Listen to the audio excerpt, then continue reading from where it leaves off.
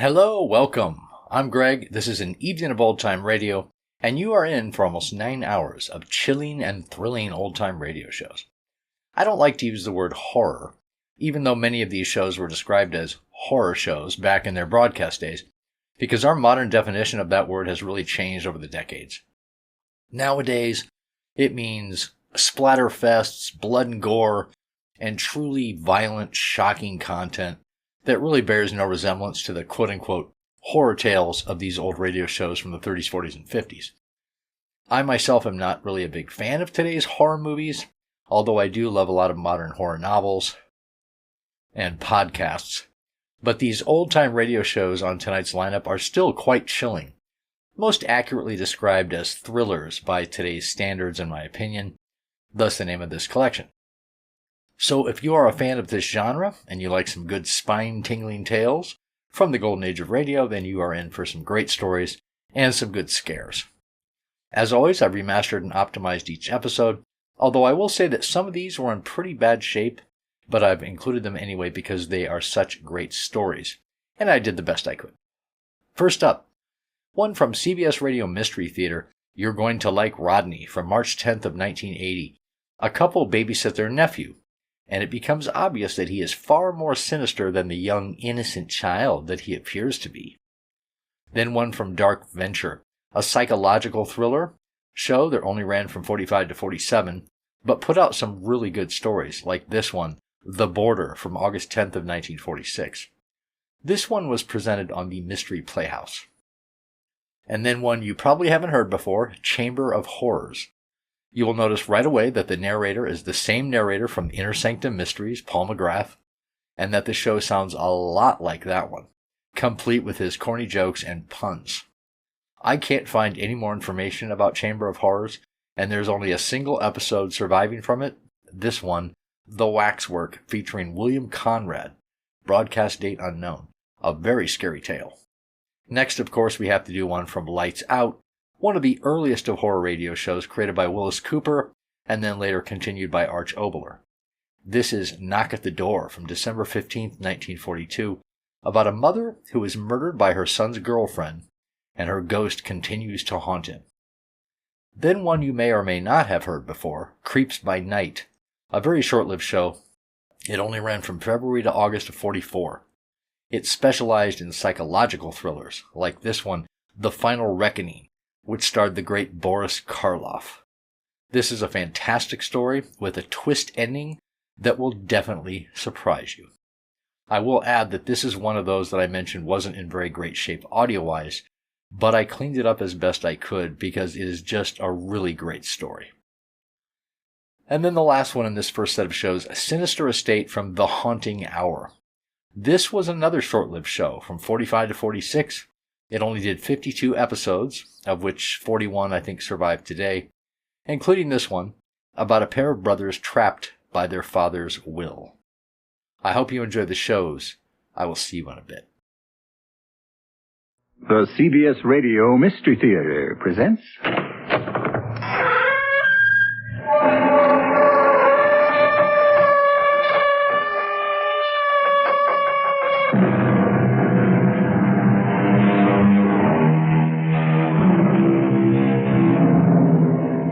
Come in. Welcome. Nice to have you with us again here in this vault of vampires, this haven of horrors, this mansion of mystery. For within these halls today, we're going to share an experience of chilling proportions. That of babysitting. Now, I don't really mean babysitting, since our young charge is 12 years old, hardly a baby. But you know what I mean. Taking care of a 12-year-old can be more trying than taking care of an infant, particularly such a child as this. Ed, have you looked deeply into his eyes? No. I have, several times. I felt as though I was staring into a deep well, an abyss, into nothingness. Oh, come on. And there's something about the way he stares at us, a deliberate stare, as if he were trying to hold us with his eyes.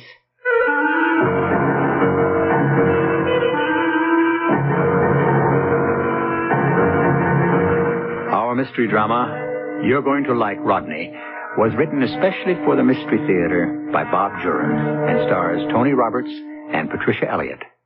It is sponsored in part by Sunkissed Growers Incorporated. I'll be back shortly with Act One.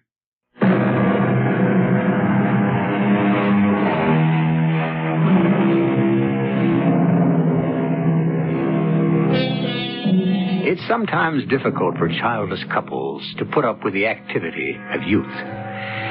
They lead a life where everything is orderly and comfortable. The intrusion of a child, even for a visit, can upset the harmony of their settled lives.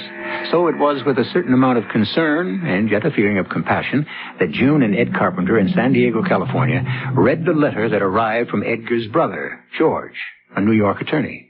Helen and I are asking a favor. For the past 2 weeks, we've been caring for a young boy of 12. A tragic case. His parents were killed in an automobile crash last month.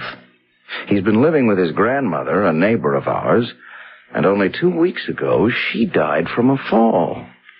We're taking care of him until I can settle things. He seems to have no one else. Oh, what a trial for the child. It certainly is. We're asking if you and June could possibly take care of him for us the second week in July.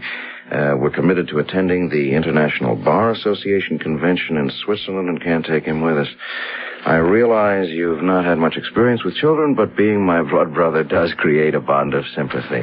Rodney is a special child, and I think you and June could give him the care he needs while we're away. It's only for a week.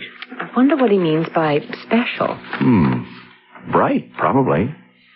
He finishes, it will be a great personal favor to Helen and me, and I know the best for Rodney. Let's hear from you. Affectionately, George. Well, what do you think?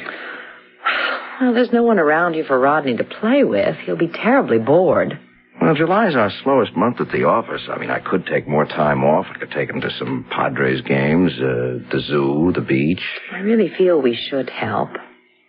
Of course. We can keep him amused. I don't think it'll be too bad. Agreed? Yes. And Mrs. Nathanson will probably come in to sit when we go to the club. She's always talking about her grandchildren. Well, then I'll tell George we'll take Rodney. We may even get to like him. Oh, you're going to like Rodney, Ed. You can't imagine how much Helen and I appreciate it. Well, we're glad to do it, George. Listen, you said Rodney was a special child. What's he like? What does he like to do? Well, he's sort of the quiet type, you know. Hasn't been much trouble for us. We'll keep him indefinitely until I can settle things with the estate. There don't seem to be any other relatives. It's strange. You said his parents died in a car accident. Yeah, and I've tried to locate other family members, but there just don't seem to be any. His grandmother was apparently the only one. Well, who took him to her when the parents died? I can't learn that either. I was in touch with some of the neighbors in New Hampshire where his parents lived, but apparently they'd moved in only a few weeks before the accident, and no one knew anything about them. So the poor kid has had a time of it. We'll take good care of him here. We'll put Rodney on a plane to San Diego, and you can meet him at the airport, okay? Okay, we'll be ready. Thanks a million, Ed. I know you're going to like Rodney.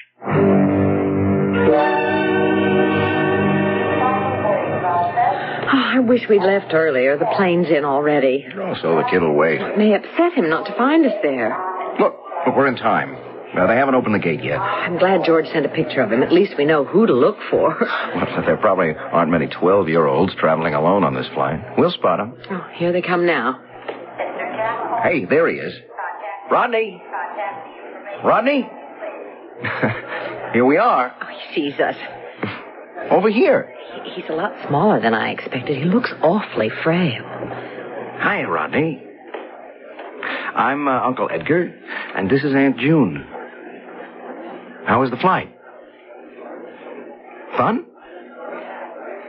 Would you like a cold drink or something before we start home? Well, at least he shook his head no. He's probably terrified from the long trip alone, and we're total strangers to him. Well, when he sees his room and the swimming pool, he'll brighten up, won't you, Rodney? Well, shall we go home? He's still in his room? Yes. I'm really uneasy, Ed. He just won't say a word. While I was unpacking his things, I chatted and asked him questions, but he doesn't speak. And there was one suitcase he wouldn't let me touch. Well, I wouldn't worry yet. He's only been here a few hours. George said he's the quiet type. Give him a chance to get used to us. Quiet is right. Completely quiet. So there can't be anything serious. I mean, George would have told us if he had a problem. He's certainly not autistic. No, he responds all right. He nodded yes and no. He shrugged.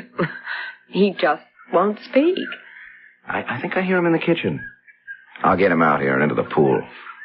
Hey, Rodney! Come on out. Oh, you've got your suit on already. Would you like to swim? Last one in is a rotten egg. Come on in. Go on in, Rodney. You can swim, can't you? Yeah, attaboy. Come on. Oh, there we go. Hey, get up on my shoulders now. I'll toss you. Oh, that's it. A strong little devil, aren't you? Here we go. Oh. Ed, are you all right? Ed, what's the matter? Get off. Ed! Get off. Ed! Help! Help! I'm throwing you the live ring, darling. You catch it. Hold on. Rodney, help me pull him in. Hold on, Ed. You're almost to the side. There, darling. Here, grab my arm. I'm okay. I gotta get my breath. Stretch out, darling. Face down. What was it? A cramp? Oh, that kid is strong. I couldn't get out from under him. Oh, what do you mean? Oh, I know it wasn't your fault, Rodney. I put you up on my shoulders. But, Edgar, he slipped off your shoulders. No, he didn't. He was pressing down on me. Oh, there was so much splashing. I couldn't tell what was going on, except that you looked like you were drowning. I think I almost did. But he's not that heavy. He's almost scrawny, and you're 200 pounds. I couldn't get up. Edgar, he's gone into the house. He probably feels guilty. I tried to tell him it was my idea. Hello? Anything the matter? Oh, Mrs. Nathanson. Oh, please, come in. Well, I was in my garden. I heard a commotion. Nothing serious, I hope. Well, yes, almost. Here, darling, sit down. Oh. Yeah, I was playing with Rodney and nearly drowned in the pool. Dear me, how awful. Well, I'm glad to see you didn't. Oh, by the way, who is Rodney? He's a youngster my brother in New York took in. He's 12. We're looking after him for the week. Ed's brother and his wife are in Switzerland for a lawyers' conference. Oh, yes. I was in Switzerland in 1903 with Mr. Nathanson. How did you almost drown, Mr. Carpenter? I don't know. I was playing with the boy, and I couldn't get my breath. I couldn't get to the surface. Oh, that's curious. Your pool isn't that deep. And Rodney's not that big. Well, all's well that ends well. I'll get back to my roses. Oh, Mrs. Nathanson, since you're here, I wonder, could we call on you to sit with Rodney, 1 or 2 nights a week when we go to the club? Oh, but of course, I'd be delighted. You know, my grandson, Arthur, he's a 14-year-old. He called me the other day, all on his own, and it was just... Would you like some iced tea, Mrs. Nathanson? Oh, no, dear, thanks. I must get back. Glad it was nothing serious. Just call any time. I'll be glad to sit with Rodney. Thanks so much. Well, I'd better go in and see him. Yeah, he probably feels that it was his fault. Now, I'll talk to him. We've got to make him understand he's not to blame.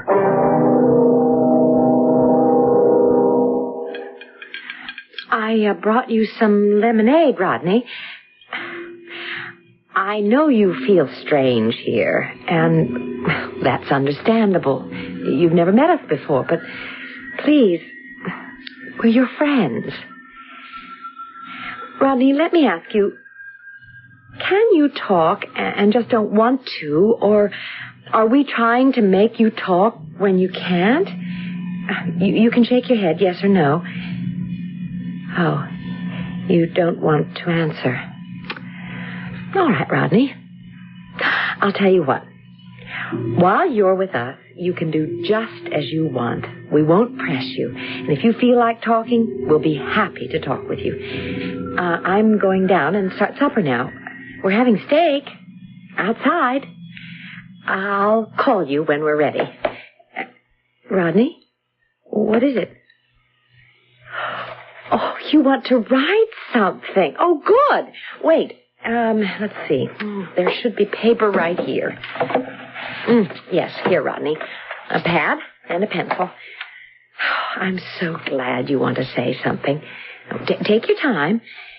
If you want to communicate to us through notes, it's perfectly all right. Let's see. Rodney, what a horrible thing to write. Your cat is going to die. Why should he write such a cruel thing? I thought he was going to say thank you or something. I was trying to be kind. Your cat is going to die. Strange, all right. Do you think he means he's going to try and kill her? Oh, come on. Where are you going? Going back upstairs and find out what's with this kid. Ed, please, don't upset him anymore. Well, he's getting me upset with that stony stare of his, mocking us with his silence. Look here, Rodney. What does this mean? Ed. Why? I want to know right now why you wrote this. I mean, there's the pad, and write your answer if you won't talk. Ed, wait. He's crying. Well, he's going to have more to cry about if we don't get an answer from him. Rodney, what is it? You're so unhappy. You're sorry you wrote the note. Is that it? Look, he's nodding his head. Okay. Take it easy, Rodney. I'm sorry I lost my temper. Rodney, get into bed, put on your pajamas, and just rest.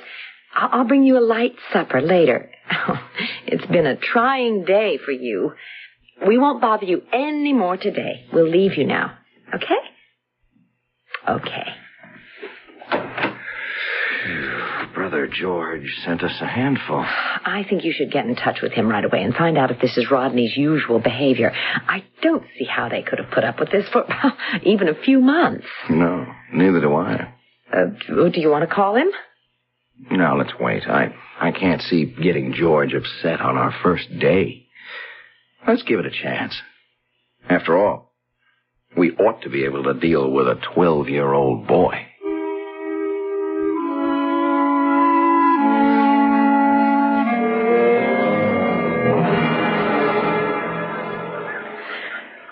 Maybe we were wise to wait. He's been a little better the past 2 days.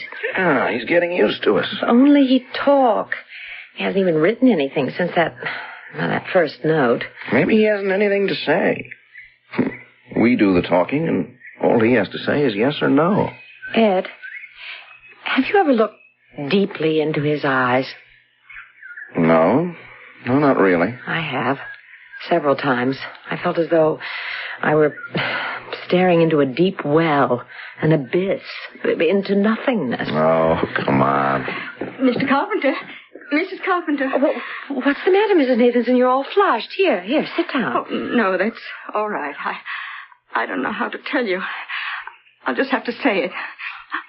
Under my porch this morning, I found your cat, Sylvester, dead.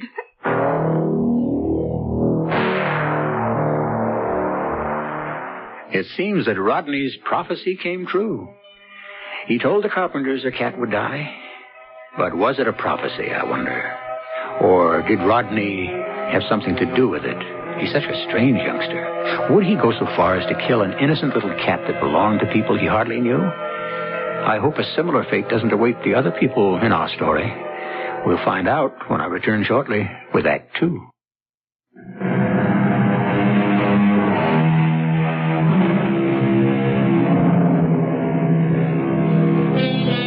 Overnight company can indeed be troublesome now and then, particularly when the company is a strange child who writes threatening notes. But then, who could be afraid of a 12-year-old child? But remember, Rodney is somewhat of a special child, an orphan whose parents were killed in an auto accident. I think we ought to have some compassion for the boy. But at the moment, the Carpenters and Mrs. Nathanson are lamenting the death of the Carpenter's cat. There he is. I'm so sorry. Are there any marks on him, Ed? There don't seem to be. No. None at all. Well, he might have eaten something. He never leaves the yard. He couldn't have gotten any poisoned food. Must have died last night. I'm going to take him to the vet for an autopsy. I'm serious. I'll get a carton. I have one round back. Do you think Rodney killed Sylvester? Don't you? I don't want to think that. I'm taking Sylvester to the vet, and then I'm going to talk to that kid. I'll come with you.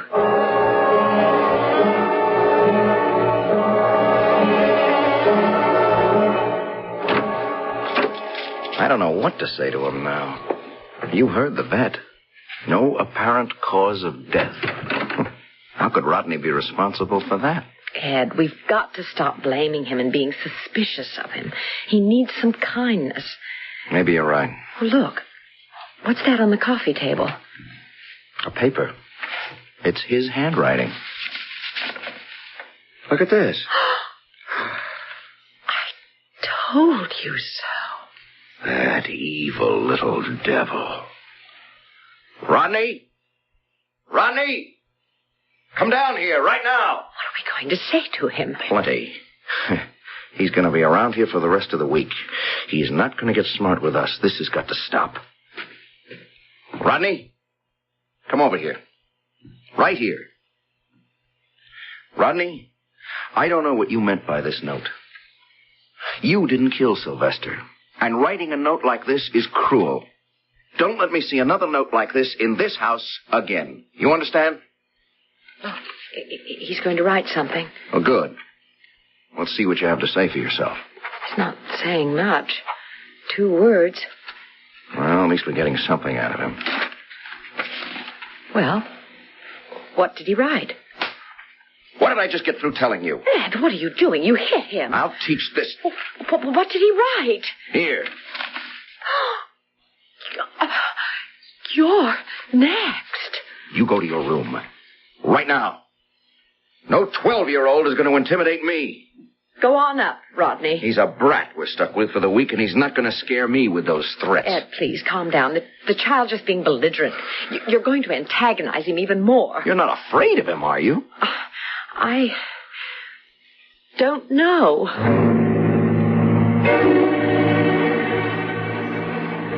He won't open his door. We'll have to go without him if you still want to go. We'll go to the beach instead of the zoo. I got a yen for some surf fishing. If he doesn't want a good time, the heck with him. He'll be safe here alone. We'll be back in a couple of hours. Maybe I'd better stay. I don't care that much for the beach anyway, and, well, frankly, you deserve the relaxation. He'll be all right. Besides, I thought you were afraid of him. Not afraid. No. I feel sorry for him. He seems a terribly disturbed boy. Okay, I'll go alone if you don't mind. No, I'll pack you lunch. Maybe alone I can get closer to Rodney.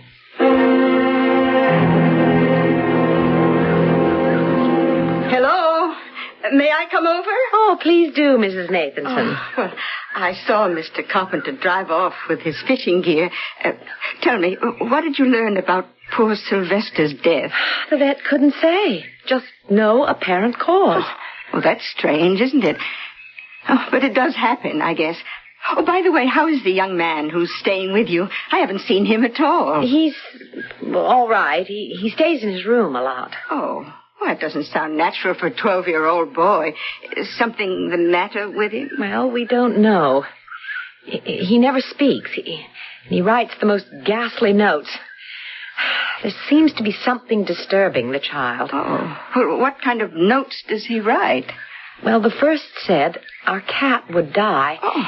And then he left one saying, I told you so. Oh, dear me. And then, right in front of us, he wrote, you're next. Oh, well, maybe it's his way of attracting attention.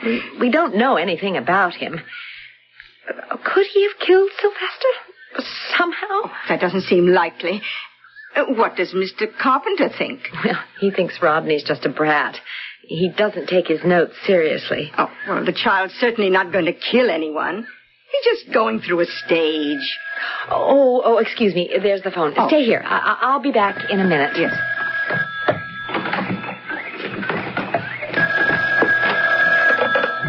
Hello? June? I never made the beach. I'm at the hospital. What? What are you talking about? What's the matter? Lost control of the car going over to Coronado. It just wouldn't steer. It went into the water. Ed, for heaven's sake. I wanted you to know before you heard it from someone else. The car's in 8 feet of water. I'll be right there, darling. No, you stay where you are. The cops are going to bring me home. I'm okay. I got out in time. Well, hurry then. Hurry. I will. Mrs. Carpenter, what is it? You're shaking. That was Ed. Oh. He lost control of the car. It went into the water at Coronado. Dear me. Is he all right? Yes. The police are bringing him home. Oh, thank heaven. I don't understand it. Ed had a complete annual overhaul on the station wagon last month. Well, they would have found anything wrong with the steering. Oh, you'd think so. Please, stay with me, Mrs. Nathanson. I'm so upset. I don't want to be alone. I will, of course. Can I get you something? Oh, yes. There's some aspirin in the cupboard over the sink. I could use it. Oh, all right. I'll get it. Now, you sit right there.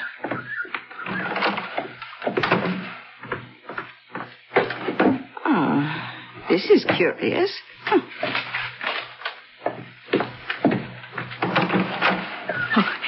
Here's your aspirin.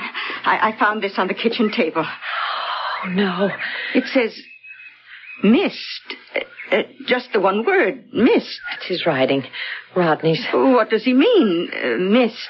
On top of Ed's accident. Oh, he's a fiend. Oh, but the child couldn't possibly have had anything to do with the car. I am beginning to wonder. Mrs. Carpenter, I think you're letting yourself I don't want Ed to see that paper. Oh, do you still have the other note? Yes. I wonder. My sister's quite good at handwriting analysis. Now, she's helped the police department several times. Perhaps if she looked at Rodney's writing, she could tell us something about his character. It's quite revealing. That is a good idea. Would she?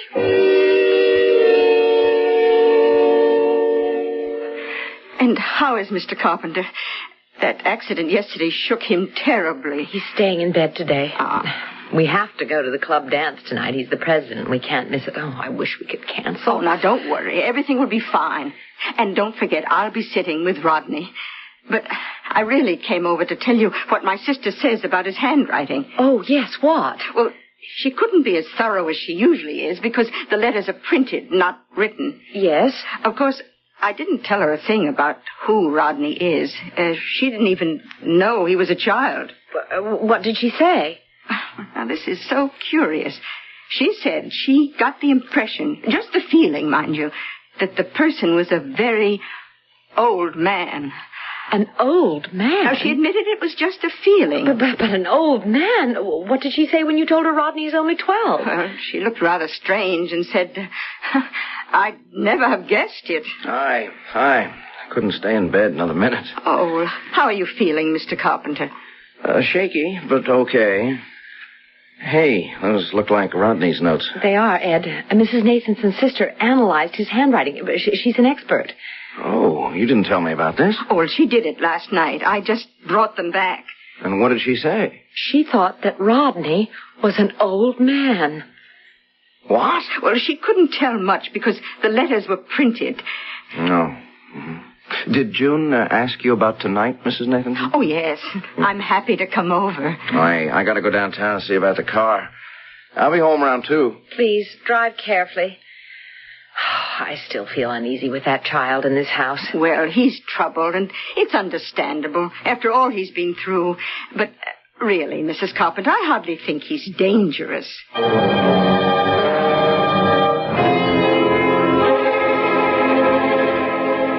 Well, Mrs. Nathanson, we won't be late. That's all right. Enjoy yourselves. Heaven knows you deserve it. I wouldn't even go to this dinner dance at all with Rodney here, but as president of the club, I have to be there. You know the club number if you need us. Of course. But nothing's going to happen. If Rodney does come down, maybe he'd like a game of checkers.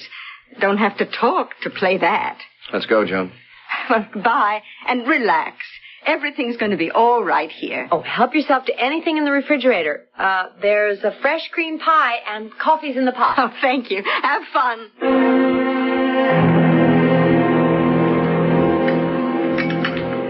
My, that pie does look good. Oh, you startled me. You're Rodney.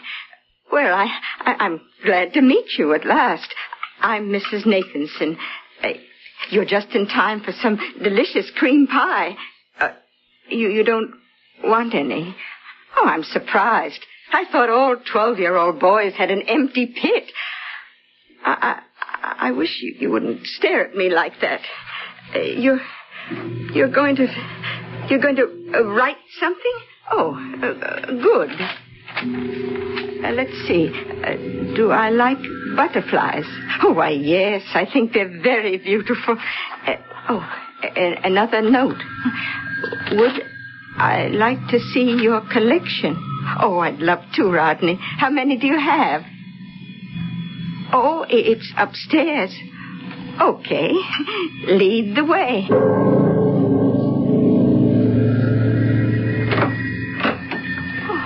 So this is your room, Rodney. It's very nice. Oh, but my, so hot and stuffy. Oh, dear me, let's open a window. It's midsummer and you have all the windows closed. There, that's better. Now, let's see your butterflies. Well, aren't you going to show me your collection? Rodney, why are you staring like that? Rodney, don't come any closer to me. I don't like it.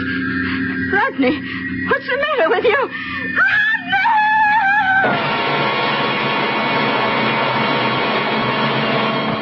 As I said at the start of our excursion into the macabre, babysitting can be an experience of chilling proportions.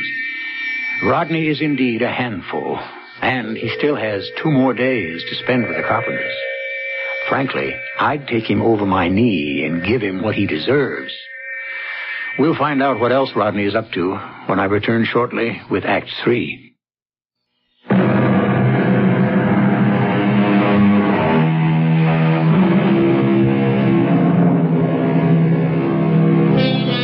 The Carpenter household, once so quiet and serene, hasn't been the same since Rodney arrived.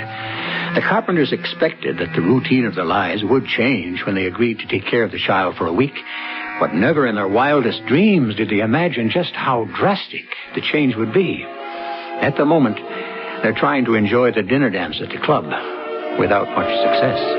Edgar, can't we leave? I'll only be another hour.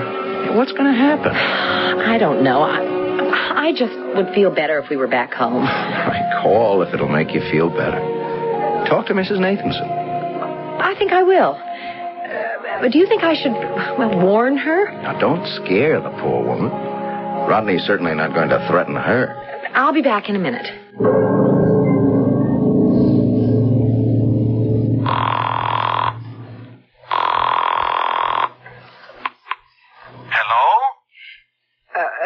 Who's this? Well, who is this? Oh, excuse me. I must have the wrong number. Now, wait a minute, ma'am. Who did you want? The Carpenter residence, Mrs. Nathanson. Who are you? I have to know who you are, ma'am. Well, I'm Mrs. Carpenter. Mrs. Nathanson is babysitting for me. Oh. I'm police, Mrs. Carpenter. Police? Officer Dugan. What is it? Good Lord, what's happened? An accident, Mrs. Carpenter. Can you come right away? Yes, right away.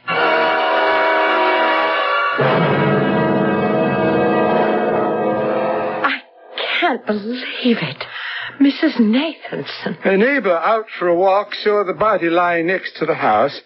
We think she fell from the upper window. Rodney's room. We haven't been able to get a word out of the boy. I'm glad you're here. If only we'd stayed home. The boy doesn't talk, officer. Doesn't talk? He's your son? No. He's my brother's ward, temporarily. We're taking care of him for a week. Well, you think we can get anything out of him? We'll try, but he's a strange kid. We'll need a pad and a pencil. Oh, I got it right here. Rodney, you've got to answer some questions. What happened to Mrs. Nathanson?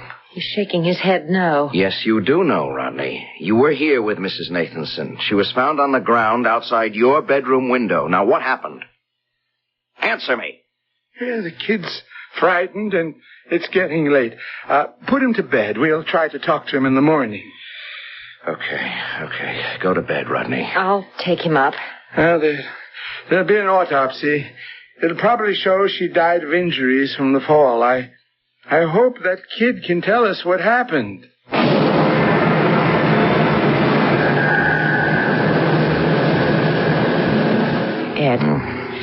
Ed, wake up. Huh? What's the matter? Ed, Rodney's just gone downstairs. What time is it? 4 o'clock. Well, I'll get up and see what the kid's up to. Rodney? I'll come with you. Rodney, where are you? He can't answer. We'll have to find him. I don't trust that kid wandering around the house. You know, he's liable to come at us with a butcher's knife. Ed. Oh, the front door. He went out. Turn on the light. Why would he be going outside? Rodney! Get in here. Can you see him? No. He might be running away. Huh. We should be so lucky. Rodney, we know you're out here. Now come on in. Right now.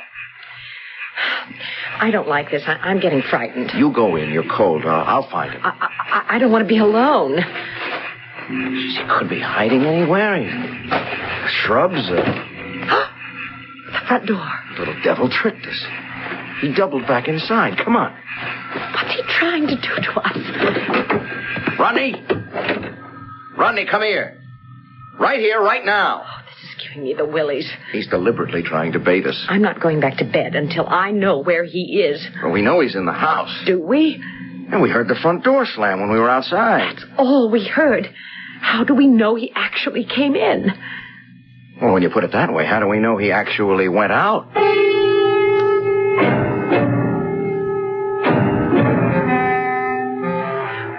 Why is he doing this? Because he's a malicious brat, that's why. We're not playing into his hands anymore. It's ridiculous to be terrorized by a 12-year-old. I keep thinking about Mrs. Nathanson. Oh, this whole night's been one horror. Well, Rodney knows damn well what happened, but how do we get it out of him?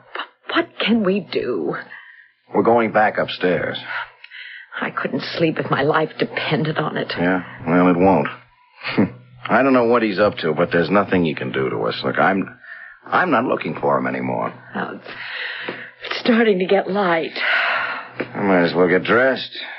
The police will be back later this morning.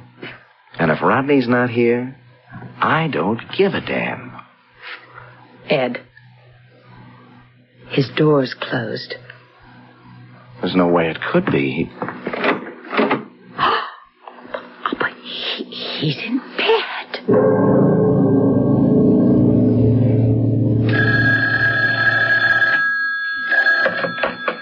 Hello? Ed, it's George. How's it going? You should ask. Where are you? New York. Flew in last night, brought a visitor from England back with us. Listen, how'd you get along with Rodney? Why didn't you tell me he was a little fiend? What do you mean? Well, he never said a word the whole week. Oh, I know. He writes notes to us, too. That's only half of it. Well, anything happened to you? Yeah, we had a tragedy. Our neighbor was sitting with Rodney when we went to the club. She fell out the bedroom window. What? And our cat died. Sylvester? Hey, you have had a week. Yeah, and it all happened with Rodney here. Come on, he's just a kid. You don't think... I can't get into it now, George, but the minute he gets off that plane, find someplace else for him. Ed, what's the matter with you? I'm telling you, the minute he gets off that plane, take him to some welfare agency or whatever. Sure, Ed, sure. You put him on the plane tomorrow. It's flight 704. With the greatest pleasure. Okay. I'll meet him at this end. You're welcome to him. I'm sorry you think he caused you so much trouble. Anyway, I appreciate you taking care of him. I owe you one, Ed. Forget it. I'm trying to. Okay. I'll meet him at Kennedy tomorrow. Yeah. Okay, George. Bye. Oh, Rodney, I didn't hear you. You're going back tomorrow. You want to know something, kid? I still think you pushed Mrs. Nathanson out the window. And I still think you had something to do with the cat. No response, huh? I can't prove it. I wish I could. Come here. Closer. Yeah, June's right. There isn't anything behind those eyes of yours. What are you? Well, I don't mind telling you, kid, I'll be glad to see you off tomorrow.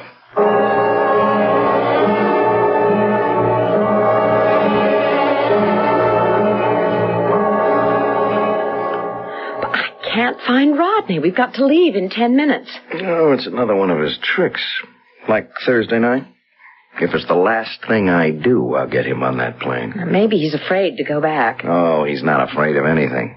I'll put his stuff in the car. We'll find him. After all that's happened, I still feel kind of sorry. He seems such a lost little boy. Lost my foot.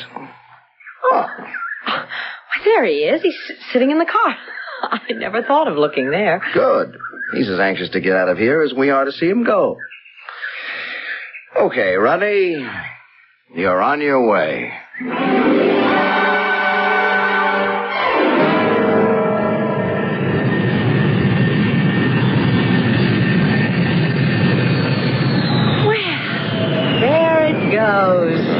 Bye-bye, Rodney. I had to see that plane in the sky before I'd leave. Now let's go home. That's funny. There's a note on the back seat. I didn't see it when we took his stuff out. A note? I can reach it. I can't imagine when he put it there. What's it say? Goodbye. It was. Goodbye, it was? Well, he must have meant to finish the sentence like, it was nice or it was awful. Just goodbye and it was? Yep, that's it. Well, that's the last of them anyway. I wish I knew what he was going to add. You know, maybe he was trying to thank us after all. Fat chance of that. It would have been something sinister. You can bet on that. I'm still sick over Mrs. Nathanson. We have to go to her funeral this afternoon. I know. What the? Ed, you went right through that red light. The brakes are gone. I'm down to the floor. Oh, what? I'll try to gear down. Stop, Ed. Stop. That truck's coming right on through. I can't.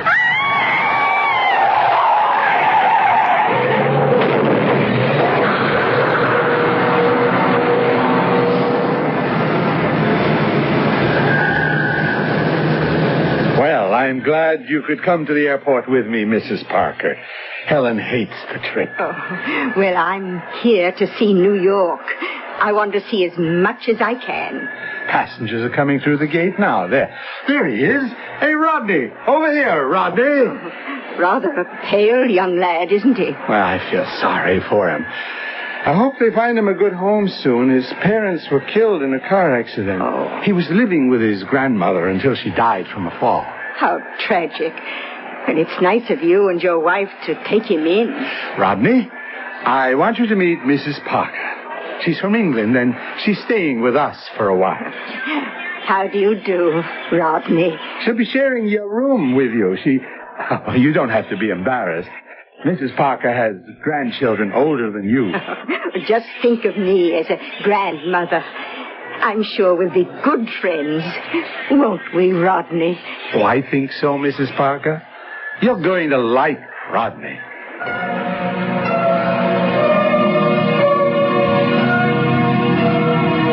Well, I certainly don't. I've been thinking over that last curious note Rodney left the Carpenters, Ed and June. Just goodbye, and it was. Too bad they didn't realize in time, just before their deaths in that terrible crash. Ed had said he'd get Rodney on the plane if it was the last thing he did. Now we know Rodney's cryptic reply. It was. More about Rodney when I return in just a moment.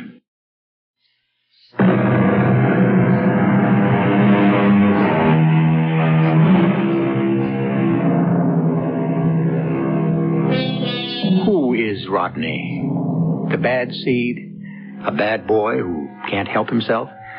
Or perhaps a demon from another time, destined to spend eternity causing identical tragedies wherever he goes?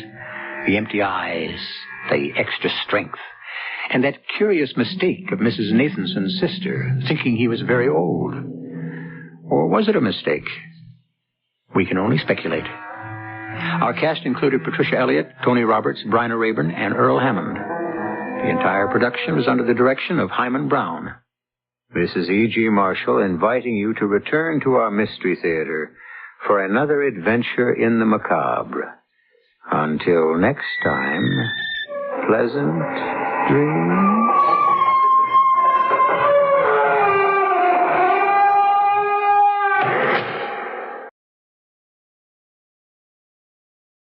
Good evening, Creep.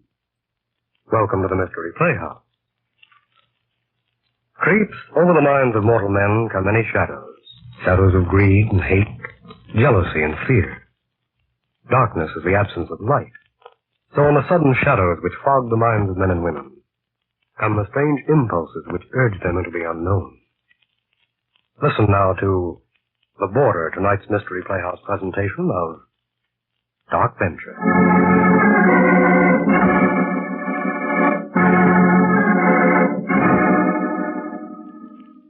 Marge was a sweet kid. We might have become very good friends if we hadn't made the mistake of getting married. At the end of the first year, I was ready to throw in the towel. I was really tired of the whole thing. When she'd come home from work and chatter about everything under the sun, I tried so hard not to yawn in her face. Darling, you know the front bedroom? Well, it's just going to waste, and today at work, I thought of a way to get us some extra money. Voice boarding your face, boarding your hair, everything about I her. was thinking of putting an ad in the paper and renting the room until you can get on your feet again. All the time she talked, I kept imagining how swell it would be just to get up and go through the door and never come back. Money would pay our grocery bill and... Oh, honey, you weren't even listening to me. Huh? Oh, sorry. I was thinking of something else. I'll tell you what. Since you're such a deep thinker, my sweet, I'll pay you a whole nickel for your thoughts. Save your money, baby.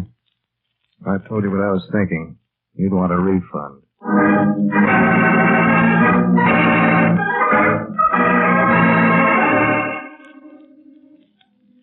I wanted to leave with all my heart. But where would I go? I was down to borrowing quarters from old friends and stealing dimes from my wife's purse. So I let things slide. That's why I'm in this mess. For you see, if I'd left then, I wouldn't have bumped into the old guy a week later. Yeah, there he was, in our apartment, fiddling around with the door to the front bedroom. Oh, afternoon. You must be Mr. Jordan. Yeah, that's right. What's going on here? I'm Mr. Hawkins, new boarder. Oh? Yes, rented the room this morning before your wife went to work. Answer to the ad, you know. The ad? Oh, yeah, I think I remember saying something about it. But what are you doing to that door? Oh, installing the double lock? I asked your wife. She said she didn't mind. Well, she may not mind, but I do. Why do you need a double lock? I have my reasons, Mr. Jordan. You do, huh? Well, I don't like the idea myself. Neither my wife or I would touch anything you've got. Oh, it's not that. I don't want you putting a lock on that door. Well, your house. That's right. All right, Mr. Jordan. I'll find another way. Another way for what? Oh, nothing. Nothing.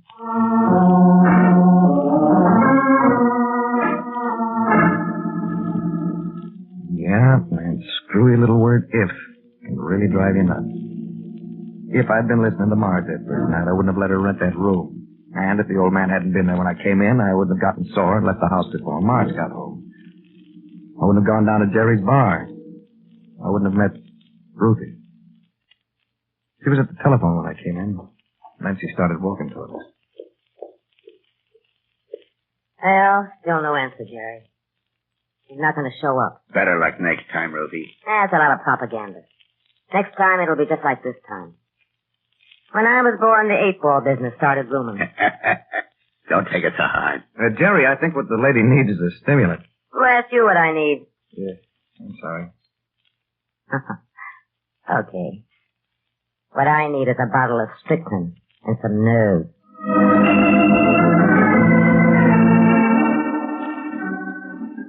That was Ruthie. And there was something about her right from the start that pressed a button in my brain. I forgot Marge and how bored I was, and old man Hawkins who tried to put a padlock on his door. I forgot everything but Ruthie. Then, about a month after we met, we were back in that same bar again. It was almost closing time. There was something wrong. I could feel it. Ralph, I think the word is out. Wiedersehen or something for what I want to tell you. Huh? I'm leaving town next week. Where are you going, Ruthie? Out west. Maybe L.A., maybe Frisco. But why? Because I've been battered around so much I'm punch drunk. Because I promised myself I'd never let it happen again, and it's happening. What's happening? I'm falling in love with the wrong guy. You. Ruthie, don't go away, please. I'll go crazy if you go away. But I am. In a week, like I said. But, if something comes up before then that would give me a reason for staying, well, feel free to telephone.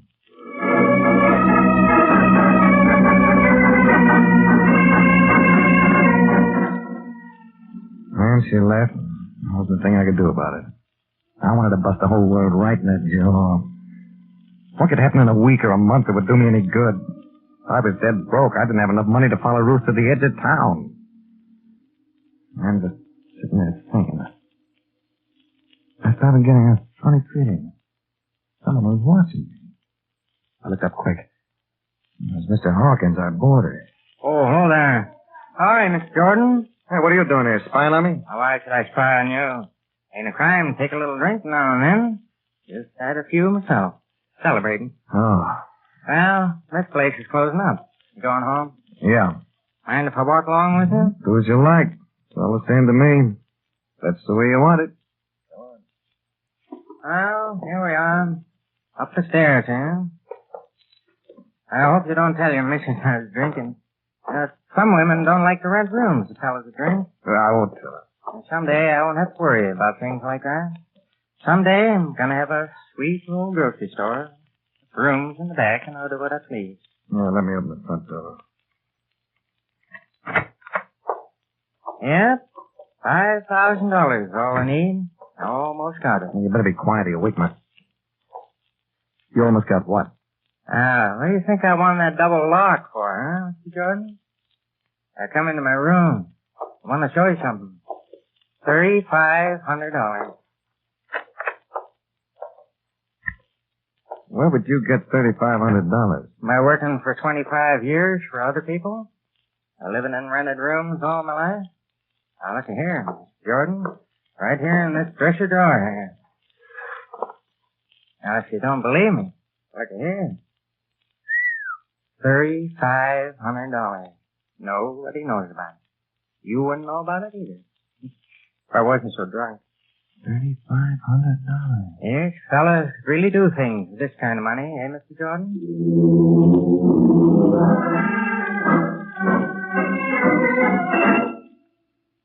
I went to bed. Marge was sleeping soundly. I closed my eyes, but sleep was a million miles away. If something comes up before then that will give me a reason for staying, well, feel free to telephone. $3,500. We could go away together. All the bloodhounds in the world couldn't find us. Oh, that wasn't true. An old man would make a bigger noise than bikini. They'd nab us quick. I looked at the little luminous clock that stood in the dresser. 10 after 3. Fella could really do things for this kind of money, eh, Mr. Jordan? Yeah, to get the money, I'd just about have to cut his throat. I couldn't stay in bed any longer. Got up and went to the old man's door. I listened.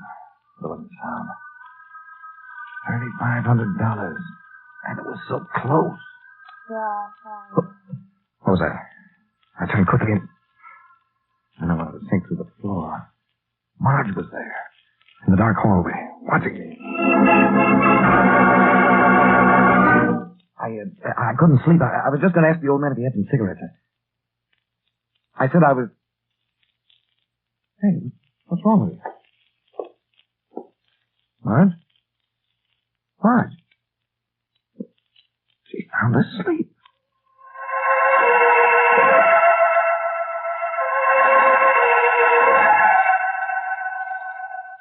Sound asleep. I wanted to start laughing. I wanted to laugh till the tears ran down my cheeks. Sound asleep. I remember that before we were married, she jokingly mentioned something about sleepwalking, but in a year of married life, it never happened before. I had other things to worry about. Funny thing. My last conscious thought before I fell asleep was this. She walks in her sleep.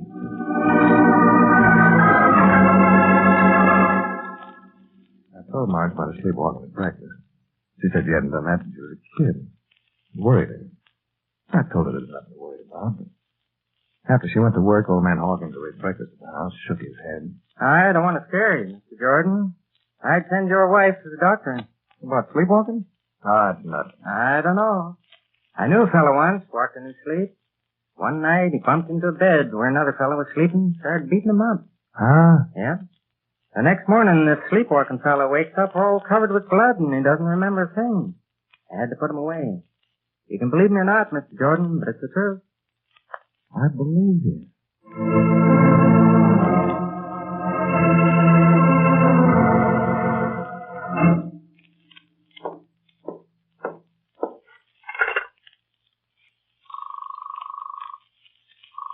Hello?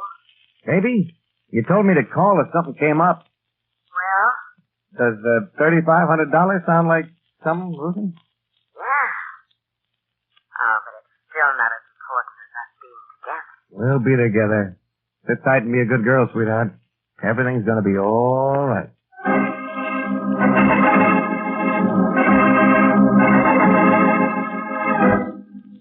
When I hung up the phone, I saw my fingers were as wet as if I'd dipped them in water. How long would it take me, I wondered? How long would it take me to sell Marge on the idea that in her sleep, she was planning murder?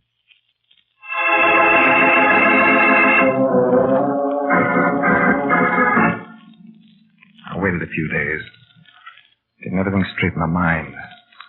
This wasn't for marbles. Everything had to be right. Then on the third night, I started things going. Marge was sleeping. I waited. And after a while... Marge. What? Marge, what's wrong? Huh? Oh, Ralph. Oh, You were having a nightmare or something. Nightmare? Oh, but... You must have been dreaming about old Mr. Hawkins. Mr. Hawkins? Well, why in the world should I be dreaming about him? Well, I don't know. Kept repeating his name over and over again. Something troubling you, Marge?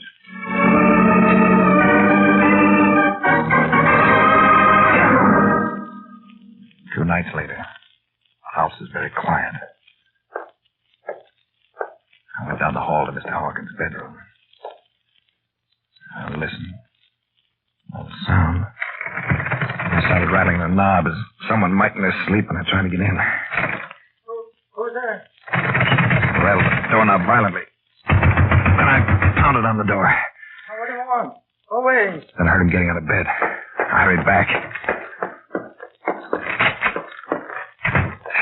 I reached our bedroom before he came out to the hall. As I crept into bed again, I thought, Rosie, darling, it won't be long.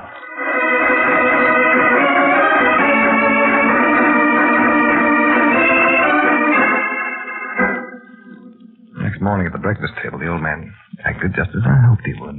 I hate to bring this up, but... You hate to bring what up, Mr. Hawkins? Well, I'd like to ask your permission once more to put a double lock on my door.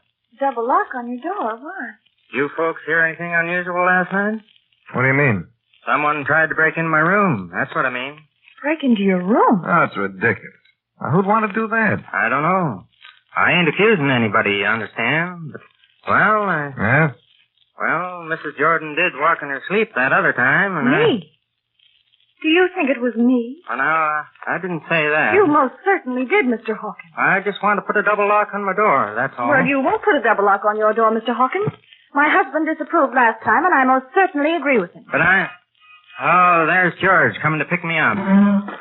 Well, maybe it was just my imagination last night. Yes, maybe it was. No offense meant, Mrs. Jordan. No offense at all. See you folks later. I'm coming, George. The nerve of that old man. walked in my sleep. Now, don't get upset. Well, just because I did it once, he must think I... You woke up the last time I walked in my sleep, Ralph. Well, did I walk in my sleep last night? Did I, Ralph? Woke up once. Gone from the bed. Oh, Ralph, what's happening to...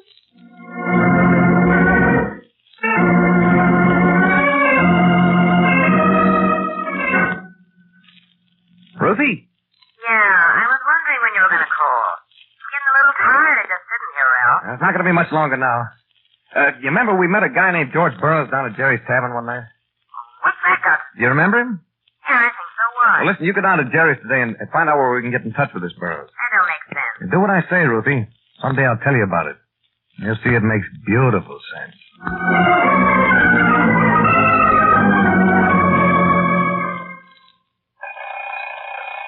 Marge, wake up. Oh, 7 o'clock already. Here, I'll turn this blank thing off. How I despise this little monster. Marge, I think I'm going to have a doctor look at you. Why? About your sleepwalking. What do you mean? Did I? Again? Yeah, last night. Why didn't you wake me? Well, it's dangerous to wake a person walking in their sleep. Besides, you didn't go far this time. Only over to the dresser and back. The dresser? You were trying to open the bottom drawer. Oh, that's funny.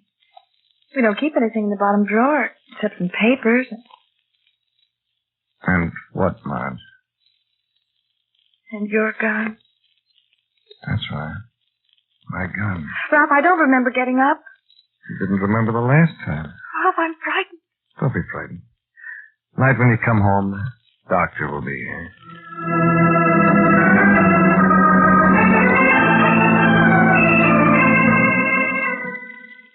When Marge came home that night, I introduced her to Dr. Burroughs. And Doc was a very versatile guy. He could do anything for $50, except produce a license to practice medicine. I watched him working on it. Oh, he was doing fine. Physically, you are in good condition, Mrs. Jordan, but of course we were never too concerned about your physical condition, were we? What do you mean? Oh, you must be frank. What do you have against this old man? Nothing at all. That's not true. But it is. What could I possibly have against The him? subconscious mind is a dark, bleak world.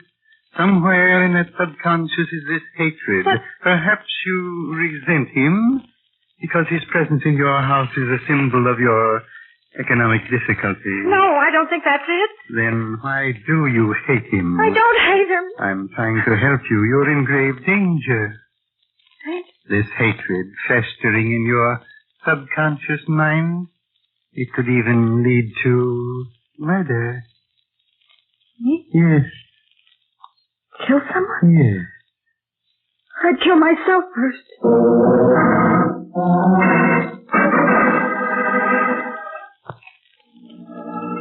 After that, my friend, the doctor, left. Marge had made an error, but I didn't bother to correct her. You see, if my plan was right, she would kill herself, just as she said. But not before the murder. No, indeed. When Mr. Hawkins came in that night, Marge and I were waiting for him. I want to talk to you, Mr. Hawkins. Oh, can you wait just a minute? My friend George's in the hall. I want to bring him down. Let your friend George wait. This won't take long. You'll have to move, Mr. Hawkins. Move? Yes. Some friends are coming, and we need the room for them. I'm sorry, but you have to move. Where am I going to move to? Ain't you heard about the housing shortage? It's my house, Mr. Hawkins. I want you to move. I'll bet you're still sore about this morning. I told I'm you. not sore about anything. I just want you to move. All right. I guess I can find something. In a couple of days. I want you to leave tonight, Mr. Hawkins. Tonight? I can't find another place tonight. Yeah, we ought to give Mr. Hawkins at least till tomorrow. I want him out tonight, Rod. You know what? I got my right. Our rent stayed up till tomorrow night, and I'm going to stay till tomorrow night. All right. Tomorrow you move. You understand? Yeah, I understand, Mr. Jordan.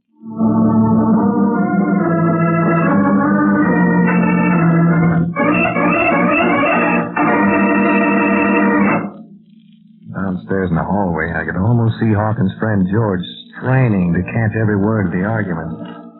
What an excellent witness friend George would be when the time came. And the time was at hand.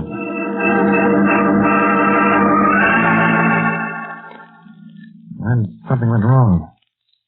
It was after 11 o'clock. Marge was still curled on the couch. Face quite pale. I got up and yawned. Well, it's getting late. She's pretty worn out after all this. Let's go to sleep.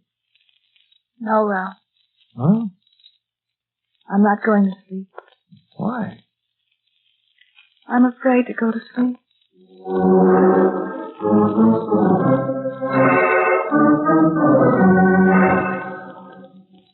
Honey, it's 1:30. You've got to get some sleep. If I go to sleep, I'm afraid I'll... Look, I've got an idea. What? You go to sleep. I'll stay out here and watch to see that you don't leave the room. Oh, I couldn't ask you. Well, you need the rest more than I do, Marge. Working as hard as you do. You go on to sleep, darling. I'll promise to watch. Well, all right. I'm pretty tired. Oh, Ralph.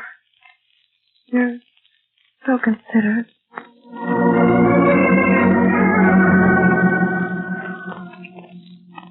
But even in the bedroom, she didn't sleep. I had to get up and walk around. The bedroom light would snap off one moment, then snap back on the next. I was starting to get jittery.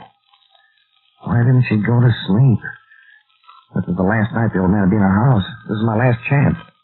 Why didn't she go to sleep?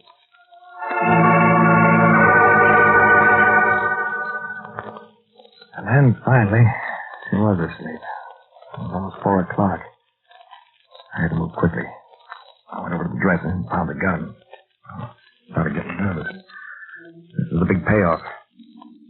My throat was very dry. I started down the hall toward the old man's room. Me? Kill someone? I'd kill myself first. It's another chance. I had no time to lose. It was already getting light. Me? Kill someone? I'd kill myself first. I was standing before the old man's bedroom door. I turned the knob and pushed against the door. I placed a chair on the other side for protection. I pushed the door open quickly. I wanted to finish this thing now. The old man awoke in terror. Hey, what's going on? I tore a pillow from the bed and pressed the gun barrel into it and muffled the shot. Hey, Mr. Jordan, what are you doing? It's empty. Too bad, Ralph. Marge. Things didn't work out quite like you planned, did they? And this time I'm very much awake. Yeah, I'm a peaceful man. I mind my own affairs, and in the middle of the night he tries to murder me. You go back to sleep, Mr. Hawkins. I'll tell you everything in the morning. Coming, Ralph. Yeah. But listen, I want to... Gun, Marge. How did you... Before I dared go to sleep, I had to be sure I wouldn't kill the old man. So wasn't it perfectly natural I should remove the bullets from the gun? You put the bullets in the gun, and even then you didn't go to sleep. No. Well, something bothered me. In spite of your doctor's efforts, I couldn't believe that I was capable of murder. I thought about it a lot, Ralph. And then I realized something else. What? I realized you no longer loved me. I began to understand all that's been going on. Now, get out of this house, Ralph. Get out.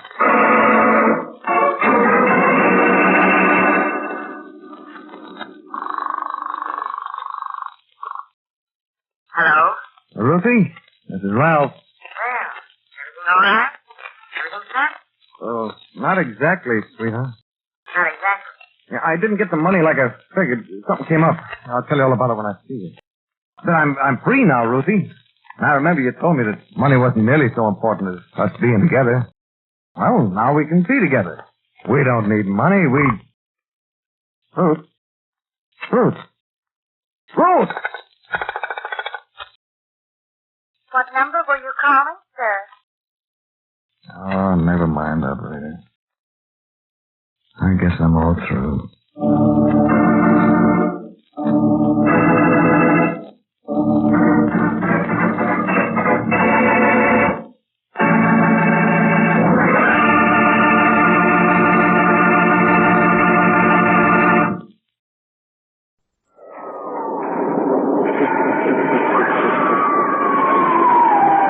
evening, worshippers of Halloween. Admirers of the ghostly and the ghastly.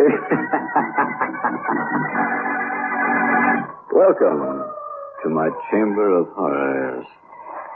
And let me tell you a terrible tale of terror.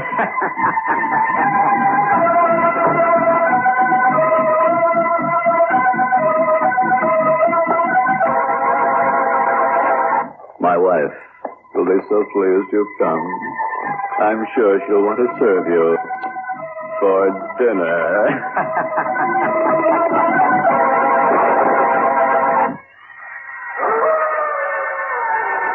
Come over here by the coffin, won't you? But leave your coat on. I'm going to tell some chilling stories tonight. Bone-chilling on this Halloween. That's right. Bundle up tight.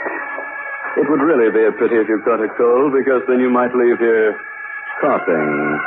Or should I say, in a coffin.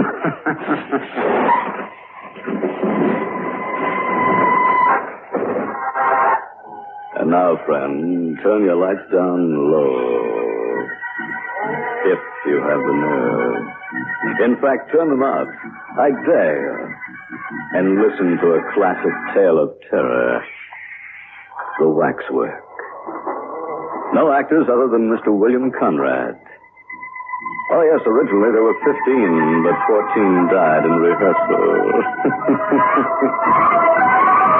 Leaving only Mr. Conrad to carry on. So here he is. In the Waxwork.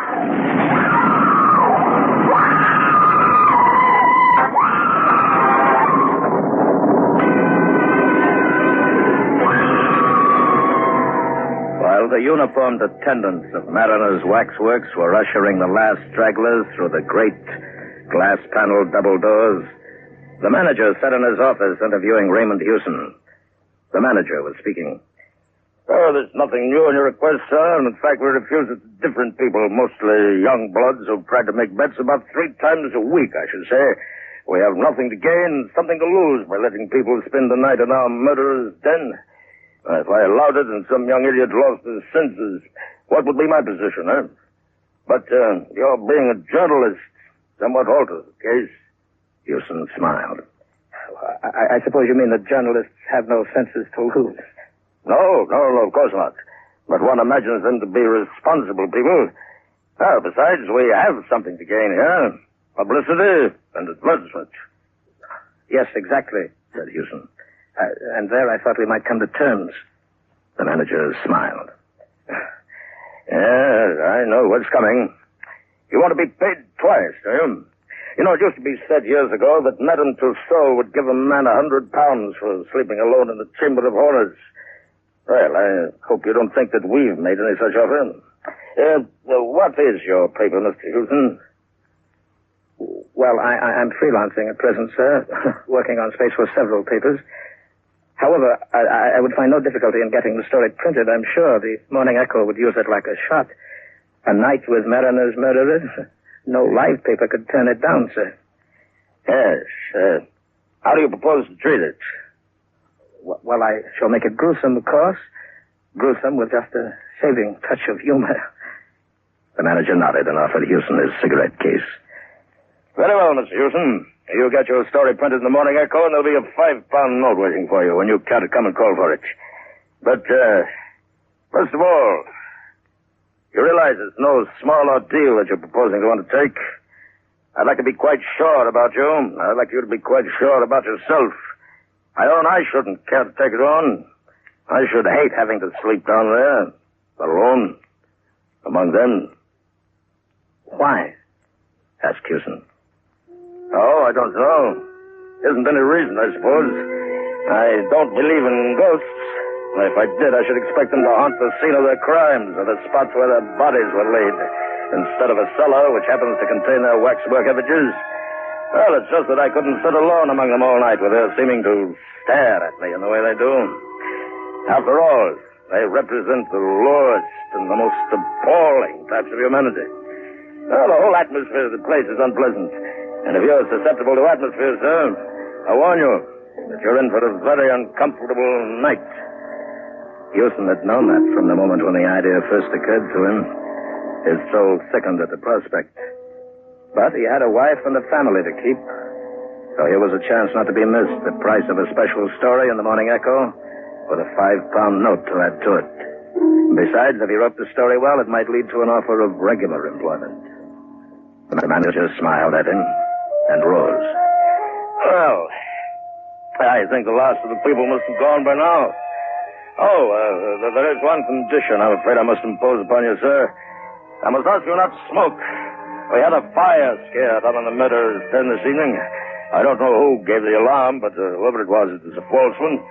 Fortunately, there were very few people down there at the time, or there might have been a panic. Now, if you're ready, we'll make a move.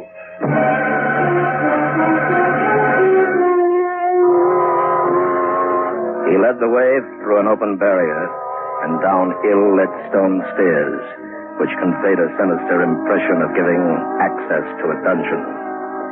In a passage at the bottom were a few preliminary horrors, such as relics of the Inquisition, a rack taken from a medieval castle, branding irons, thumb screws, and other mementos of man's cruelty to men. Beyond the passage was the murderer's den.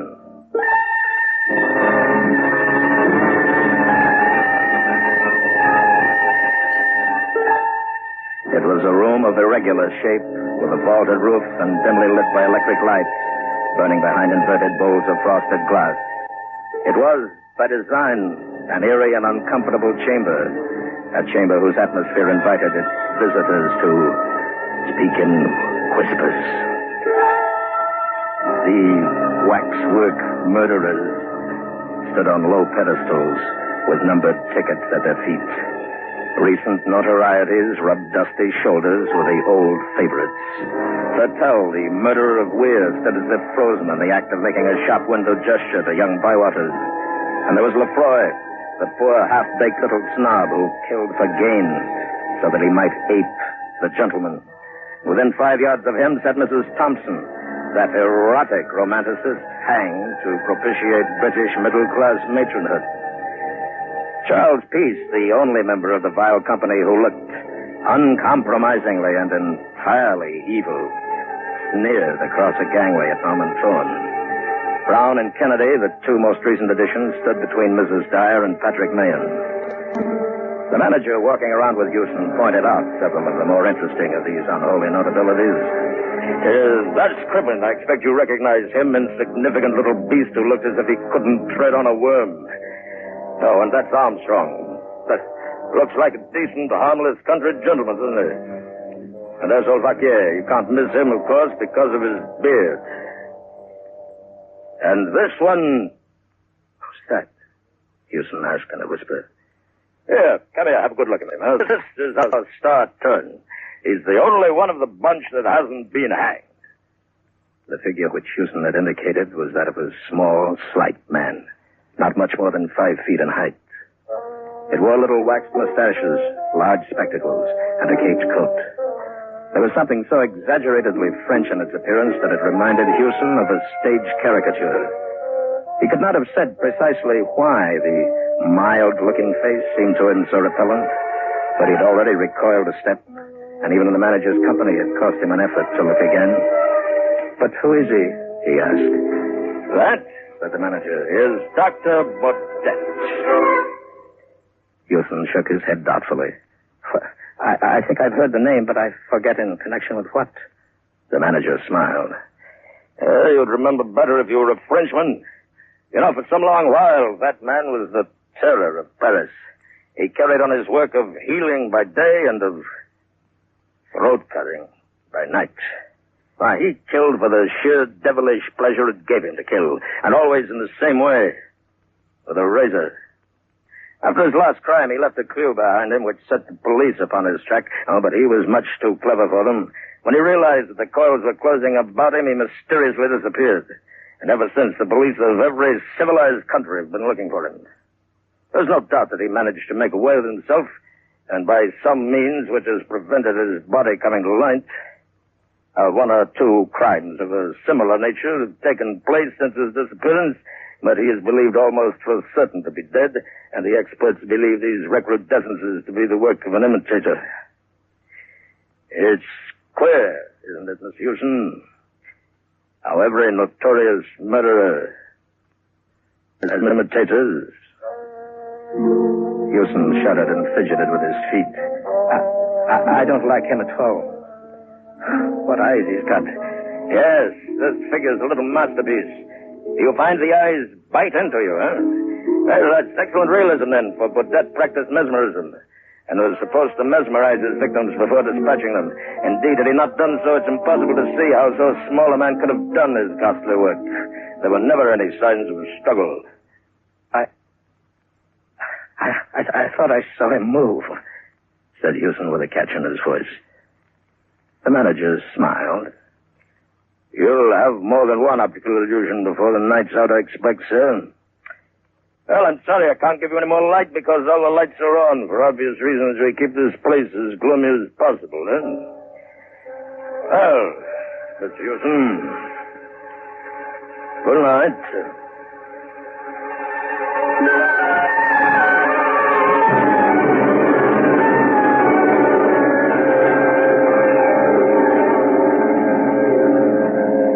Hewson wheeled a swivel chair, a heavy one upholstered in plush, a little way down the central gangway, and deliberately turned it so that its back was toward the effigy of Dr. Baudet. For some undefined reason, he liked Dr. Baudet a great deal less than his companions.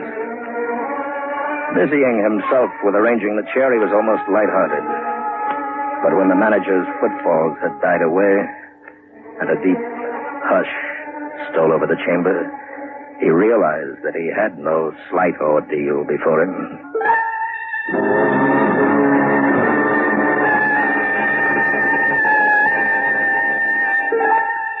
Among the many figures standing in stiff unnatural poses, the effigy of the dreadful little doctor stood out with a queer prominence, perhaps because of a steady beam of light beat straight down upon it. Hewson flinched before the parody of mildness which some fiendishly skilled craftsman had managed to convey in wax, met the eyes for one agonized second, and then turned again to face the other direction.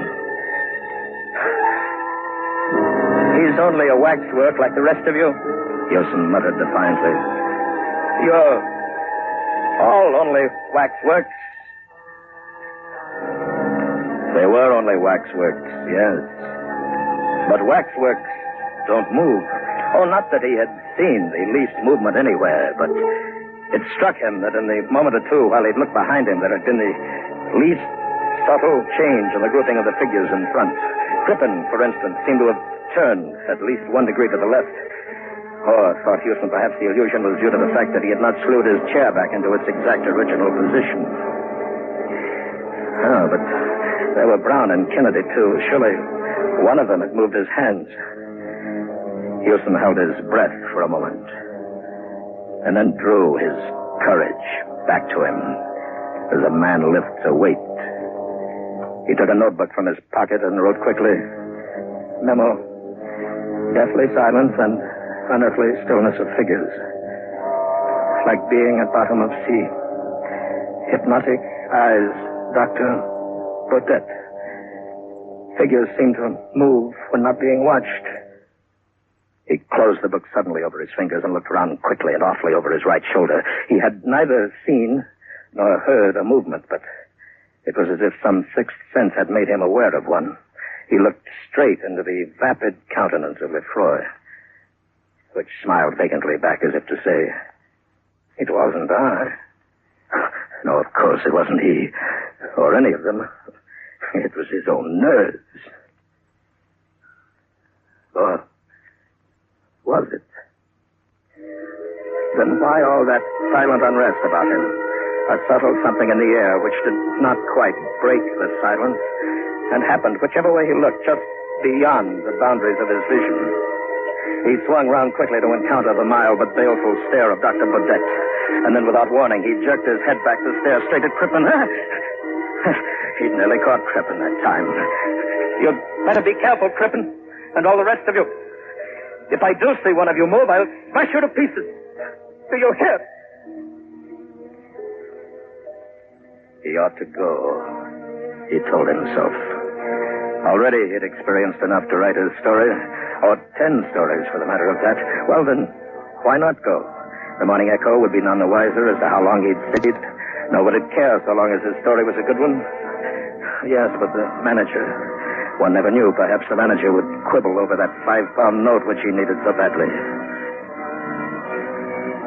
He wondered if his wife were asleep, or if she were lying awake and thinking of him.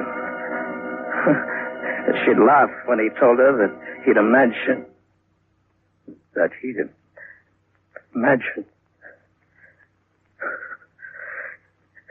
This was a little too much. It was bad enough that the waxwork effigies of murderers should move when they weren't being watched, but it was intolerable that they should breathe. Somebody was breathing.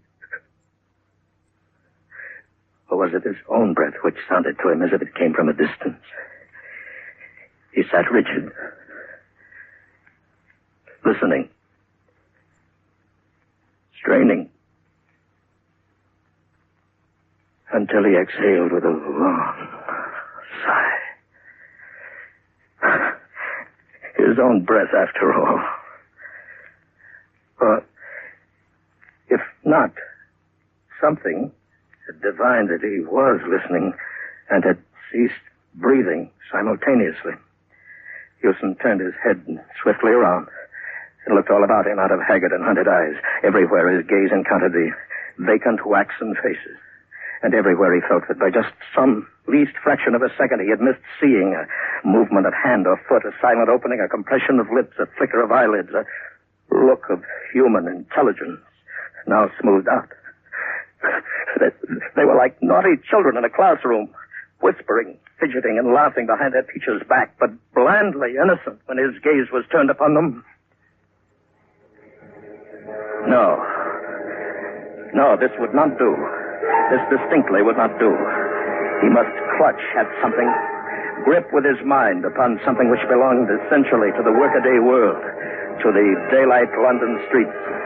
He was Raymond Houston, an unsuccessful journalist, a living and breathing man, and these figures grouped around him were only dummies, so they could neither move nor whisper. Well, what did it matter if they were supposed to be lifelike effigies of murderers? They were only made of wax and sawdust and stood there for the entertainment of morbid sightseers and orange-sucking trippers. Oh, that was better. Now, what was that funny story which somebody had told him in the Falstaff Club yesterday? Oh, yes.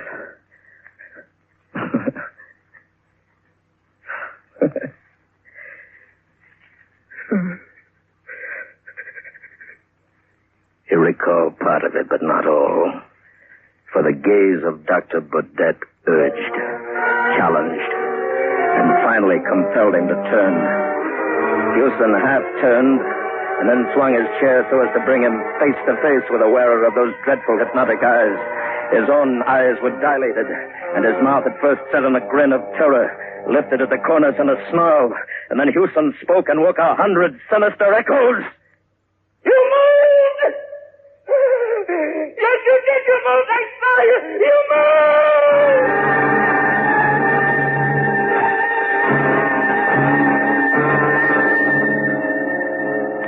Then he sat quite still, staring straight before him, like a man found frozen in the Arctic snows. Dr. Baudet's movements were leisurely.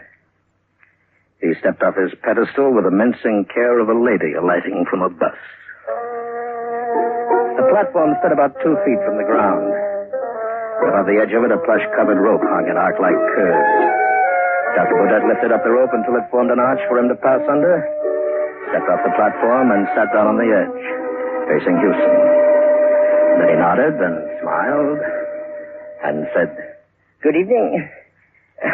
I need hardly tell you that Not until I overheard a conversation between you and the worthy manager of this establishment did I suspect that I should have the pleasure of a companion here for the night. You cannot move or speak without my bidding, but you can hear me perfectly well. Something tells me that you are, shall I say, nervous? My dear sir, I have no illusions. I am not one of these contemptible effigies miraculously come to life. I am Dr. Butler himself. He paused, coughed, and shifted his legs. Pardon me, but I am a little stiff. Please, let me explain. Circumstances with which I need not fatigue you have made it desirable that I should live in England.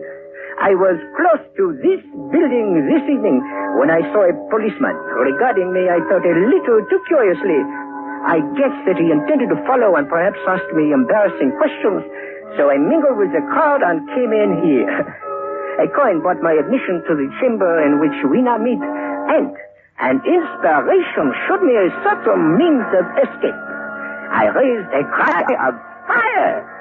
And when all the fools had rushed to the stairs, I stripped my effigy of the caped coat which you behold me wearing, donned it, hid my effigy under the platform at the back, and took its place on the pedestal. The manager's description of me, which I had the embarrassment of being compelled to overhear, was biased, but not altogether inaccurate. Clearly, I am not dead, although it is as well that they will think otherwise, no? His account of my hobby, which I have indulged for years, although to necessity less frequently of late, was in the main true. For you see, the world is divided between collectors and non-collectors. With the non-collectors, we are not concerned, eh? The collectors collect anything according to their individual taste, from money to cigarette cards, from malls to matchboxes. I collect throats. He paused again and regarded Houston's throat with interest, mingled with disfavor. I am obliged for the chance which brought us together tonight, and perhaps it would seem ungrateful to complain. From motives of personal safety, my activities have been somewhat curtailed of late years, and I am glad of this opportunity of gratifying my somewhat unusual whim. But you, sir, you have such a skinny neck. If you will overlook a personal remark, I should never have selected you from choice. I like men with thick necks. Thick, red necks. He fumbled in an inside pocket and took out something which he tested against a wet forefinger, and then proceeded to pass gently to and fro across the palm of his left hand. This is a little French razor. The blade, you will observe, is very narrow. They do not cut very deep, but deep enough. In just one little moment, you shall see for yourself. And now, I shall ask you the little civil question of all the polite barbers. Does the razor suit you, sir? He rose up, a diminutive but menacing figure of evil, and approached Houston with a silent, furtive step of a hunting panther. You will have the goodness to raise your chin a little, eh? Thank you. And a little more, just a little more. Thank you. Merci, merci, merci.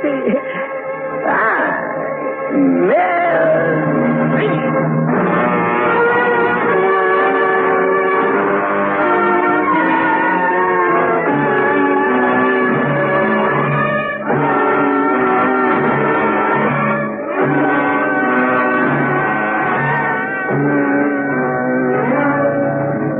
One end of the chamber was a thick skylight of frosted glass, which by day let in a few sickly and filtered rays from the floor above. After sunrise, these began to mingle with the subdued light from the electric bulbs.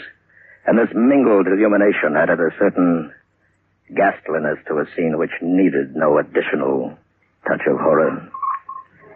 The waxwork figures stood apathetically in their places, waiting to be admired or execrated by the crowds who would presently wander fearfully among them. In their midst, in the center gangway, Houston sat still, leaning far back in his swivel chair.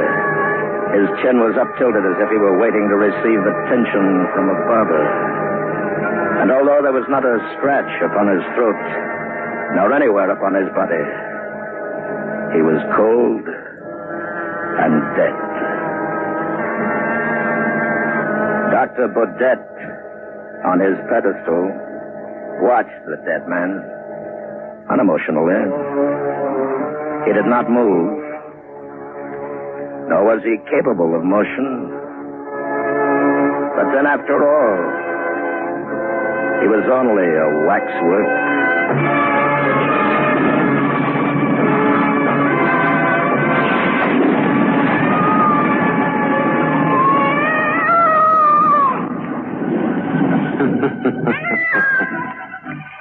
Well, friend, I do hope that you savored our gruesome little tale of terror and tallow called the Waxwork. I just wonder if you had the nerve to listen with your lights turned off. If you did, it's time to turn them on again. Go ahead. Just don't sit there. Get up. Well, what do you know? Stone dead.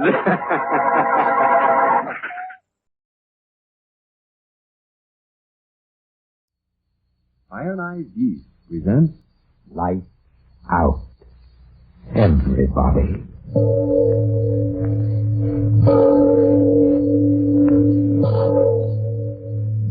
It is later than you think. Lights Out brings you stories of the supernatural and the supernormal, dramatizing the fantasies and the mysteries of the unknown. We tell you this frankly, so if you wish to avoid the excitement and tension of these imaginative plays, we urge you, calmly but sincerely, to turn off your radio now. My name, Arch Overland. Tonight, another in our series of tales of the weird and the unusual. I plead with all mothers-in-law who listen to tonight's story not to send me poison pen letters. The fact of the matter is, I like mothers-in-law. I'm really not responsible for what happens in the twisted brains of my characters, am I? But first, before we start, Frank Martin has a word for you. And now, lights out. Everybody.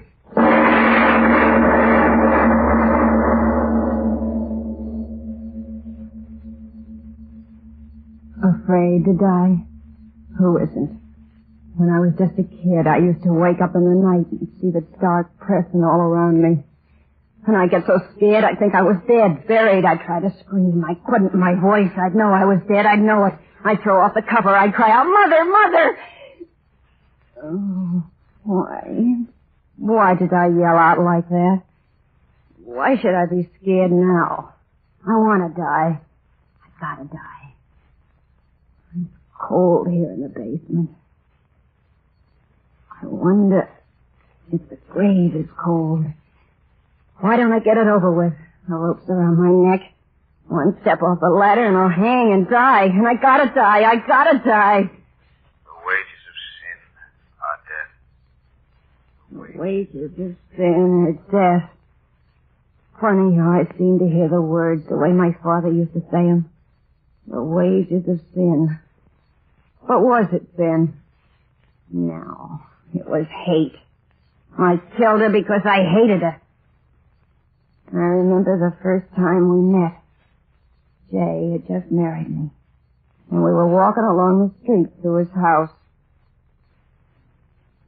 Oh, Ella, you'll like my ma. Really you will. Well, Sure, she's swell. Best woman in the world. Is she? Well, I mean... Well, you're my wife now. Ella, that proves what I think of you, don't it? I guess it does. Oh, you and Ma'll get along fine. Will this be a surprise to her? Well, here's the house. What do you think of it? Well, it's all right. Yeah. Well, in we go. Will Ma's eyes pop when she sees you? Pop right out, I'll bet you. Come on, Ma, open up. Got a surprise for you. Jay, where have you been, son? Where? Oh. Surprised, eh, Ma? Meet Ella. Jay, you've brought home a woman.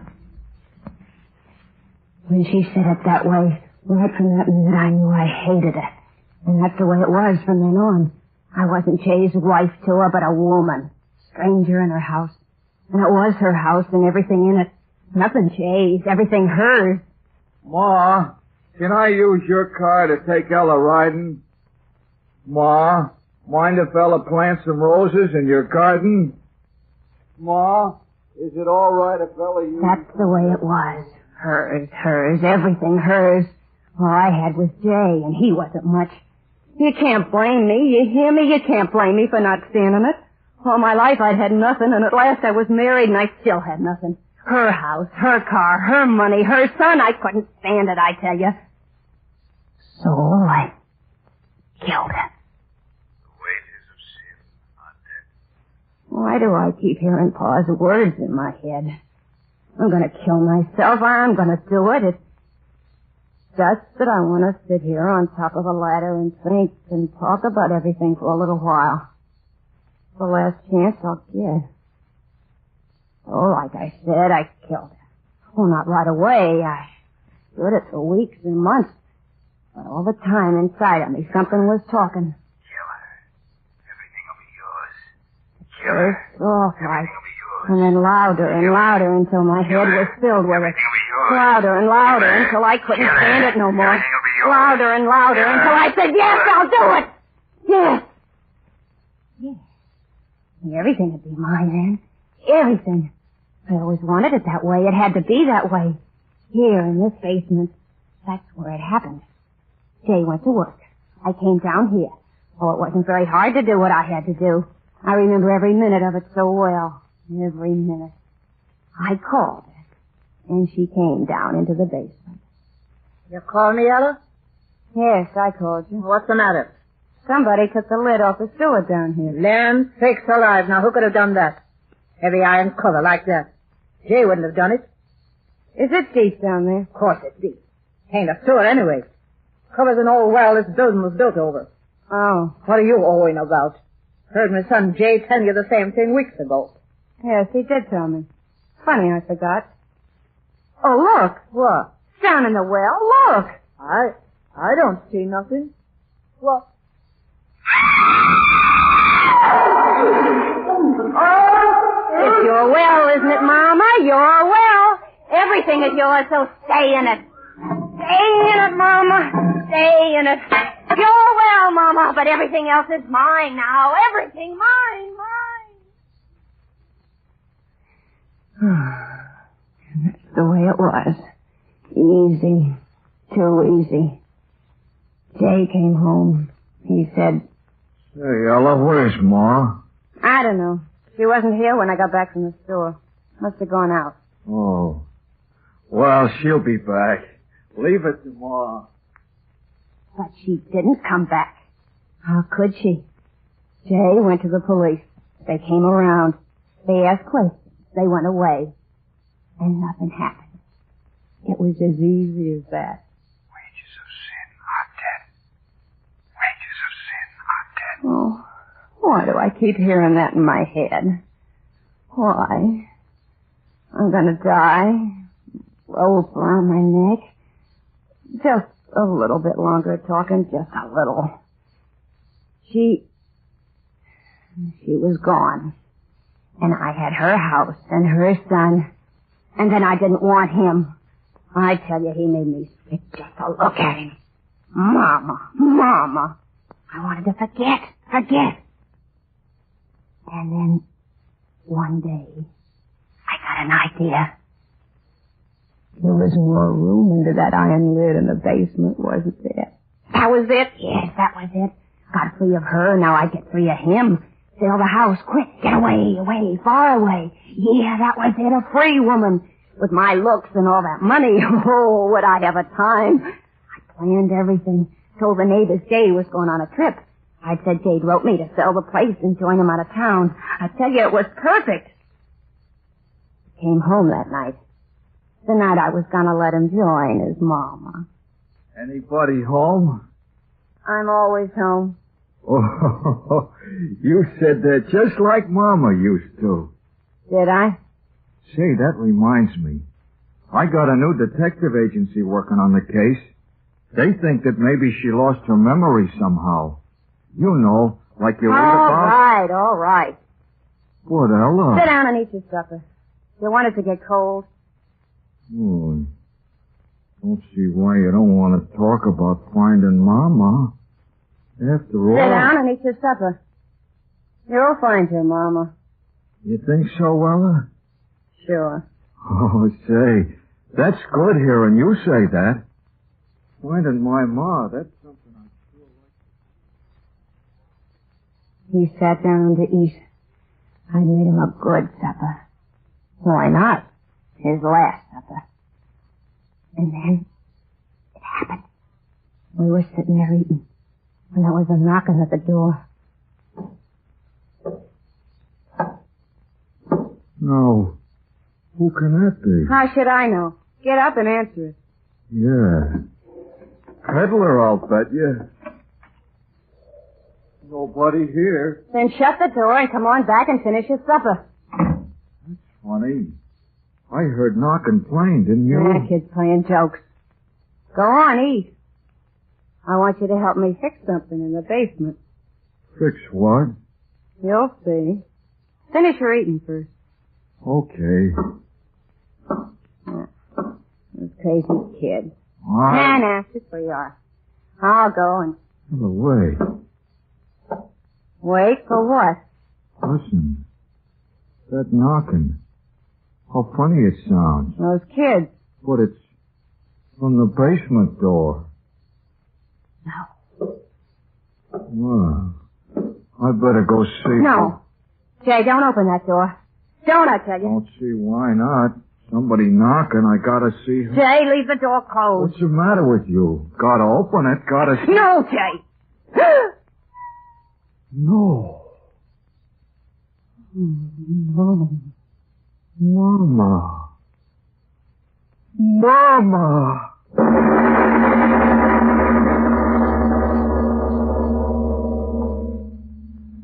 Ladies and gentlemen, this moment when the dead have returned is certainly a fit one to loosen your grip on that chair and take a deep breath and slow up your pulse beat.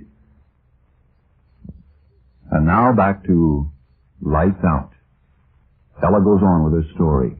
The story of the return from death of the woman she had murdered.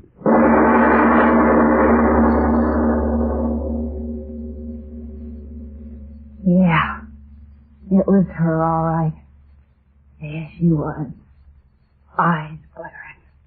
Dirty gray old hair plastered wet around her face. Standing there. I could see her with my own eyes. And yet she was dead, I tell you, dead. Jay didn't know that, no. He took that dead thing by the arm, and he led her into the room. And he sat her down in a chair. Oh, Mama. You did come back. I knew you would. We both knew it, didn't we, Ella? Now tell us, Mama, where you been. Why'd you go? Yeah, why come back this funny way? The back way up the basement steps. Why, Mama? Mama, you're sick. Oh, Ella, look, she's dripping wet. Ella, quick, take her upstairs and put her to bed. Yeah, and maybe you'd better sleep with her tonight. Keep her warm. Ella? Why are you looking so funny? Ella! Ma! Ella fainted. Why did she faint? Why? Sure, I fainted. Me sleep with that. Me keep that warm. Oh, no. I didn't wake up until next morning. Jay was leaving for work. He told me she was sleeping in her room to take good care of her when she woke up. When he went away, happy his Mama was back. When he was gone, I sat down there in the kitchen and waited. got on to 5. Soon he'd be coming home. I had to know. I tell you, I had to. I went upstairs to her room. I opened the door. Nobody there. I tell you, nobody there. The bed not even slept in. She'd never been there, never. I dreamed it. Daydreamed it. She wasn't there. She hadn't come back. I had to be sure. I went down in the basement. I pried up that old iron lid. There was the open well. I lit a lantern and held it in the black hole. I looked in. She was there, floating in the water like a big fat... Oh, but she was still there. Well, that's all that mattered. I piled things over the lid to hold it down, and old trunk boxes, heavy things. That's what I did. They came home after a while. He said, "How's Mama?" I said, "All right." He said, "Call her down to dinner, will you?" I said, "Yeah, sure." Yeah, that's what I said. I knew Mama was all right where she was. We sat down to dinner. He kept talking about her. How funny it was that she still was sleeping. How funny it was the way she came back. But all the time I was laughing inside myself because I knew what had happened was just a strange dream we both had had. Because she was dead. Dead and floating. We sat there eating. I felt good. The bad dream ended. So this night Jay would join his Mama. Women. Yeah. And then, just like the night before, it happened. Say, now who in the world's that? And it's the basement door again. Now what in the... Mama! You! Yeah. I screamed. What good was that? There she was again. The water dripping down off her face and clothes and puddling on the floor. And this time I knew it was no dream. She came into the room. She sat down on a chair. Jay talking all the time. He didn't see the way I saw that her face was... started to thunder. And Jay said... Mama, you should never have sneaked out on a night like this. Not to bed with you. In the morning, I'll call the doctor. Ella, you take Mom upstairs to bed. And this time, be sure you sleep with her. You know how scared she is of thunder. Go on now. She's soaked to the skin. I just sat there. I tell you, I couldn't move. Thinking of going upstairs with her, being in the same room with her, it froze me to my chair. And Jay said, Oh, come to think of it, I'll go fetch the doctor right now. Can't take any more chances. Ella, you take Mama right upstairs and put her to bed. Lie down with her. Keep her warm till I get back with Doc Lee. And he was gone. Gone after the doctor. I sat there, the flesh on me crawling. The doctor'd come and he'd see that she was dead a long time. He'd be sure to see it the way I saw it, dead, and the water had... How long we sat there looking at each other, I don't know. And then her lips moved, and it was like a cold wind. And said to put me to bed. That's what she said. My son said to put me to bed. And then I understood the whole thing. She'd come back from the dead to keep me from killing him. And she wanted me along upstairs to... No, I wouldn't do it. I sat there, without moving. Her lips moved again. He said to keep me warm.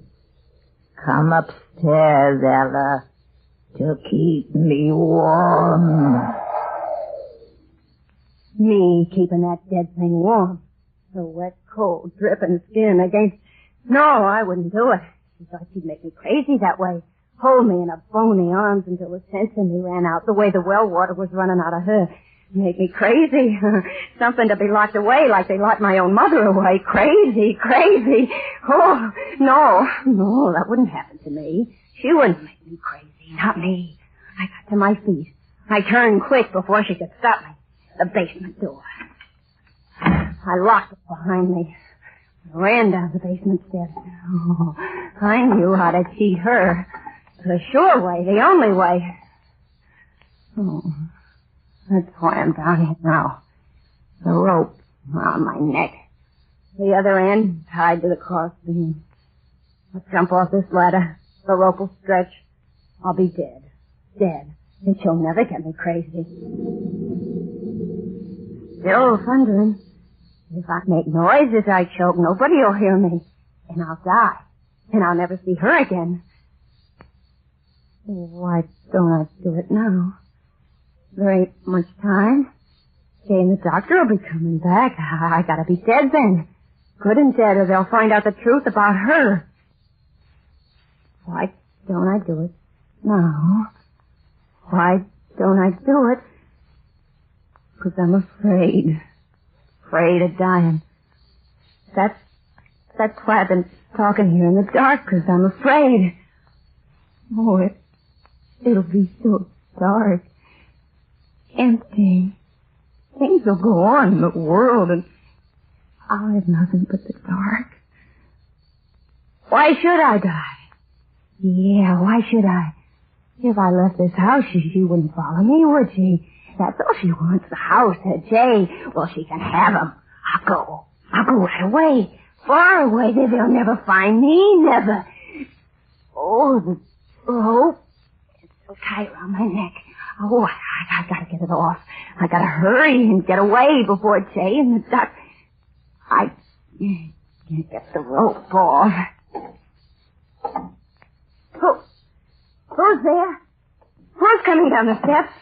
Is that you, Jay? Oh, you followed me down? How could you? I locked the door. Oh, but then I put that iron lid over you, too, didn't I? And it didn't do much good. Oh, listen, I'll go away. You hear me? I'll go away. This'll be your house and everything in it. Hear me? All yours again. And Jay, I'll leave him, too. I won't take anything with me. I'll just go right away. Get the rope off. I'll go. You'll see me go. Oh, and made the noose so tight I can't seem to... Mrs. Kroger, what are you going to do? You're not going to climb up the ladder. Oh, no, stay off. Stay off, I tell you. Don't come closer. I can't stand you coming closer. Stay away, the ladder.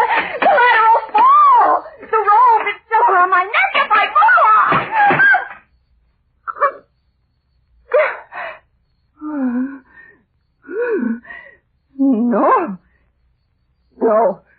No, you won't make me die. I've got hold of the rope with my hands. I won't choke this way. My arms are strong. I can hold on to the rope above my head for a long time. Jay'll be home right away. He'll get me down. I'll live. I will, and you'll still be dead. Dead. I'll tell them that you fell in the well. They'll believe me. They'll believe me. Well, say something. Say something. I know you're standing down there watching me. You're waiting for my arms to get tired, so I'll let go. But I won't let go. I won't. Jay'll be home. I can't let go. I can't. I gotta live. Oh, Larry. I'm so tired. I gotta hold on. Or the noose. Oh, cramps in the arm. Jay! Jay, I got a cramp. I can't hold on anymore. Jay, I wouldn't have killed you. Jay, I can't hold on. Jay!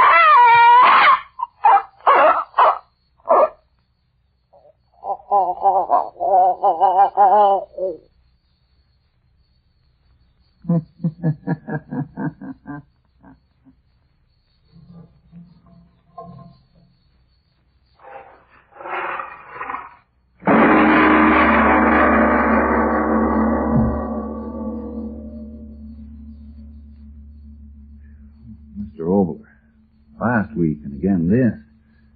You really believe the dead can return to avenge? Well, I have an answer this week. A factual one. Yes, about the return of the dead, whether or not I believe that the dead could return to avenge an evil. Frank, have you ever heard of Charles Fort? No, I haven't. Well, Charles Hoyt Fort was born in 1874 and died in New York in 1932. The unusual, the supernormal, the supernatural fascinated him, just as one man might collect postage stamps. Charles Fort, for 20 or 30 years, collected records of phenomena which dogmatic science couldn't explain, strange murders and so forth. I suggest that, therefore, that any of you who think that this is the only possible world spend a very pleasant weekend reading these records in Mr. Fort's work, The Book of the Damned. The best possible answer to the ghost question is, who knows? We bring you Creeps by Night. The Blue Network presents the international star of stage and screen, the master of mystery, Boris Karloff, in Creeps by Night.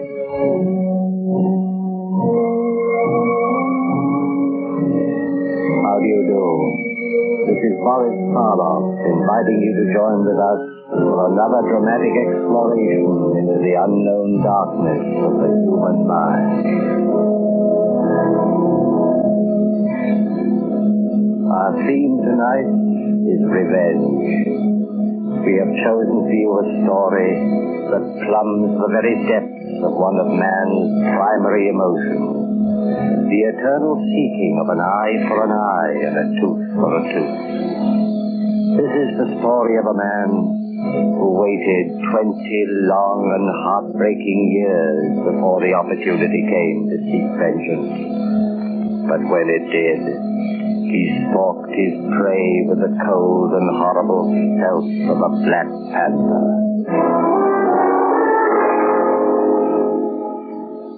Creeps by Night presents Boris Karloff as George Miller in The Final Reckoning.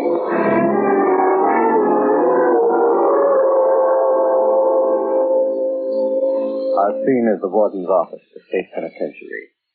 A middle-aged man, his shoulders hunched and his hair prematurely gray, stands before the warden's desk, clothed in an ill-fitting prison-made suit.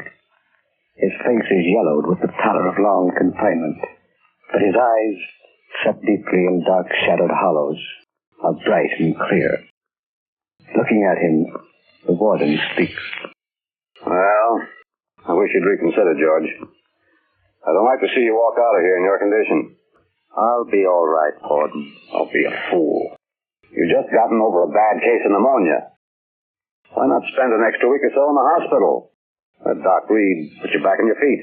My time is up at noon today, isn't it? Yes, but we're glad to. That's when I'm leaving. The moment that noon whistle blows. You're in no shape to travel. Look at you. You're still sick, man. Deathly sick. I've been sick for almost 20 years, Warden.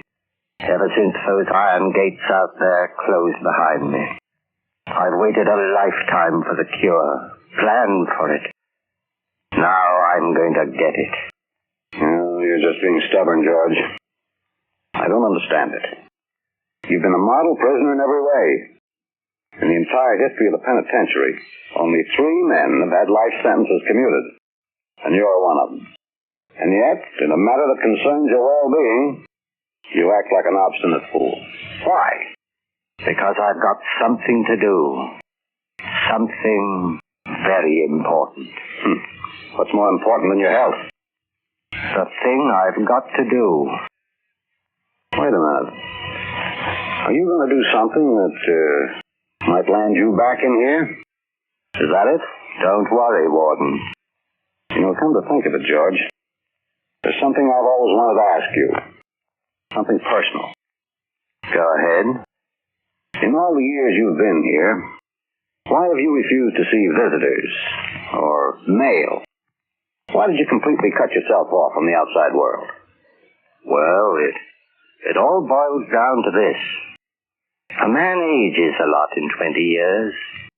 His voice changes, and his way of talking. His features change. He becomes an entirely different person. Especially in a place like this. Just knowing that you're hemmed in by four walls does something to you.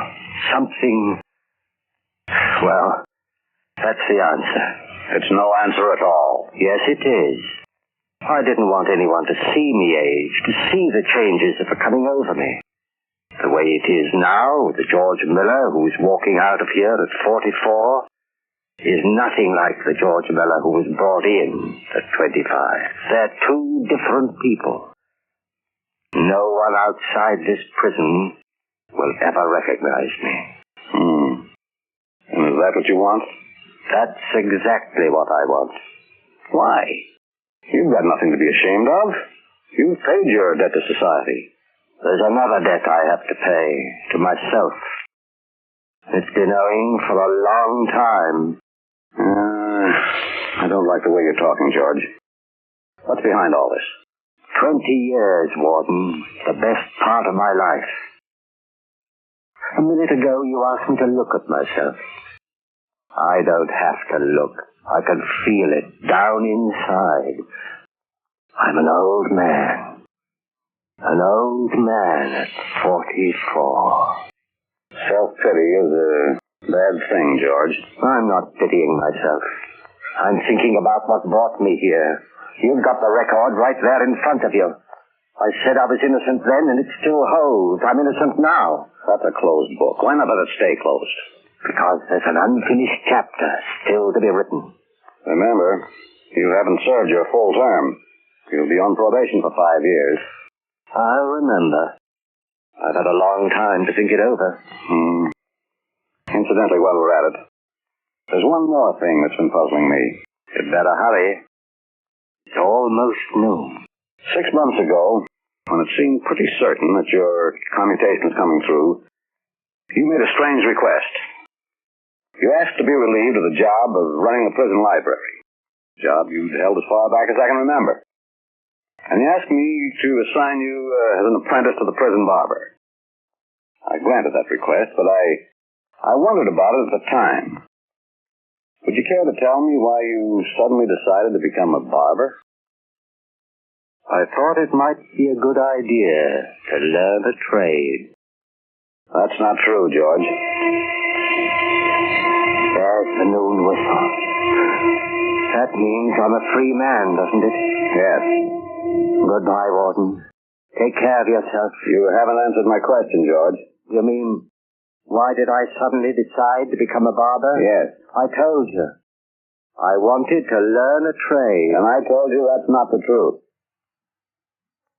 You're right, Warden. It isn't. I hear George Miller's out. No kidding. Yeah, got his sentence commuted. Did they so? He does, he better start moving. Charlie, this is Duke. I just cut the info. George Miller's out. Wonder what Ace will do. You want to hear something, honey? George Miller's out. Boy, would I like to see Ace when he gets on those. George Miller's out. George Miller's out. George Miller's out. George Miller's out.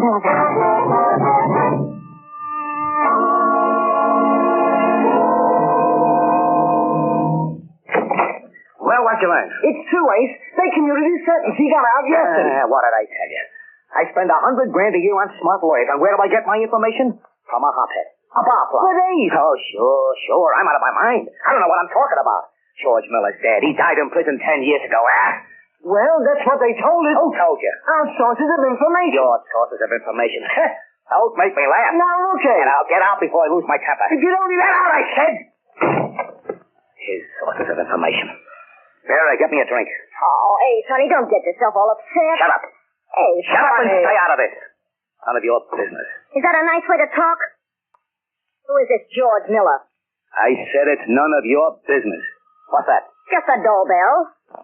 I'll answer it. Wait a minute. Now what? Don't open that door till you find out who it is. A ball that... You heard me. Find out who it is first. Okay. Who is it? Who is it? No answer, Ace. Damn. Miller, trying to trick me. Ace, right as a sheet. Take it easy. Keep your voice down. Now listen to me. In case anything happens, he threatened me. I had to protect myself. Do you understand? Yeah, but... Ace, what are you doing with that gun? Never mind.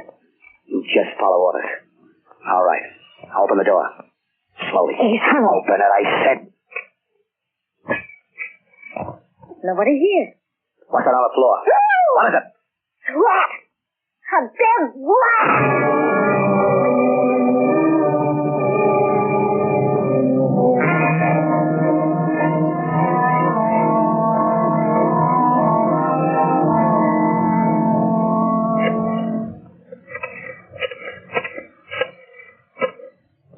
Hello? Benny? This is Duke. You hear about Ace? Yeah, somebody left a dead rat outside his door. No, that was yesterday. I mean today. What about today? You get another one? Yeah. It came in a box. In the mail. Holy smoke. Ace is ducking out of town. He's scared stiff. Where's he going? Up to his hideout in the mountains.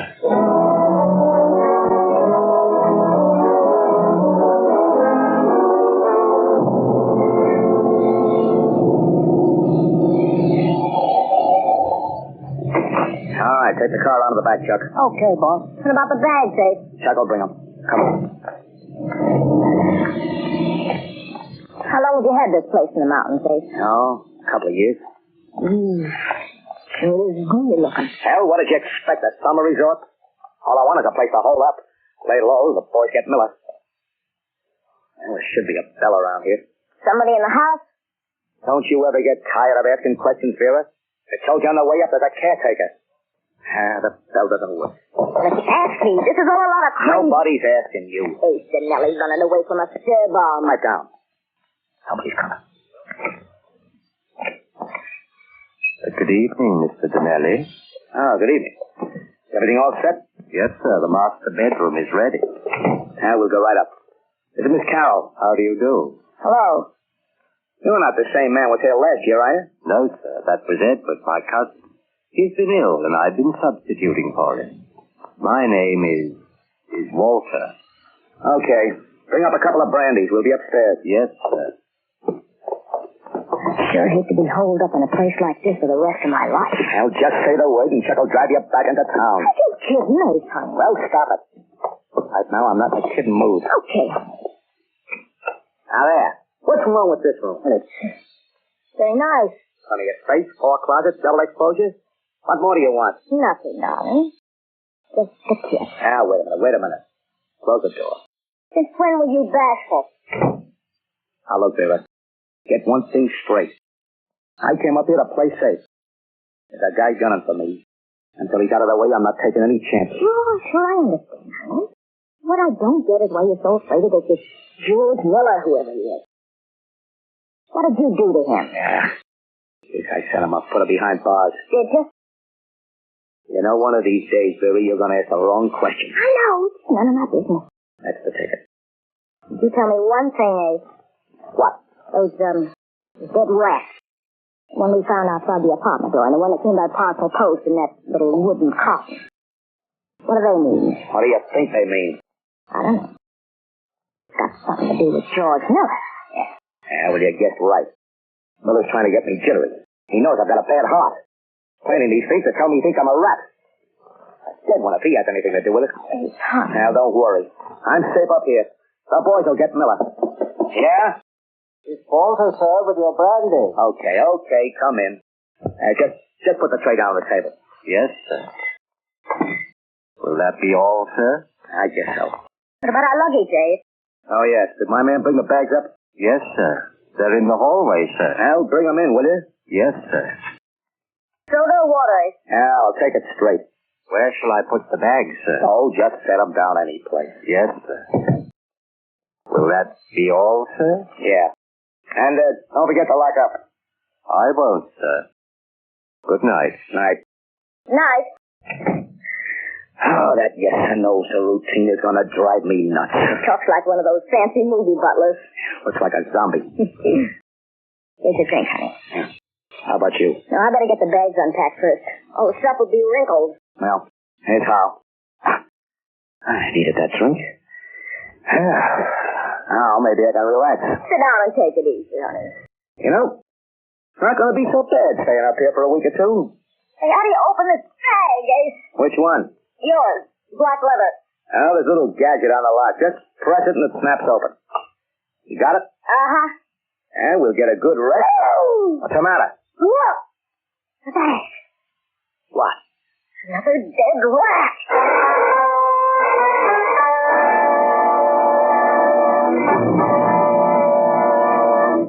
Talk, Chuck. Talk, you double-dealing skunk, or I'll set your skull.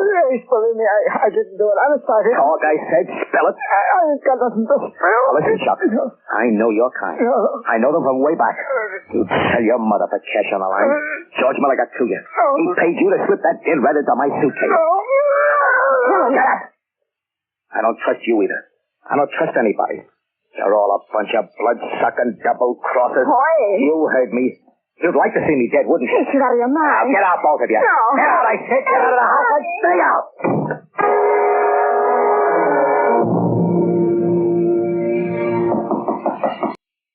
Yeah, who is it? It's Walter, sir, with your brandy. Oh, bring it in. This is the last bottle, sir. Yeah, put it down. Yes, sir. Will that be all, sir? Yeah, that's all.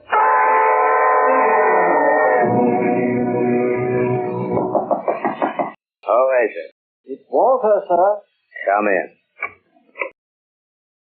I thought perhaps you'd like something to eat, sir. It's been 3 days since you've taken any solid food. Yeah, 3 days. I brought an omelette and some toast. Oh, thanks, Waller. Quite all right, sir. Hey, wait a minute. Yes, sir? You've been pretty nice to me, Waller. Thank you, sir. Yeah, pretty nice. And I'm the kind of a guy who don't forget. I don't forget if a guy's nice to me. And I don't forget if he stabs me in the back. Neither do I, sir.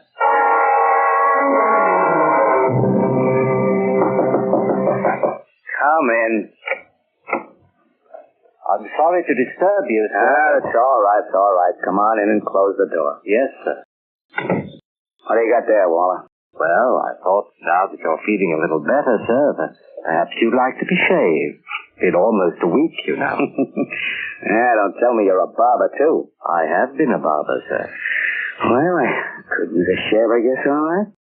If I may say so, sir, I think you'll find it very refreshing. Okay, go ahead. Where do you want me? The chair you're sitting in will be all right, sir. I'll get some warm water in the bathroom. You know, I've been thinking. When I go back into town, I'm going to take you with me.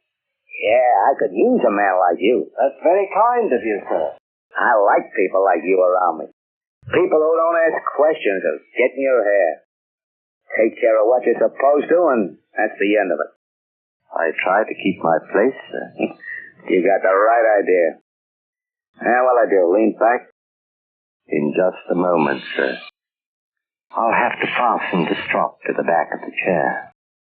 I want the razor good and sharp. You'll need it sharp for this beard. Yes, sir. You must have been wondering about me these last few days, Waller. No, sir. Not particularly. You mean you wouldn't like to know why I've been hiding out here in the mountains? Sure, you must have a good reason, sir. Yeah, you can say that again. Someone's gunning for me. Gunning for you? Somebody trying to get me. Guy named Miller. George Miller. The name sounds familiar. He got a life sentence for murder, about 20 years ago. Yeah, there's quite a story out of the papers. He killed a girl. Did he? That's what the jury thought. They gave him first degree with a recommendation for mercy. That saved him from the chair. What did you think? How did I think about what? Lean back, sir. I'm almost ready for you. Hey, isn't that razor sharp enough yet? Not quite. I haven't used it in some time. What did you think about George Miller's conviction, sir? What's the difference of what I thought? The jury cooked his goose. Did they? Yeah. Oh, come on. Well, if you're going to shave me, get to it. I'm ready now. Lean back, sir. I'll soap you up. Okay.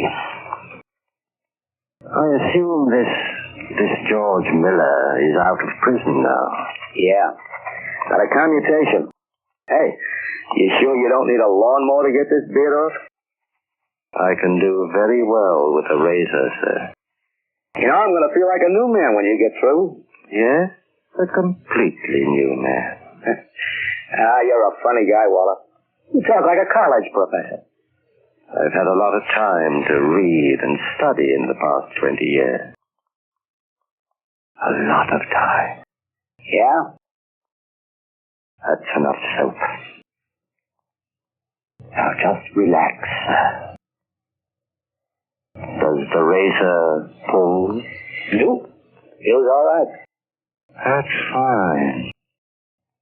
Nothing like a good, sharp razor. Yeah. Now don't move. It's rather difficult shaving you in this chair. If you move, I may cut your throat. That's not funny. It wasn't meant to be funny, Ace. What did you say? Sit back, Ace. One slip and you're finished. You're a dead rat. George Miller. That's right. It's been a long time, hasn't it, Ace? George, you wouldn't kill me in cold blood, would you? This isn't cold blood, Ace. This is hot blood, heated for 20 years. That's how long I've waited. Feel how sharp the razor is. No, George. Be careful. Doesn't take much to split a throat from ear to ear. You know that. George, I'll give you anything you want. Name your price. You couldn't meet it. Only one thing can pay for those 20 years. George, I've got a bad heart, you know. Yes, so I've heard. All I'm asking for is a break. Did you give me a break when you framed me and set me up for life? I figured you'd beat the rap. I never thought they'd convict you. Then you admit framing me. Yeah, but I never figured... You admit that you killed the McGuire girl because she knew too much, because you wanted her out of the way. Yeah, but that's enough. It's more than enough. Now feel the razor on your throat. Cutting. No, George. No. Cutting deeper. Down. Deeper. You said you'd be a new man when this was over.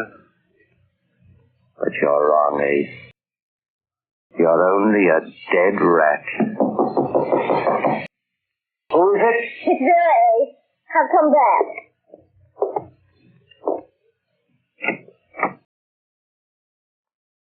Come in, Miss Carroll. Oh, hello, Walter. Is Mr. Denelli... Oh, there he is. You're shaving. Ace, darling. I couldn't stand being away from you. I had to come back. I couldn't... Walter, what's the matter with him? Is he asleep or something? I'm afraid not, Miss Carroll. Why is he slumped in the chair? Why are his eyes staring that way? Why doesn't he move? He can't move. He's dead. Dead? Oh, no. Walter. Yes, he's dead. And my name isn't Walter, Miss Carroll. My name is George Miller. George Miller? George Miller? Yes. And you killed him? No, Miss Carroll, I did not kill him. You don't see any blood, do you? But he's dead. You said he was dead. I'm afraid I played rather a gruesome joke on him. You see, I was shaving him with a very sharp razor. After I told him who I was, I held the back of the blade, the dull side, against his throat. As you know, he had a bad heart. Unfortunately, it couldn't stand the strain. You murdered him. You got the chair for this. You're wrong, Miss Carroll, quite wrong. Ace Janelli died of a heart attack. That's what the medical autopsy will show. You caused it. You brought it on. That would be very difficult to prove. I figured this out so carefully, Miss Carroll. I paid with 20 years of my life for a murder I did not commit.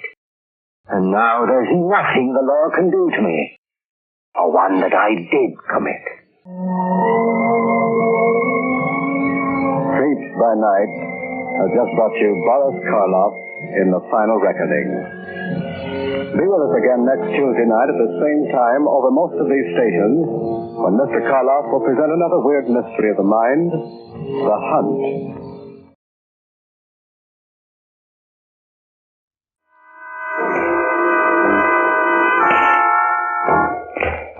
No.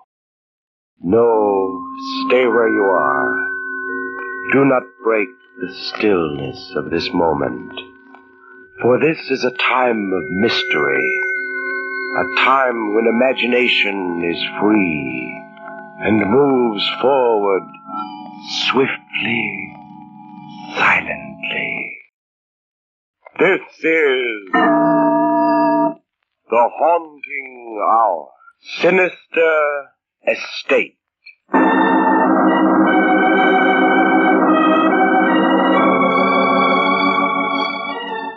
No, Mr. Tilton, your son's fears are not imaginary. They are as real to him as a dagger pointed at his heart. We doctors recognize that today. 20 years ago, we might have felt as you do now. But Roger seems so normal in every other respect, Doctor. Like any other lad of 19. Mr. Tilton, your son is suffering from fear of open spaces. To Roger, the world outside your estate, Manor Park, is filled with terror. Doctor, please, I'll put my whole fortune at your disposal if you can only cure him. I'm sorry, Mr. Tilton, your millions will not help. Someday, perhaps, he may be able to cure himself. Someday, perhaps, he may not fear to leave the gates that surround Manor Park. And if not? Roger will have to live on the estate until he dies.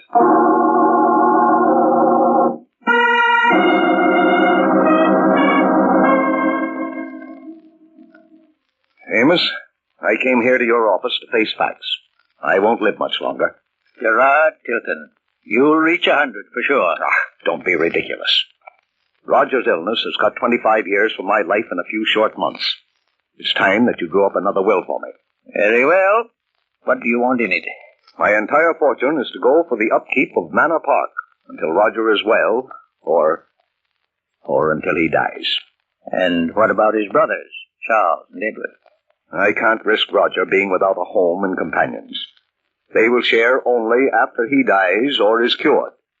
And then, only if Charles and Edward live on the estate with their younger brother, and never go outside the gates. I see. And who is to administer the estate, Gerard? Amos Hull. Gerard! I leave it in your trust. Completely.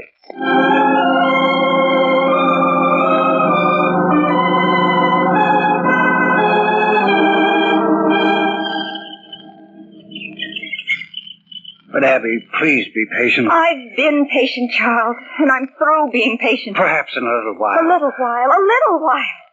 It's 18 years since your father died. 17 years since Uncle Amos first brought me to visit the poor Tilton boys cooped up on Manor Park Estate. It's 15 years since we were engaged. Abby. I love you, Charles. But the years are flying too fast. But, Abby, you know my father's will. I have to stay here at Manor Park with Roger. You'll have to marry me and live here. We've been through this 100 times. I'd rather die than stay here. Abby, please. This isn't a home, it's a prison. The very trees around us here seem to shut us in. This gate, it's a prison gate. No one really wants to be here. Roger is chained by his own fears. Edward, and you are flattered by your greediness. Greedy? Yes. Other men would have gone out and earned their own living instead of sitting here waiting for Roger to die. Abby, I'm not greedy, but how can I think of leaving?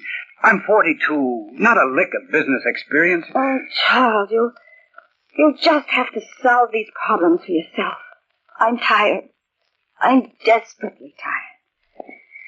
You know how I feel. I've told you in the plainest words I know. Make up your mind, Charles. By tomorrow. I'll come back then to hear your answer. Miss was right. Higgins, you were behind the trees, eavesdropping. Can't I have any privacy? I'm only a gardener, but I do know something about the world. It's money that makes you Tiltons bitter and full of hate. Mind your own business. Did you ever consider the flowers, for instance, Mr. Charles? Flowers are good people. Oh, shut up. Go back to your silly flowers. I'm going into the house. Shut up, he says. But he's got no manners. Now take my daffodils. Top of the morning, Mr. Higgins, they say to me. That's real manners, that is. People. It'd better if they was all in their graves to feed the flowers.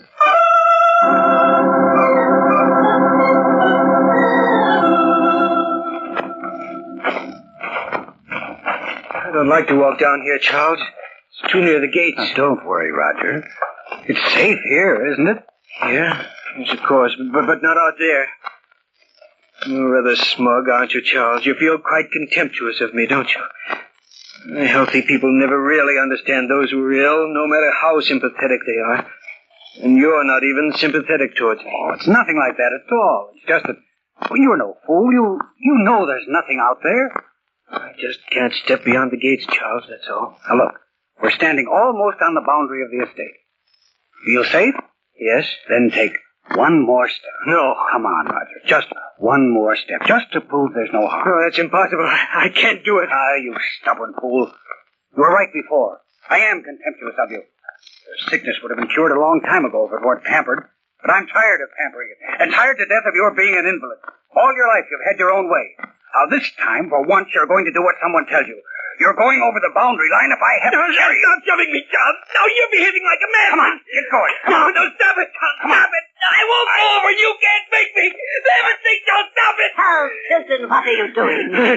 He's getting what he deserves. A grown man chaining himself to a few acres of earth just because he's stubborn. That's all it is. It makes me sick. Don't mind what Charles says, Roger. Mr. Hull is going to hear about this.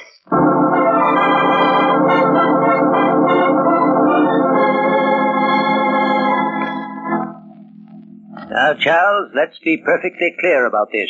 As long as I am administrator, your father's wishes are going to be carried out to the letter. But not to the spirit, Mr. Hull.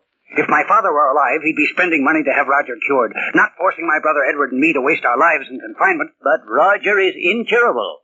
The doctor said so 20 years ago. Oh, medical science has advanced since then. Yes, no doubt you were practicing advanced medical science when your Aunt Mildred stopped you this morning. No, Charles. Administering the Tilton estate takes too much of my time for me to go chasing these scientific will-o'-the-wisps. I know why you don't care to cure Roger. As long as he's ill, you have the estate to administer. Don't be impertinent. I'd still like an accounting. And so would Edward. I didn't come here to discuss what you and Edward want. But I'll tell you this. One more attempt to force Roger from these grounds, and both your rights to the estate will be forfeit.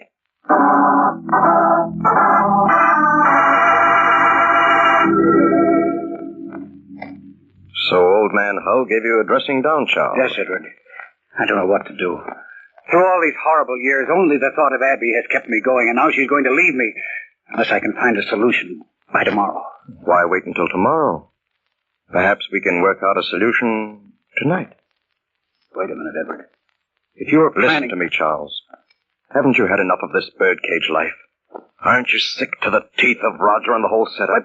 But what can we do? I may need your help, Charles. I demand your help. The happiness of three of us is involved.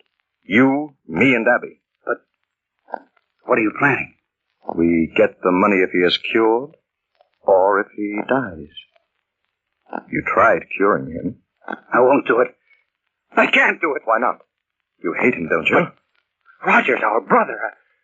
I can't let you do it. Do you realize, Charles, that you and I haven't been outside the gates for almost 20 years? I'm not going to Rotten Manor Park for the rest of my life.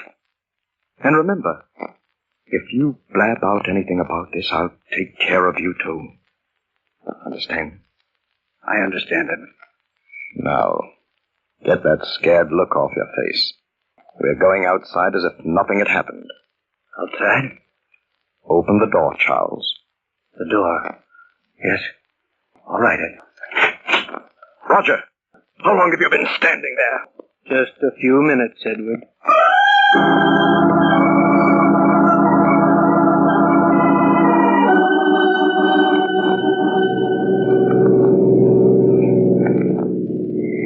Nice of you to drive me to Manor Park, Uncle Amos. Coincidence. Business to attend to, Abby. I can hardly imagine anyone's going there for pleasure. Why say that? Well, I'm going there because Charles has promised me an answer today, and you're going on business. So? We're not going to Manor Park because we want to relax. How can anyone relax at Manor Park? Everybody who has anything to do with the place seems poisoned, polluted by it. Oh, nonsense. Manor Park is as good a place to relax as any. I wish I could feel that way, Uncle, but I can't. I hope I never have to come out here again. Well, different folks have different feelings. Here we are. Abby, be a good girl and open the gates while I drive through. Of course.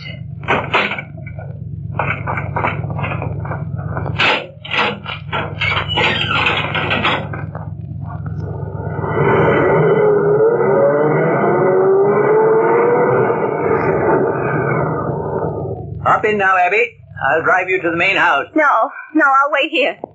I can't stand this place. It gives me the shivers. You tell Charles I'm waiting for him, just inside the gate. Well, all right, Abby.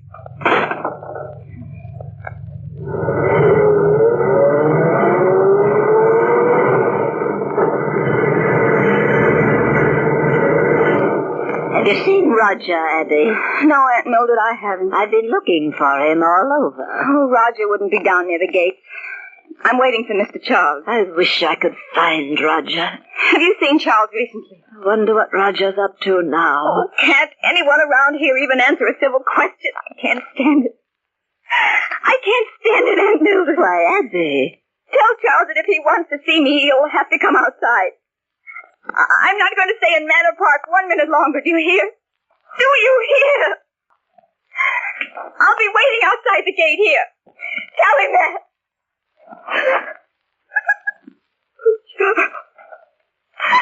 Oh, Charles. Charles! What are you doing lying out here in the wet grass?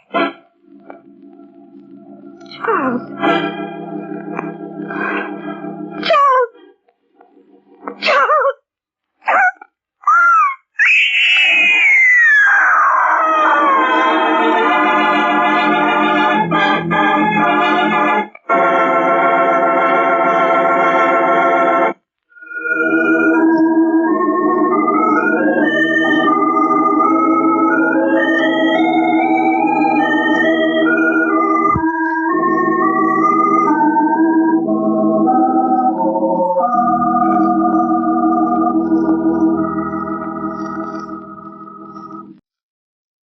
On the sinister estate of Manor Park, a legacy and the terror of the unknown hold imprisoned a strange group of people. As we return to their story, Higgins, the gardener, is talking to his flowers.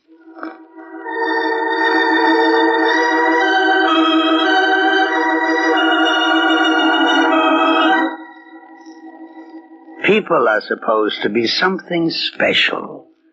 But for my part, I'd much rather be with you, Flowers. Now take the people here on Manor Park Estate where I garden. Old man Tilton left Manor Park to Roger. He can't go out of the place 'cause he's feared. Never knew a flower to fear anything. Now, Charles and Edward, Roger's brothers, didn't like that because they wanted part of the money. Ever heard of a flower wanting money? I guess Abby Hull knew what she was doing when she told Charles to make up his mind as to whether he wanted to marry her or have his share in the estate. But she must have loved him pretty good, because she was broke up quite a bit when she found his body out there on the road, outside the estate. I saw him lying right outside the gate there in the grass, Edward. I knelt down and then I found he was dead. Well, He was murdered, Edward, I'm sure of it. no need to worry, Abby. Your uncle will arrange to have him buried. Edward. Edward, I'm talking about your own brother. He was murdered. It will be a quiet funeral. No one need ever know. How can you be so callous about Charles's death? What do you want me to do about it? Wail and beat my breast? No, but I can't bring him back to life, can I? I don't think you wanted him alive. He was a fool. Sooner or later, fools die. Doesn't matter when. Or how. Or how. Or who caused the death, Edward. Of course. It matters to me. Charles was trying to free himself from Manor Park because I insisted. He's free of it now. You don't have any reason to complain? I don't intend to complain. With or without your help, I'm going to find Charles's murderer. And I don't think I'll have to look too far.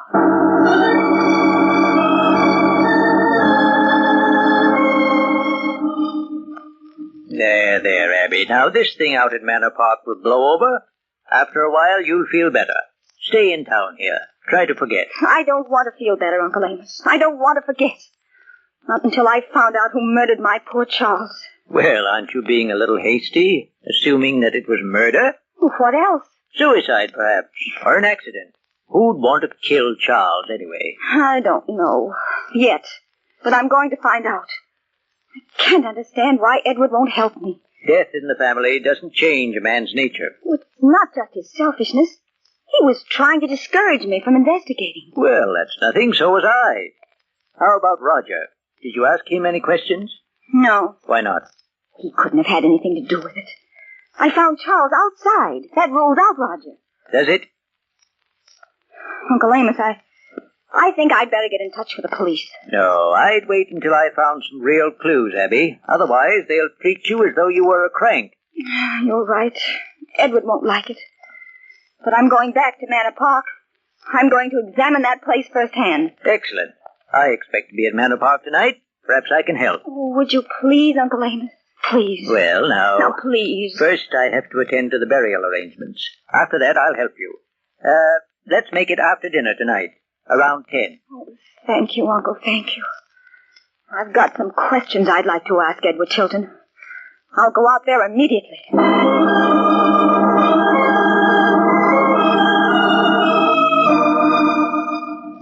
Hello, Abby. When did you get here? Just 10 minutes ago, Roger. I was up in my room unpacking. Well, make yourself at home. All the comforts of Manor Park are yours. Oh, Roger, must you go? Yes, Aunt Mildred's waiting for me in the garden. Thought we'd take a walk before it gets too dark. Oh, Roger, can't you stay just a moment? I must talk to you. Well, all right. Just a second. It's about Edward. Oh? I have a feeling that he's concealing some information. I want to talk to him very badly, but he's avoiding me. I haven't seen him since I've arrived. I don't think you'll be able to talk to Edward, Abby. Well, why shouldn't I be able to talk to him? Very simple. My brother Edward has disappeared.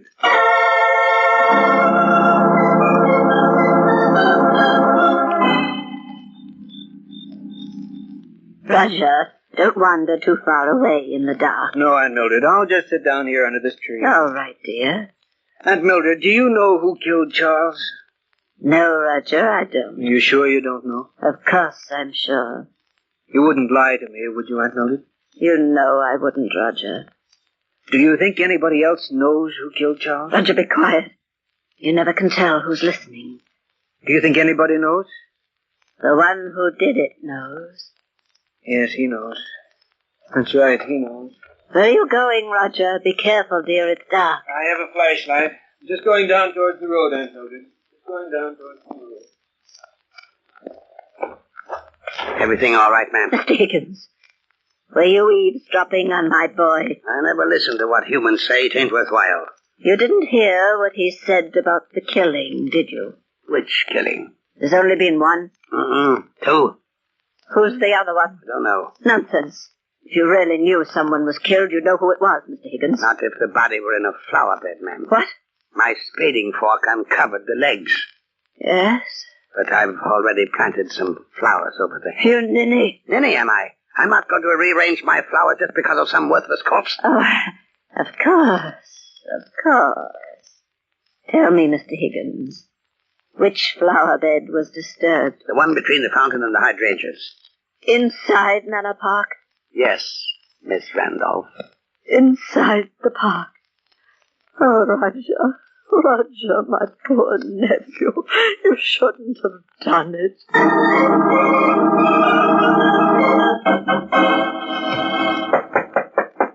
What is it? Me, Miss Abby Higgins. What do you want? Something terrible has happened. Uncle Amos. He's been killed. Oh, miss, say that. Who is it then? Can't tell you through this door. Oh, one moment. I'll open it.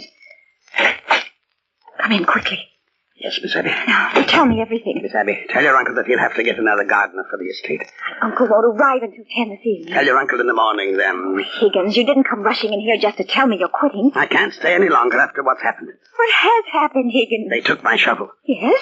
It was murder, that's what it was. Higgins, murder? Yes, come outside with me, Miss Abby, I'll show you. Can't you just tell me about it? No, you've got to come outside. Higgins, you hated Charles and Edward, didn't you? Yes, miss. You don't like anyone or anything except your flowers. People are no good. I see what you're trying to do. You want to get me to come outside, and then you're going to kill me. Just like you killed Charles and Edward. How did you know that Edward was dead? I'm right. You did kill them. No, Miss Abby, no, I ain't killed no one yet. But you're going to kill me, aren't you? No, ma'am, I hadn't thought to. All I wanted to have them two punished. What? Roger and his aunt. They dug up all the flowers I'd planted, all those beautiful flowers. It was murder. Come outside, Miss Abby, I'll show you. Oh, Higgins, don't be so ridiculous. Why would they want to dig up your flowers in the middle of the night? To get hold of Edward Tilton's body. It was buried there in the flower bed. In the flower bed? Yes, I saw them dump the corpse into a wheelbarrow, and then they went toward the main gate.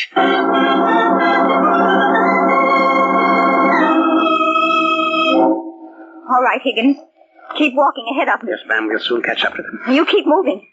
If you make one step towards me, Higgins, I'll scream. What is it? The wheelbarrow. Hurry. Yes, ma'am. Hurry, get behind the hedge. Yes, they're just inside the gate. Quiet. Roger, you'd better rest a while. It isn't so heavy, I noticed. I can see them now, Higgins. Be careful. Yes, ma'am. Put it down here, Roger, and I'll push it beyond the gate. All right. It mustn't be found on the grounds, Roger. You know that it mustn't be found.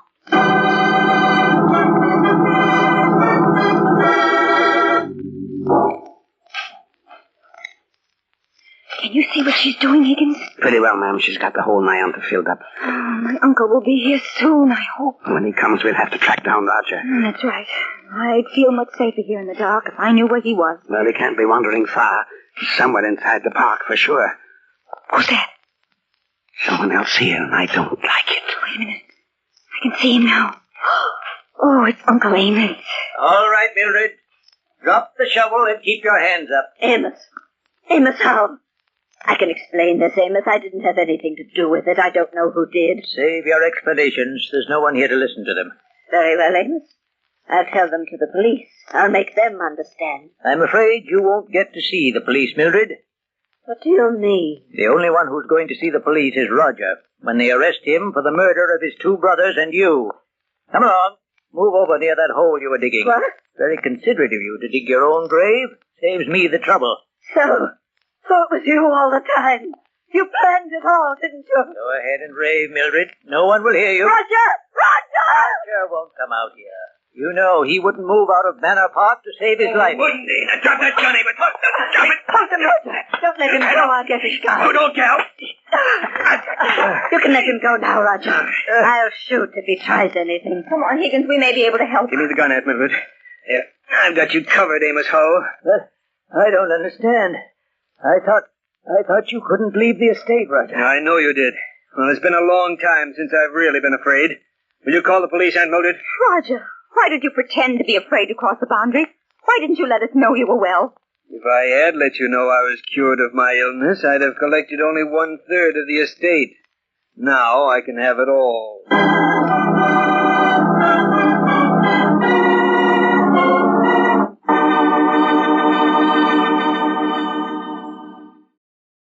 We're back.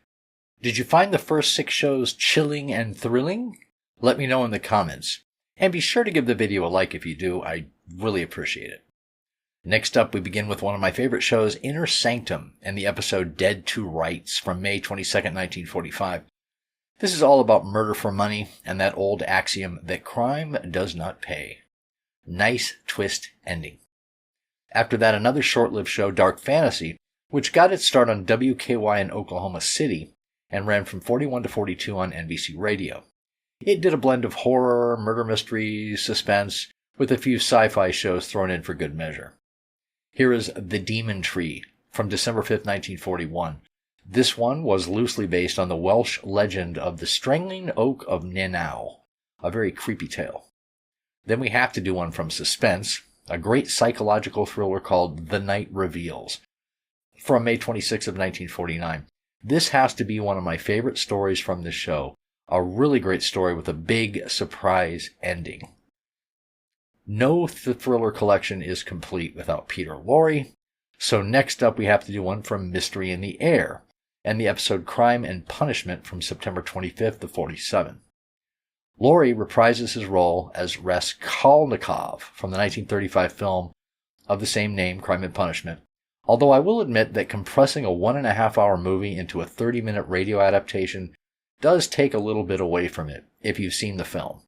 Still, a really good adaptation, and of course Lorre is fantastic, as always. Next, another one from CBS Radio Mystery Theater, their modern adaptation of that gothic horror classic, The Phantom of the Opera, with great performances by Court Benson and Gordon Gould. And then let's finish this set with another short-lived horror show, The Sealed Book, which only ran from March to September of 45, and it was produced and directed by Jock McGregor on Mutual Radio. Here is Designed for Death, about a couple of thieves on the run who come across a strange old man. What follows is quite intense. Enjoy.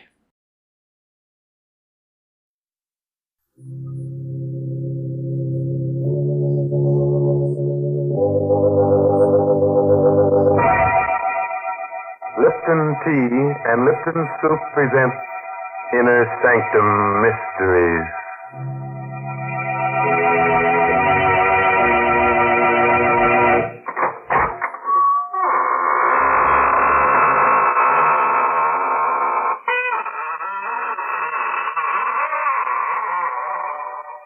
Good evening, friends.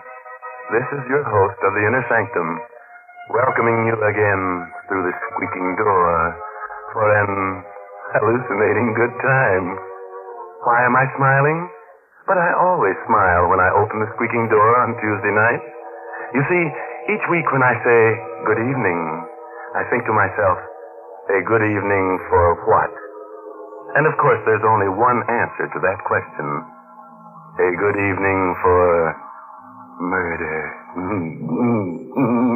A fine thing to say. You wouldn't feel so chipper about it if you were going to be murdered. Why, Mary, there's no bigger thrill than to be murdered. Why, it happens only once in a lifetime. Well, I know something else like that. Now, don't tell me that Lipton tea... No, I'm not thinking about Lipton tea.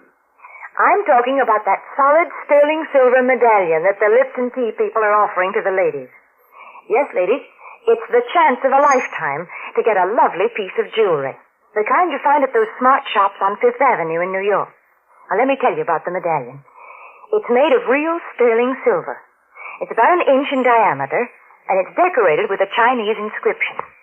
The medallion is hung on a narrow black rayon satin ribbon, so it can be worn as a necklace, a choker, or you can simply add it to your charm bracelet. And here's how you get the medallion. Just send 25 cents and the box top from a package of Lipton's, the tea with the brisk flavor, to the Lipton Tea people, Box 92, New York City. Yes, that's Box 92 in New York City. And now it's time to begin. Our story is called Dead to Rights. It's an original spine tingler by Sigmund Miller, and our stars tonight are two radio favorites, Elspeth Eric and Santos Ortega. So relapse in your chair, settle down for a half hour of alarming but charming entertainment. Why not get really reckless tonight? Go the whole works. Turn off the main switch in the cellar. The darker it is, the more strange things you'll see. Lou Dunn is nervously pacing his room in a dingy boarding house near the East River in Manhattan. His wife, Dottie, is looking at an old newspaper. That's him, Dottie. You see for yourself. That's Jensen, that queer old guy. Lives upstairs with $20,000. Mm-hmm. That's him, all right. All that money. Only a floor above us. According to this paper, William Jensen was found wandering through the streets in a semi-conscious condition due to lack of food. The police discovered $20,000 in $100 bills mixed with crusts of bread in his pocket. He's being sent to Bellevue Hospital for observation. That newspaper's more than a month old. Jensen's been back for 2 weeks. Hey, Dottie. Must be somewhere we can get that money. There is. You mean rob him? Rob him. Maybe kill him. Kill him? If you're not scared. Scared? Well, I ain't scared of anything. I know you. You always talk toughness about all. I'm not scared. We could knock him off.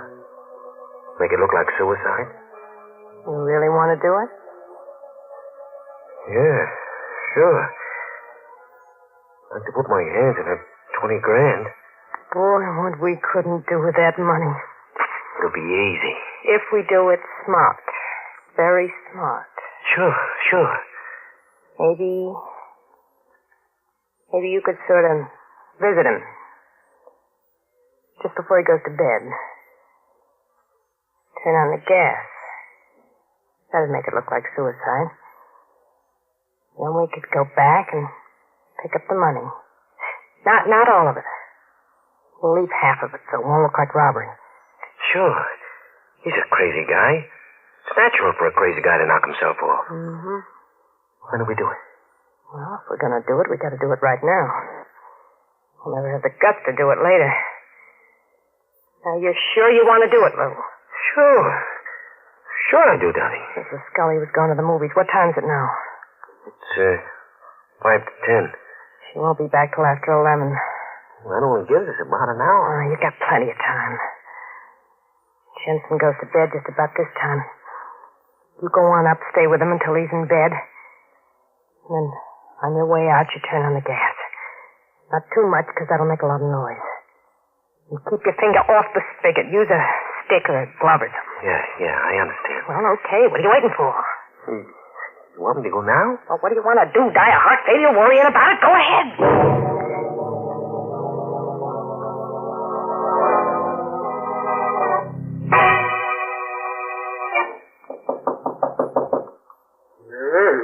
Who's there?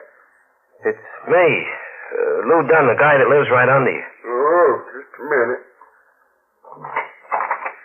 I was just about to get to my bed. Is there anything special you want? No. I just had a little argument with the wife. Oh. I don't want to go back right now. You're going to teach her a lesson. That's right. Yeah. All right. Come in. You can talk to me while I get into bed. Thanks a lot, Mr. Jensen. I won't stay long. You going to bed right now? Yeah. Would you mind helping me take off my shoes? Sure. I'm getting too old to bend down. Oh, sure. Sure thing. Thank you. Oh. That's no place to hide your money, behind the pillow. Huh? matter. No money. It's just a lot of pictures. It's all just pictures. Oh, yeah, sure. Yeah. I ain't gonna be good company. I feel kind of sleepy. Well, maybe I'd better get back. Nice of you to come see me, little. It's freezing outside. I'd better close the windows or you'll catch cold.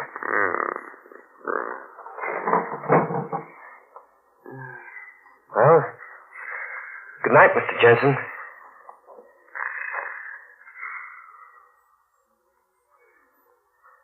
Good night.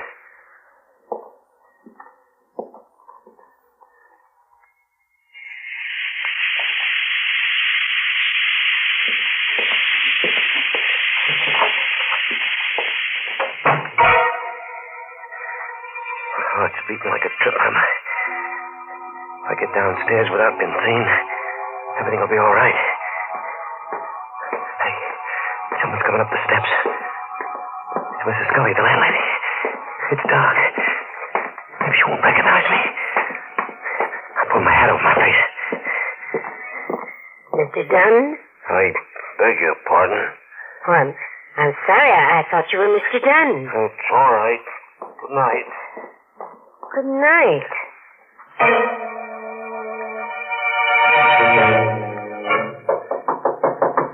Who is it?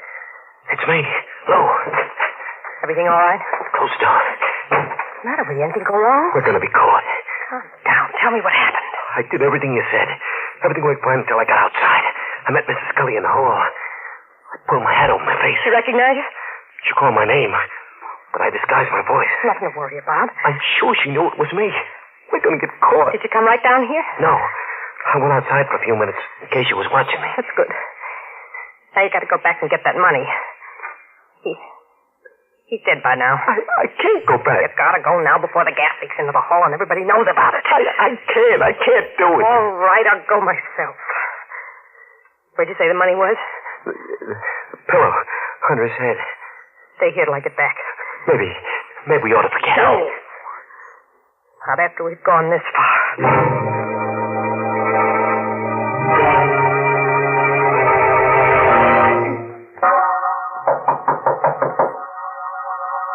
Who's there?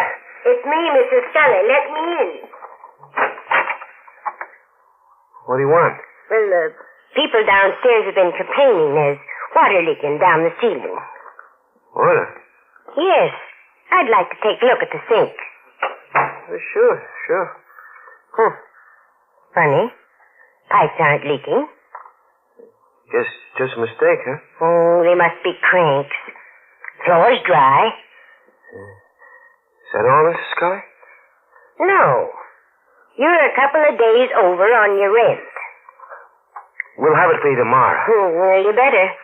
I have to pay the bills, you know.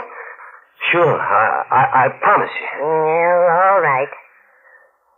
Say, didn't I pass you upstairs on the 4th floor a little while ago? Me? Oh, you must have me mixed up with someone else. It looked like you. Had you billed? I haven't been out of this room for a couple of hours. Okay, Lou, I got Dolly, Miss Scully. Oh. Hello, Mrs. Scully. Hello, Mrs. Dunn. I was just telling your husband about the rent that's... Do you smell gas? Yeah. Must be a gas jet open someplace. Well, you'd better take a look at your stove. Don't want any accidents in this house. No, neither do we. Seems to be coming from the hall. I'd better take a look at that empty room.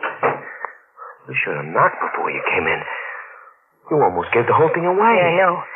Had the money right in my hand. I only took half the dough, about $9,000, I figure.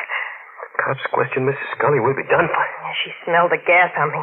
I almost died in that room. We gotta get away from here. Maybe you're right. I'm getting kind of scared myself. Things ain't working out so perfect. Let's get packed. Okay, we better hurry. No, wait a minute. We ain't gonna pack. We're not gonna stay here. Listen, if we walk out with our suitcases, we'll be giving ourselves away. They found out about Jensen.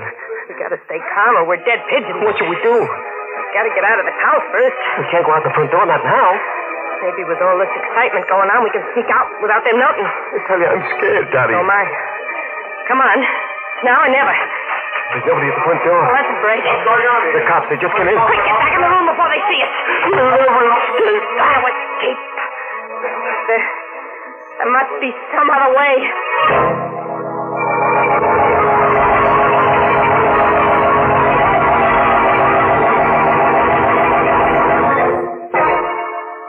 Well,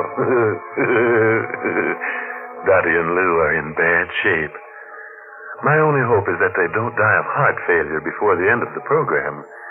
That would be very embarrassing. Sometimes I wish the characters in our stories would show a little more nerve. They all get so flustered. It's not that they aren't first-quality villains, but they're too indecisive. Well, what do you think is going to happen to them? Oh, they'll probably turn on the gas again. Oh, please. And brew themselves a pot of Lipton tea. Well, you fooled me that time, and now I'm going to fool you. I'm not going to talk about Lipton tea. Instead, I'm going to tell you a story.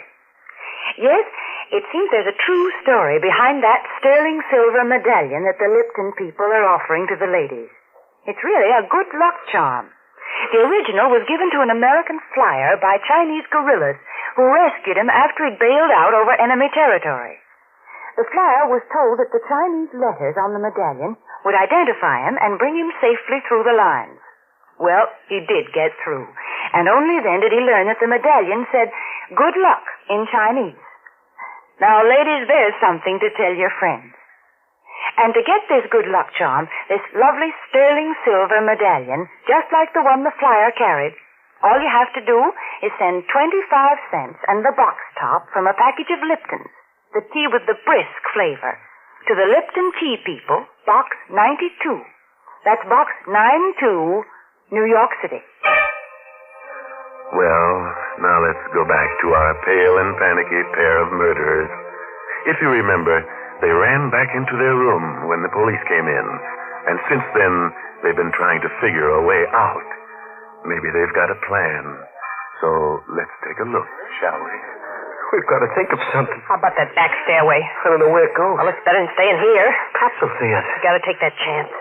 They're probably still upstairs. Come on. This way. Slow, you. We gotta open the door to get to the back stairway. I'll open it. Slow. Well, the door's locked. You fool. Maybe it's just rusted. It's jammed. I suppose I'll try to open it. Let's no use. The cops will be down in a minute. Come on. Let's push it. Get him. It's opening. Just a little bit more. We can just step through. You all right? Like it's cold in here. Stairway goes down to the cellar, I guess. Come on.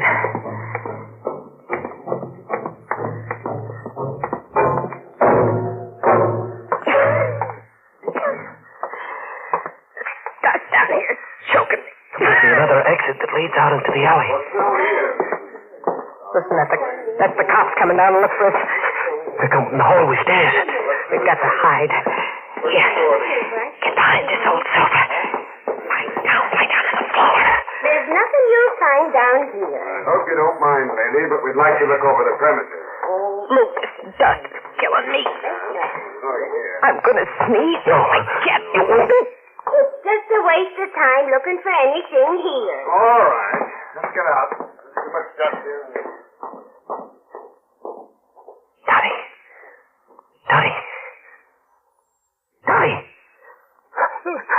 I killed him. Dottie, please get him. Oh, I'm glad you're not dead. You tried to kill me. I had to put my hand over your mouth. You'd have sneezed. We'd been caught. Let's get out of this dusty hole. We get these barrels away, we can get out through the alley.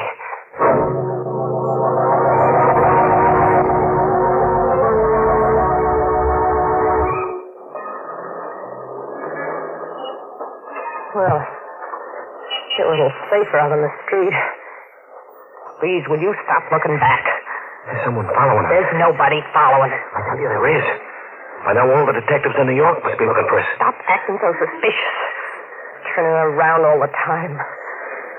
We gotta look like normal people. Normal? I've never been so scared in all my life. I told you not to turn around. The same guy. Who are you talking about? Take a look at yourself. The guy with the gray hat. He could be just an ordinary guy. Maybe we just think he's following us. We gotta get away from him. No, look. Hold my hand. We'll fool him. Make believe we're in love. What's the matter with you? I don't get it. Act like you're crazy about me. Act it for real. Go on. What am I supposed to do? Say I'm wonderful. Say I'm the sweetest girl in the world. Go on. You're crazy. Do what I tell you. You're the sweetest girl in the world. Say it like you mean it. Hurry up. You're wonderful. I love you. Put your arm around my shoulder. I ain't gonna do any good. Now, walk slow. Act like we don't care where we're going. He'll catch up to us. He can always catch up to us. You gotta make him think we're the wrong people he's following us. Keep talking love to me. You're wonderful. I'm crazy about you. You're wonderful, too, Lou, darling. I've waited all my life for somebody like you. I don't know what I'd do without you. You're still following us? Yes, sweetheart. Look, we gotta figure out something. Maybe we can give him the slip in the subway. Yeah. Look, I'll go in the subway first. You go in the cigar store. He'll follow you. I'll wait for you on the platform. You come down a few minutes after me. Have a nickel all ready. Then as soon as the train pulls in, wait till the doors are closing, then drop your nickel in the slot. I'll hold the door open for you. Whoever's following won't be able to make it. You understand me, dear? Oh, what if he arrests me first? He won't. Look, here's where I go down the subway. You go into the store. Kiss me. Okay. Darling? Don't forget to wait until the doors are closing.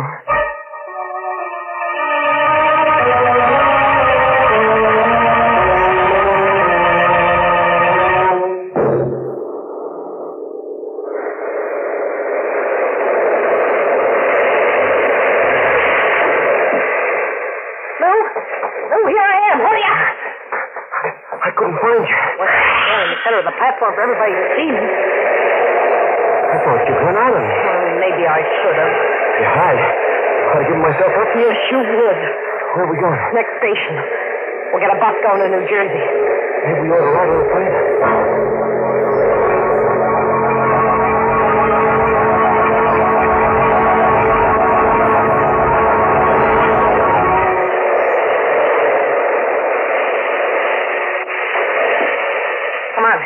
We're getting off here. Let's read it. What are you hanging around? Wait a minute. We gotta hide this money so they won't have anything on us in case we get caught. Yeah. That's a good idea. We can come back with it later, huh? Hide it right underneath the platform. Yeah, that's a good spot. No one in the station. Let's do fast. Here's the money. I'll hold you while you bend over. Right. Be careful you don't drop it. Now, hold on good. I'm liable to fall. Hurry up before somebody comes along. Yeah. Okay. It's hidden. Let's go. We'll be back for it in a day or so.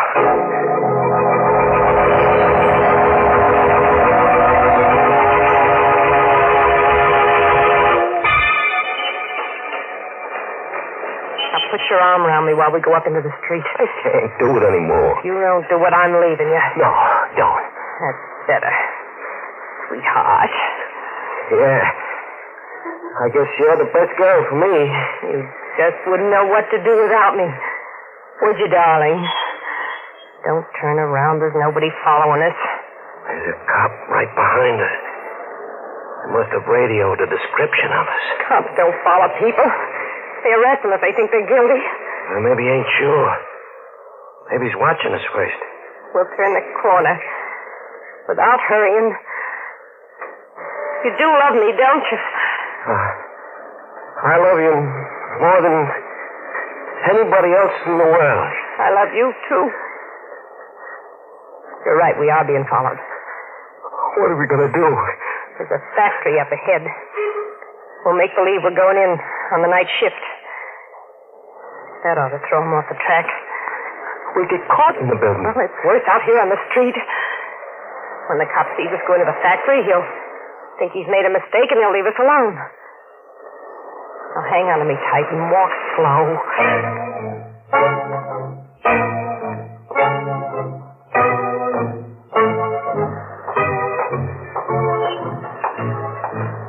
the building? Yeah. We'll walk in just as if we belong here. He hasn't followed us in. No, it worked fine. Now we can stay here for a few minutes and then we're... It's the cop. We're caught. Let's take the elevator up. Come on. Floor, please? 16. There's no one on the 16th. It's empty, ma'am. She needs a 15th. Yeah. Hurry up, please. We're very late. In a second. There's an officer coming in. Thank you for waiting. Floor, please? Just take these people wherever they're going. Yes, sir. Watch the door.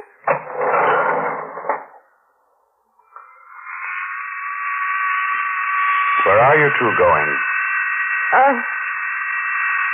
15th floor. Who are you seeing on the 15th floor? What do you want with us? We didn't do anything. Oh, I just asked you who you're seeing on the 15th floor. We work up there. 15, please. Come on, Lou. Just a second. Run, Lou. Run. Around the corner. He'll shoot at us.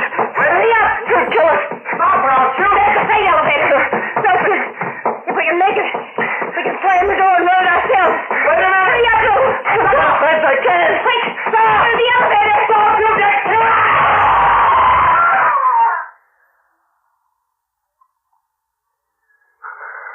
Those poor devils.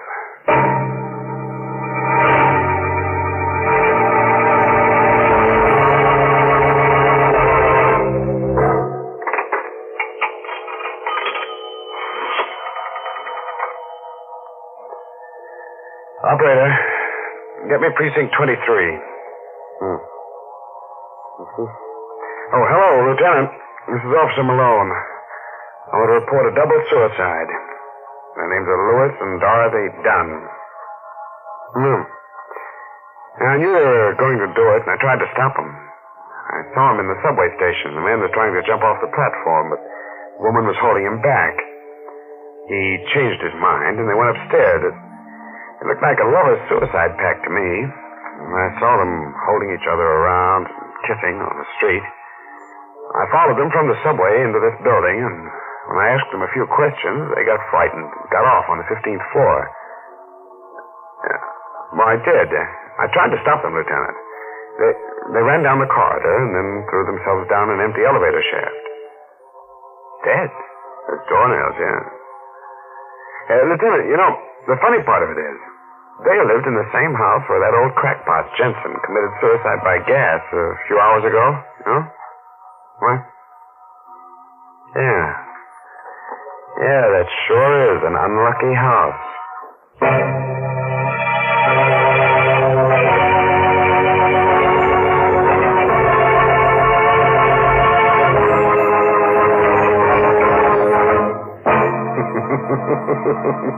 Well, that's one way of getting rid of the Duns, making them throw themselves down the elevator shaft.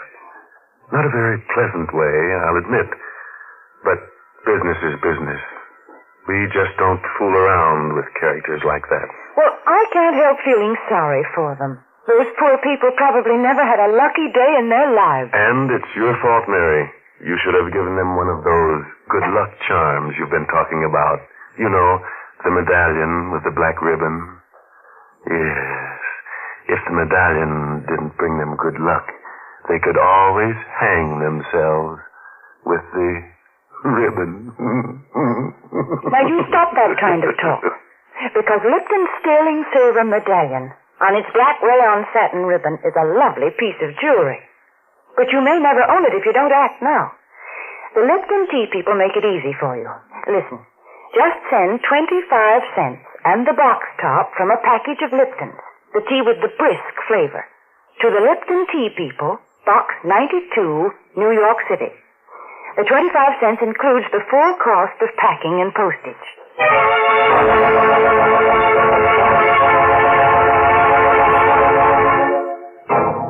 And now, a word of advice.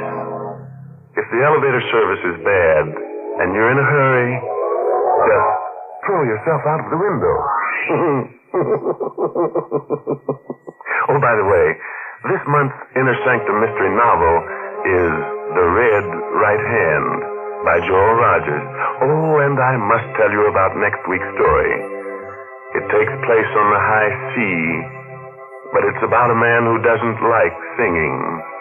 Yes, singing seems to strike the wrong note with him, and he goes around opening up throats with a knife to find out just what makes that wrong note. So, if you're one of those guys who sings in the shower, just cut it out before next week's killer does it for you.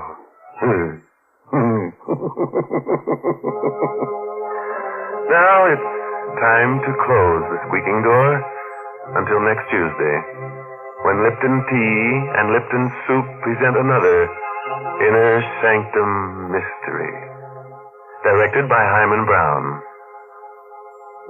Good night. Pleasant dreams.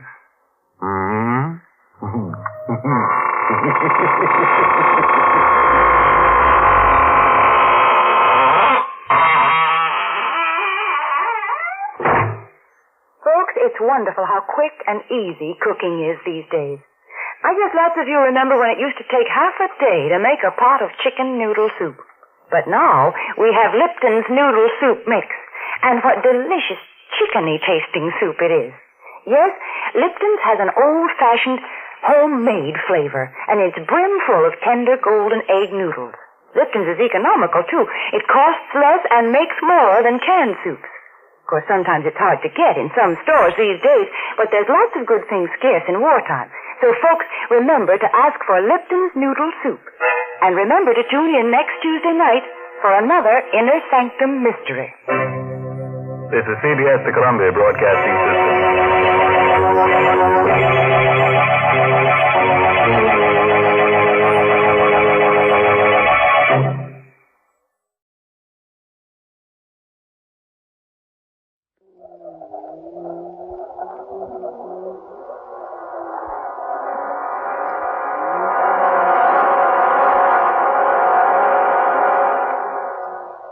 Dark fantasy.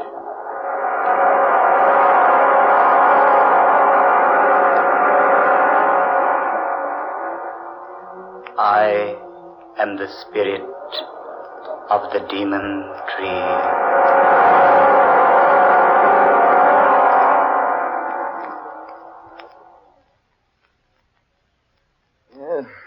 £3 on the Jack of Diamonds.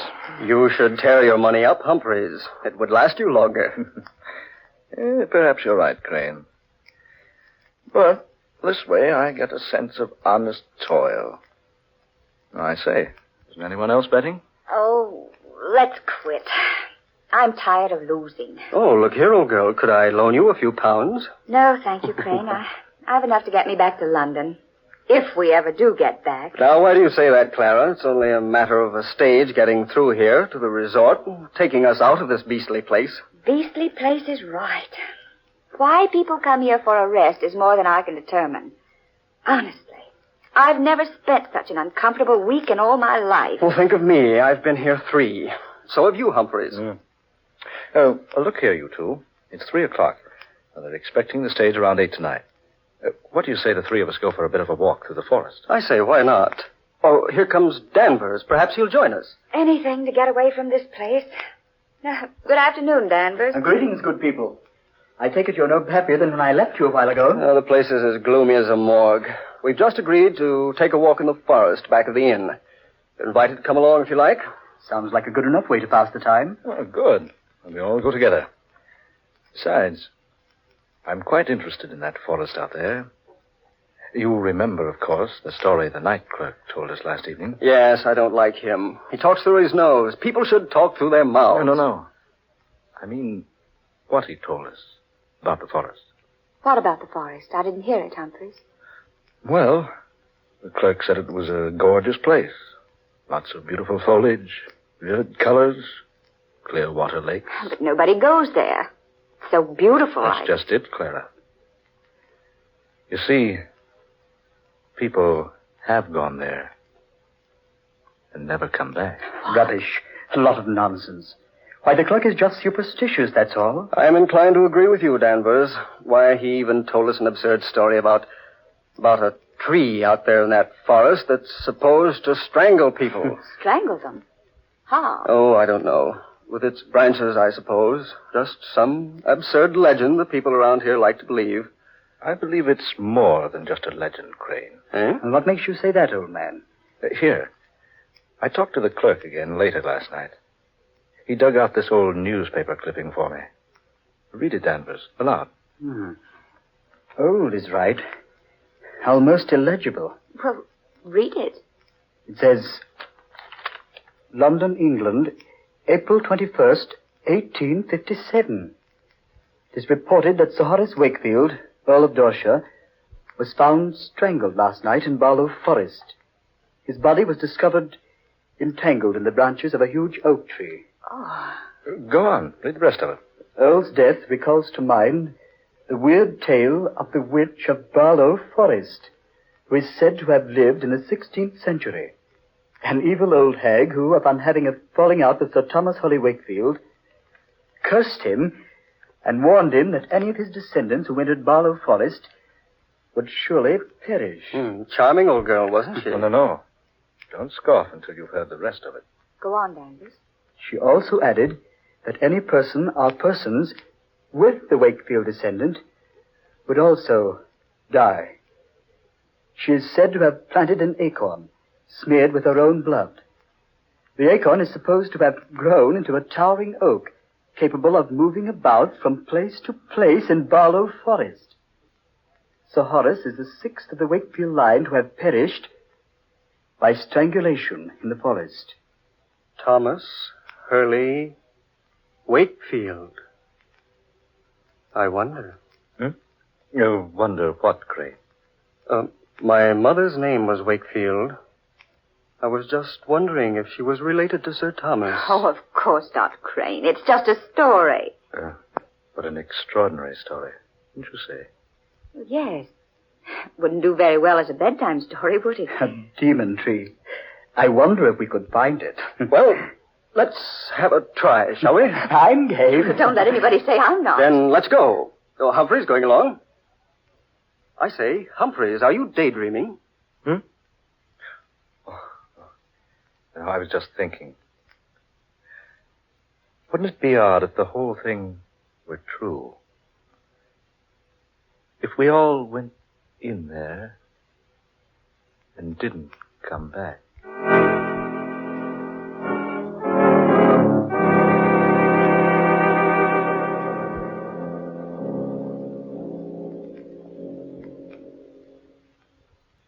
Well, do you gentlemen see any way we can get into that forest? It's as dense as Father Time's beard. Doesn't seem to be an opening anywhere. I think we can get in over here. Oh, all right. Coming, Danvers. There seems to be a footpath over here. Only one along this line of the forest. There, see? Oh, yes, you're right. Come on, I'll lead. We'd better remember the way back. It would be hard to get out of here if we didn't know where this opening is. Don't worry, I'll remember it. I'm good at landmarks. Go ahead, Clara. I'm right behind you. I say, do any of you feel that? Feel what, Danvers? A chill. I feel like it's 20 degrees colder in this place. I feel that way, too. So do I. It's naturally cooler in the woods where the sun doesn't shine. But not this much cooler. I don't like this place. I'm for going back to the inn. Oh, let's get on ahead a little ways. I say, it is pretty in here. Pretty or not, it gives me the creeps. It isn't the kind of cold caused by climatic changes. What was that, Denver? I said it's a different kind of cold. It's the kind that creeps up your spine when some evil comes over you. Oh, now, Danvers, you're just letting that newspaper story play on your mind. Wait a minute, eh? Look! That tree there in front of us. It looks like a human giant. Oh, you're right, Danvers. I could swear it moved just a moment ago. It did move. I saw it, too. That's the strangest looking tree I ever saw. Look at that bark. I wonder if... Crane! What's wrong, man? I just touched the bark of that tree and it didn't feel like bark at all. What? No, it felt like human skin. Here, let me feel it. By heaven, it's true. It does feel like skin. Warm and smooth and soft. Yes. It feels that way to me, too. Here, Humphreys, you touch it. No, thanks. Go ahead, Humphreys. Feel it. I have no desire to. You see, I'm sure you're right. What's that? I feel that this is the demon tree of Barlow Forest. Humphreys. I think we've seen enough of this place, haven't we? Let's get back to the inn. Yes, let's. All right. Come on. I say, wait a minute. Have you noticed how dark it is? All of a sudden. The sun's behind a cloud, probably. It's impossible to see the sky through this foliage. It is darker. I can hardly see where I'm walking. Are you quite sure this is the right way? I don't remember this clearing. I don't either. Wait a minute. By heaven, this isn't the way. It must be. We're on the path, aren't we? No. No, I don't think we are. It's so dark. Do any of you have a flash? I certainly don't remember this clearing. I think... What was that? What was what, Crane? You'll think this is foolish, but I swear I felt the branch of a tree brush across my face and shoulder. That's impossible. There's not a tree within 50 feet of us. But I felt it, I tell you. It rustled like a branch covered with leaves, and yet it felt warm and soft, like human flesh. Crane, are you sure? Yes, look, we're lost here. It's dark as night, right in the middle of the afternoon. And we've lost the path in that tree. Easy, Crane. Keep your head, man. I'm getting out of here. I'm not going to stay here and be murdered. Crane! Stay with us. No. I'm going to find the path and get out of here. Crane, stay here. We'll find a way back. I don't want to stay here and die. I want to get away from this place. Crane! Don't be a fool! Crane!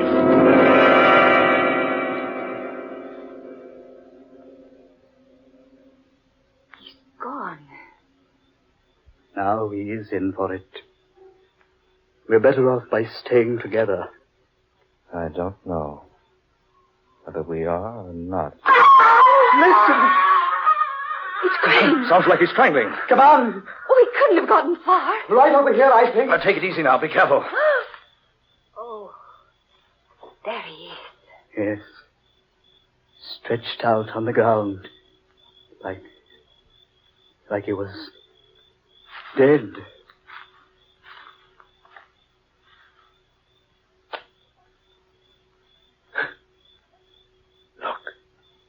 Look at him. Oh. Marks on his throat. Like hands would make. That wasn't done by hands. See? Stains on his skin. Green stains. Thomas Wakefield Crane. Oh, what a horrible way for him to die. Clara, that tree. This is where we first saw it. Now it's gone. Humphreys, you're right. This is where it was. I'm sure of it. Then what's happened to it? The important question is, what are we going to do with Crane? We'll have to leave him here till we can find a way out of this place. Poor Crane. It happened so quickly. One minute he was with us, and the next... We warned him not to leave us. Now, the three of us had better stay close together. Oh, yes, for heaven's sakes, let's not get separated. And do come on. There's nothing we can do for Crane now. We've got to find our way out of here. doesn't seem right, leaving him there. It's all we can do. Come on. How do we know which way to go? We don't. All we can do is keep moving and hope to find the path again. Oh, it's horrible. Wandering about like this, like nothing but a group of marionettes. Controlled by what strange puppeteer? What's that, Humphreys? I said, controlled by what strange puppeteer? Humphreys, surely you don't think we've been purposely led into this? Who can say? Oh, now, Humphreys. Crane went off the deep end. We've got to keep our heads. We found a way in. Surely we'll find a way out. Yes. Yes, we did find a way in. But what about the chill? The darkness? There's some explanation. Perhaps a storm is coming up. Yes, that could be it. Couldn't it? Storms don't rise that quickly in this part of the country. And the darkness. It came down on this forest like a shroud. Yes. Came so quickly. Reminded me of how a corpse must feel in his coffin when the lid is put over him. Look here, Humphreys. I'm about fed up with that sort of talk. Only a fool refuses to face the facts, Danvers. You know this isn't any ordinary situation we're in. The chill of winter in the summertime, darkness in mid-afternoon, and a tree that strangles. It was probably just an accident, Crane's death. Why don't you stop trying to tell yourself that the tree was only an imaginary thing? We all know that it's real. Humphreys. And as alive as any of us. The bark did feel like human flesh. Danvers. Humphreys. Look. What is it? A glow of light there ahead of us. It's the tree. There. Now, what do you think, Danvers? Look. It's the tree moving along in a glow of phosphorescent light. Good heavens. It's the same tree. It looks like a human giant. It was nowhere near here. It was back there. Do you two see what the tree is carrying? It's carrying Crane. It's got him tucked up under that huge branch that looks like a human arm. It's fading now. Disappearing again. Fading away. Yes. Gone. He's gone. Now do you believe, Danvers? Now do you admit that the tree is alive? What else can I believe? I don't know. Danvers, look out! He's fallen into a water pit. Oh. Help! Humphreys! It's quicksand! Humphreys, he's sinking. Help! I'm into my waist! Get me out of here! Stand still, Danvers. You just sink deeper. Quick! Help me out of here! Get something I can get onto! Here, Danvers. Danvers, grab the end of that pole. Here, let me help, Humphreys. Grab it, Danvers. Grab it. The pole, Danvers. Grab the end. We'll pull you off. I can't. That tree branch! It's beating me! Good Lord. Listen, Clara. A tree branch. But we can't see it. I can't get near the pole. The branch keeps beating me back. Humphreys, do something. He's up to his shoulders now. I can't make it. I can't help. Save me! Save me! No, he'll go under the quicksand and strangle. Danvers, there's nothing I can do. That tree! The demon tree! There's no escaping from it.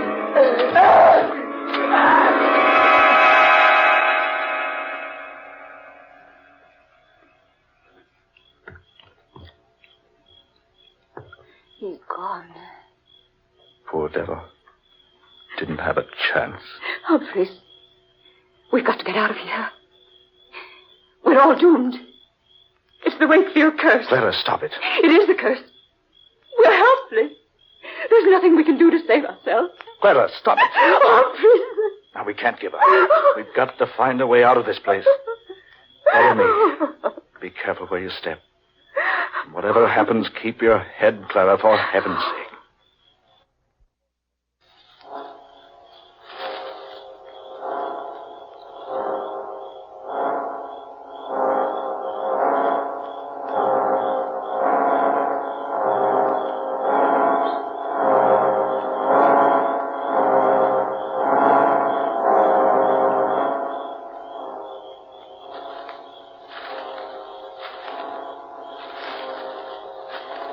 Oh, Humphreys.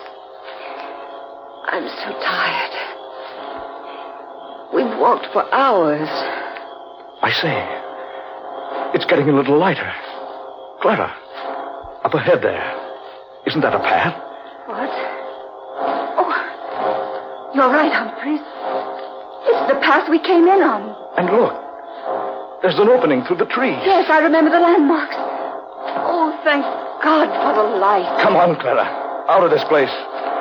There's nothing we can do for Danvers or Crane now.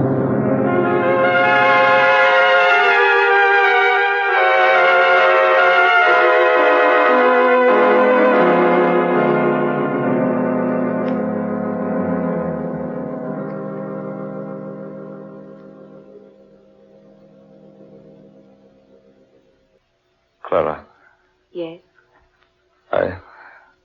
I wonder if you feel as I do. I thought we'd be safe back here in the hotel. I don't know how to describe it, but I have a feeling that this whole business isn't over yet. I know. I've had the same feeling. A feeling that we're not finished with the demon tree. Or that it's not finished with us. Yes, exactly. Yeah, my room. I'd better go in and have a drink, Clara. Heaven knows we need one. Yes, I certainly do. What's worrying me is how we're going to explain what happened to Creaking and Danvers. Yeah, wait a minute. I'll get the light. There. Humphreys, on the bed there. Good Lord. The branch of a tree about 2 feet long. Humphreys, don't touch it. Look at it. Look at it. A fresh, living branch. Put it down. Oh, Humphreys, I'm getting out of here. Where are you going? Down to the lobby and wait for the stage. Oh, hold on. I'll go with you. Wait, Clara. Wait, it's 3 flights down. Let's take the elevator. All right. We can get the thing up here. It's automatic. Just push the button, it'll come up. Humphreys, look. Someone left the steel gate open. I say, that's dangerous. It certainly is. Humphreys, that branch is pushing me. Stop it! Humphreys!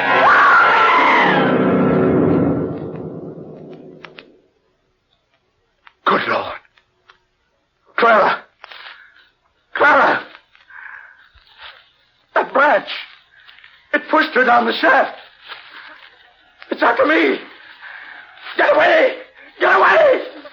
Help me! Help me, somebody! The tree! The demon tree! It's choking me!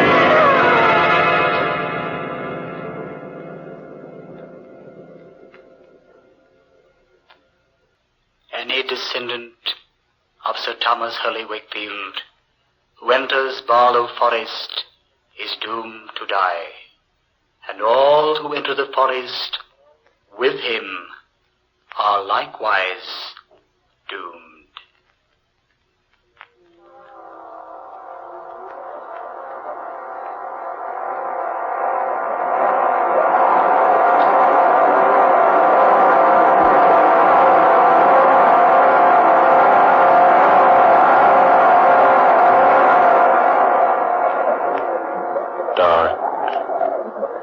Fantasy.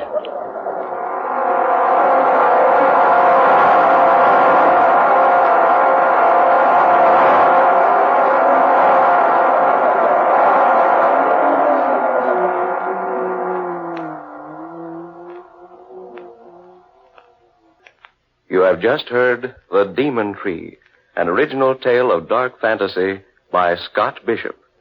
Tonight's cast included Eleanor Naylor Corrin as Clara, Ben Morris, who was Humphreys, Garland Moss took the part of Danvers, and Murillo Schofield was heard as Crane.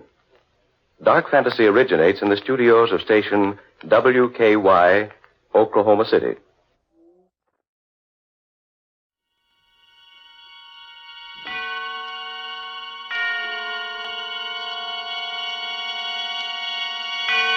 Now, Autolite and its 60,000 dealers and service stations present Suspense. Tonight, Autolite brings you Frederick March in The Night Reveals, a suspense play produced and directed by Anton M. Leader. Friends, for that Memorial Day trip, install an Autolite Stay Full battery in your car and relax.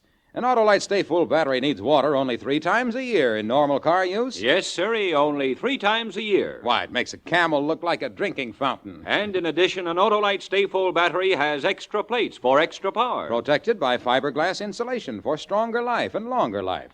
In recent tests conducted according to the life cycle standards of the Society of Automotive Engineers, Autolite Stay Full batteries gave 70% longer average life than batteries without all these features. With an Autolite Stay Full battery, you need to add water only 3 times a year in normal car use. So remember, you're right with Autolite. And now, Autolite presents Frederick March in a tale well calculated to keep you in suspense.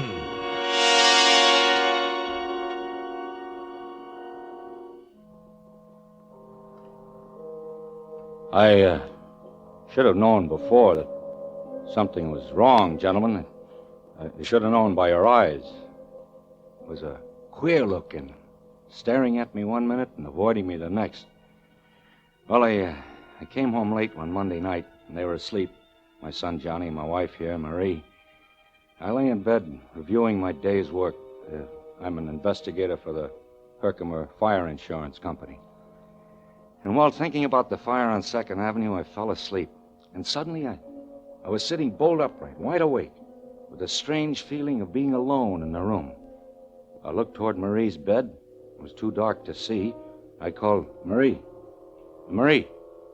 No answer. Got up, walked to her bed. Quilt was bunched up.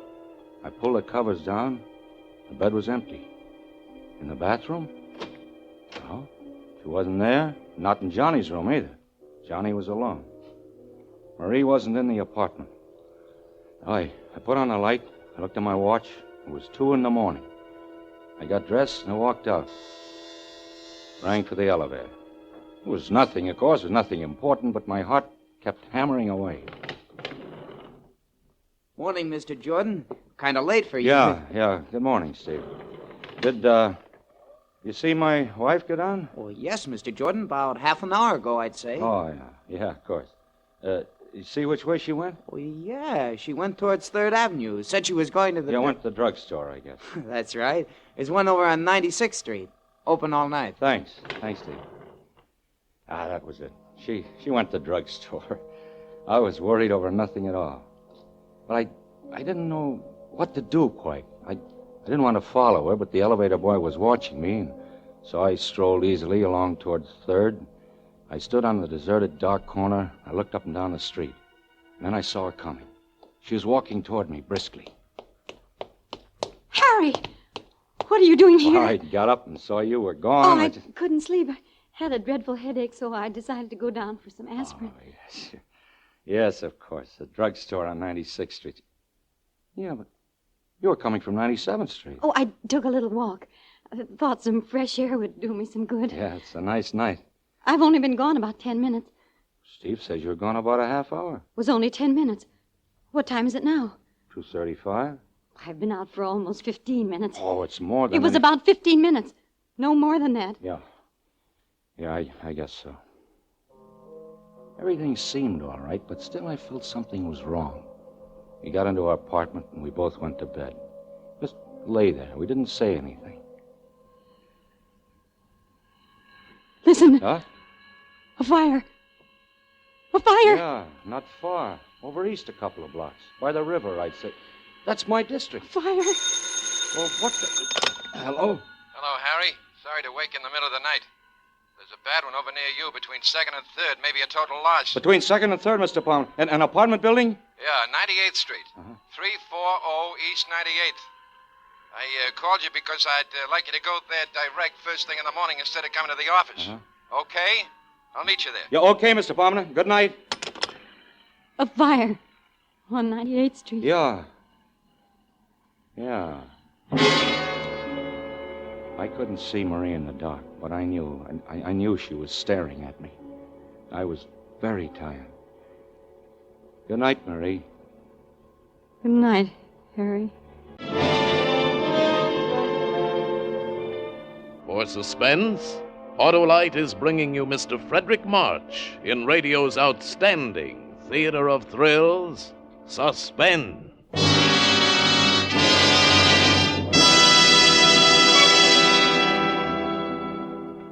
Hello, Otto. Hi, Hap. Say, this week I've been helping my brother-in-law get the car ready for Memorial Day. For a whole week? No. While he was pushing her up the driveway, I just told him no need to wear yourself to a frazzle. Just get a new Autolite Stay Full battery. Needs water only 3 times a year in normal car use. Why, an Autolite Stay Full battery has more liquid reserve than a camel with water on the knee. Sure. Yes, sirree, I told him. Forget those holiday worries. Just remember, the extra liquid reserve in an Autolite Stay Full battery means less danger from evaporation. For real performance, just install an Autolite Stay Full battery. It needs water only 3 times a year in normal car use. And all that time he was breaking his back, pushing the car up About the driveway? that time, he straightened up and gave me a dirty look. How was I to know he'd excited his sacroiliac again? And anyway, he shouldn't have anything but an Autolite Stay Full battery in his car for long, trouble-free operation. Did he tell you then he'd buy an Autolite Stay Full battery? He sure did, but emphatically. Fine. And now, let's get back to Suspense. And now, Autolite brings back to our Hollywood soundstage Frederick March as Harry in The Night Reveals, a tale well calculated to keep you in suspense.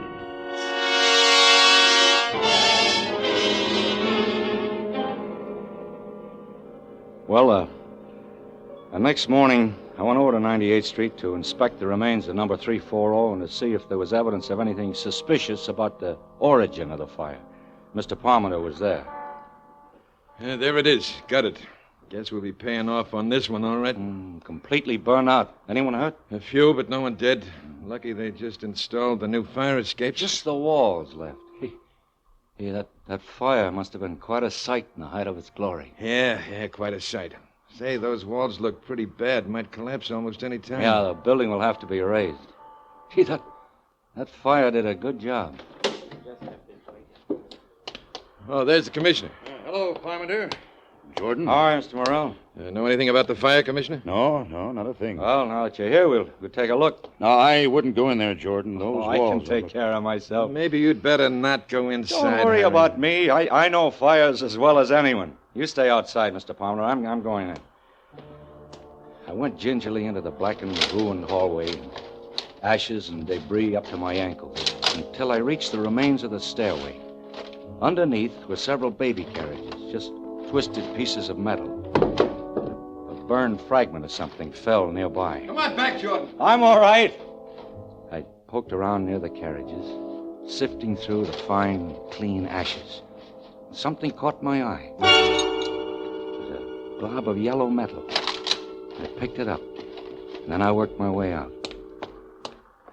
She's burned through, isn't she? Yeah, clean through. Nothing left of her. Did you find anything? No, nothing much. Fire started in the hallway, all right. It worked its way up. The cellar's untouched. What's that in your hand? Oh, that's just a piece of metal I found. Here. What do you think, Commissioner? It's probably one of those gadgets they have on baby carriages. I guess you're right. It isn't anything. But it was something. I had run my fingernail across this glob of metal. It looked like gold. I would examine it in detail later at home.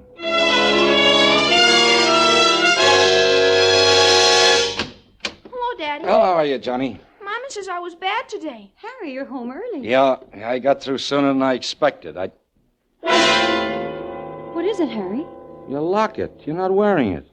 You've never had it off before. My locket? Well, don't you remember? Daddy, can I go over and see Davy Taylor for a minute? Yeah, Johnny, go ahead. All right. Gee, Daddy. Well, you shouldn't have done that. I didn't want him to go. He hasn't had his dinner. Never mind, Johnny. What'd you say happened to the locket? Well, I gave it to you.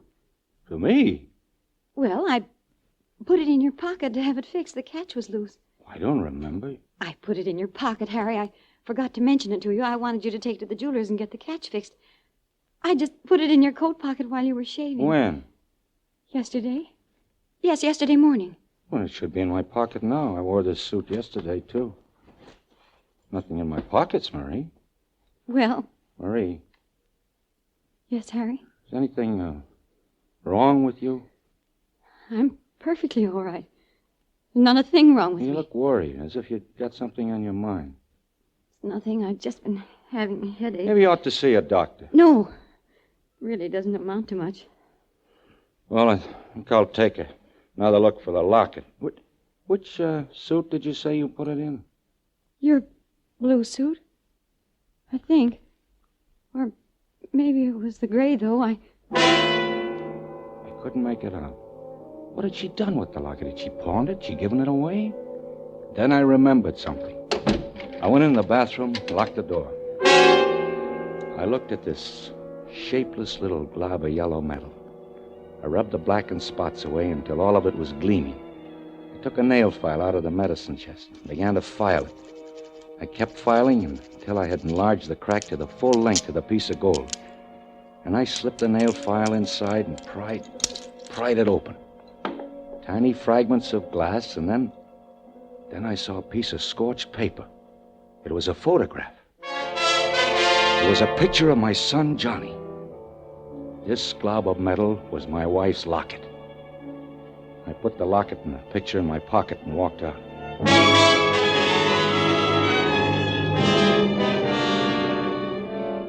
All through dinner and afterwards, I watched her. She seemed very uneasy. Finally, I went over to my pipe rack, where I kept several books of matches in a jar. There weren't any there. And now I knew she was watching me closely. I looked behind the rack. There wasn't a match around. What the devil happened to all my matches? I have a match. Here, let me light it for you. Did you take the matches out of the jar, Marie? Well, Did you? Yes, I needed them in the kitchen. Shall I light your pipe for you? No, I'll light it myself. I picked a match out of the booklet. It was a clean white match with a green head. I struck it against the side. The match spluttered up into a yellow flame, fringed on the bottom with blue. Marie stared at it until I felt the sharp bite of the flame on my thumb. Out! Burn yourself? No, it's all right. Would you like a nice hot cup of tea, Harry? No, dear, I don't think so. I watched her. Her hand casually brushed along the table and picked up the matches. Marie, leave the matches on the table. I need them. I'm rather short of matches. The pilot isn't working. Is this the only book of matches in the house? I have to get some tomorrow. Where are you going, Harry? Just get a drink of water. No, I'll get it for you, Harry. Never mind, Marie. I'll get it myself. I went into the kitchen. There was a paper bag alongside the gas range. Matches all thrown in helter-skelter. Books of matches and safety matches all mixed together. I walked back and sat down in my chair. You've been having headaches lately. I'm just tired. That's nothing serious. How'd you like to go away for a few days? Take a vacation. I'll get a maid to take care of Johnny and me. It'll do you a lot of good. No, I don't need a vacation. There's nothing wrong with me. But, Harry, there is... Yeah? There's nothing the matter. You were about to say something else. I've got to go into Johnny's room and see that he's covered. He always throws the covers off. I sat there looking after her, and then I glanced about the room. There was the pack of matches lying open on the table. I closed the cover. And then I noticed her purse lying nearby. It was bulging. Harry! What's the matter? My purse! Yes, your purse. Here, look. Full of matches. A dozen books of them. And these newspaper clippings. Give it back to me! Why are you saving these clippings? Why do you carry all these matches with you? Well, I bought the matches in a store. A dozen for 5 cents. These newspaper clippings. Fire on 112th Street causes severe damage. And all these others. Why are you saving these clippings, Marie? Why, there's nothing wrong in that. I'm interested in your work. I intend to keep a file on fires. It'll help you in your work. That's very considerate, Marie. Oh, Harry, you're so good. Why should this have to happen to us?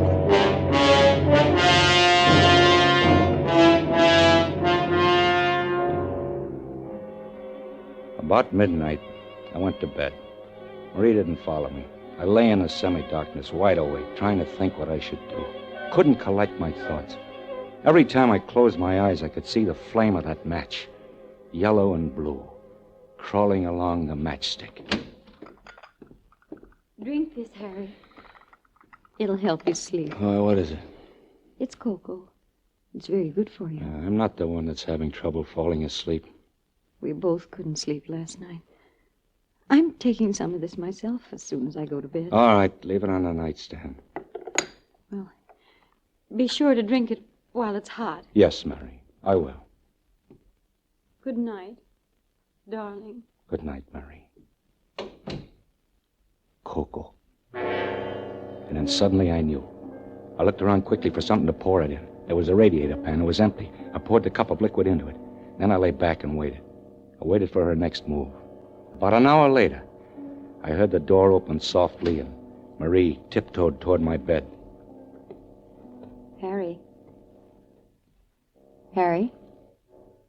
Are you asleep? I didn't answer, but breathed evenly. She hovered over me for a moment, and she tiptoed out, carefully closing the door behind her. I jumped out of bed and hurried into my clothes. Quickly, I poured the cocoa from the pan into a bottle, put it in my pocket. Then I grabbed my coat and I followed her. I rang for the elevator. She had only a few minutes headway. I'd catch up to her easily, and then we'd have a showdown. Steve looked at me with controlled amazement. Hello, Steve. Hello, Mr. Jordan. My wife went down a moment ago, didn't she? Yes, Mr. Jordan, just took her down. She went toward 3rd Avenue, didn't she? Why, I think so. She sort of stopped for a minute and then turned towards 3rd. I had to get back to the elevator because you were ringing. When I reached the corner, I looked up and down 3rd Avenue, and then I saw her. She was walking north. I crossed to the other side of the street and followed her, keeping at a distance. At 98th Street, she turned east. Down the middle of the block was the remains of last night's fire. She stopped in front of the gutted building for a long time, just stood there, looking at it. Then she walked inside. I waited a few seconds and then followed her. Marie! Who's there? It's me, Harry. Harry! Why did you... Come along, Marie. We'd better get out of here. The police. I took her hand. Without a word, she came along. We walked home in complete silence. We both knew. When we came to our apartment house, I stopped and rang for the elevator. In the light of the hallway, I could see her face. My wife's face. Ashy gray. Her eyes bright and painful. You run upstairs, Marie, and I'll be along in a minute. Harry, where are you going? I'll be right back. Please, Harry. Don't do anything. You run along, Marie. You're not going... No. I'm only going to the drugstore to get something. I'll be back in a few minutes. I came home a half hour later. She was waiting for me. Did you do it, Harry?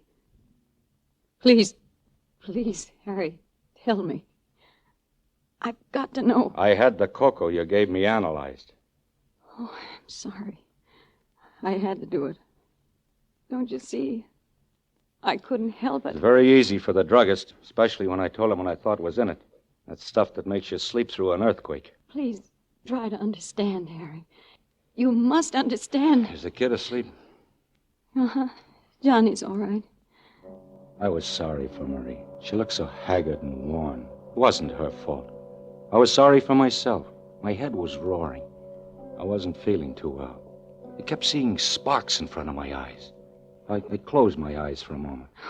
Let's go to bed, Harry. Marie, look, we can do something. Now, let's burn up every match in the house. We'll never bring another match in. No, Harry, we can't do that. You don't want to. No, not now, Harry. Strange, isn't it? Huh? That this should happen to me. Me, a fire inspector. That's funny. Give me the matches, Marie. All the matches. No, I can't do that. Give them I won't.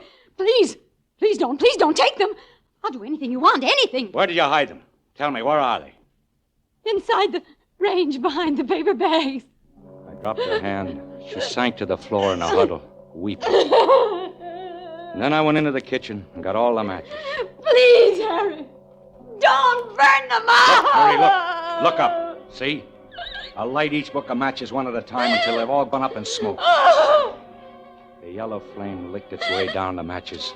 The cover caught fire and blackened. I watched her look at the flame with dazed eyes. Listen! Listen, Harry. You hear? Just someone in the hall. It's more than someone. Something's happened. Something has happened. I'll take a look. The house is on fire! Yeah, Marie, wake up Johnny. Johnny! Johnny! We'll have to hurry. The flames are coming up the stairs. There's an upward draft.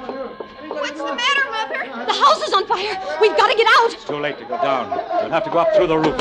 I hurt my leg. Come along, Johnny. Mother, wait for Mother. She'll come along. No, I want to wait for Mother. It's all right, Johnny.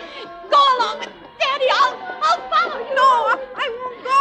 I won't go without you, Hold on to Mother. my arm, Marie. Come on. Give me a hand, Johnny. Don't be scared. The fire won't hurt you. It won't hurt you at all. You're safe with me. We made our way upstairs. Very slowly because of Marie's sprained ankle. Finally, we got to the roof. There were some firemen on the next roof. About 10 feet separated the two buildings. Don't get panicky. We'll get you off safely. Are we going to have to jump across, Daddy? Mother won't be able to jump. Her foot. It's all right, Johnny. Don't be scared. They're putting a board across between the two roofs. We'll just walk across. All right, now. One at a time. Tie the rope around you and come across. Johnny, you go first. Here. Now, don't be afraid. There. Rope will hold you in case you slip. Mother, you got to go first. I'll go right after you. Johnny! You promise? Go ahead, Johnny. Mother will follow you. And don't turn around. Now keep walking. All right. The kid's safe. Now you, lady. Be careful. The board. Hey, the board slipped off. Hurry, one of you guys, and get another board. Coming up. Your mother's going to be all right. You pushed the board off, Harry. I saw you do it. No, I didn't, Marie. I didn't. All right, mister. Just tie the rope around her. Now, don't be afraid, lady. And don't look down. All right. Ready? I'm ready. Okay, boys.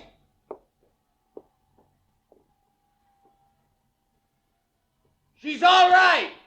Now you, mister. All right. That's right. Tie the rope around you. All set? Okay.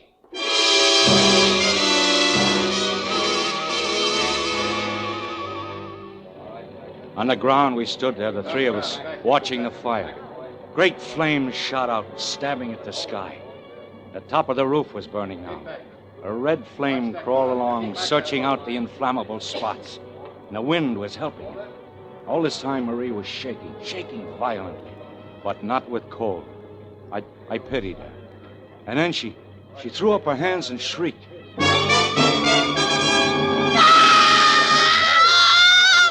Harry! No, darling, don't. I can't stand it! We can't go on this way. Police! Police, come here! Don't do it, Marie. There's no need to let the police. You don't know what you're saying. Police! What is it, lady? Hey, you better calm down now. Officer, pay no attention. No, it's no use, Harry. Officer, these awful fires, they're not accidental. There's a pyromaniac, a criminal. I know who it is. You got to arrest the person. Arrest, so there won't be any more. All right, lady. What is this? Who is the pyromaniac? The criminal is my husband, Harry Jordan. This man here. Arrest him, officer. Well, that's about all there is to the story, gentlemen. And then I was brought here. She must have sounded kind of, well, painful for you to hear it all over again, Marie. No, it was all right, Harry. I wonder, I got a cigarette. Could I, No, I'll light it for you, Harry. You don't have to worry. I won't try to keep the matches. She's been awfully good to me, gentlemen. You'll take good care of her, won't you? She tried everything to help. Hid the matches so as to keep them from me. She even tried to give me sleeping pills so I wouldn't... It's all right, Harry. I'm sorry about the locket there. Must have fallen out of my coat when I was in that building at 98th Street. It's all right, Harry. You can buy me another one. Sometime. You can't blame anybody for liking fires. It's not their fault. Fires are beautiful to watch. So bright and clean. They burn up all the filth and dirt. They're magnificent to watch, especially the big ones. The way the flames roar and crackle, lighting up everything around you. The beautiful fire. The beautiful fire.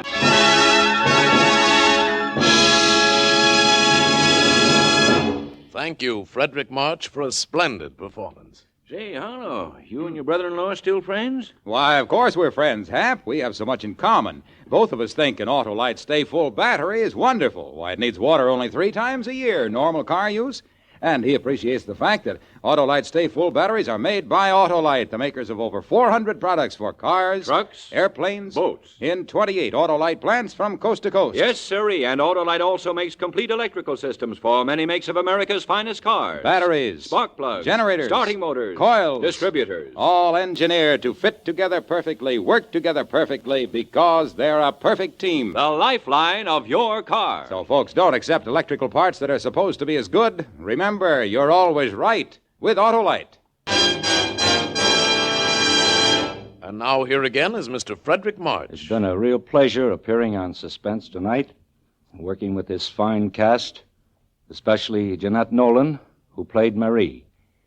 And I'm looking forward with great interest to listening next week when radio's outstanding theater of thrills brings you Joan Crawford in The 10 Years, another gripping study in... Suspense.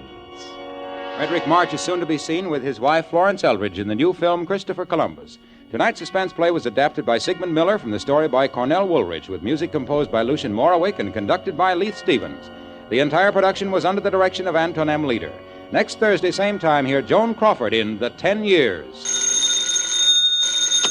You can buy Autolite Stay Full batteries, Autolite resistor spark plugs, Autolite electrical parts at your neighborhood Autolite dealers. Switch to Autolite. Good night. This is CBS, the Columbia Broadcasting System.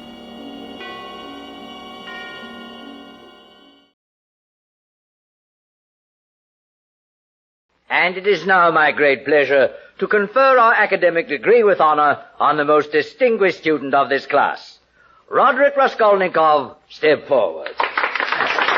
In the history of our university, there have been few young men who have compared with him in mental brilliance, and few for whom the future held greater promise. Roderick, I've spoken for the university. Now I want to speak for myself. As a token of the esteem in which I hold you and your abilities, I want to present you with this watch. Thank you, sir. Well, read the inscription. Oh. To Roderick Raskolnikov, may his great gifts bring him the reward of honor and good fortune. Thank you, sir. Thank you very much. Roderick, my boy, I'm proud to have had you as one of us, and sad that you are leaving. Good luck to you, and God bless you.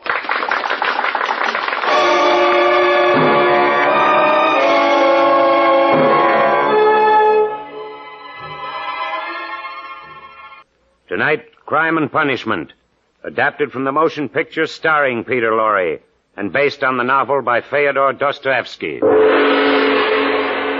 Mystery in the Air, starring Peter Lorre, brought to you by Camel Cigarettes.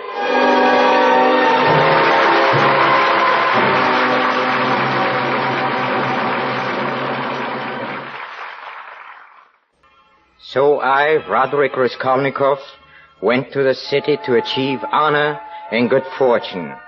But 1 year later, I had achieved neither. Oh, I had written one book, a book on crime, which I had to sell to a publisher for barely enough money to pay my first 6 months' rent. Oh, the reviews were very nice. Yes, one of them said, the subject is handled with such brilliance that one wonders whether it's the work of a genius or a great detective, or both. Genius or great detective.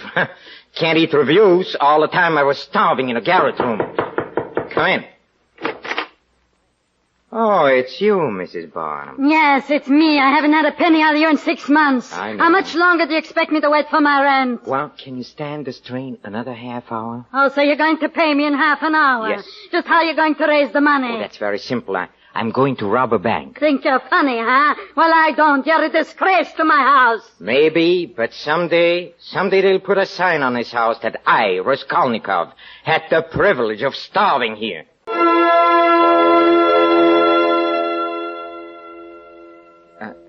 I beg your pardon. Is there a pawnbroker? I think it's an old woman by the name of Leona. Does she live here? Yes, one more flight up. I'll show you. Yeah. I'm going there myself. Thank you very much. May I carry your package? No. No, I can manage. It's this door here. Just ring the bell. What do you want? Oh, it's you, Sonia. Come in. Who's this? One of your gentleman friends? No, I met him on the stairs. Well, what have you got this time? This Bible. And where did you steal this? I didn't steal it. It's been in our family a long time. What do you want for it? The cover's inlaid with mother of pearl. The stones are garnets. It's worth at least 100 rubles. I'll give you 6 rubles for it. But If you don't want it, leave it. What have you got, mister? I have a watch. I'll take the 6. Here you are. You said 6 rubles. You gave me 1. That's right, 6 rubles. Less 3 months interest for your shawl and 2 months on the necklace and silver buckles. That makes 5 rubles. 5 from 6 is 1 ruble. Well, what are you waiting for? Want your Bible back? No. Well, come on, get out! Get out! Common little gutter snap. All right, mister. Let me see your watch. Here. To Roderick Raskolnikov. That's me. May his great gifts bring him the reward of honor and good fortune. It's inscribed. I can't give you as much. I want 50 rubles on it. I'll give you 10. All right, give me the 10. There you are.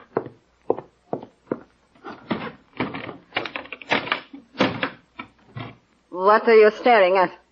Don't look at me like that. I'm not looking, I'm not staring. I was watching you put the young lady's Bible in my watch into that trunk, that's all.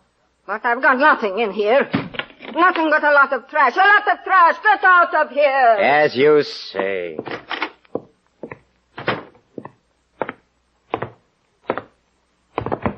Oh, forgive me. Oh, it's you, Miss Sonia. What are you looking for? My ruble dropped out of my hand when she pushed me out the door. Somebody ought to push her straight into the next world. What use is all that money to her? Is her miserly life worth 100 others like yours and mine? I'd like to take her by the throat. You shouldn't say things like that black beetle. Here's your ruble. I found it.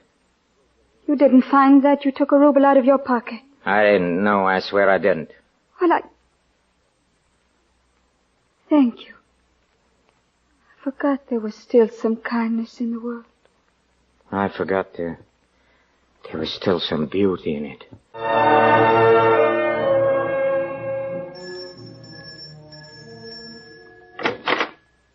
What do you want at this hour? It's after midnight. It's me, Raskolnikov, don't you remember? I've got a valuable vanity case this time. Fine hour this is to come around with your rubbish. But come in.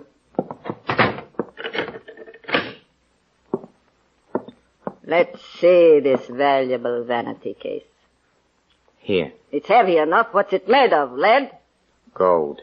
I'll believe that when I see it. Oh, what's the idea of making so many knots? I can't untie this thing. I'll show you the idea. Put on that poker! Put on that poker! I will! Please. On your head, you dirty, you old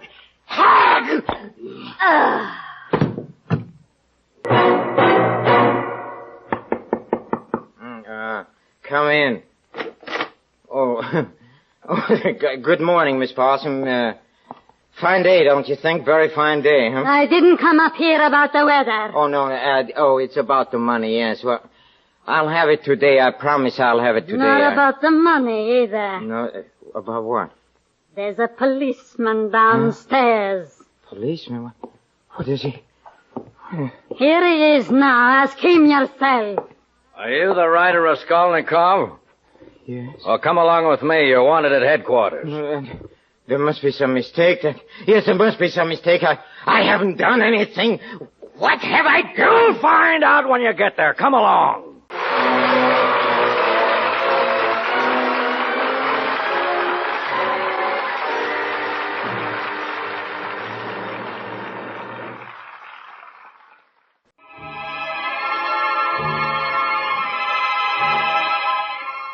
Roderick Raskolnikov, trembling with fear, now stands before the clerk in the police station.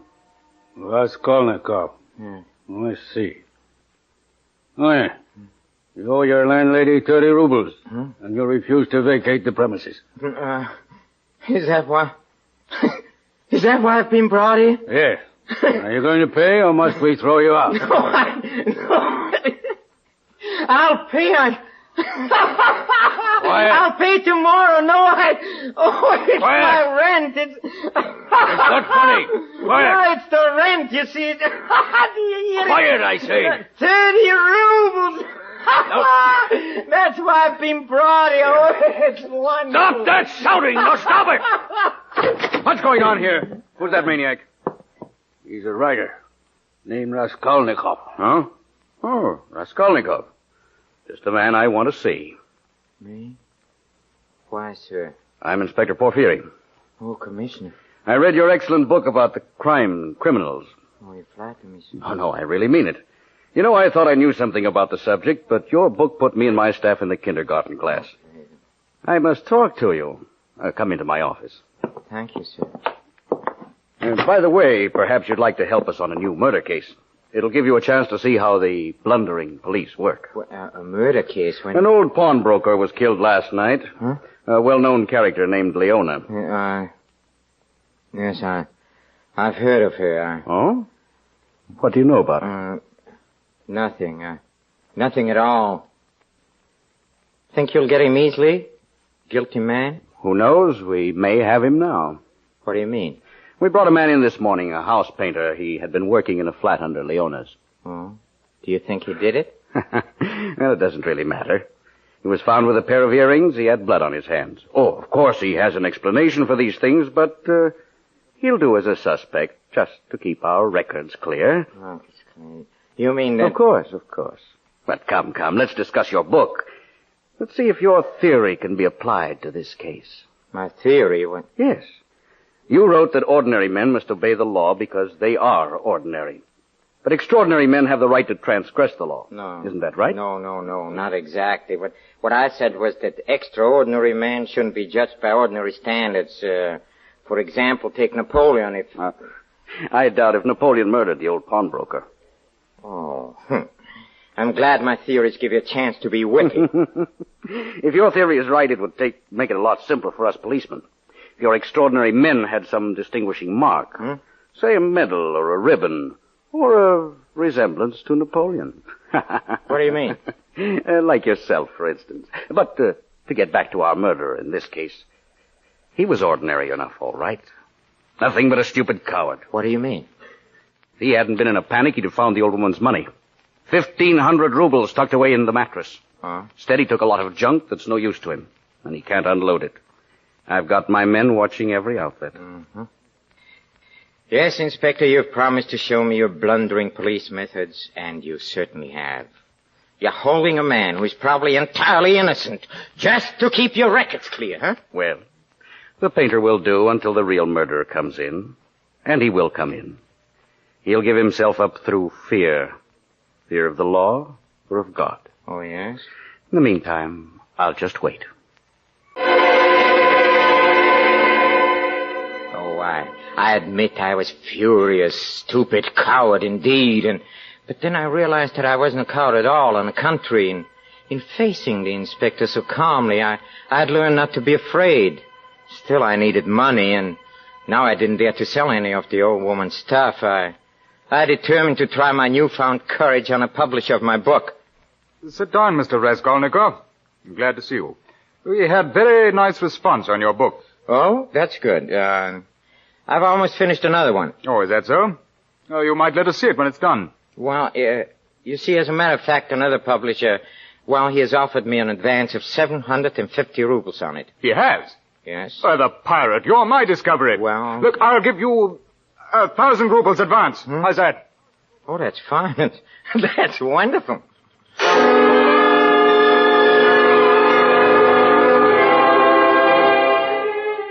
Yes, it's wonderful. I took the money. I paid my landlady in full. I bought myself a whole new outfit of clothes. Oh, I was riding on top of the world. But then a disturbing thought occurred to me. Of course, the inspector hadn't suspected me for a moment, but undoubtedly he would find my name in the old pawnbroker's books. He might think it curious I hadn't mentioned it myself. I decided to go and see him again, voluntarily, yes, out of my own free will. That's what an innocent man would do, or would he? Well, anyway, I'm going.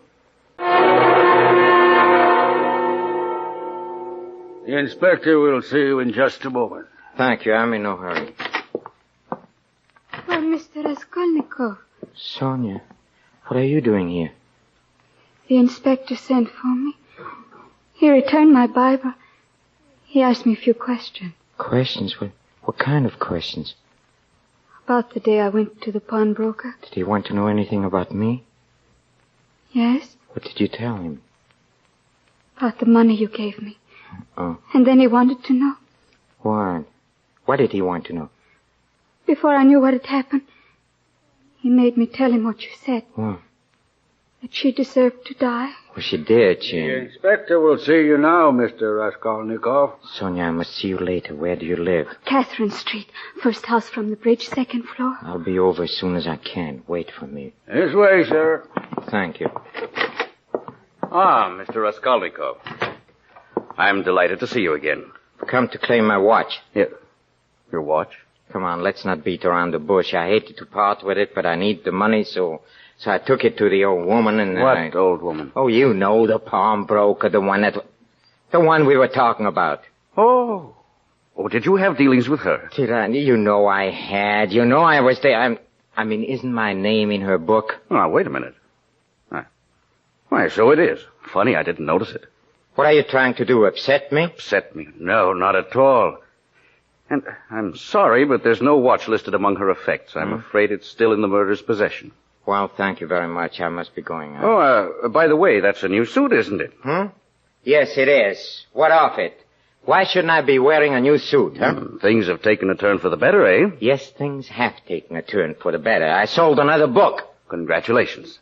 I hope you'll have some theories in this one that'll help me solve this murder. We're still holding that poor wretch of a painter. Oh, your real murderer hasn't come in, huh? No, not yet. But I haven't given up hope. Oh, you're very optimistic. That's good. Suspect anyone in particular? Oh, I suspect anyone and everyone. That's good. I'll admit now that for a time I even connected you with the murder. Me? Yes. You know how a policeman's mind functions. No, I don't. I began piecing things in a pattern.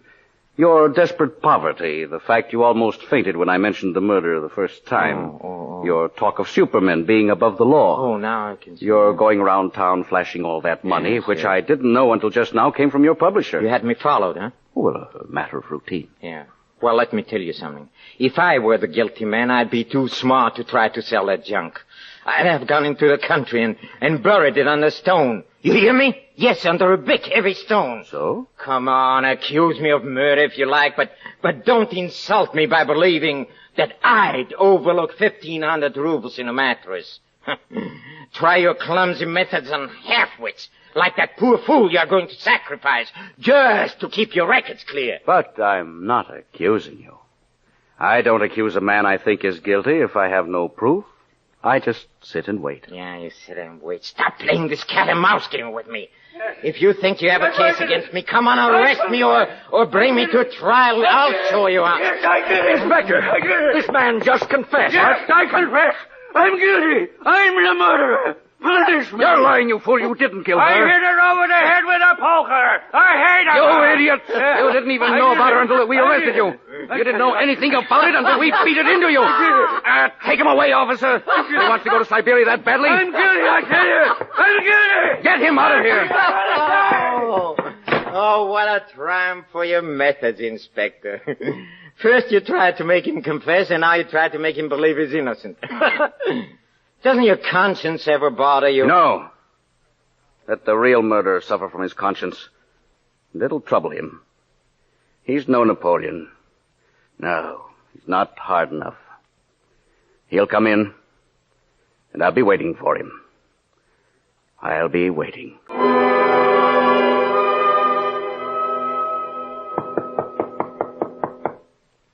Who is it? It's me. Oh, where have you been?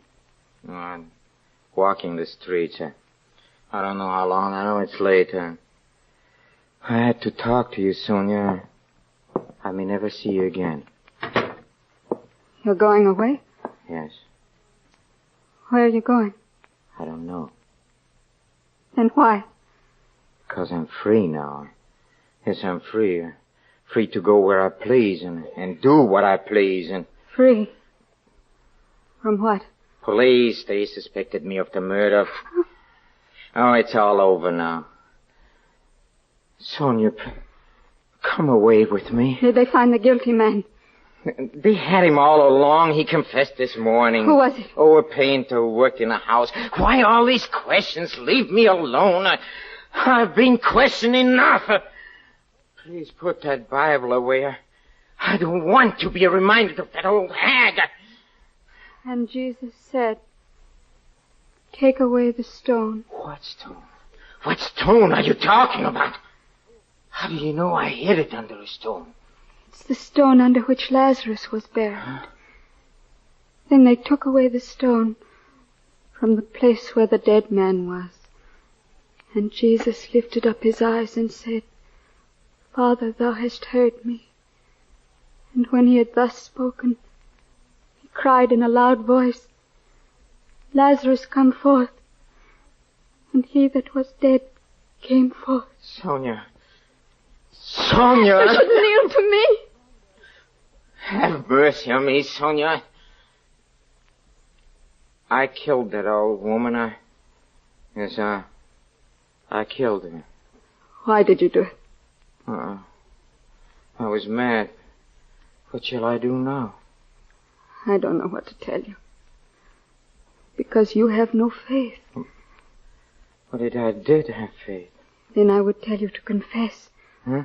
Atone for what you've done. Confess to the police? How else can you save the one who's being punished in your place? Confess and go to Siberia and rot in prison, Sonia? How can you ask me to do that? Because I love you.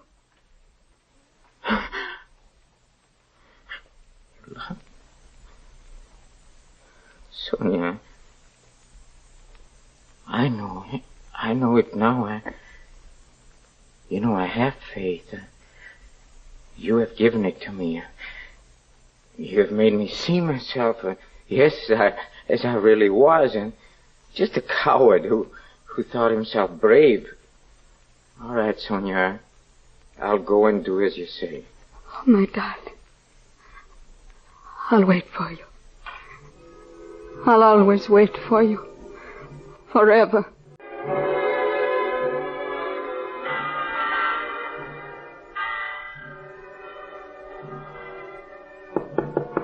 Come in.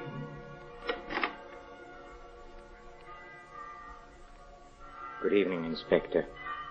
Good evening, Raskolnikov. I've been expecting you. I've been expecting you for quite a long time.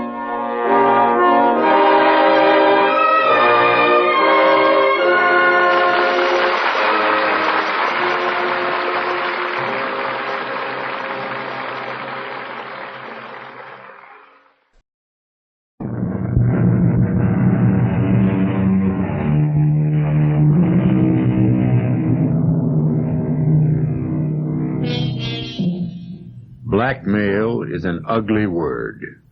And when one of the blackmailer's victims sincerely insists that he's an angel, while another swears he's a devil, and still others are convinced he's a ghost, the problem of dealing with him becomes Herculean.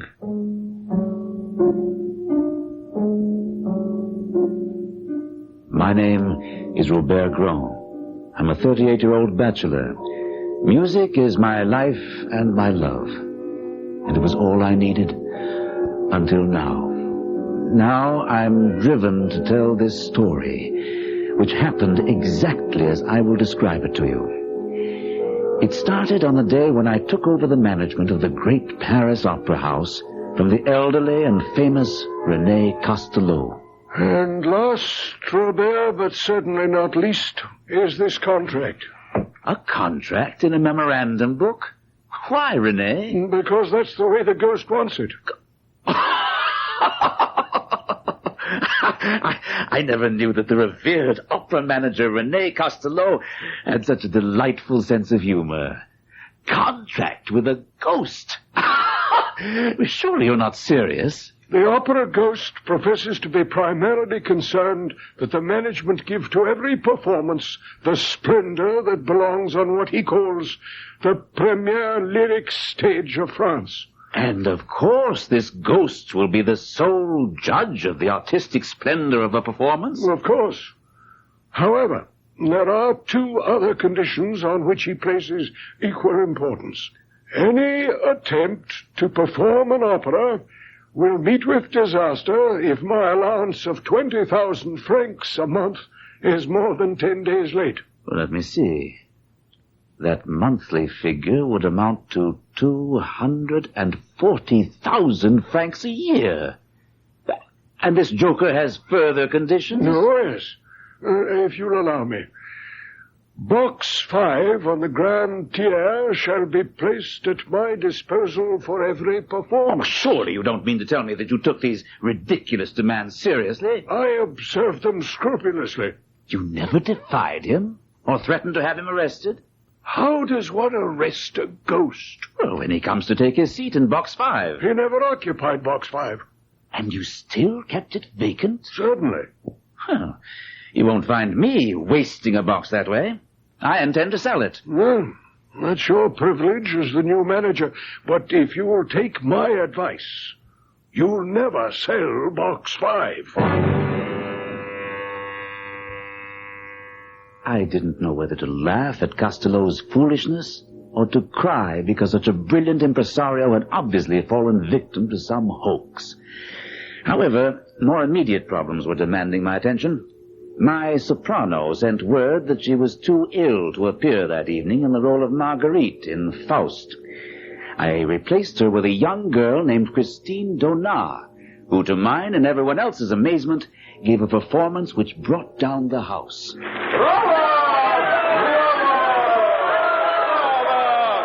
Marvelous! Superb, Christine! Oh, Durant! I thought you were in Chartres with your brother. I was until I heard that Christine was to sing tonight, and then I rushed to Paris. Forgive my rudeness. I mean to congratulate you upon your appointment as the manager of the opera. Now I must congratulate you on choosing Christine. I never heard her sing like this before. Nor have I. What a triumph! Look at her.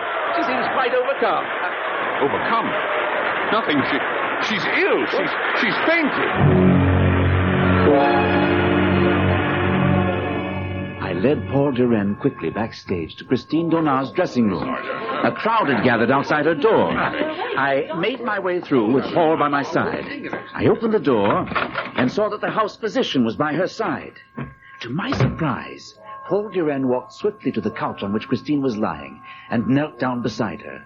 She turned her head, opened her eyes, and said, Monsieur, who are you? Mademoiselle, when we were little children playing together at Perrault, I was the little boy who went into the sea to rescue your scarf. Well, how amusing, monsieur. Mademoiselle, since it pleases you not to recognize me, I should like to say something to you in private.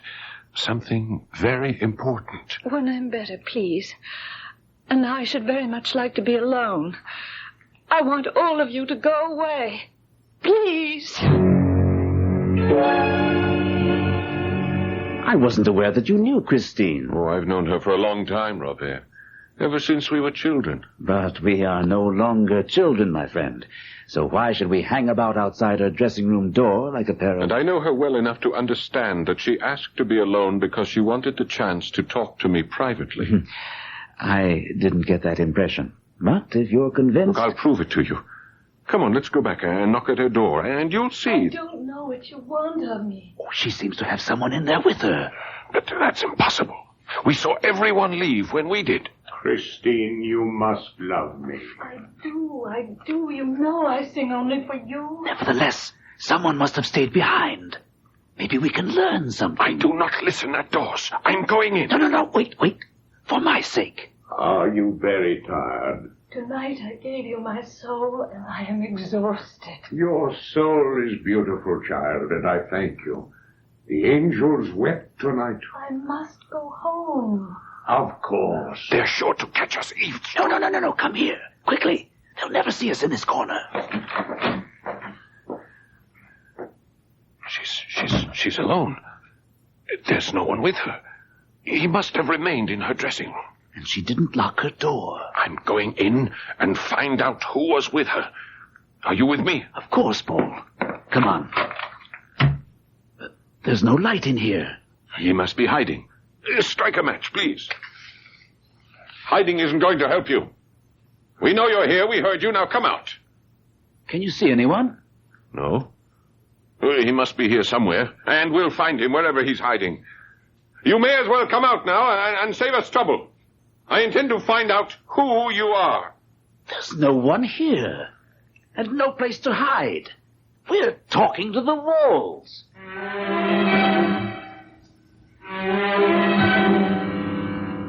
Robert, you know my family goes back to the days of Napoleon, and I'm sure you feel I lied to you when I said I knew Christine Donat. Certainly you had every right... What's this about Donat? Well, this letter will prove to you that I wasn't lying. You see, she says right here, I have not forgotten the little boy who went into the sea to rescue my scarf. Then you know where she is. Of course. She is in Perrault, and she is inviting me there, too, because it is the anniversary of her father's death. Her father and I were friends. Do you mind if I go with you? How do you know I am going? Oh, don't talk nonsense. You're going because you're in love. And I'm going to bring back a singing sensation who hasn't been heard since the night of her triumph. So you came after all. I was thinking while I was at Mass, will he come and will he remember the inn of the setting sun? You knew I would come. And you knew I would remember, Christine. Oh, I also brought Monsieur Grand. Well, how nice, but why did you... I am here to ask you to return to the opera, mademoiselle, and to ask you to sing other roles. Well, you will have to excuse me, Monsieur Grand, but I cannot talk of singing other roles now. But I have come all this way, mademoiselle, just to... I did not ask you to come. Or you either, Paul. You asked me to come, Christine. You knew your letter would bring me here to Perrault as surely as the sun shines. That may have been a mistake on my part. There was no point in my remaining, as it was obvious that there was a lover's quarrel brewing. So I told Paul he could find me in my room. What you hear now is what Paul told me happened after I left them in the sitting room. Why do you say mistake, Christine? I don't know. When I wrote the letter, I was thinking of my childhood and my father and the games we played as children. I think I wrote to you as the little girl I was then and not the woman I am now. When I came to you in your dressing room the other night, was that the first time you noticed me? No. I'd seen you in your box. I knew you were in the audience. Oh, good. Then why, when you saw me in the dressing room and I reminded you about the scarf, why did you pretend not to know me and laugh at me? All right. I know it was because there was someone in your dressing room, Christine. What are you talking about? The man to whom you said, I sing only for you tonight. I give you my soul and I am exhausted. You were listening at the door. That's the most... I listened, Christine, because I love you. Yes, Yes, I heard everything. All right, Paul. Tell me what else you heard. I heard him reply that your soul is beautiful, child, and I thank you. The angels wept tonight. Oh, Paul, you should not have heard that. You shouldn't. You shouldn't. And where is Christine now? Oh, I assume she went to her room. She ran from me, Robert. Why would she run from me? Oh, don't ask me to explain why women do the things they do. Why would she flee the opera after the triumph she had? There must be some explanation. There must be. I can give you one you won't like. The voice we heard was the voice of Christine's lover. He didn't know about you, nor were you aware of his existence. She ran away to try to get things straightened out. That's why she wrote you. She knew you'd come here, and she'd be able to speak to you away from her lover. I won't believe it. Don't forget, we checked, and there was no one in her dressing room. And don't forget, we both distinctly heard a man's voice. He had to be her lover. Or someone who's been giving you problems, Monsieur Manager. Someone who calls himself the Opera Ghost.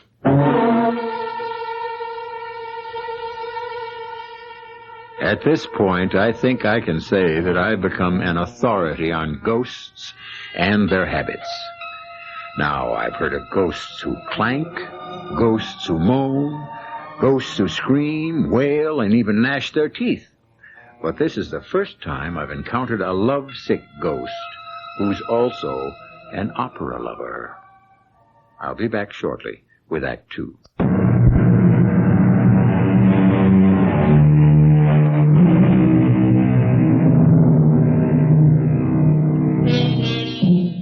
From time immemorial, out-of-the-way places have been favorite meeting spots for young lovers.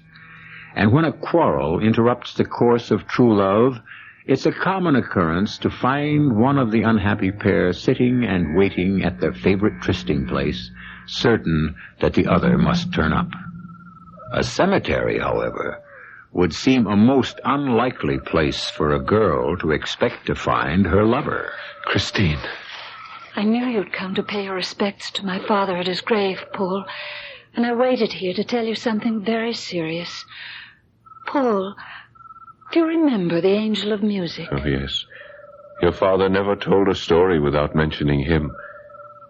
I remember him saying that at least once in every great musician's life, the artist receives a visit from the angel. Yes. And sometimes, Paul, the angel leans over an infant's cradle, and that infant then has heard the angel, and the infant becomes a child prodigy. I remember. And when I asked Father if he had ever heard the Angel of Music himself, he shook his head sadly. But, Paul, he told me that I would hear the angel one day. He said, when I'm in heaven, I shall send him to you.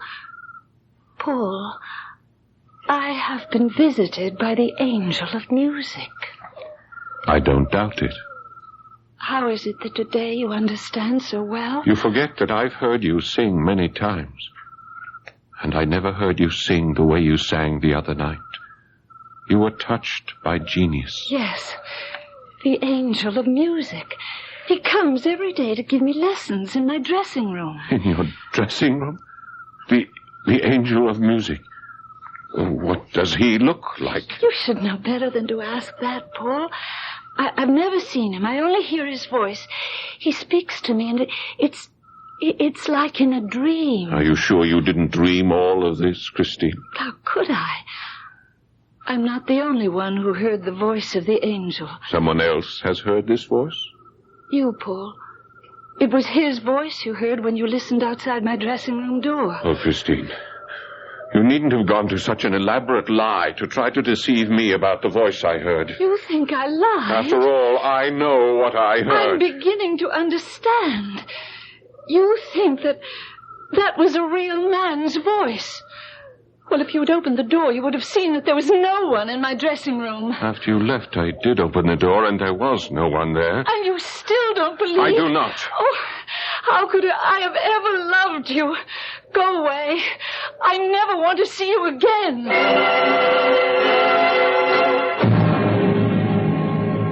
The return trip to Paris wasn't pleasant.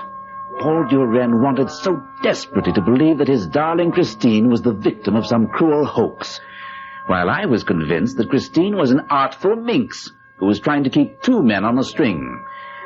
This belief was strengthened by a telephone call I received the following day at my office. Grand speaking. Carlotta Sorelli. Oh, good day, madame. What can I do today for my beautiful prima donna? First, my dear Monsieur Grand, you must learn that I am not a woman easily intimidated. I'm sure you're not. But why do you call I me? intend to sing the role of Marguerite in Faust Thursday night. Well, of course you do. Why would you call and tell me what has already been announced? Because of a note I received this morning. It reads, if you dare to appear as Marguerite next Thursday evening, be prepared for a gigantic misfortune. Oh, a prank. A jokester. Surely you're not going to take that seriously. That's exactly what I called to tell you. And I'm pleased you're taking it so well. Even if I were dying, I would sing the role of Marguerite next Thursday night.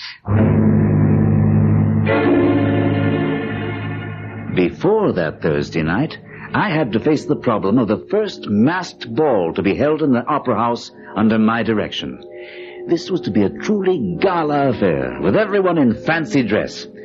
I knew from experience that every artist would be there, hoping to meet and fascinate a masked member of the upper crust. I, of course, attended unmasked. Robert! Robert! Oh, Paul! Is that you behind this black domino? Yes. I suppose you're seeking Christine, hoping to discover what masquerade she uses tonight. I don't have to hope. My Christine is behind that white domino over there, and we have a tryst in box 17 on the Grand Tier at midnight.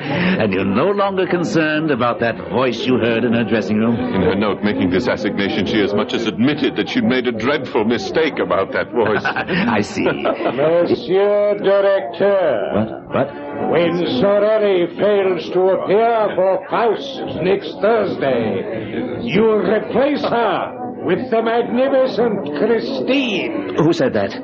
It came from the white domino. Nonsense. Christine is wearing the white domino. Then Christine is using some trick to make sure she sings Marguerite again. There's where it came from. From the center of that crowd. The man in the scarlet cape and the death's head mask. You think so? Yeah, well, it's almost positive. Come, let's unmask him. Read what it says on his cloak.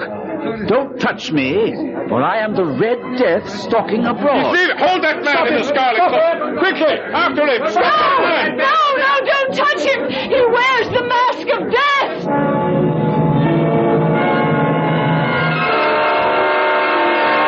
Who was that man? Why did you tell everyone not to touch him? Please, Paul. Please keep your voice down. You shouldn't have come here. All right, but you were the one who asked me to meet you here in this box on the Grand Tier, remember? I know, but that was before you started to chase the Red Death mask. And why did you stop us? What is that masquerader to you? Maybe nothing, maybe everything. Oh, Paul, you were right. The voice I hear is not an angel, but a human voice. Belonging to... I don't know. I still haven't seen him. But what made you change your mind about the angel of music? Because he forbade me to see you. How did he know about me? I told him. The first time I saw you in your box, I rushed back to my dressing room. The voice immediately noticed that I was elated, and when he asked me why, I saw no reason not to tell him about you. Yes, and? Oh, the voice spoke to me with great sadness and said that if I were to give my heart on earth, there was nothing for the angel of music to do but go back to heaven and leave me without any more lessons. And that was a thought I couldn't bear. I knew what the lessons had done for me in a few weeks' time. How did the voice do this? What is the secret? Believe me when I tell you I wondered myself. I even thought perhaps there might be witchcraft involved. Oh, ridiculous. You could never be caught up with the forces of evil. Well, then what is the voice? A man. Someone who... Yes. I confess, I am jealous. That's why I stopped. There is no angel of music, but there is a man. A man who must love you and want you as I want you. And I mean to find out who he is. No, you mustn't. That's why I had to see you tonight, to warn you. Promise me that you... I'll promise nothing. I am not afraid of this voice, even if you are. Paul, you must listen and try to hear how I discovered the voice was human. Listen, and if I have any power to transmit emotion, you will hear him as I heard him, and you will know why I'm frightened. You have lied to me, my child, because you love Paul Durand. Why should my love for Paul distress you so? I have already told you. If you love him, then you do not believe in me. Believe in me, my child. Whoso believes in me shall live and sing. Whoso believeth in me shall also reach the heights. But I shall bring down those who oppose me, all of them. And don't think Eric cannot do that. Eric? That's your name, then. You're not... Your angel of music? Most certainly, my child. I have proven that to you. I am your angel, Christine. But I warn you that I have an evil side, and I have power. How is it that Sorelli fell ill the other night? How does it happen that all the directors of the opera have taken orders from me? Who are you? And why did you choose me as a pupil? Because of your purity, child, and your beauty, your gracious beauty. Where are you? Here. This is a childish game you're playing. Let me see you. Never. The day you see my face will be doomsday for you, me, and everyone connected with the opera. And let me repeat my warning. If you want Paul Durand to live, you'll be very careful about seeing him. Who are you to give me orders? I rule here. The opera house is my kingdom. And all of you are my subjects. Paul, dearest, did I succeed at all in recreating the power of that voice and the terror he inspired in me? Whoever or whatever he is, he must be completely mad. Perhaps, but nevertheless he does have power. What does it matter? You've told me that you love me, and now all you have to do is leave the opera, marry me, and we'll go away together. I cannot. I dare not.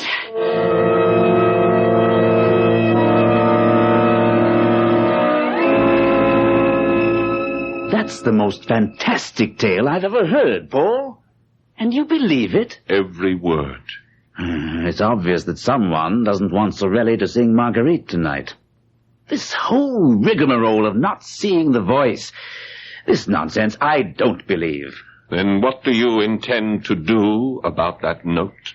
It was Sorelli's decision to ignore this second threat, and my decision to ignore the opera ghost. I ask you to join me tonight in Box 5 on the Grand Tier, where we will both enjoy a marvelous performance of Faust. The first act of Faust went very well, and as the curtain fell for the intermission, I allowed myself to relax in Box 5, where I was sitting with Paul. Well, Paul, what do you say now?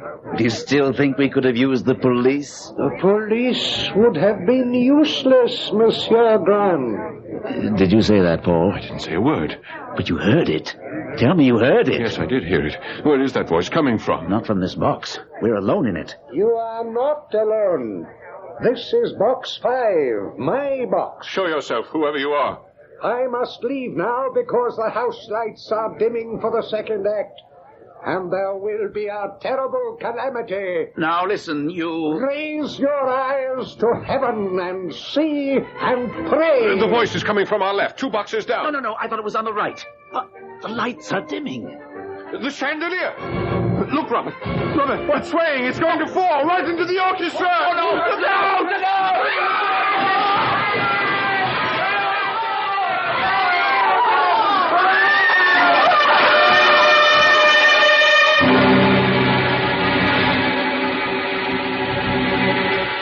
natural accompaniment of any catastrophe is an attempt to discover the cause.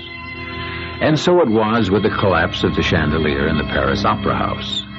The newspapers speculated wildly as to the possible cause of the fall. But strangely, there was not one word printed about the opera ghost. I'll be back with Act 3 shortly. No opera manager ever faced the problems that beset Robert Grand, newly appointed director of the Paris Opera House. How does one deal with something that no one has ever seen, but whose voice has been heard and whose presence has been accepted as a fact by opera workers and by your predecessor? A thing that called itself the opera ghost, and who took credit for the catastrophic fall of the great chandelier which took the lives of 3 people and injured many more. Robert Grand made his decision. If I can have your attention, ladies and gentlemen, please, I will explain the reason I summoned you to my office. I have decided to make my peace with the opera ghost. This envelope on my desk will be placed in box 5 on the grand tier at tonight's performance. It contains the 20,000 francs which the ghost, or whatever he is, demands monthly. But I intend to reassign your locations so that box 5 will not be unwatched by less than 3 pairs of eyes for 1 single second. And I insist on an immediate report to me when and if you see anyone entering or leaving box 5. Robert Grand. Where have you been, Robert? I've called your home, your club, even the Café de l'Opéra, and I could not reach you. Is it something important? Your ghost bleeds, Robert. Your opera ghost bleeds. Real blood.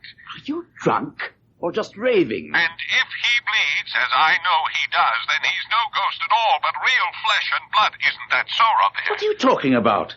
What makes you so certain that he bleeds? Because I've shot him. Yes. Come to my apartment. I'll show you the blood stain.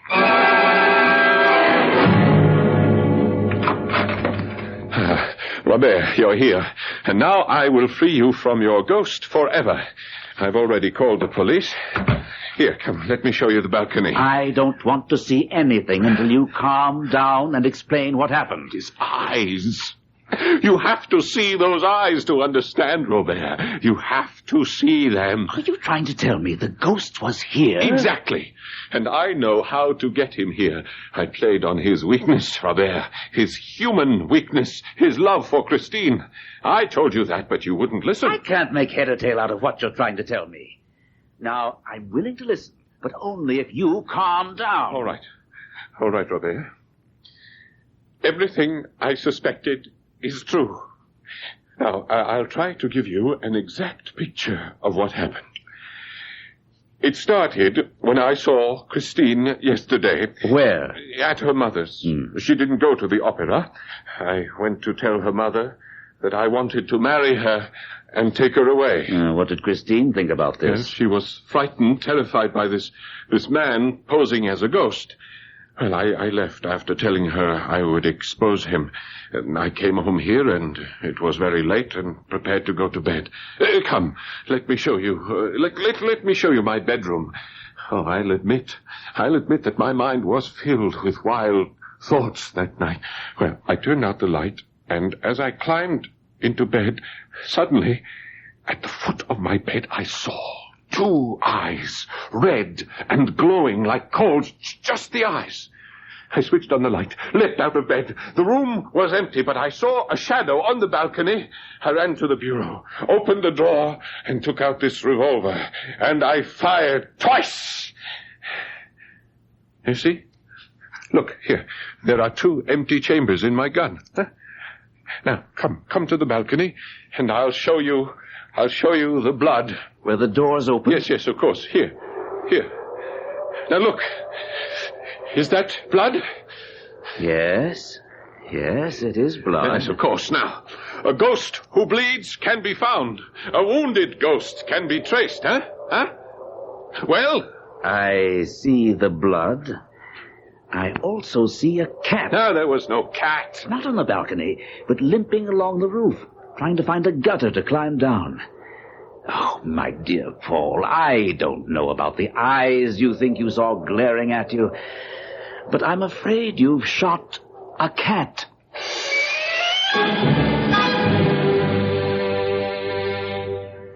The next 48 hours will live forever in my memory. I expected that the envelope containing the 20,000 francs which I had left in the well-guarded Box 5 would somehow disappear. It did. But as I also feared, all 3 persons assigned to watch the box swore no one had entered or left the box.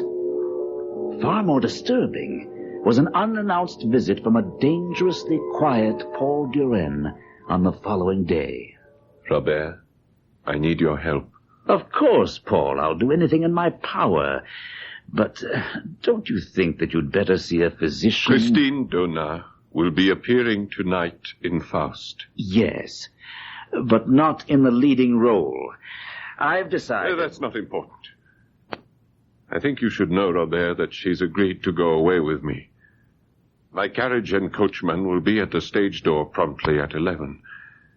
What I need from you is a way that she can slip out unobserved. Well, the whole backstage is honeycombed with trapdoors, but I don't know any that would lead out of the opera house itself. Perhaps René Castello might. He was the manager for 17 years before he retired. I'd appreciate it if you check with him, and also one other favor. I don't want to be seen myself. I wonder if you'd be kind enough to let me use your office tonight while the performance is in progress? Certainly. But isn't this flight a sudden decision? It's the only way. I've spoken with Christine, and she agrees that our only hope lies in getting out of Paris, even out of France. That may be wisest. But why leave from here? Christine absolutely refuses to give up tonight's performance. Not only does she feel obligated to you, but she also believes that Eric would somehow find out that she wasn't going to appear. Yes, you may have a point. The opera ghost, or Eric, as you call him, seems to know more about what goes on than I do. We'll meet back here in my office at 8 sharp.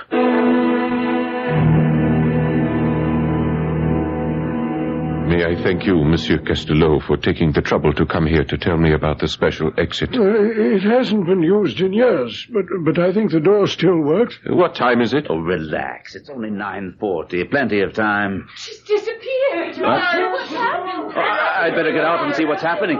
I'll be right back. Something. My God, there must have been another accident. From my experience, it sounds like something's happened on stage. Paul! I have terrible news, Paul. Christine has disappeared. Oh, no, that's impossible. That was the reason for the commotion. In the middle of a scene, she seemed to be lifted straight up into the air and then disappeared as the lights went out.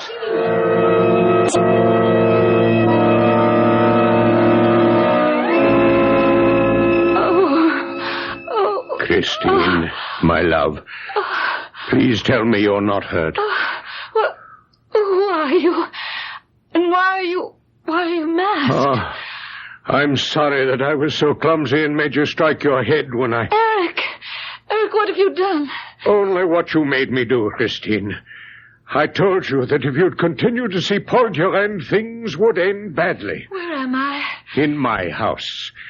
It's my dearest wish that you grow to like it. You intend to keep me here? I cannot allow you to run off with Paul Durand as you planned. But they will look for me. And they will not find you. Have they ever found me? Why do you cry? You know it pains me to see you cry.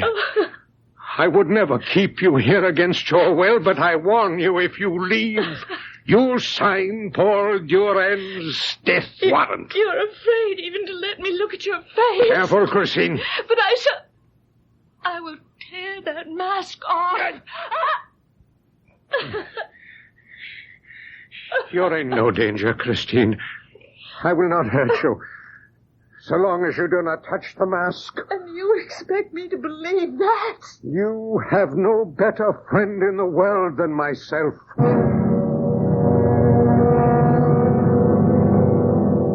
It took all the strength that both I and René Costello possessed to hold Paul Duren in his chair in my office after he learned of Christine's disappearance. This would never have happened if I hadn't asked her to come away with me. I'm convinced she's still in the opera house. I've seen the thing, whatever it is that calls itself the Opera Ghost. Where? When? Why didn't you tell us before? Well, I tried to warn you. Well, never mind that. Where is he? And where is Christine? Well, I can tell you what I suspect. About a year ago, I worked late, and I decided to go backstage. There was only a work light, and as I stumbled around in the dark, I suddenly felt myself falling, and I landed in some sort of tunnel under the stage. Someone caught my arm and broke my fall, and a voice said, "Careful." I looked around and saw only 2 fiery red eyes glaring at me out of a mask. The same eyes I saw. Although I was afraid, I asked the apparition his name, and he laughed and said, "I am Eric, and you've invaded my domain. But since it was an accident, there will be no punishment this time. But, Mr. Manager, I warn you, Eric's secrets must remain Eric's secrets." Whatever that may have meant. Well, after the meeting, I was convinced that Eric, or the Opera Ghost, lived or haunted the subterranean cellars and caverns beneath the opera. Incredible. I investigated all the trapdoors, looking for the one through which I'd fallen. And one day, I found it. I'll show you where it is. And here is the key to Eric's house, where I believe you'll find Christine Donat.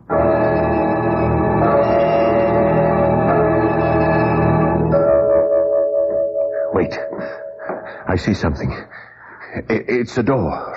Robert, we found it. We found his house. What's the matter? I just remembered what René said about the key and opening the door. Well, you can do as you like, but I am going in. What's the matter? I don't know. It's tricky. Maybe it's the wrong key. No, it fits, but the tumblers seem to be stuck. Oh, is that you? Yes, Christine, it's me. I must be dreaming. No, it's no dream. Can you help me open the door? He's tied me up. Damn him. Oh, Christine, oh, my darling, what has he done to you? I'm all right, but untie me quickly. Yes. We must get out of here before he comes back. Where are we going? As high up as we can get. Faster, Paul, faster. Shouldn't we have tried to get out? We don't have time. He's due back at 11. We're trapped. No, push this door. It opens onto the roof. The sky, the blessed sky, and the stars. It is only up there on the stars that you can escape me. Eric! Show your face, you coward. Where are you? Look for me. Behind all the smokestacks, but you won't find me. You're a coward. You're a liar. You think so? Then I show myself. Here. Here I am. At last. Here. I raise my mask a little. Only a little, but you can see my lips. Such lips as I have. And let you hear my voice. You are a coward. Show your full face. My face. You shall see my face. And then you shall die. No, Eric, I beg you. My face that even the mother who bore me wouldn't bear to look at. Here. Now, look at my face. Good Lord in heaven. You wanted to see it. You wanted to see a face without a nose, with dead eyes, and the lips of a corpse. Now, look. As I come closer, the horror that is my face will drive you over the edge. Oh, my poor Eric. Christine, you're crying, you're weeping. And for me, a woman, a beautiful woman, weeps for me. If it were tears you wanted, you could have showed your face, and the world would have wept for you. I set you free, and in freeing you, I free myself. Here, I leave you my mask. Eric, don't shout! I love you, Christine, as no other man could ever have loved you.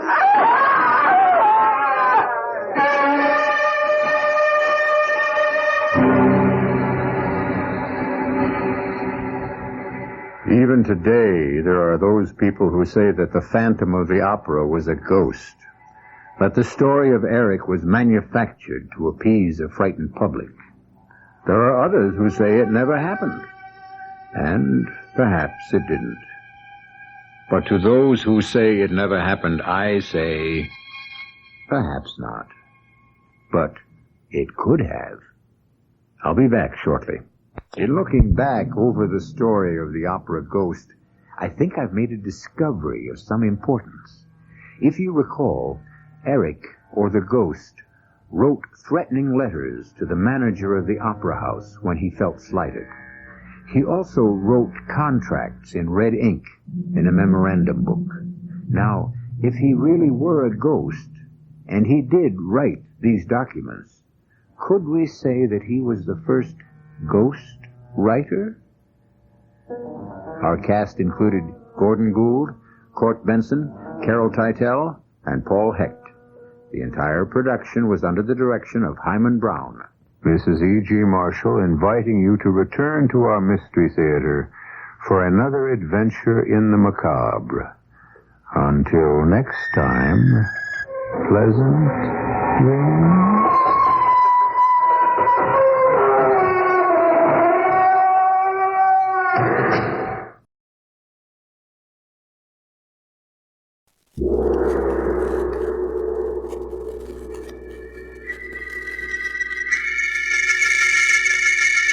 The Sealed Book.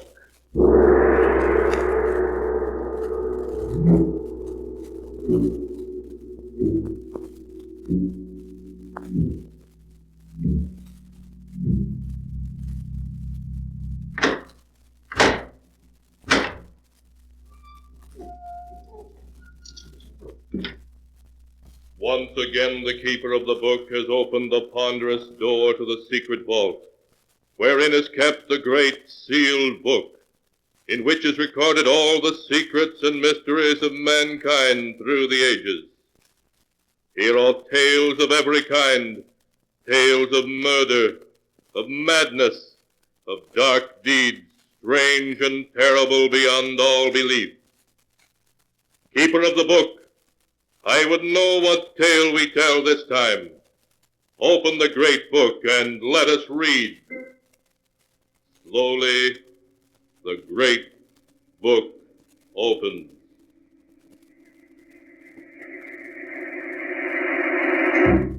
One by one, the keeper of the book turns the pages and stops. Ah, the strange story of a web of death woven by fate to trap 3 unsuspecting mortals in an evil design more terrible than the mind can conceive. A tale titled Design for Death.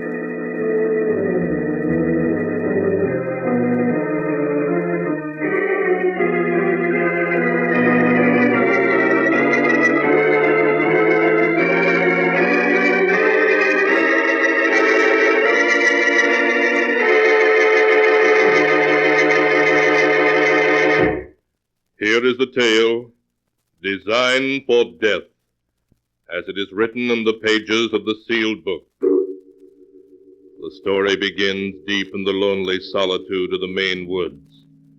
A young couple, Carl and Dora Evans, stand at the side of a narrow road, staring dazedly at the wreckage of their car in a deep gully beside the road. A wreck from which they have miraculously escaped unhurt. Carl, I told you we shouldn't try to make the Canadian border by tonight. If you hadn't been driving so fast, you'd have been able to take that curve. Now what are we going to do? On foot here in the woods with sundown not more than a half hour away? Dora, be quiet. I think I hear something. Listen.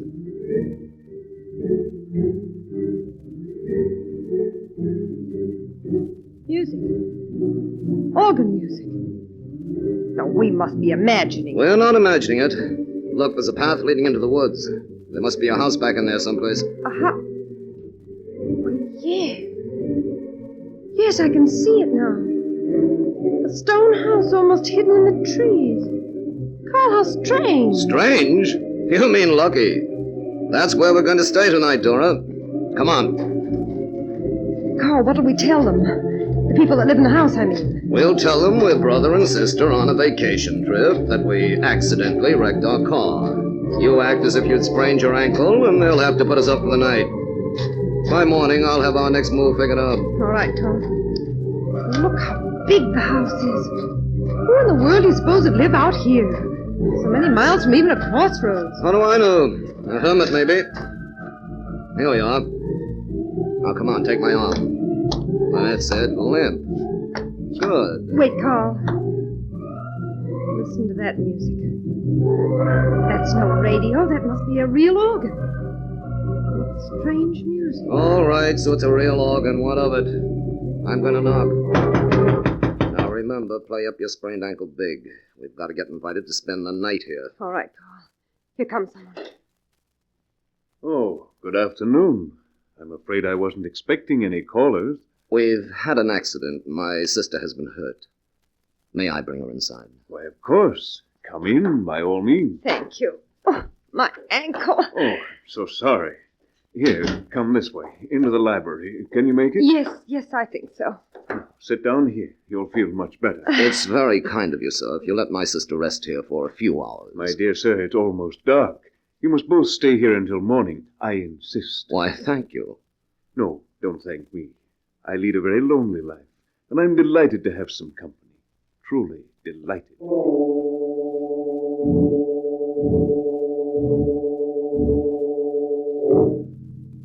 Their host introduced himself as Mordred Vance, a recluse whose health required him to reside there in the bracing atmosphere of the pine woods. When Vance told him that he lived there alone, without servants of any kind, Carl's eyes lit up with interest. Later, when Mordred Vance had shown them to their rooms and said goodnight, Carl lingered for a low-voiced conversation with Dora. Well, Dora, how do you like it? Like what, Carl? The setup, this house, Vance, everything. If we had to have an accident, we couldn't have picked a better spot for it. Carl, what scheme have you in mind now? Listen, this guy Vance is a recluse, hardly ever goes into town. He hasn't any radio, never reads the newspapers.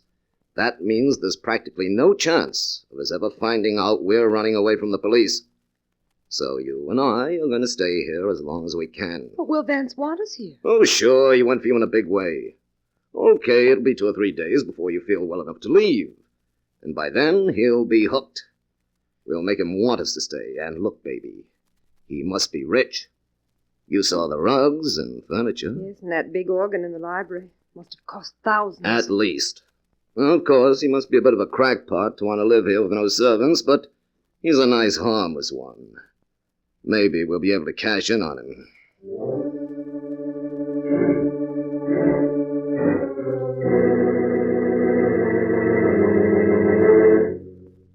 That night, Carl slept well. In the morning, inwardly exulting at their luck, he helped Dora downstairs. As they descended, they heard their host once again playing the organ in his library.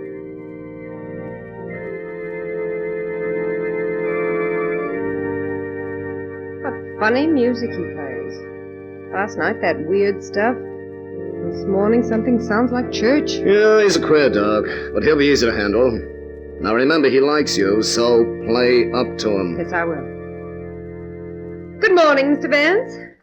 Oh, good morning, my dear Miss Evans. And Mr. Evans. I hope you both slept well. Wonderfully. Like a top. And the ankle. Oh, I see it still pains you. Oh, it's much better this morning, Mr. Vance. Really it is. I'm glad of that. But you must be hungry. I've fixed breakfast there on the serving wagon. Sit down and make yourselves at home. I have already eaten. Oh, thanks, we will. Here, Dora, let me help you. Thank you, Carl. Aren't you going to go on playing, Mr. Vance? No.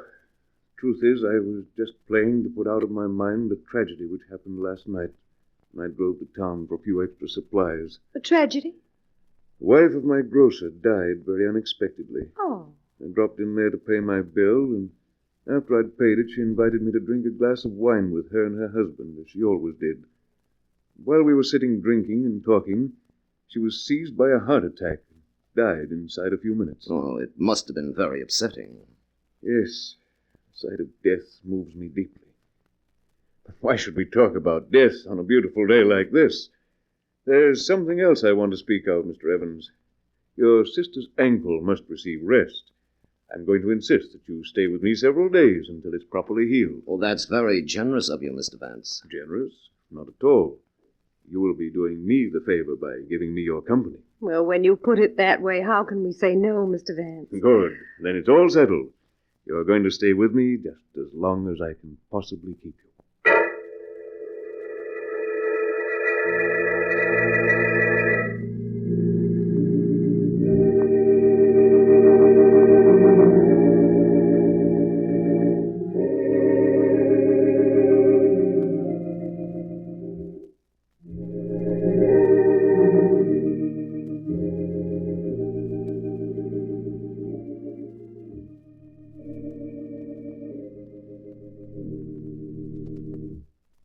How did you like that, Dora?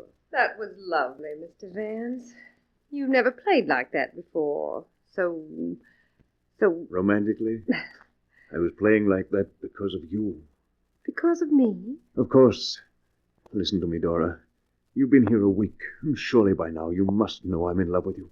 Yes, I guess I did know it. I'm not a poor man, you know. I'll show you something. Come over here, Dora. Wait till I move this screen. There. What? There's a safe behind it. Yes. Now watch. I shall open it and you shall see. There. Now this cash box. Look, my dear. What? It's full of money. Yes. $50,000 in $100 bills. My emergency fund. There, I'll put it away now. I just wanted to show you that I'm not penniless because, Dora, I want you to marry me. Marry you? You must give me a little time to think about it, Mr. Vance. Of course, my dear, by all means. Give me your answer tomorrow, but only remember, I'll not let you say no.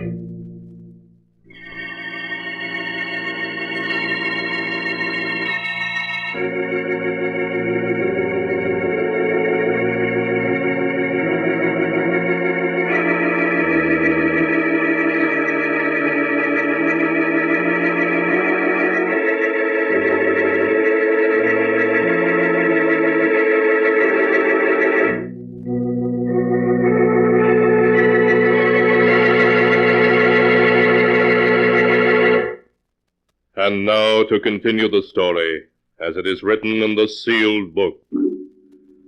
Not knowing that Dora is really Carl's wife, Mordred Vance, a rich recluse, asked Dora to marry him. Carl, for reasons of his own, was annoyed with Dora for not accepting Vance at once. He showed you $50,000 and asked you to marry him, and you said you'd think it over. But, Carl, I'm your wife. Just because he thinks I'm your sister... I know. But don't you see, if he thought you were going to marry him, we could stay here indefinitely? I didn't think of that. So you're going down and tell him you've decided to... Now, wait. What is it, Carl? I have a better idea. We need that $50,000. It would fix us up for life. What are you getting at? Listen, Dora. Not a soul knows we're here outside the three of us. If Vance were dead, no one would know we'd ever been here. You mean kill him? And take the money? Yes, I do. Oh, no, Carl. We've never killed anyone. Don't be a sap. It'd be a cinch. Now we're going back downstairs. To put him off his guard, you're going to tell him you'll marry him. Then tonight, after he's asleep, I'll make sure he never wakes up.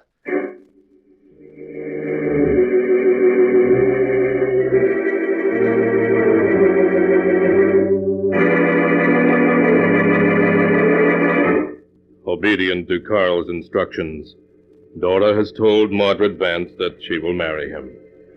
As Vance proposes a toast to their future happiness... And now we'll drink a toast to... What's that? There's someone at the front door. But I'm not expecting anyone. Who in the world can it be? Mordred? Mordred, where are you? Justina. Oh, here you are. Why didn't you come to the door? I was just going to. I have guests. Yes, so I see. And who are they? Very dear friends of mine. Miss Evans, Mr. Evans, my sister Justina. How do you do? How do you do? How do you do? Mordred, I'm surprised. Surprised at what? You know perfectly well. But Justina... Let's not argue before your guests. No, of course not. Dora, Carl, will you excuse me? I haven't seen Justina in several months. We have some family matters to talk over. Of course. We'll go on up to our rooms. Yes, it's just about time to turn in anyway. I'll see you in the morning. Good night, Dora. Good night. Good night, Carl. Good night. Good night, Miss Good night, Vance.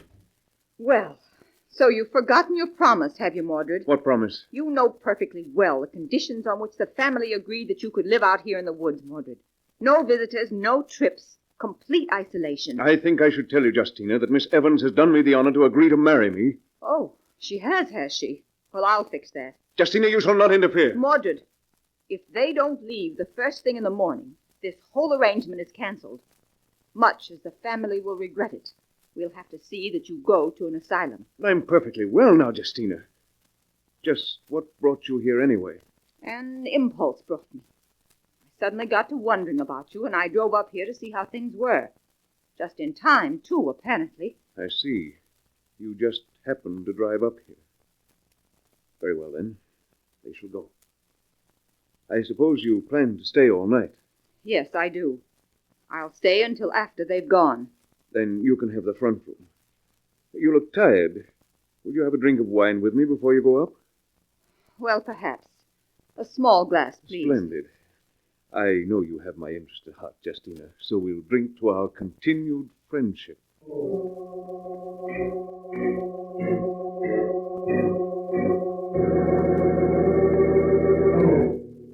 But as Mordred Vance went to fetch a bottle of wine, Dora and Carl were talking upstairs, for they had lingered outside the closed door of the library long enough to hear what passed between Mordred and his sister Justina. She threatened to send him to an asylum. Carl, he's mentally unbalanced. Yes, that would explain everything. He's living here in such isolation, seeing no one. It's his family's way of keeping him out of trouble. Oh, he's probably perfectly harmless. Well, anyway, we're going in the morning. And I'm glad it turned out this way. Yeah, there's no point in staying any longer. Now that his sister has seen us, it would be too risky to try our little scheme. Oh, in the morning we'll be on our way.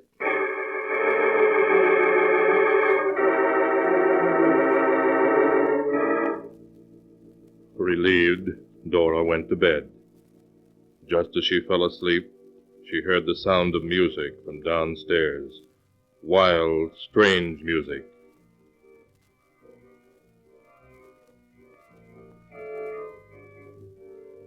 She listened a moment, but she was used to hearing the organ play now, and it did not disturb her sleep. In the morning, when she and Carl descended, their host was again playing, as he had been the first morning after their arrival. Curious music, almost unearthly in quality. But he stopped as they entered the library. Oh, good morning. I hope you slept well. Yes, very well. How is your sister this morning? Oh, the truth is, my sister and I quarreled last night. Quarreled? We both have violent tempers, and, well, the argument brought on a heart attack, and my sister... A heart attack? Yes. Her heart has been weak for years. Before I could go for a doctor, she was gone. Gone? You mean dead? Yes, Dora. She died just after I got her upstairs to her room. Oh, how horrible. But what are you going to do? Do? What is there to do? I mean, you're going to call a doctor, notify the authorities. No, I don't think I shall. You mean you're going to do nothing? Dora, my dear, listen to me. We must be married at once. We'll go away together. You, Carl, shall keep us company. When we're far away, then there'll be plenty of time for letting people know about Justina. Oh, no, I couldn't. I've changed my mind. I can't marry you. You've changed your mind? Dora, be sensible. No, I'm sorry, but I just can't. We're leaving today, Carl. Why, Dora, I love you very much. I couldn't let you leave me. Of course we're not leaving. Dora, dear, please. Wait at least until tomorrow before you make up your mind definitely. That's not much to ask, is it? Of course it isn't. She'll think it over, at least until tomorrow.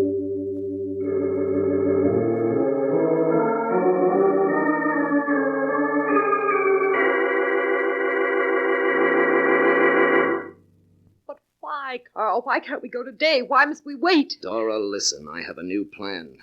His sister is dead. Her heart attack was a stroke of luck for us. Now we can go ahead as we planned. You mean... Yes, we'll arrange it to look like a suicide. When their bodies are found, the authorities will think he killed himself in grief. Oh, I don't like it. It'll work perfectly, I tell you.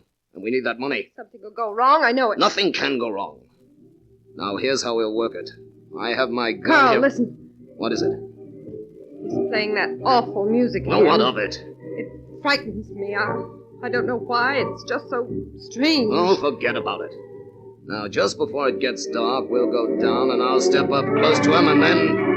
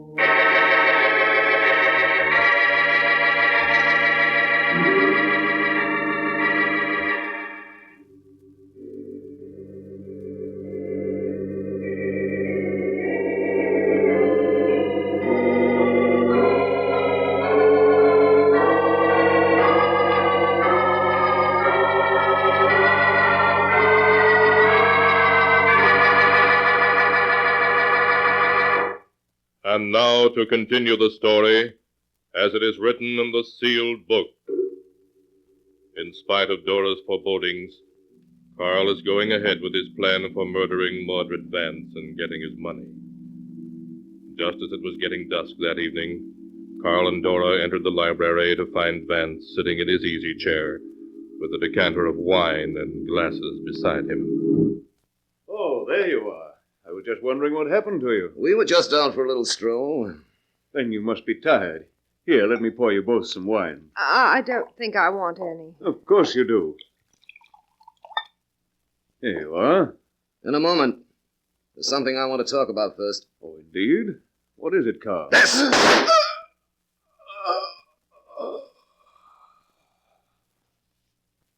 He's dead. Yes, and it couldn't have been neater either.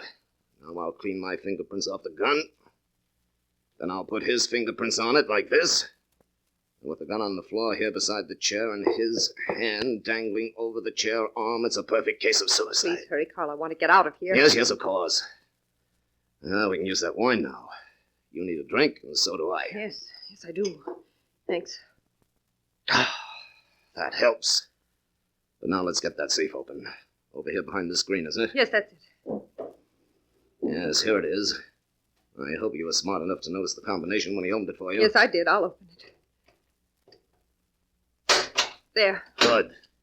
Now let's see what we've got. The money was in that cash box. Right. There we are.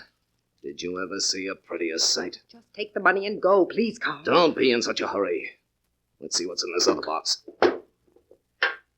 That's funny. What's in it? Just a bunch of old newspaper clippings. Some of them are so old they've turned yellow. Good heavens. What is it, Carl? They're all clippings about murders. Oh, what does it matter, Carl? I really don't feel well. Can't we go now? Just a moment. Look at this headline. Local organist sought for murder. Santa Barbara, California, June 17th, 1935. Maxwell Vanning, organist, is being hunted by local authorities following the death of a choir singer from apparent heart failure. The police, becoming suspicious, searched Vanning's apartment and have found a bottle of rare poison whose symptoms duplicate those of heart failure. What does that mean, Carl? I don't know. Here are 8 more clippings covering a period of about 10 years. Every one about a murder by apparent heart failure. And every one committed by an organist whose initials were MV. Mordred Vance! That's the only possible explanation. He was a homicidal maniac. Why, Dora, we've been here for more than a week. He might have killed us, too. He was going to, Carl. He was going to. I know it. Didn't you hear that music he was playing this afternoon? What about it? The first evening we came here, he was playing it. And that night he went to town, and you remember he said that while he was in town, his grocer's wife had a glass of wine with him and died of heart failure. Yes, you're right. He killed her. And then last night, after his sister arrived, he was playing that music again. And this morning, his sister was dead of heart failure. Yes, and several of these clippings mention weird organ music heard before the bodies were discovered. Of course. And this afternoon, he was playing that same music again. That means he was planning to kill us. Us, Carl, because we were going away. You're right. Let's get out of here quick. Carl, I feel sick. Well, it's because you're upset. Come on, the fresh air will fix you up fine. No, I can't move. Well, here, I'll help. Something is wrong with me. Are you hurt? We've been poisoned. No, that's not possible. It is. The wine. The wine he tried to get us to drink just before you killed him. But we refused. Yes, but we drank it afterward. Yes, we did. And it was poison, Carl. Don't you see? That's how he planned to kill it. And he's done it. He's done it. That's funny. We planned to kill him, and he planned to kill us. And we both succeeded.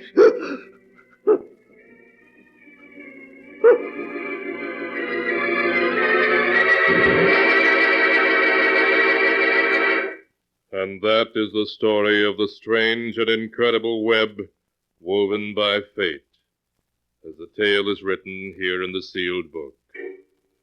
2 murderers, each seeking a victim, met, and so brought about each other's downfall. Twisted indeed are the strands of fate in which destiny entangles mere mortals.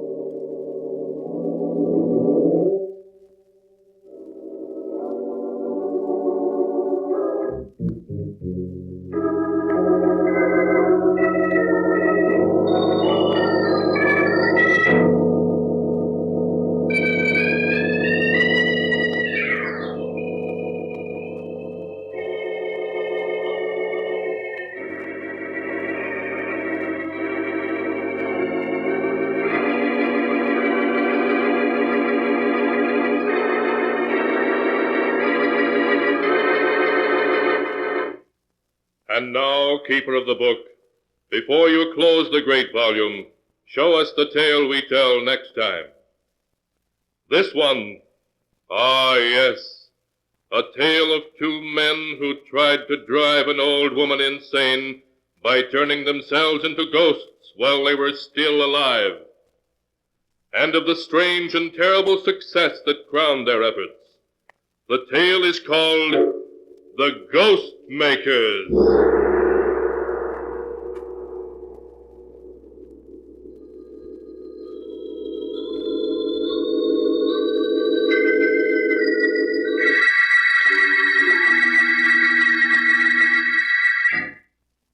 Be sure to be with us again next time, when the sound of the great gong heralds another strange and exciting tale from The Sealed Book.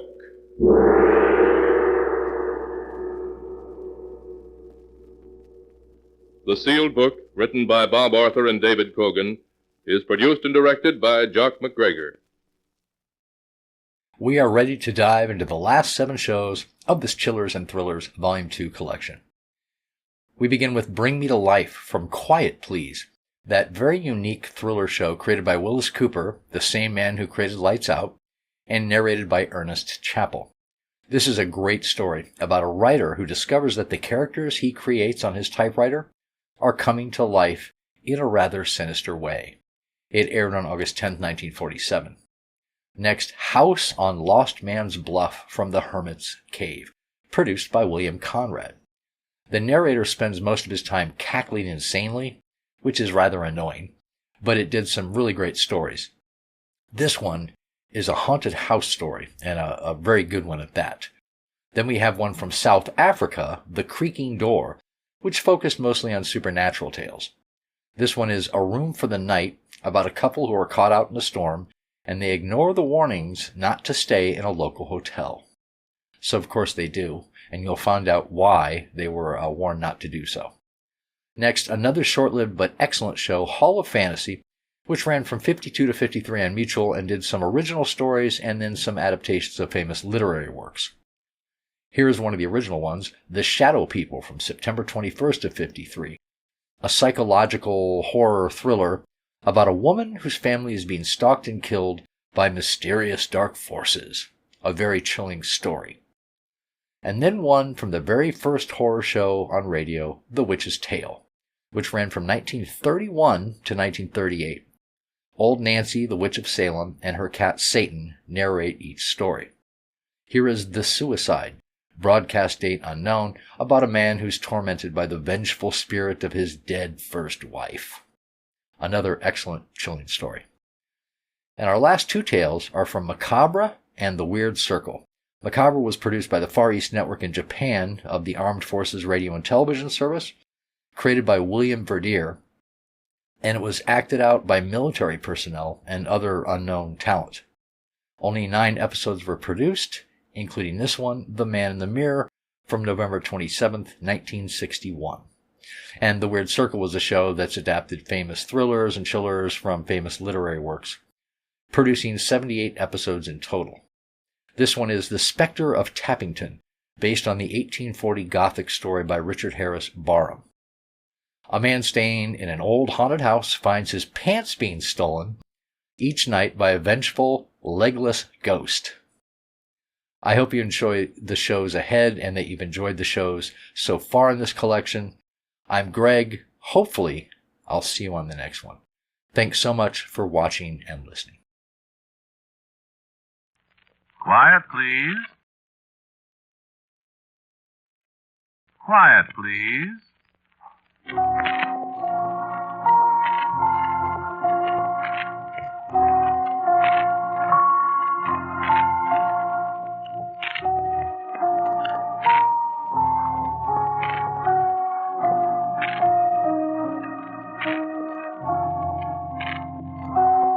Today's Quiet Please story, written and directed by Willis Cooper and featuring Ernest Chappell, is called Bring Me to Life.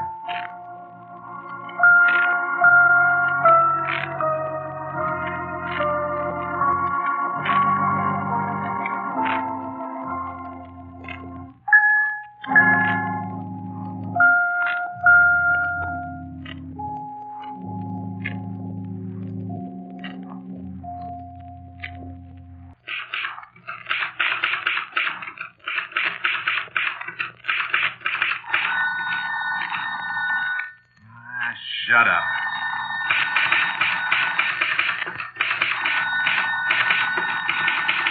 Why can't people let me alone?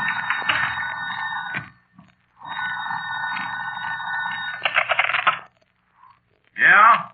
This is Hank Viscardi. Hello, Hank. How are you today? Where's your script? Oh, I've just got 3 more pages to go. I'll get it into you this afternoon. Well, be sure you do, will you? We're sitting here waiting for it. Don't worry, Hank. I'll get it in all right. No kidding now. We've got to have it today. All right. You'll get it. Okay. I'll wait for you. All right, I'll see you.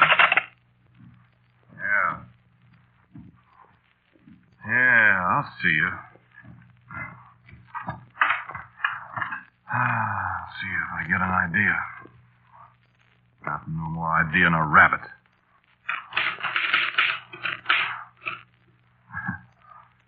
Page 1. Yeah, that's a start. Let me see. What I need's a character. Character. Come on, character. Have you got $3? No, I haven't got $3. What do you want $3 for? The milkman. You had some money last night. I got 80 cents. Thanks. Listen, Ruthie, give me an idea for a character. I haven't got any ideas for characters. Haven't you really got $3?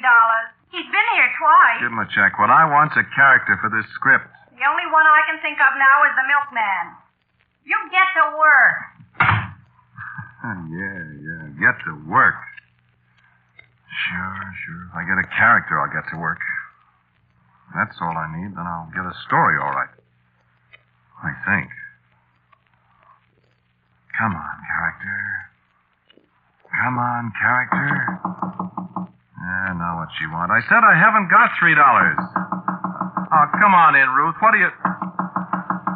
What's the matter with you? Come on in, I said. Ruth! You calling me? Didn't you knock at this door? Are you crazy? Well, I thought I heard somebody. Get to work. All right.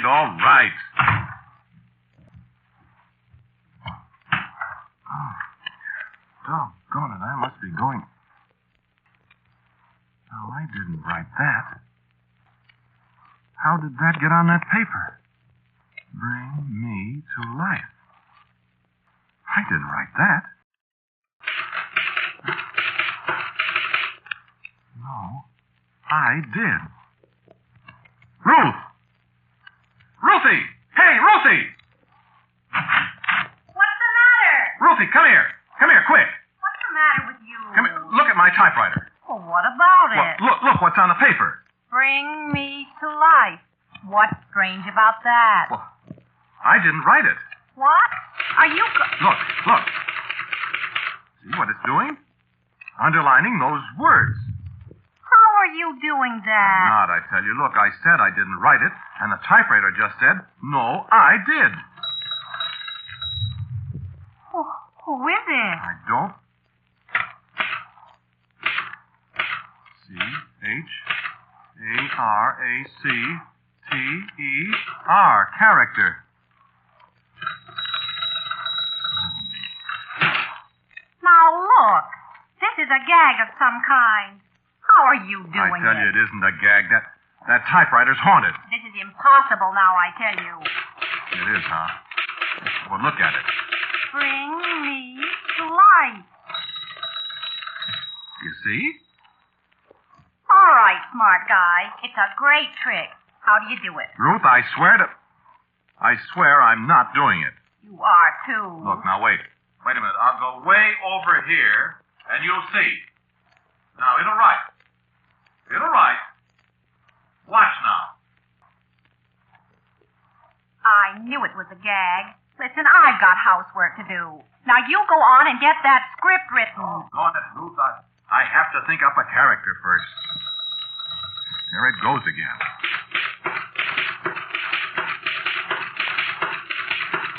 It says me. All right, there's your character. Write about him. Do you really suppose that... Now, look, darling. I've been married to a writer long enough to believe almost anything. I don't know how this is done, but it's worth trying, isn't it? Well, I don't like to monkey with things like that. Don't be silly. Well, wait a minute. It's one thing to write about supernatural things. It's another to experience them. Huh. You've always been wishing you had a typewriter that'd do your script for you. Now you got it. Go ahead. Yes, but how do I know who this is? Who? Well, this character or whatever he is. Well, you decide. You bring him to life. Go ahead. Who should he be? Well, a pirate? I don't know anything about pirates. What? It says, I do. Go ahead. I don't like it. Go ahead. Unless this is a gag. It's no gag. Right. Well.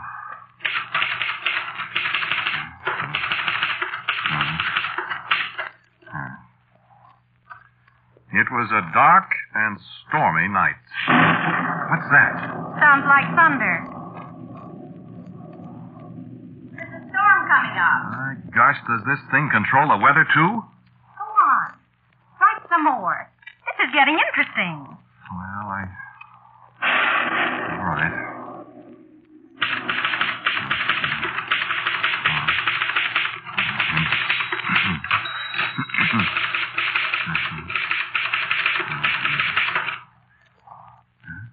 Nothing's happening. What did you write?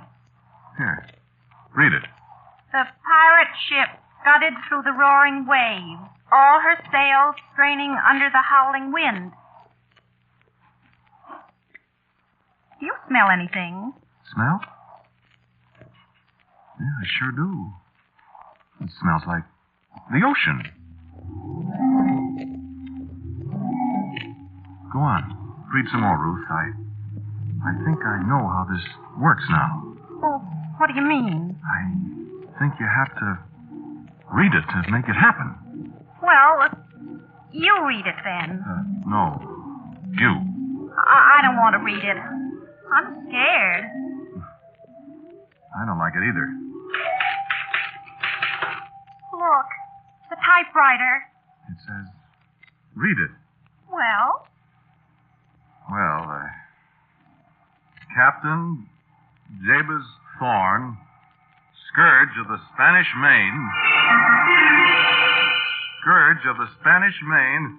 slowly climbed the steps of the companionway. Companionway? There's somebody coming up the stairs. You know there aren't any stairs in this house. Oh, read some more. And flung open the door. He gazed on the wild scene for a second and drew his cutlass. What's that? My Swedish crystal vase. It fell down. He knocked it off with that cutlass or whatever it is. That vase cost $42. Well, I couldn't help it, honey. You do something about it. Oh, my beautiful vase. And there isn't another one like it in the world. Well, what can I do? For gosh sakes, honey, I can't help. Wait a minute. Wait.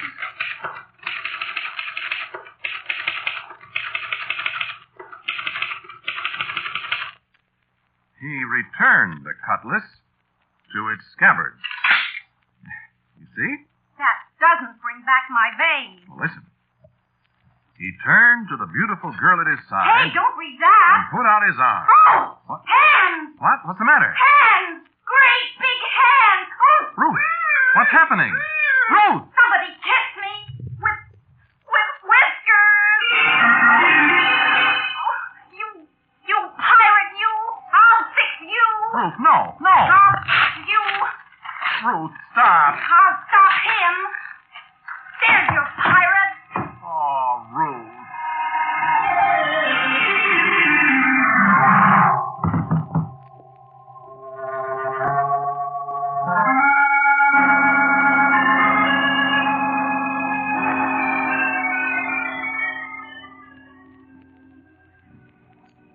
Well, my friends, that all happened a week ago.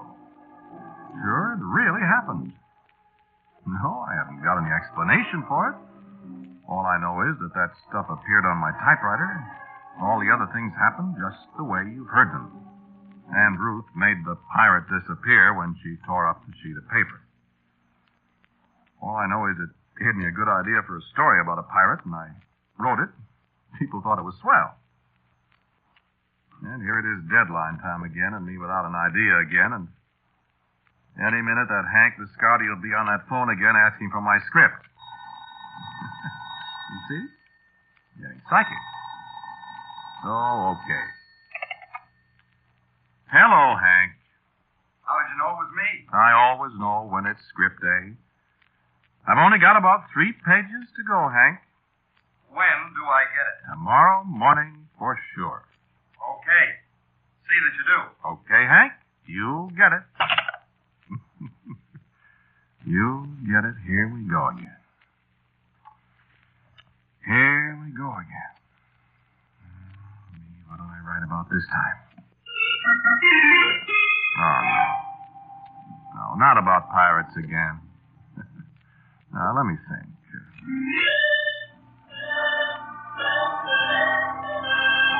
No, that's not for me. I don't like love stories.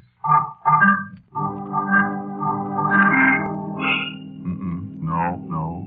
People don't want war stories. How about a whodunit?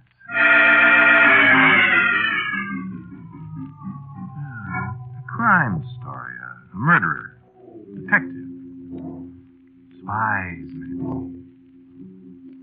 Calling all cars. Yeah, maybe I could do that. No, awful lot of whodunits on the networks, though. Oh, well. One more won't hurt him. Let's go. Now for a character. Character. I wonder. Wait a minute.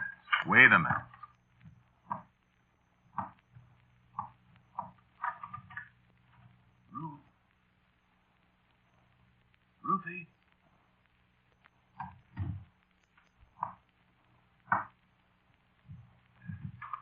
Just wanted to be sure she's asleep after the way she murdered my pirate. You know, this could turn out to be a great racket. Have your characters write your stories for them. The only thing is you have to be careful what I put down on paper. Don't want to find myself getting choked to death by somebody I brought to life. Hey, what am I saying? Well, let's see what happens.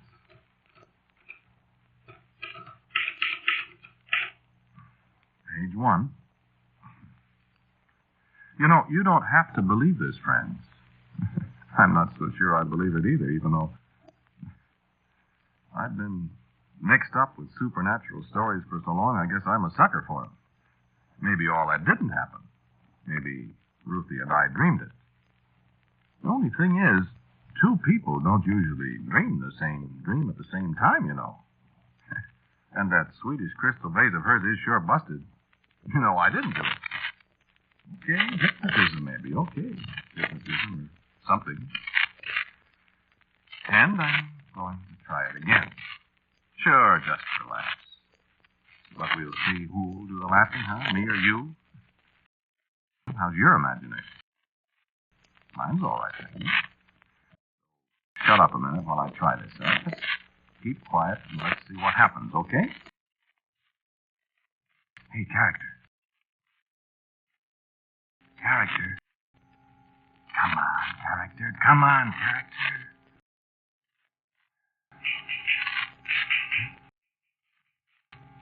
What? No, I did that. It wasn't the character. I just wrote, "Are you there?" to see if he answers. Come on, character. I need a story. You helped me the other day, character. Help me now. Come on. Come to life. Character, you hear me? Come on, pal. I need help. Don't be mad at me. Pirate? Romantic guy.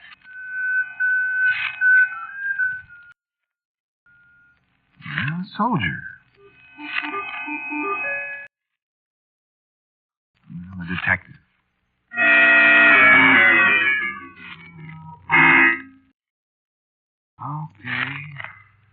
Okay, so I'm a chump. So I can't pull a character out of the air like that. Okay.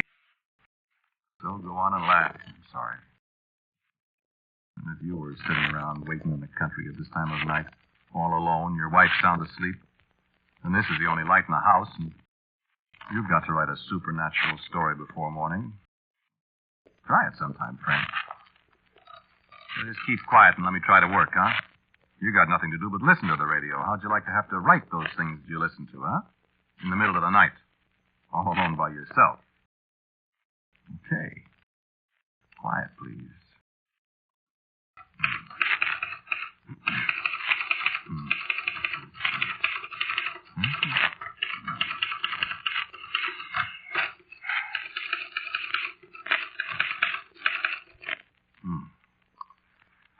Listen to this. I am alone. I am alone in a great dark house with only the weird wail of the wind and the whispering willows.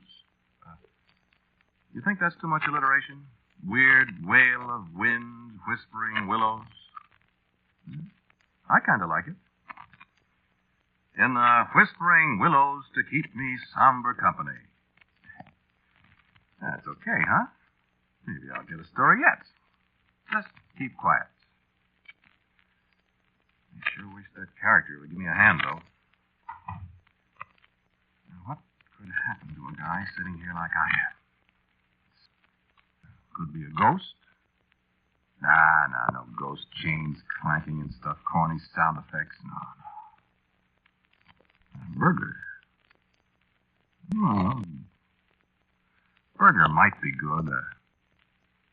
I wouldn't know what to do about a burglar, though. We haven't got anything worth stealing around here. Besides, burglars are kind of corny, too, aren't they? You know, you always think of a fat guy in a mask with an old-fashioned dark lantern and a bag over his shoulder.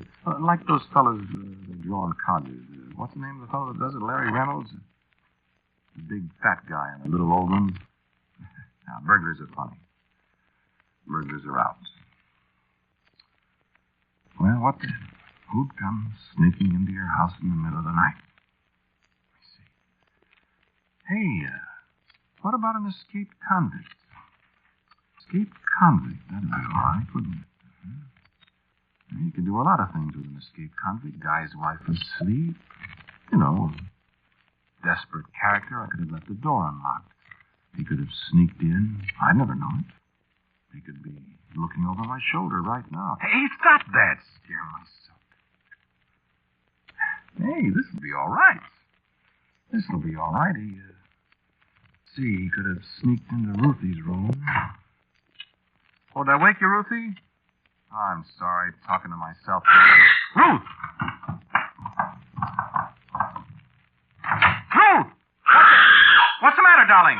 Where's the light? Never mind the light, mister. And you shut up right now. I said shut up. Quiet now. Stop it. Stop it. And I won't hurt you. Now stop. You hurt my husband. He'll be all right now. Just keep quiet a minute. Who are you? Ma'am, I just crashed out of the big house, as they say in the movies. I am an escaped convict, ma'am. And for your information, I am a pretty desperate escaped convict. Where does your husband keep his clothes? What? I'm still wearing the clothes the state thoughtfully provides for convicted murderers, ma'am, and they're rather conspicuous. I need a change. Which is his closet? You killed him? No, ma'am, I didn't kill him, but I may do that yet if I don't get a little cooperation out of you. Oh, let me out. No, you just sit there and tell me where to find his other suit. Where's the light? You're very pretty. Let me go to my husband. No, darling, no. I got other plans for you. Is this his closet? Oh, yeah. Nice little suit. Yeah, I like this. Yeah. A little on the large side for me, but you can shut your eyes while I change. I'll need a shirt, too. What are you going to do? Well, I'll tell you. First, I'm going to get into this nice, new, oversized suit of clothes. Let me see if he's all right. Sorry. Nice shirt. Sorry, no, I don't think he's dead. And even if he is, he can't hang me more than once, you know. Please, please. Be still. Oh. I said be still. Listen, ma'am, don't be misled because I'm treating you nicely. I am really a very rough person. You might have read about me in the papers. Oh, please, won't you? No. Shut up or I'll have to shut you up. What are you As soon as I get these clothes adjusted, I'm going to leave here, ma'am. Well, then can't I... And I'm going to take you with me. No. You see, they're out after me already, and they want me pretty badly. They have rifles and shotguns, ma'am, and they won't hesitate to use them. That is, unless there's a lady present. You see? Now a necktie. You're not... Shh, please. Nice tie, this. Very nice. You see, if I might be so crude, I intend to take you along for a kind of shield, ma'am. Oh. The boys won't shoot you, understand, if there's a possibility of putting a bullet through you. So I suggest you get up and get a coat or something. It's getting quite a lot cooler out. I said get up. I won't. Ma'am, you better. Please let me see my husband. I told you it'd be all right. And if you're a good girl, you might get back to him one of these days. If you're not, does your husband wear hats? If you're not, you might not. Come on. Get up. I won't.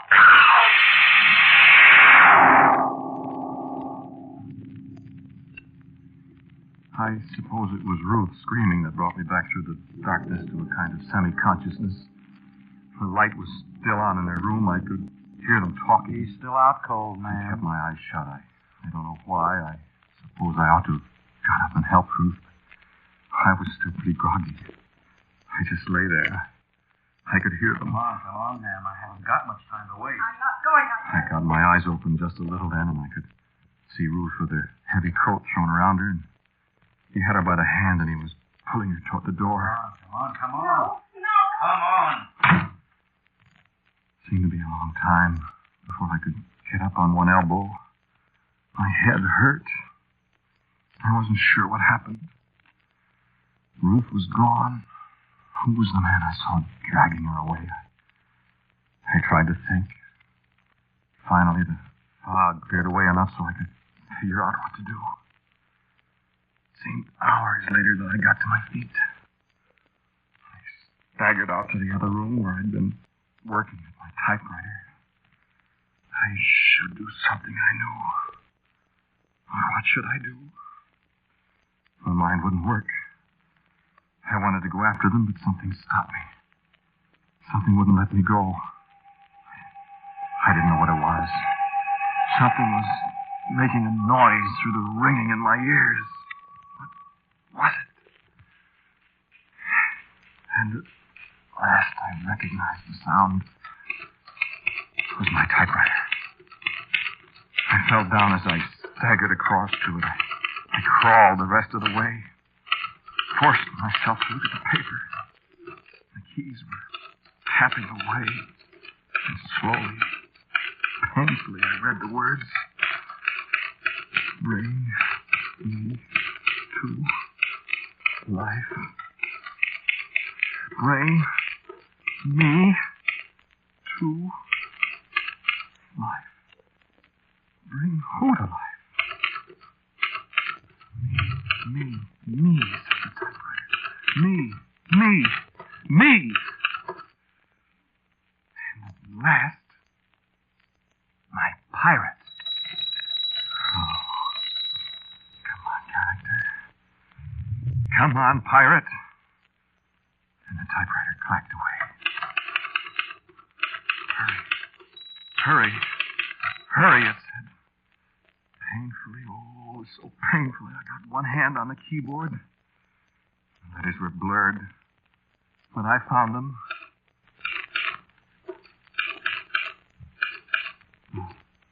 pirate comes in, draws, cutlass, sees, enemy, goes to rescue through French window. Pursues enemy. Enemy frightened. Wife knows. Rescue coming. Pirate raises cutlass.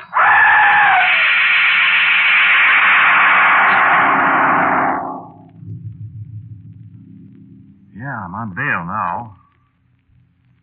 On bail? It was pretty hard to explain a dead man wearing my clothes in my garage. Dead from the wicked, slashing blows of a great sword, a cutlass. Hard to explain. That's impossible. You believe it? I believe it. Ruth believes it. And that's the whole story. Thanks, character. Good night, character.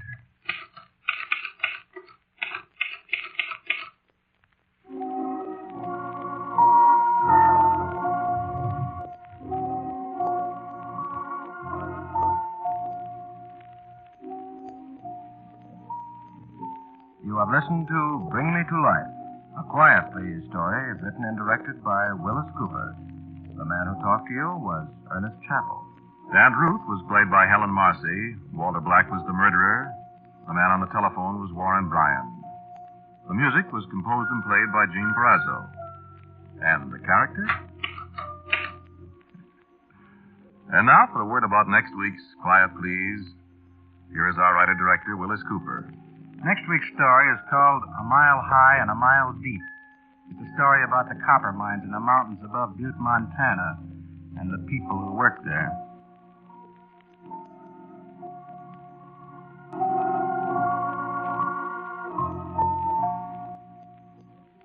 And so, until next week at this time, I am quietly yours, Ernest Chappell.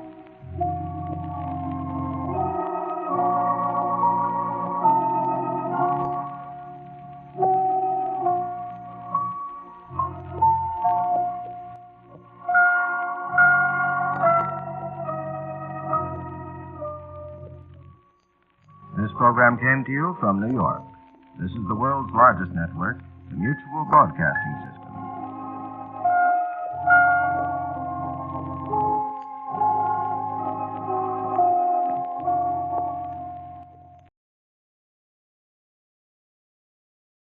The Mummers in the Little Theater of the Air.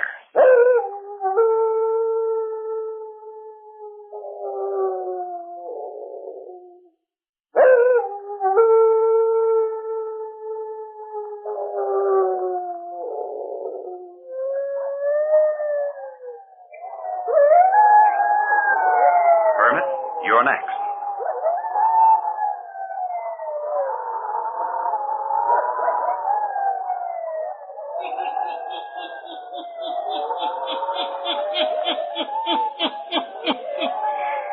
Ghost stories, weird stories, and murders too.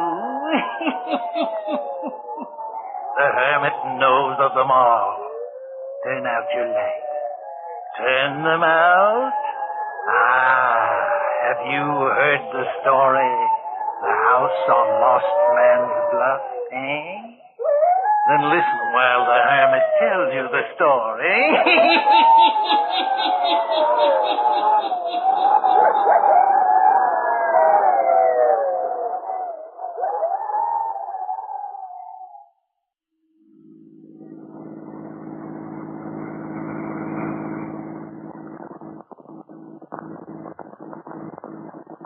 For heaven's sake.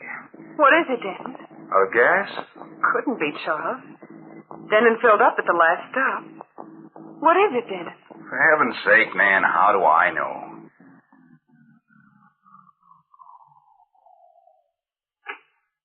Well, that's that. Ooh, I hope we don't get stranded in this forsaken territory. Well, that'd be something, wouldn't it? We haven't passed a house in the last 3 hours. Well, I might as well get out and see what I can do. You want me to take a look at it, Denton? No, I'll tinker with it a while.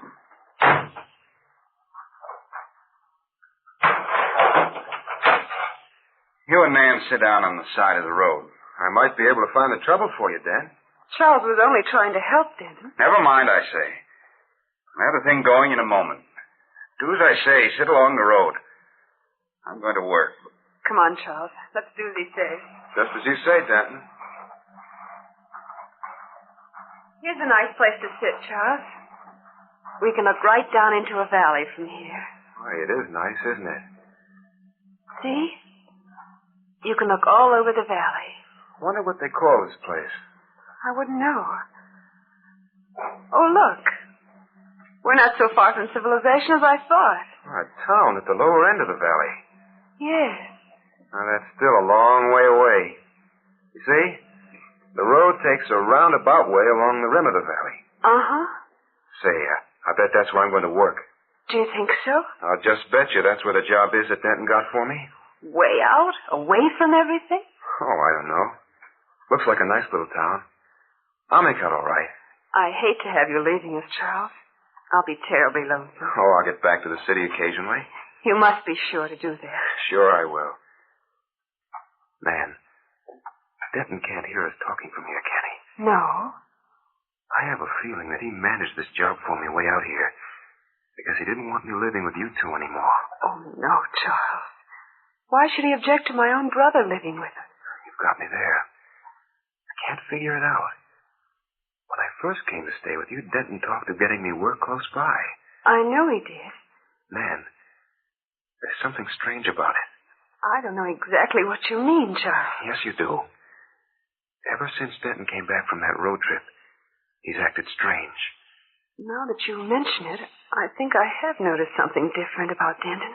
He was jolly and friendly enough to me when I first arrived. And now, all of a sudden, he's changed. Maybe we're imagining it all. Doesn't seem that he'd be jealous of his wife's own brother, does it? No. Denton's not like that. But he has been for the last 10 days. Morose, sullen, sitting most of the time staring at me.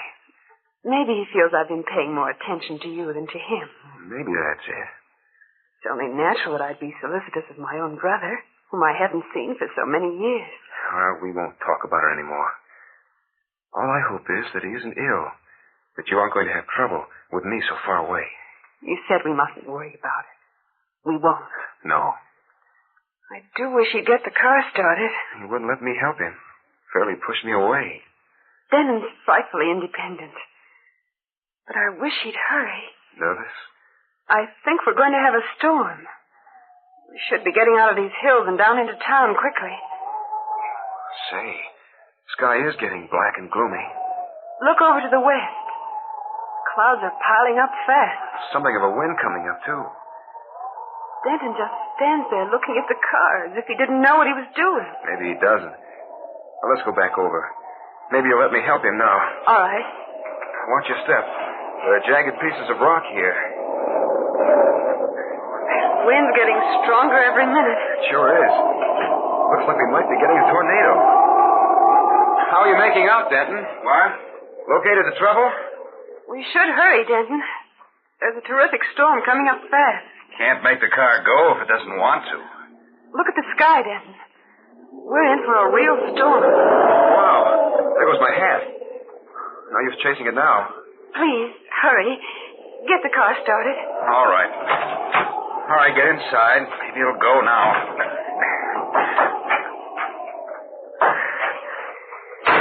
Let's hurry. We'll have to drive like mad to get out of these hills and into the village before the storm breaks. I know these roads. I'll get you out all right. Denton, don't be so cross. Jump on every word Charles says. Then don't give me orders.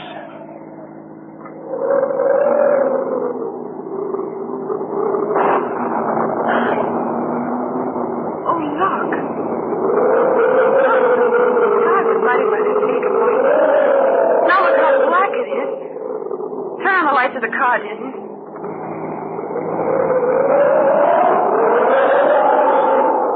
Easy. We'll never be able to keep the car on the road with a wind like this.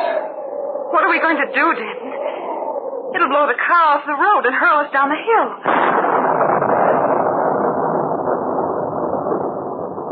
Wow. That was a peal of thunder. Denton, we can't drive on in this. No, we can't. What are we going to do, Dan? Can we sit in the car and be safe? We aren't going to sit here. We're going to make for shelter. But where? There's a house sitting up there on the rock. So dark I can't see it. There's a house up there. I got caught in a storm the last time I was through here. Climbed up to that house and stayed until it blew over. Can we get up there all right? We can make it. We'll have to. Get out of the car. We've got to start right away. Hurry, climb out. Give me your hand, Dad.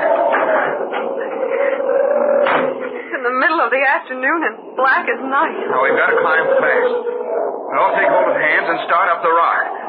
We've got to get to that house. We've got to get there. Give me your hand, man. Let's go. Hurry. Come on.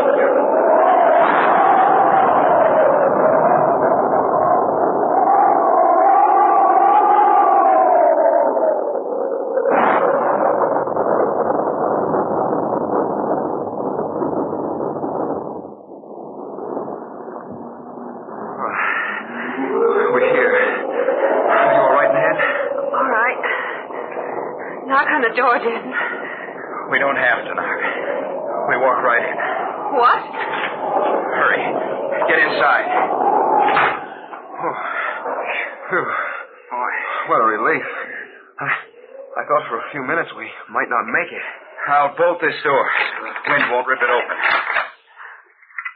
Who owns this place? Doesn't anyone live here? There was no one living in it when I stopped on my way through here last time. Must belong to someone. It's completely furnished. Whoever owns it hasn't been here for a long time, then.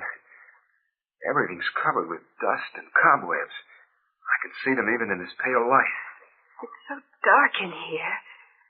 Can't you find a lamp or something, Denton? I'll get a light. There's one in this room off the hall. Come on, Charles, let's follow him. I don't like standing in this dark hall. I found a lamp. I'll have it lighted in a moment. Oh, it's so damp and cold in here. Ooh.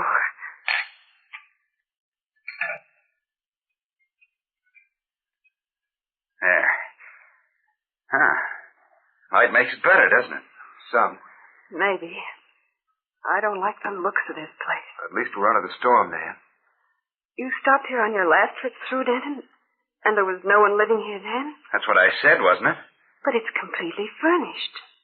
Surely someone lives here now. Maybe they do. They aren't here now.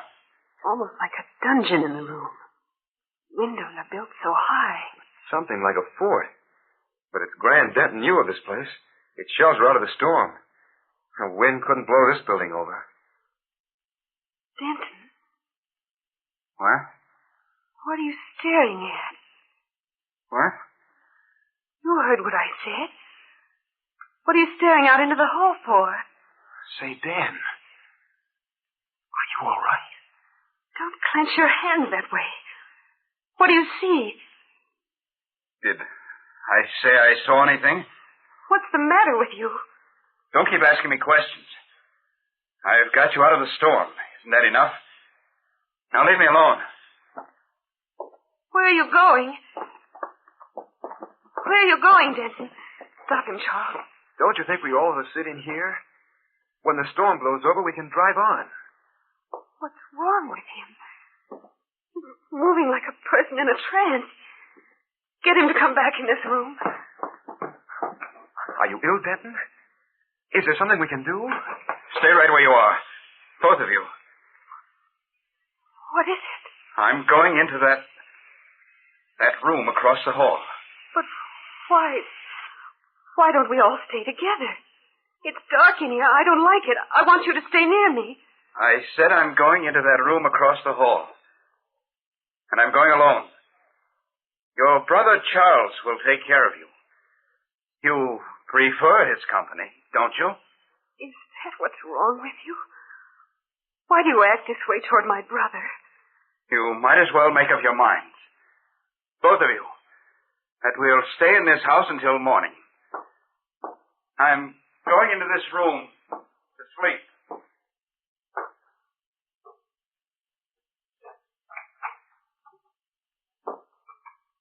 Denton? It's no use. He is ill. He's got it in for me. Come on. Let's go back where the lamp is. Listen. hear what he's doing? Barricading the door. What does all this mean? Oh, Charles. Let's get back to where the lamp is. It's as if he's lost his mind. Sit down. It's been coming on him for some time. Ever since he made that last trip through here. We know that. What shall we do? Why did he go into that room and leave us? As soon as we get into town, we'll persuade him to see a doctor. Let's make the best of it now. If he wants to leave us and sleep, let him. Oh. It's tough on you, Nan. I'm sorry I brought you all this trouble. Denton's never been this way before. There's something dreadfully wrong.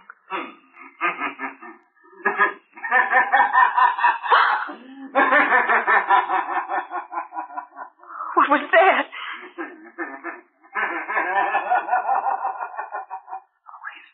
Denton laughing? No, it can't be. He's never laughed like that in his life.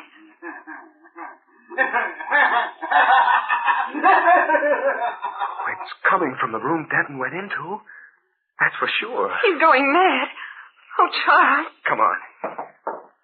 You'll have to let us in. Denton? Denton, what is it? Let us in. Dan, let us in. Locked?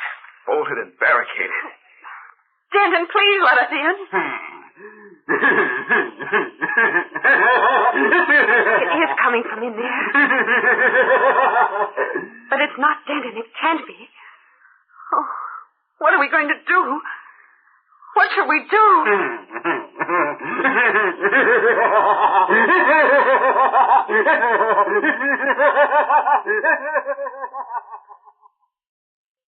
Everything's all right now, Nan. He's quieted down. He answered you the last time you went over to the room? Yes. He said, I'm all right. Go away. Oh. I think he's going to sleep now. We might as well do the same.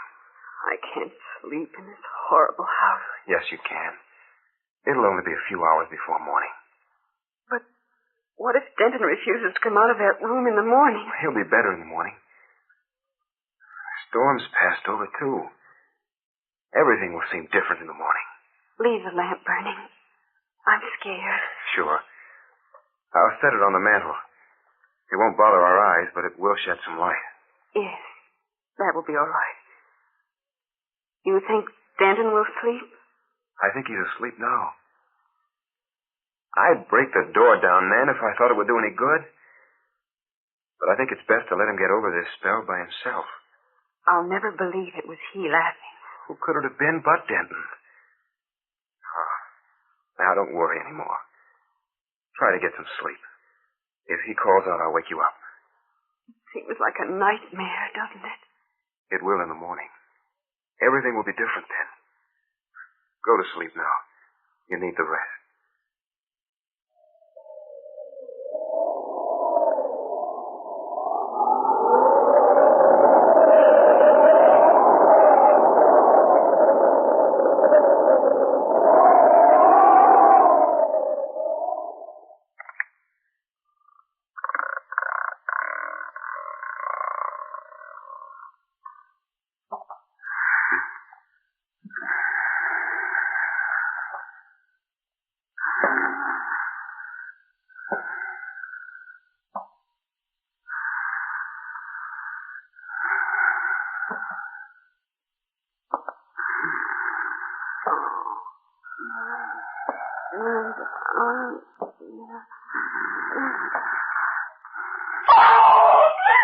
Charles, wake up!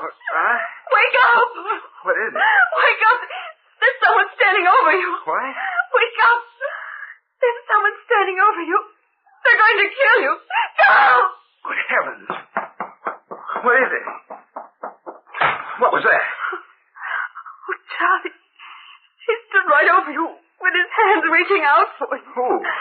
And when I screamed, he ran. For heaven's sake, who? He was going to kill you.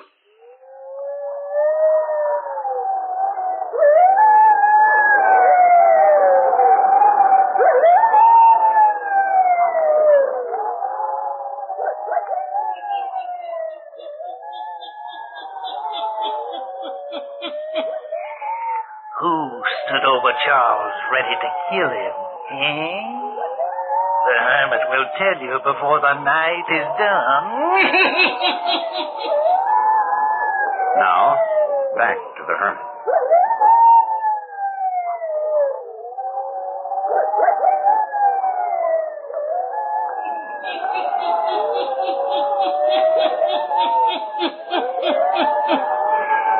Terror-stricken, Charles and Nan stand in the middle of the room in this strange house on Lost Man's Bluff, wondering who tried to kill Charles.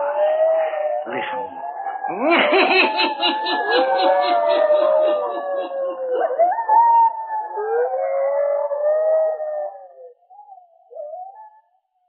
You mean you think it was... I know it was Denton. Oh, that's ridiculous. Denton trying to kill me. I know it was he. With his hands reaching out for your throat. Oh, no. And when I screamed, he ran back into that room and closed the door. Charles, where are you going? I'm going to get him out of that room before something really happens. You mustn't go near him. I've got to. No, you stay here. Never. I'm going with you. I'm going to make him let me in there. He may try to kill you again. I don't think he will. You stay behind me. Denton? Denton! Denton! The door's unlocked. Denton? Stay back, man. I'm going to light a match. Great heaven. Denton! What is it? Get back. Don't look. Why are you closing the door? What is it, Charles? What did you see? No. Denton. Something's happened to him. Something's happened to Denton. What is it, Charles? Tell me quick. What is it? Denton hanged himself. Keep hold of yourself, Nan. We've got to get out of here. Down into town and get the authorities here. Denton hanged yourself. Let's hope the car runs. We've got to get into town.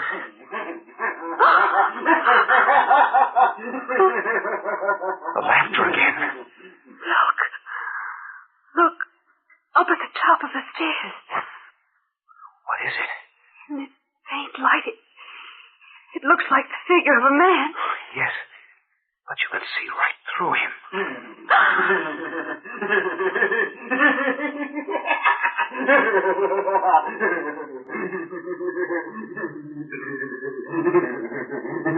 What?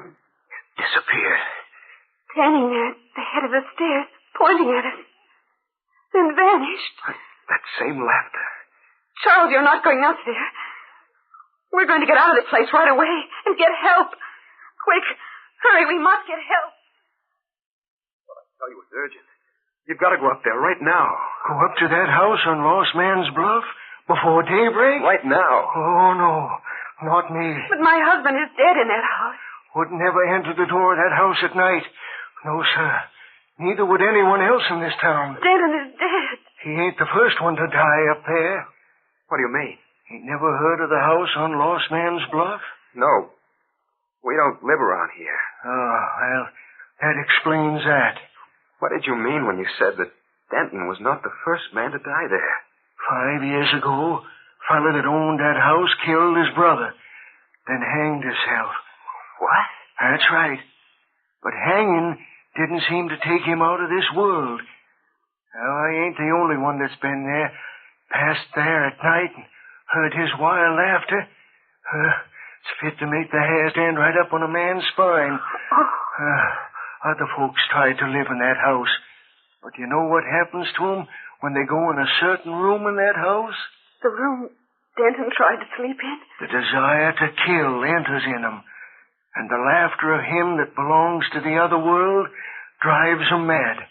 They can't get away from it. They return to the place. Charles, that's what happened to Denton.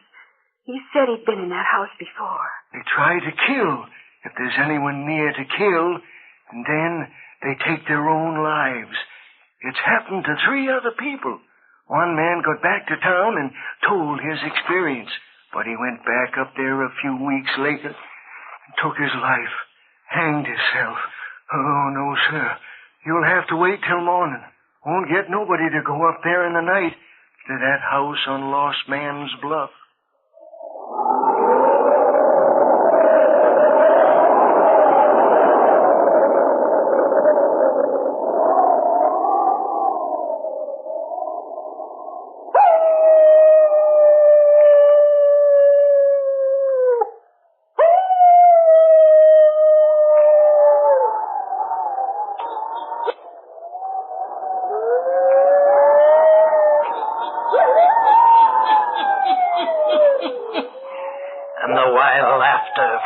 On Lost Man's Bluff continues to pierce the night. Don't ever go near it after sundown. No. Turn on your lights. Turn them on. I'll be back. Pleasant dreams.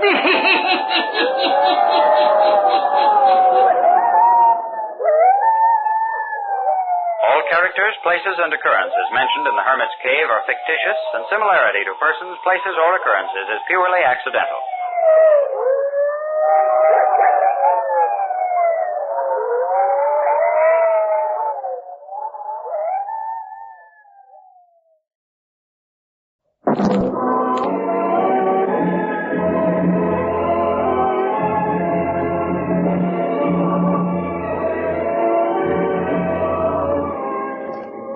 I have flown. I have sailed. I have moved about this world of ours, and ever in search of the finest of its kind, we bring you the tops in spine chillers.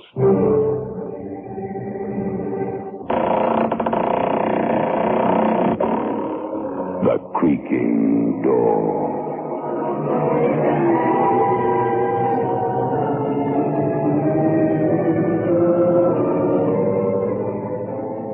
The manufacturers of State Express 3-5 Filter King cigarettes take pleasure in presenting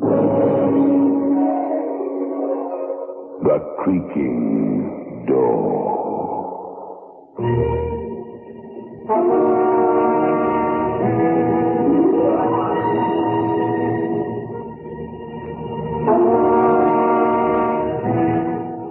Good evening, friends of The Creaking Door. The creaking door is opening. So do come here. It won't take long. Your visit. No more than half an hour. Of course, it may seem longer, but we promise to return you to where you're sitting now, intact, except for your sanity.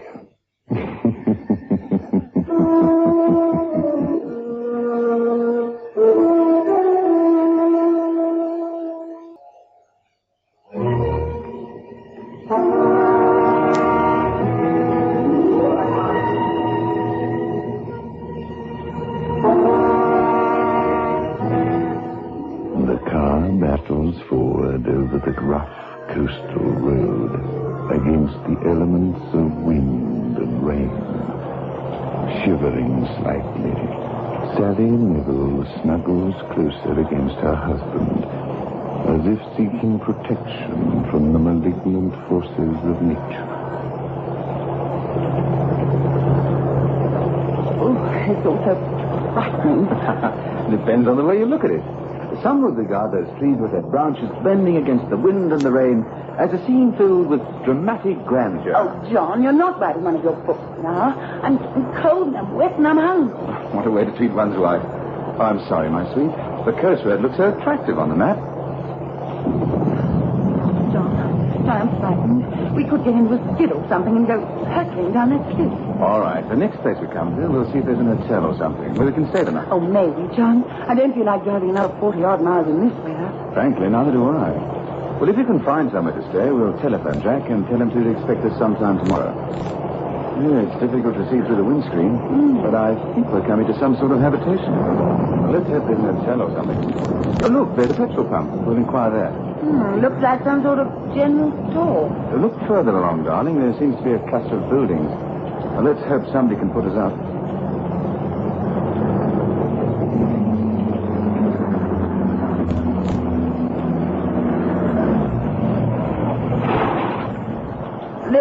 get out of the car, darling. Just stand the hooter. No point in both of you getting wet. The place looks deserted. Oh, there must be somebody there. Oh, there's someone now. He's dressed as though he's going to man a lifeboat. I can't blame him in this weather. Yes, sir. Fill her up, please. Yeah.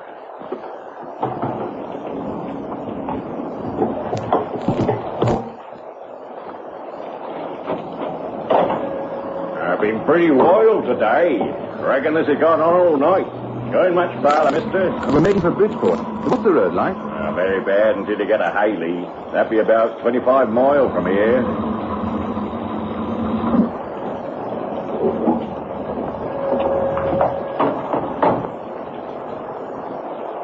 You be wanting anything else? Oh, no, thank you.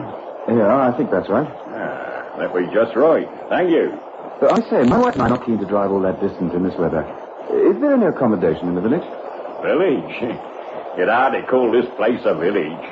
Ain't no hotel or anything, just Muggeridge Arms, and that's a pub. Oh, well, how far is the nearest hotel? Until you get to Coomley, 19 mile away. Oh, no. Well, isn't there anywhere at all? Surely this is a holiday resort in the summer? Not really. Some folks come fishing and the like. Well, there's Cliff Edge. That be let furnished like, but you wouldn't want to stay there. Oh, why? I'm sorry to keep you out in the rain, but... Don't worry about me. This sou'wester keeps me dry. I put you up myself, but we ain't got You said there's a place called Cliff Edge? Oh, it ain't the sort of place I'd like to stay at. Not after what happened. What did happen? They found her, they did. Found her body on the rocks. They say she jumped out of a window. Who owns this furnished house? Oh, Joshua Muggeridge. He's on his small holding, he does. You see, it is you drive along the road called Muggeridge Farm, it be. It's just as you turn at the bend. You want to be careful at that bend in the road, only a few yards from the cliff edge. 200-foot drop it be. Thank you. We'll be careful. Well, now, mister, it ain't none of my business, but I'd drive on to Coomley if I were you. No good tempting your spirits now, is it? I suppose not. Well, thank you. Good night. Good night, you both. Good night. Hope you get fixed up all right. Oh, quite a character. If I put him in one of my books, I'd be accused of overwriting. What did he mean when he said no good things in his head? Oh, you know what these country folk in remote areas are like. I doubt if they see any strangers from one month to another. Oh, darling, you're going too fast. I hardly see a thing. There's a sign saying dangerous bend. Careful, darling. I'll be careful. To think we left our warm beds. Oh, there we are, darling. Look, Muggeridge Farm, it says. We'll be in front of a nice roaring fire in no time.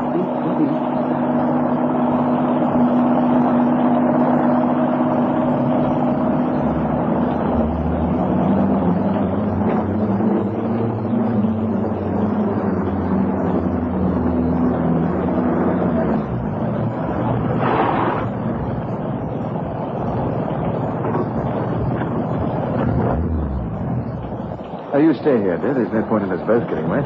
Somebody's heard the car. I saw a shadow go across the line. Good.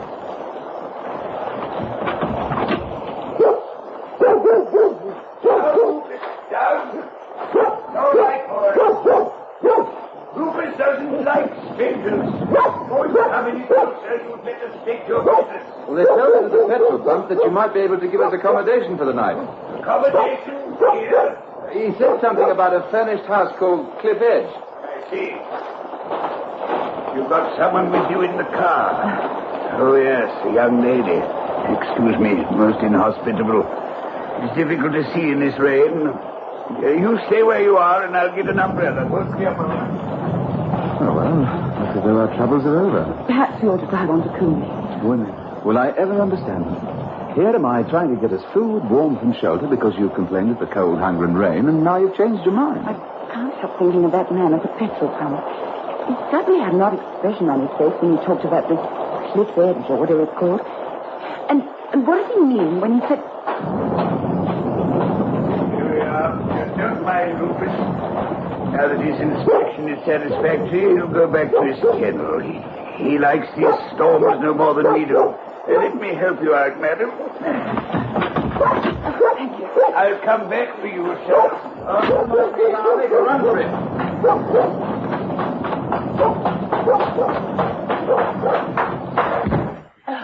Through here. My parlor, I suppose you'd call it. If you'd both kindly be seated, I'll get you a little sustenance. Thank goodness. I thought I was never going to get out of that car. It's been raining consistently ever since we started out. Mind you, it's the time of year for rainstorms. I'm afraid I've very little to offer you. A cup of tea, a glass of wine. Oh, well, if it's not imposing on you, I simply love a cuppa. Then tea it shall be. What about you, Mr. Neville, Don Neville. And this is my wife, Sally. You're Mr. Moggridge, I take it? That's right. Joshua Moggridge. Welcome to my humble home. As you can see, there's very little here. This shack and my few acres of vegetables. Different from the old days when my wife was alive. I'll go and get your tea. Oh, Mr. Moggridge, is that the kitchen through there? Couldn't I make the tea? Oh, it's very kind of you, but there's no electricity in these parts. Do you know how to use one of those newfangled gas cookers? Indeed I do. Oh, no, don't bother to get up. I'm sure I'll find everything, and you two can discuss terms. Charming young woman, Mr. Neville. Been married long? 6 years. Children? Unhappily, no. Well, you're both still young. So you want to stay the night at Cliff Edge? Mind you, when the storm clears, as it will, and the dawn breaks, and the sun seems to come out of the sea, there's no more beautiful spot in the world than Cliff Edge. So you're willing for us to stay the night? At whatever your terms are, of course. I couldn't very well say no, the weather being what it is. You don't seem very keen, Mr. Moggridge.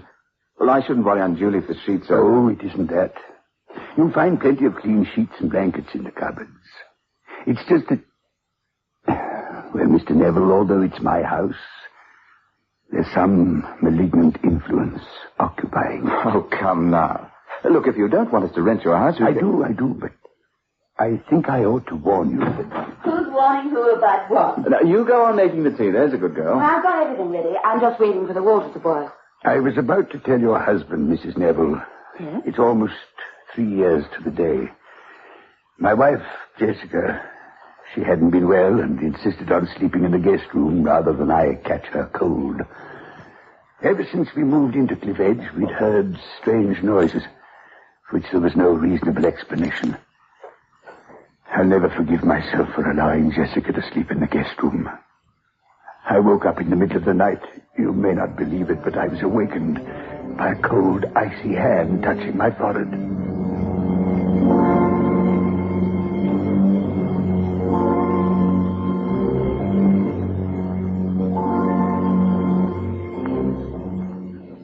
What was there? Must have been dreaming. No. Heaven preserve me. It can't be. Jessica. Oh, no.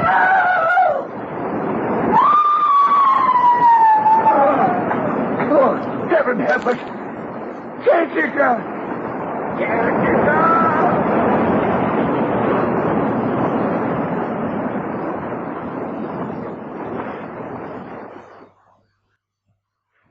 I suppose you both regard me as just a superstitious old man, but when I summoned assistance and we got to my wife, she'd hurled herself from the bedroom French window to the rocks below. I tell you, when I got to my wife, her dear dead face was staring up at the moon. The horror, the expression of terror. Something had so frightened her. Sorry. Foolish coroner, because my wife was given to nightmares, they brought in a verdict of death by misadventure. Said she did it in her sleep. Oh, good. There's the kettle boiling. I'll make the tea. I'd rather you hadn't told that story. My wife is highly susceptible to suggestion when it comes to ghosts and things. And you, sir? I'm a writer. Good heavens, forgive me, John Neville, of course. Didn't you write The Temple of Reason? Yes, I did. Yes, I've read quite a few of your books. It's a pleasure to meet you, sir. Thank you. I wonder what Sally's doing with that tea. I think... You think what, my darling? I'll leave it unsaid now that you've been a good girl and brought the tea. Here, let me take it from you, Mrs. Neville. Thank you. I was just telling your husband how much I admire his books. So do I. Milk and sugar, Mr. Margaret? Just one lunch, thank you, and milk. He is a good writer, isn't he? Mind you, we shouldn't tell him that. He gets so conceited, don't you, darling? No chance with you around, you little monster. Here's your tea. Thank you. Ah, nectar of the gods. I think you'd better move on from here and not stay at Cliff Edge. Oh, dear. Just as I was beginning to feel snugly warm. Why do you say that, Mr. Margaret? My wife was not the only one who fled from some malignant force to her death.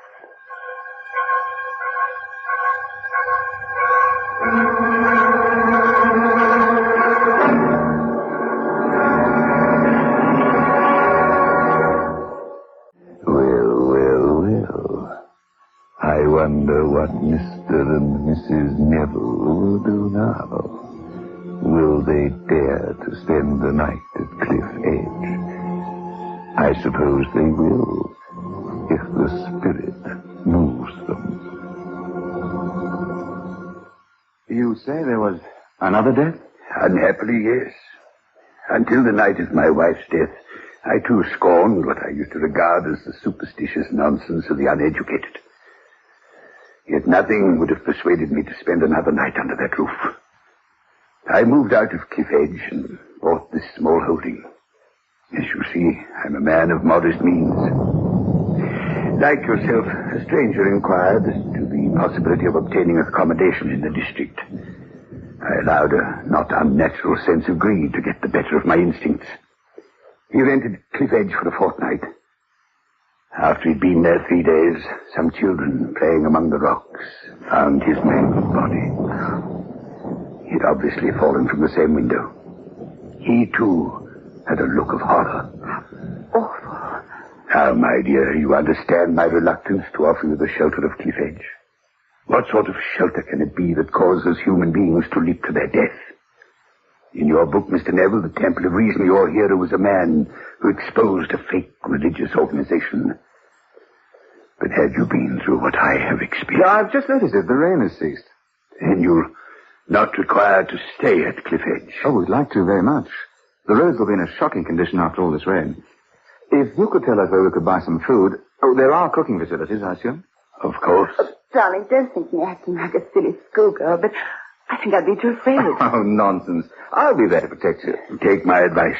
However bad the condition of the road, it would be preferable to staying at Cliff Edge. Let me be honest with you.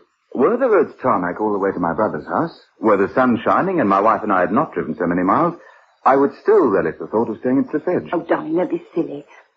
It's the water in him, Mr. Margaret. I think I understand your husband's attitude very well indeed. Shall we go? Will there be room for me in your car? Plenty.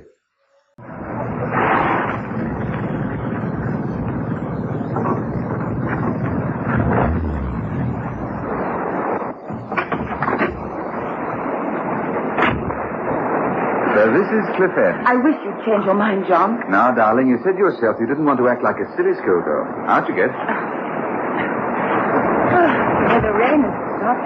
Everything's sort of so dark and bleak and desolate. That's because there's still heavy clouds about and the evening shadows are beginning to fall. Things will look much more cheerful when they've got a fire going and the lights are on. There's so much rust on the lock. It's difficult to open. That's got it. There you are. Oh, thank you. And thank you for letting us have the bacon and the eggs and the milk. You'll find tea and sugar in the canister. Oh, dash it, I forgot to phone Jack. Oh, there's no telephone here, I'm afraid. The nearest telephone is at the Mogridge Arms, about 2 miles on the road. My family owned all this land at one time. It was a rather reckless grandfather who more or less impoverished us all with his gambling. I know what I'll do, dear. As soon as you're snugly in bed, I'll go over to the Arms, telephone Jack, and fraternize with the locals. Ever the writer, Mr. Neville? Yes, Mr. Mogridge. A really professional writer never ceases to be anything else. Everything he sees and hears and does is stored away in his subconscious for future use. Oh, there he goes again, Mr. Mogridge, being all literary. If you don't mind, I'll leave you on the doorstep. I took a vow after my wife's death that I would never set foot in this place again, and I never will. Perfectly understandable. Well, I'll call in and see you tomorrow morning to settle up, or would you rather... No. Tomorrow morning will do. You're still determined? I can't dissuade you. Good night, Mr. Moggridge. Good night to you.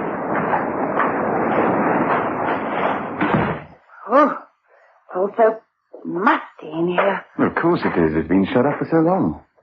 It's warm enough to open the windows, so let's let some sanity and air into the place. Come on, love. In we go. You're a marvel, my love. You take a prosaic dish like bacon, sausages, and eggs, and you transform it into an Epicurean's delight. Oh, I've eaten enough to burst.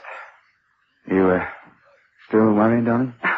I must say that now that the rain has stopped and the moon is out and we've got rid of that musty feeling around the place, I'm feeling a little different.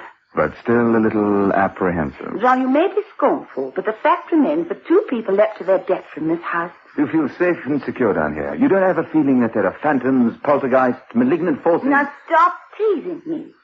It was all so dark before, and that old man... A very interesting character, Mr. Moggridge. Once he heard that I was the author of The Temple of Reason, that I scoffed at the supernatural, he was pretending to dissuade me, to frighten us off. But in his eyes there was a challenge. And you accepted the challenge. Yes, my love, I did. Are you sorry? Now that the lamps are lit and we're sitting in this cozy room with the fire shining brightly? You're right, darling, as usual. I really couldn't face the rest of that drive. Good, we've allayed your fears. There's only one more enemy to defeat. Stop writing a script. I'm trying to put at rest the mind of the woman I love. Come on, darling. Let's go and have a look at the bedroom. All right. Which one? Well, the main bedroom. The bedroom we're going to occupy. The one facing the sea. Come on. It's quite light now that the clouds have disappeared. Oh, there's sure to be a lamp in the bedroom. Oh, let's sleep in the guest room. No, my sweet. We will sleep with the window open and snore to the roar of the sea. Fool. I think this is it. Oh, charming. I like the lamp. Oh, yes, the messenger. Oh, what a lovely color scheme. Look at it. Does this suggest something evil? No. She must have had very good taste, Mrs. Moggridge. The way the color of the curtains blend with the carpet and the bedspread. Oh, I suppose that's where they keep the sheets and things. Oh, look, a portable transistor. Music to soothe the savage ghost. Oh, I've got an idea. While you're ferreting out the sheets and things, I'll go up the road, telephone Jack, and drink with the locals. John? Now, don't tell me you're still being influenced by that funny old man. No, I suppose not. All right, darling, I'll get everything shipshape, but don't be long. Promise. How about that?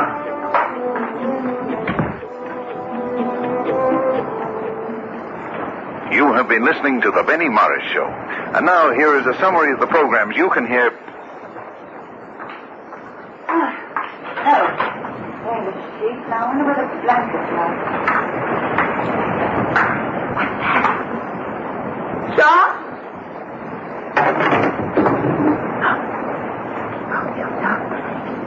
Nothing.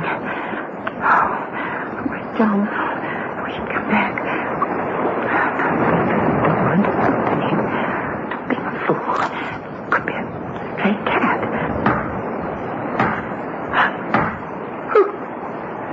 Who is it?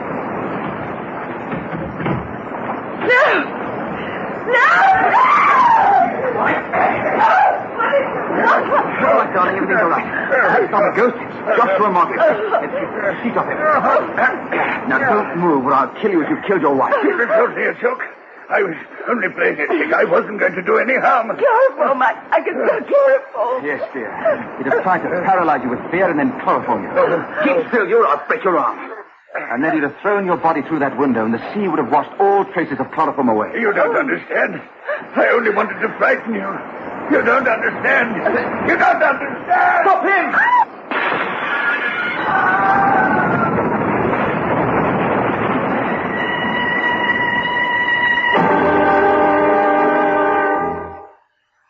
Oh, there it is, Sergeant. There's the cotton wool he soaked in chloroform. Of course, he was as mad as a March hare. I don't suppose he would have got away with the other 2 murders were he not a Moggridge and they gave him the benefit of the doubt. Perhaps it's just as well he died the same way as the others. We might have been able to charge him with attempted assault, but we couldn't have proved he'd killed his wife or the man who took the house over. But he didn't mean to tackle both of you, sir, did he? No. I set him a trap, Sergeant. I told my wife in front of him that I would be going to the Moggridge Arms to telephone my brother. I knew that he'd be watching this house, waiting for me to leave. All I did was to walk down the road, nip behind a hedge, and came back into the house through the kitchen door. From then on, I watched every move. I'm sorry I let you get such a fright, darling. Well, sir, I'll get back to Coolby. I never was satisfied with the verdict of the inquest on Mrs. Moggridge or Mr. Burnside. What about you two? Will you stay here the night? Well, not us, Sergeant. We'll drive to Coombe, too. I wouldn't stay a night under this roof for all the tea and china. Why, I should think that would be my driver. Funny, no one here. Yes. Seagulls. At least I think that's what it is. Well, let's go before I go off my rocker, too.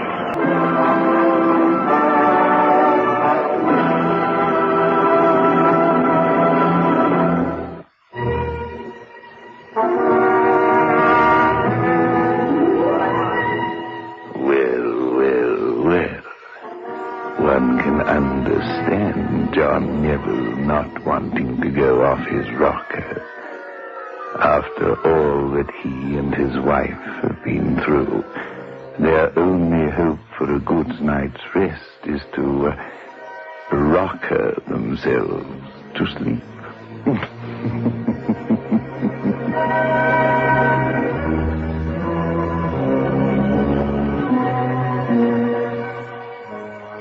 This is your host back again.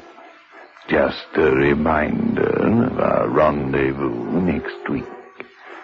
Where are we going? Through the creaking door, of course.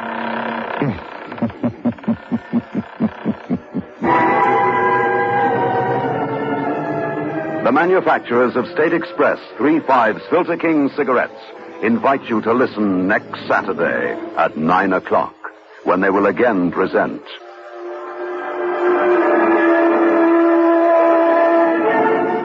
The Creaking Door.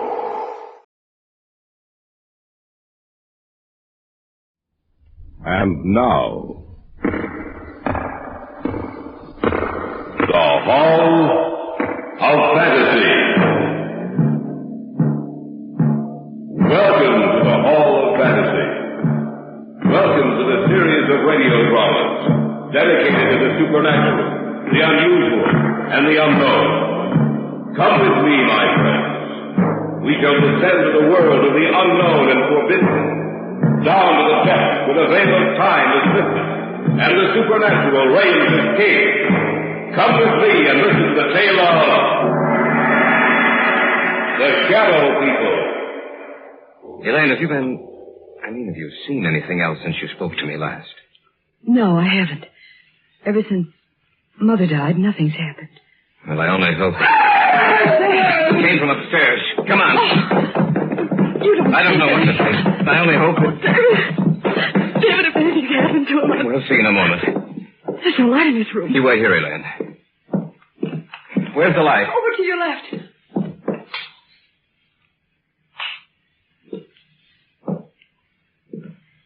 David. What's wrong? Why didn't you leave the light on? Your father's dead, Elaine.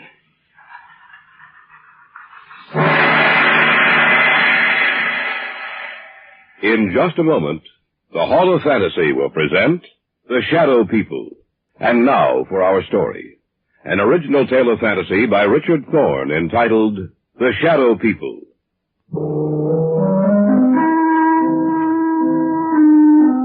Somewhere along the line of your life, you've met them.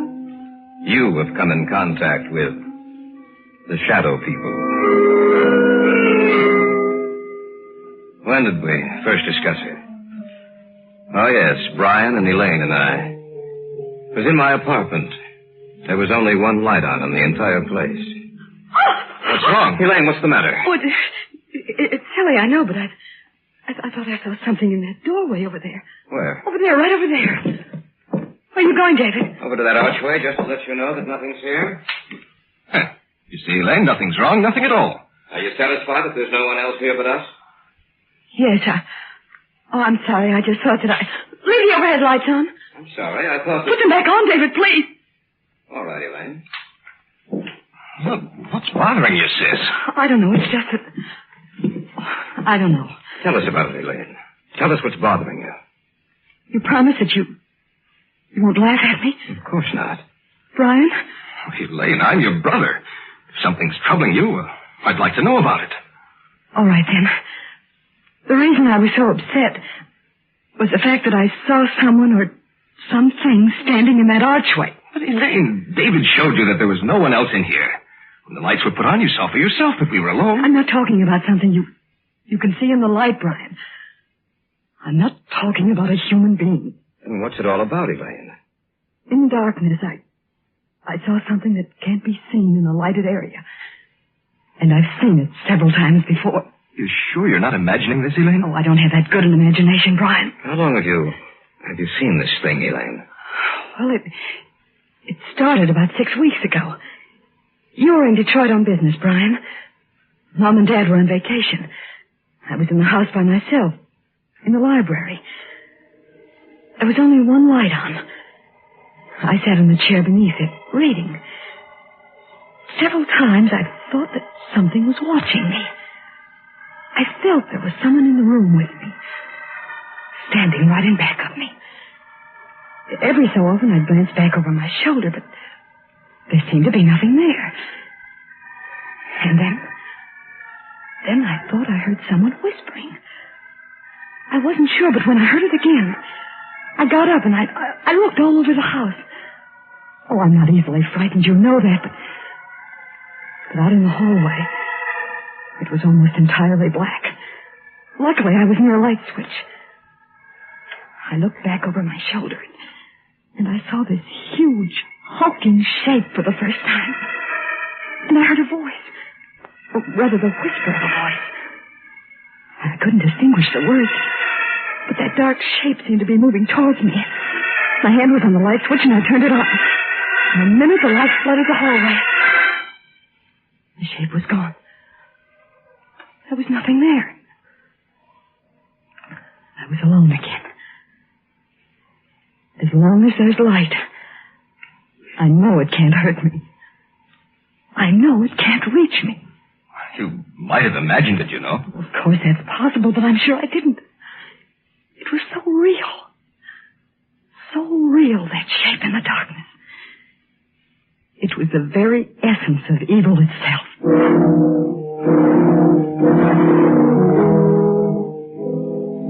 There was an old man I knew of, a Dr. Hesidius. I'd heard that he knew quite a good deal about the supposed supernatural manifestations which had taken place in the world. I went to him to see if he knew anything that might explain the events of the story Elaine had told us.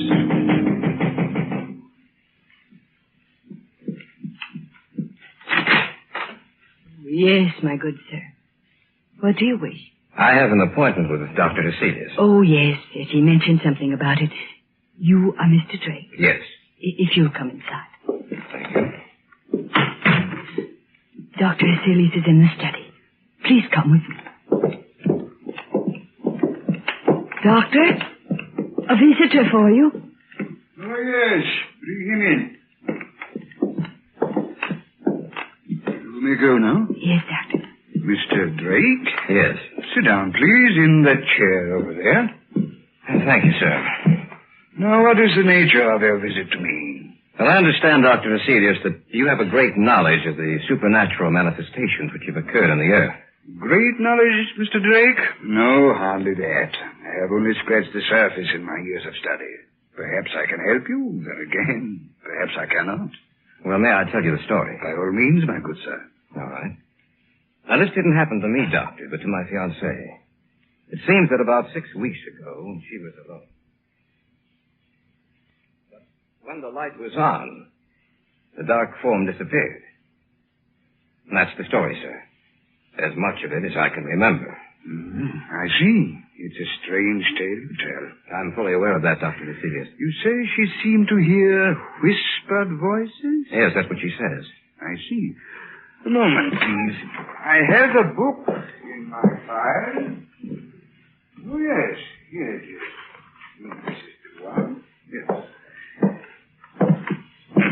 Perhaps I may be able to help you after all. Let me see. This is a very ancient book, Mr. Drake. I seem to remember... Yes. Here is an account of a happening such as you relate. And we shall live on the earth, and they shall not see us. Yes, it has been foretold by the ruler of the darkness. They who live by day, retire to sleep by night, shall never know that we walk with them, that we watch them, that we wait for our chance. Only in the night will they see us, for in the daylight we are not seen. Only in the night, when the darkness grows together and the forms of the shadow people are shaped from the blackness, they will know us. They will know that we are their companions, for we are the shadow people. I knew I had read something similar to the story you have told me, Mr. Drake. Dr. Aselius, what can we do? Well, give me a little time. Let me see if I can find any more references to these people of the darkness. One more thing, Mr. Drake. Be sure that your fiancée is never left alone at night. Be sure that there is some living thing, animal or human, which accompanies her every second of the night. For she is in danger, Mr. Drake. A terrible danger.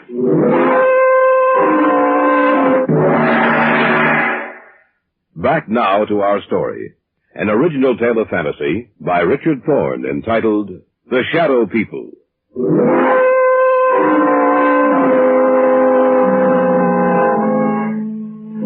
That night, the night of the day I had seen Aselius, Elaine's mother died. She died in her sleep. When she failed to appear for breakfast, Elaine's father went upstairs to see what was wrong. When he entered her room, he discovered that she was dead. The family doctor couldn't explain it, for Elaine's mother had been in perfect health. A few weeks later, I was out at the house spending a weekend with them. I glanced at the clock on the mantel, and it showed 11.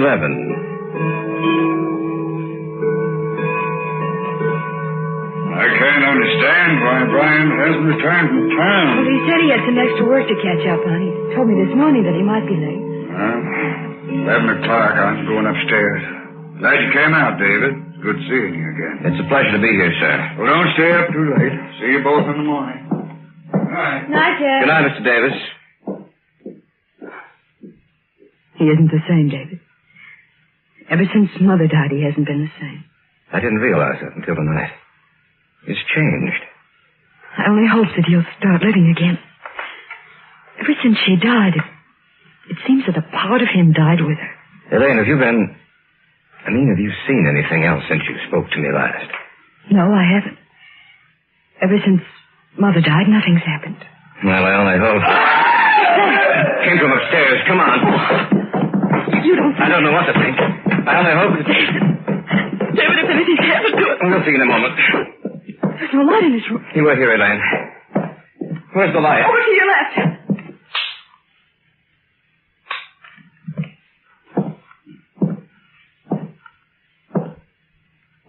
David, what's wrong? Why didn't you leave the light on? Your father's dead, Elaine.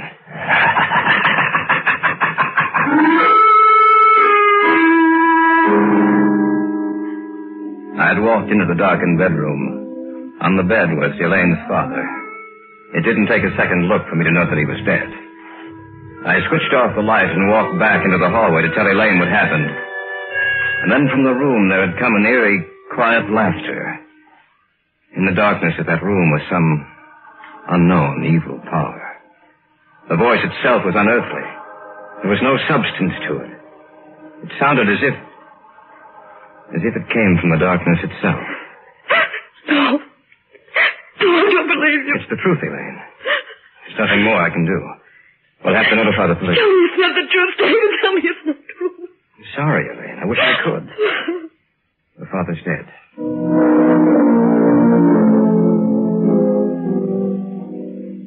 After the burial, Dr. Aselius got in touch with me. He said that he wanted to meet both Elaine and Brian, that he wanted to talk to the three of us.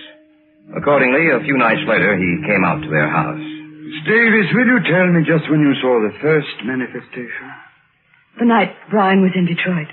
Now, Miss Davis, you have even seen this apparition in the company of other people, is that correct? Yes. The night at David's apartment. All right. Now I'll tell you what I think. You are in deadly danger, Miss Davis. These beings want to claim you. So far, they have had no success. Only in the darkness do they have power. Little by little, step by step, they have been removing the obstacles in their way to reaching you. First your mother, and then your father, Miss Davis. Both died in the same fashion. In the darkness, death struck at them. Now tell me, do you feel their presence here in this room as I talk to you? Yes. Turn out the lights, Brian. Stand by the switch, if you please, Brian. If anything happens, turn the lights back on. All right. Dr. Vasilius, I don't... Do you want me to continue working with you? Yes, sir. All right, then. Brian, turn off the lights. Yes, Doctor. The room now is in darkness, Miss Davis. Do you feel or see anything? No, Yes. Yes, I do. Do you see anything? Yes. Doctor, I don't... Be quiet, you fool. I know what I'm doing. In front of me. The darkness gathering together into a huge, terrible... Not only do you see us, Miss Davis, but everyone else in the room also will see the vague shapes forming themselves in the blackness. We do not want you, Dr. Heselius. The girl we want. We advise you to drop this case. You will only bring down the wrath of the shadow people upon your head. The girl. We want the girl. Do not stop us. Let us take her now. Turn on the light! They're gone. Miss Davis, are you all right? Yes. Yes, I am. Just as she said. The darkness. I saw it form into something, too. So did I. What are we going to do, Dr. Heselius? At the present moment, I don't know. But this much I do know. You must leave this house immediately. You must try to get out of their reach. I don't know if that is possible. I hope it is. I shall have to return to my home. I must learn if there is some manner by which we can defeat these creatures. For the moment, leave this house. Dispose of it in any manner you may see fit, but leave this house.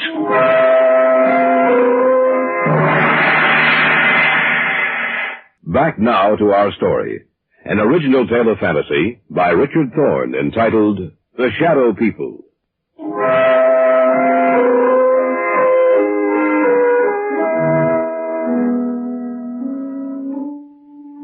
We spent the night in my apartment, the three of us.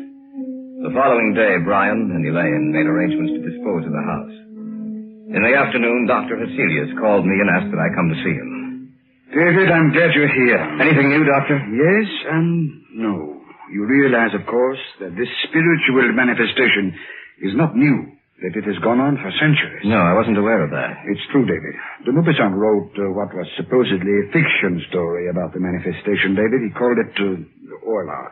However, according to the information here on my desk, it was taken from an actual case history. Of course, he embroidered the story, added a few touches to something he didn't realize actually existed. But have you found anything with which we can fight them? Everything depends upon an answer I received from a colleague of mine in Paris, Dr. Henri Renaud. I dispatched a telegram to him last night. Why hasn't he answered by now? There are certain things that must be done. It will take a few days, I'm afraid. We have to wait, David. There's nothing else we can do.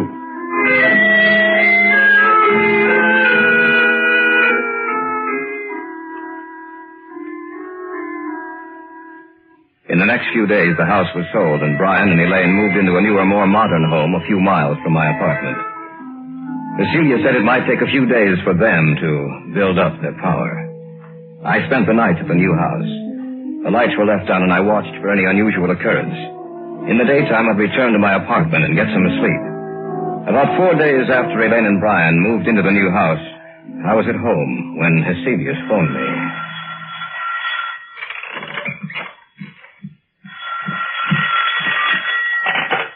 Hello? David? Yes, Dr. Heselius? I hate to tell you this, David. What's the matter? What's wrong? They were a step ahead of me, David. I just received word that Renault died or was killed.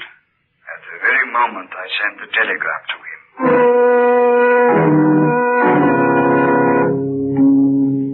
Step by step, they had outwitted us. For they had anticipated every move we'd make. Even Dr. Hastelius was at a loss as to what to do. He agreed to meet me at the Davis house.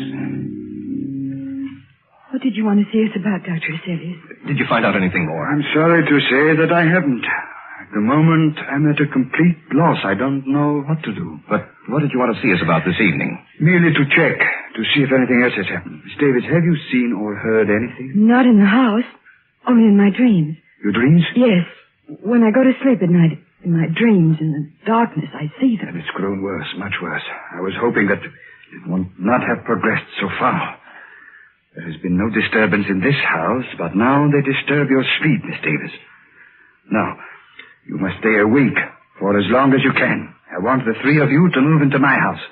Perhaps that will give you more protection.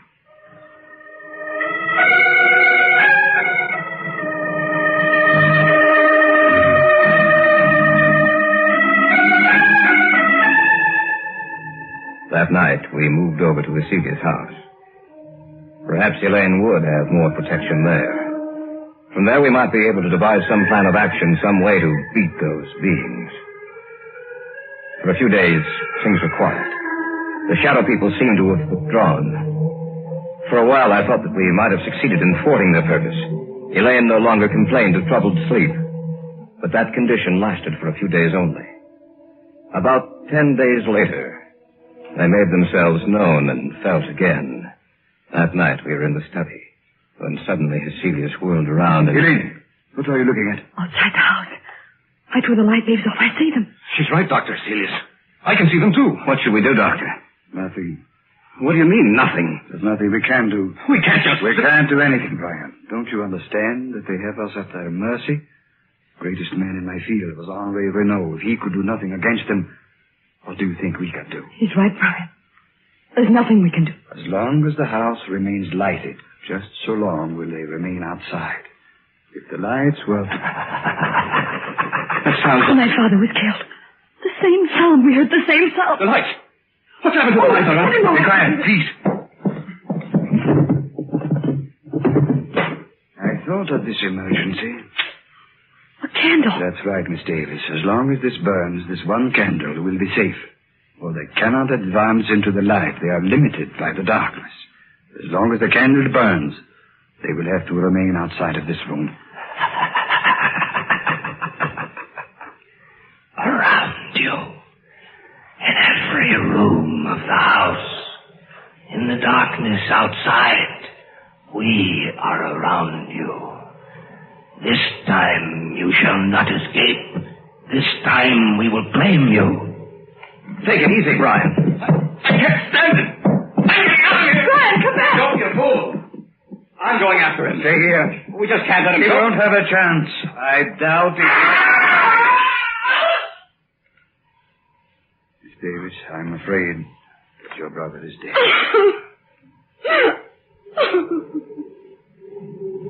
The wind, Doctor. Listen to the wind. I know. Yes, Doctor. Listen to the wind. You must realize by now that the three of you haven't a chance. You must know in your minds that we can destroy you at any moment we desire. But, Dr. Hastelius, you may still save your own life. Let the others go. Give them to us. No. No, you will have to take all of us. Shall we destroy your light? Shall we move in on you now? As you will. Do as you will.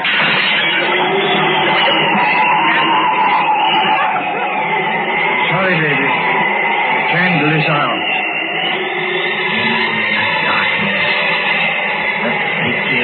In the darkness.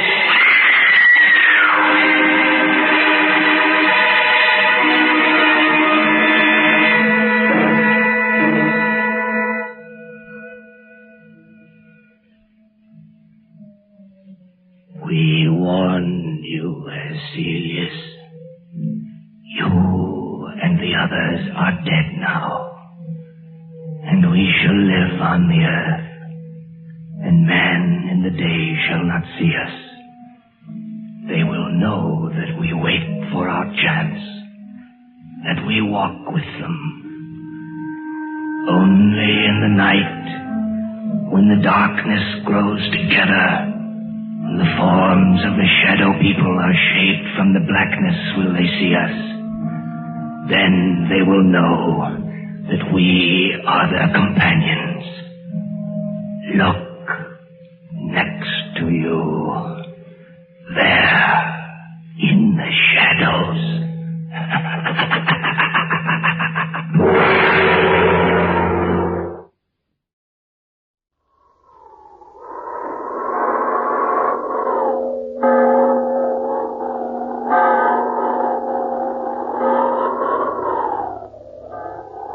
The Witch's Tale.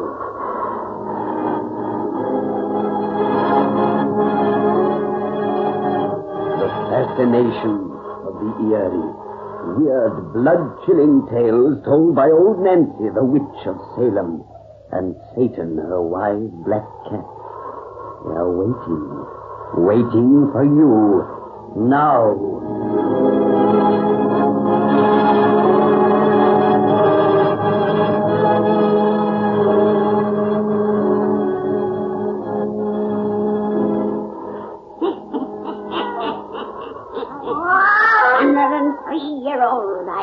Today? Yes, sir, 103-year-old. Well, Satan, what kind of a cheerful bedtime yarn are we spinning these folks tonight? Now, tell everyone to douse their lights, Satan. That's right. Make it nice and dark and cheerful. Now, draw up to the fire. And gaze into the embers.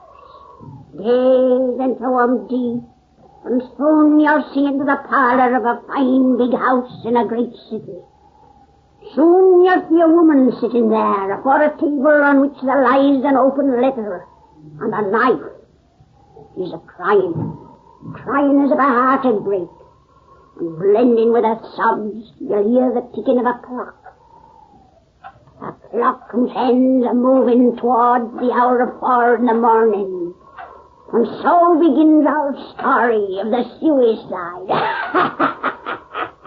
The suicide.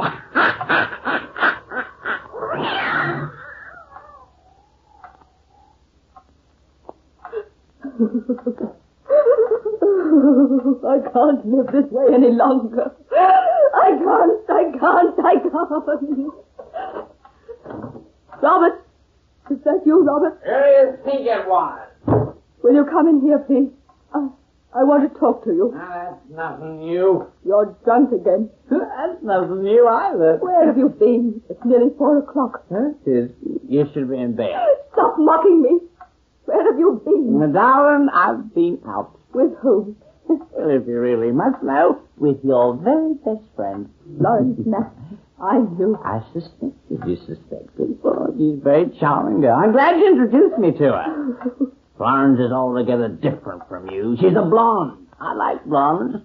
And her eyes aren't all red from crying. I'm accustomed to your insult.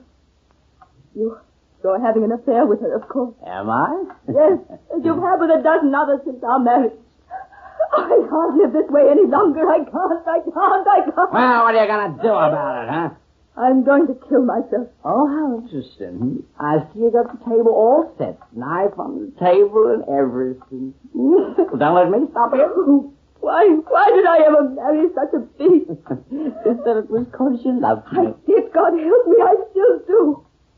And you only wanted me for my money. Now, suppose I did. I earned every penny that you ever give me. By standing for your nagging, for your tears, and for being the husband of a fool. You won't have to stand it much longer. My foolishness is nearly ended. Put down that knife.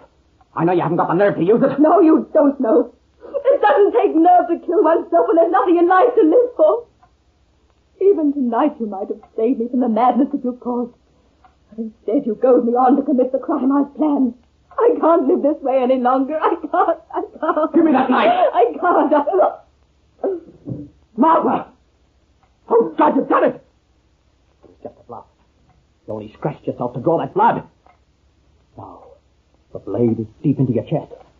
I'll get a doctor. Before he could reach here, I'll be dead. No. No, you can't be found dead with a knife wound in your chest. The police will say I killed you. They'll arrest me for your murder. So that's your plan, you little devil. You mean to get me? No, Robert. Yes. But I won't let them get me.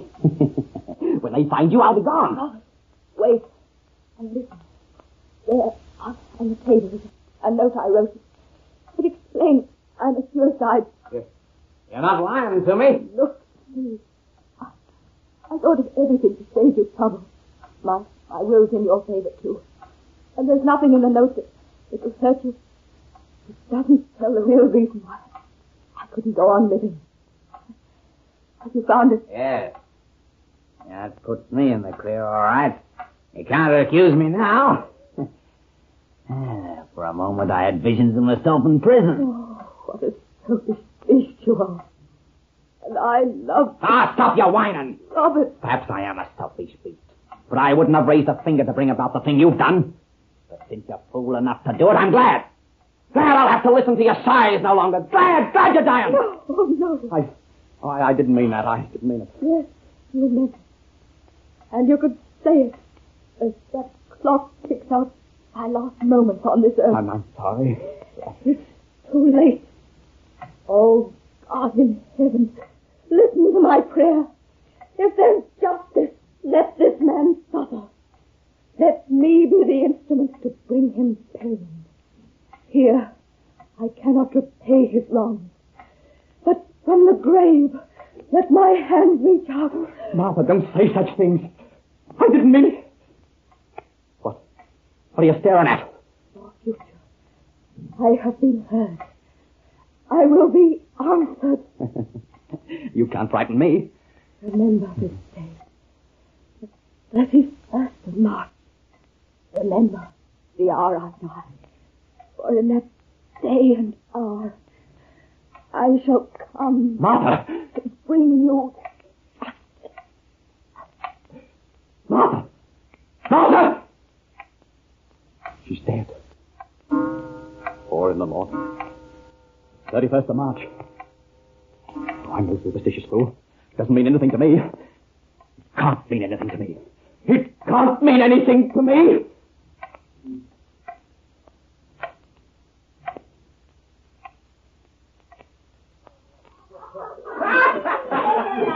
I'm no superstitious fool. Doesn't mean anything to me. Doesn't mean anything to me. The idiot said that 50 times since this party began, Charles. What's his idea? Oh, I don't know. He's merely drunk, as usual. Since his wife committed suicide a year ago, he hasn't drawn a sober breath. Yeah, I know. When he announced his ghastly reason for giving this party tonight, I thought he was trying to drown his sorrows, or his conscience. Now I don't believe he knows the meaning of either. Come on, drink up, everybody. This is the 31st of March. We're celebrating. First anniversary of a very important occasion. I'm going home. I don't claim to be a very worthwhile citizen. But every time he alludes to this brawl as the anniversary celebration of Martha's suicide, I feel as though I was dancing in a graveyard. I feel the same as you do. We're the only friends that rotter has left. Let's put him to bed before we go. All right. But let's do it quick. It's nearly 4 o'clock. I'm no superstitious fool. Doesn't mean anything to me. Here he comes. We're getting between us, and you know how to handle drunk. Charlie Jules, I've been looking for you, old pal. Come over to the bar. I want you to meet a very pretty girl and have another drink. No, thanks. You've had enough to drink. Come on. Hey, let go my arm. Where are you taking me? Upstairs to your room. No, I don't want to go to my room. It's nearly 4 o'clock. I want to go downstairs with people. Come on. No. That's why I gave this party. I don't want to be alone. I'm no superstitious fool. Doesn't mean anything to me, but... No. I don't. No. Let it. Quick, Charlie. Shut the door. I have the key.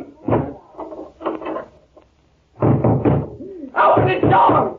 Don't lock me in the dark alone. Don't lock me in alone. Go to bed and sleep it off. Open the door. 31st of March. That doesn't mean anything. I'm no superstitious fool. That doesn't mean anything. It can't. It can't be anything. It can't. The clock. It's striking 4. It can't mean anything. It can't. Robert. I'm here, Robert. No. No, I'm hearing things. You don't believe? I won't believe I hear your voice. I won't believe the dead woman returns. I won't. Your eyes will believe what your ears deny. Look. A hand. That knife. Help! Help! Help! Robert, tell me what's happened. Why did you call for help? What made you scream? A hand. A woman's hand. A woman's hand? A disembodied hand. It came out of the darkness with a knife and tried to stab me. The fool has the daisy. No! Oh, look, I'm not drunk anymore. I'm not drunk anymore. I saw a woman's hand. A strong, tight, slender hand with fingers. A hand. A hand. And a hand. more body to go with it. We just up here and answer to your scream. We needn't have been so alarmed. I've heard of seeing pink elephants, but a disembodied hand is something new. Hey, poor Rex, you always thought. Yes, I'm coming. Yes. Everyone go and leave me. Everyone but you, Charlie. You want me? Yes. It can't be alone again. But I've got to talk to someone. Close the door. Very well. What are you doing at that writing desk? I'm going to unlock it and convince myself this was imagination. What do you mean? The knife in that ghastly hand was the one Martha used to kill herself. After the coroner had finished with it, I had the police give it back to me. Then I locked it in a secret drawer here that no one knew about but me and Martha. If it's still here, I'll know that I was dreaming. If it's still here, I'll know there's no reason for the fear that's been growing in me ever since he died. I'll know the dead cannot come back. I'll know. The drawer is empty. She has the knife. Martha has returned!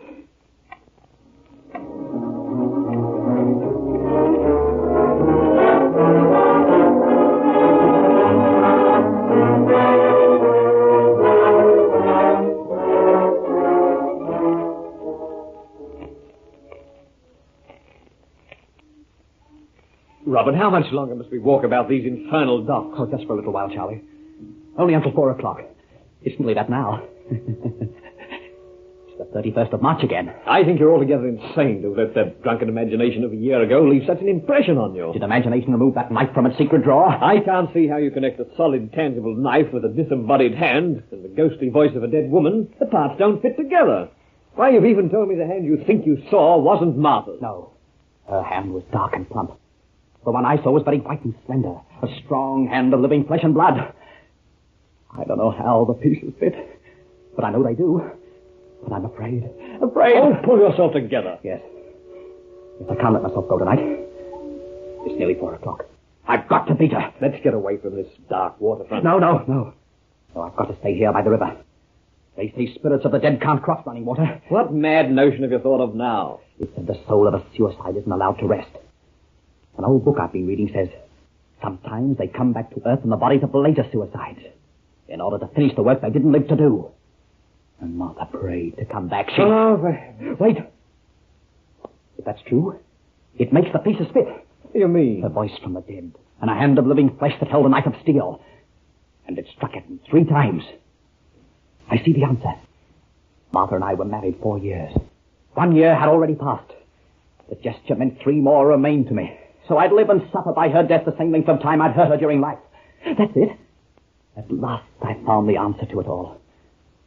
When this clock strikes 4 this morning, I'll receive a warning that but 2 more years remain. I'll see that living hand again. A hand that now may join a living body with Martha's soul inside. I'll see that knife again and know... Come to your senses. Charlie, there's something floating towards us in the river. Oh, what about it? It looks like a woman. Oh, for the love of heaven, don't stop. Lord, it is a woman. She's struggling to keep afloat. I can't swim. You've got to get her. No, I can't go near her. Listen to that clock. It's striking 4. Robert. Let me go. I gotta get away. Help me, help. That voice. Martha. It's a drowning woman, you rotten coward. You've got to save her life. Don't push me into the water. She's waiting for me there. Waiting for me with that knife. Oh! Now get her, damn you, or I'll come back and kill you.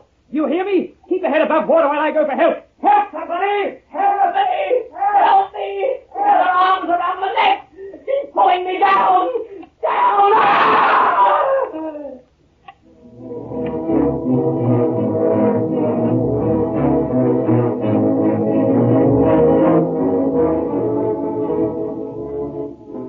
And now, let us drink to rescuer and rescued. It is a pleasure to drink at all in this world after being so close to another one. Do you not agree with me, monsieur? Yes. Yes, of course. You're French, aren't you? My English is not so good.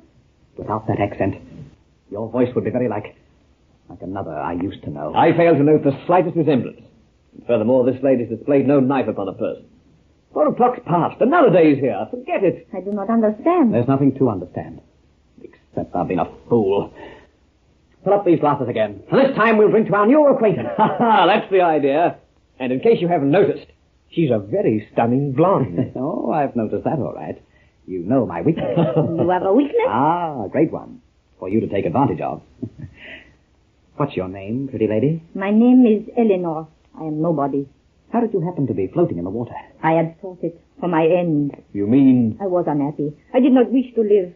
But after I leapt into what you call eternity, I realized there are things to be done in this world the dead they cannot do. So I cry for help. I pray to come back to life. I tell God I wish to return. Return? What is the matter? I've just noticed your hands. Strong, white, slender. And do they, like my voice, remind you of another? Yes. Oh, but it doesn't mean anything. 4 o'clock is past. I won't be again a superstitious fool.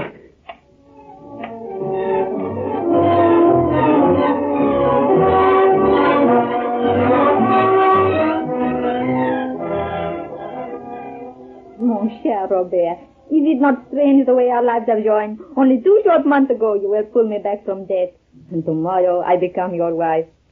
It might even be said you take your bride from out of the grave. Oh, don't say such things. Please don't. Can you look at me as on the morning we first met?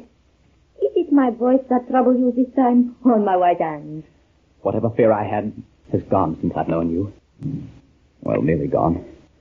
But a new fear has come to take its place. A fear that loving you has brought about. What do you mean? You've heard what a rotter I've been. My mind's in constant turmoil for fear you'll do to me what I've done to others. Oh, Eleanor, be good to me. Promise me. No, don't. For if you did, I'd think it was a lie. Knowing myself, I can't trust even you. What can one do in such a situation? Oh, nothing, I suppose. Although if I knew more about you, of the life you lived before, I'd feel better. Tomorrow you will begin to learn of me, mon cher. Now it is my whim to tell you nothing. You found a drowning woman in the river. Tomorrow she will be your wife. It is my whim to be a dead woman whom you restored to life. Eleanor. Oh, I forgot. You like me not to say such things? It doesn't mean anything, of course. It cannot mean anything, of course.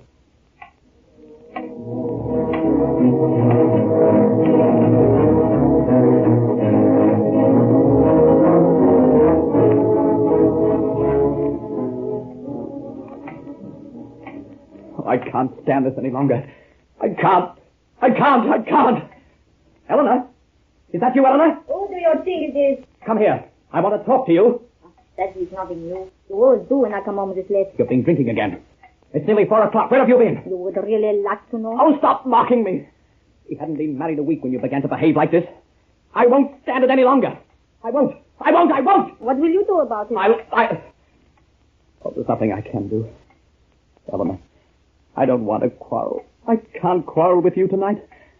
I only want you with me. That is why I returned to you so early. Charlie told me you do not like to be alone at 4 o'clock this morning. Charlie told you? Oui. They say you are afraid of this 31st of March. You were with Charlie again tonight. Why not? I like him much. He is so different from you. You're having an affair with him. Am I? Yes. Oh, why was I ever fool enough to marry a woman from the gutter? Why did you marry me? For the same reason I can't do anything to punish you for what you're doing. Because I love you. I'm so sorry for you. Good night. Oh, Eleanor, don't go. Come back. Shall I stay here to be insulted? Not I. I am not like your other wife whose ghost you fear may come tonight. Oh, don't say that. Don't. For whatever wrong I did to her or any other woman, you've paid me back in kind and paid me in full. Oh, Eleanor.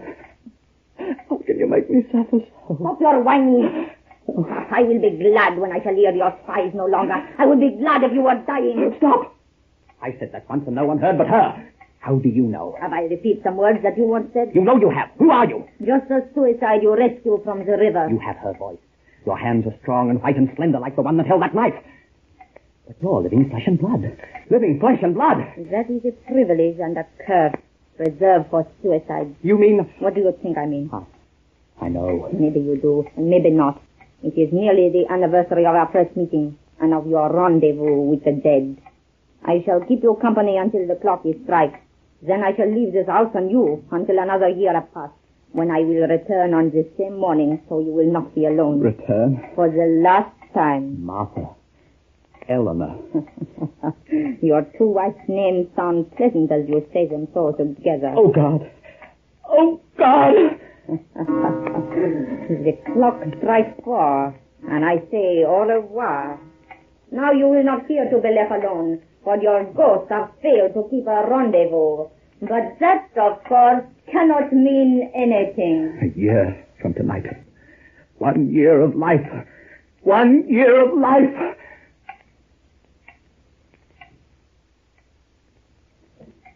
Everything locked and bolted, Harper?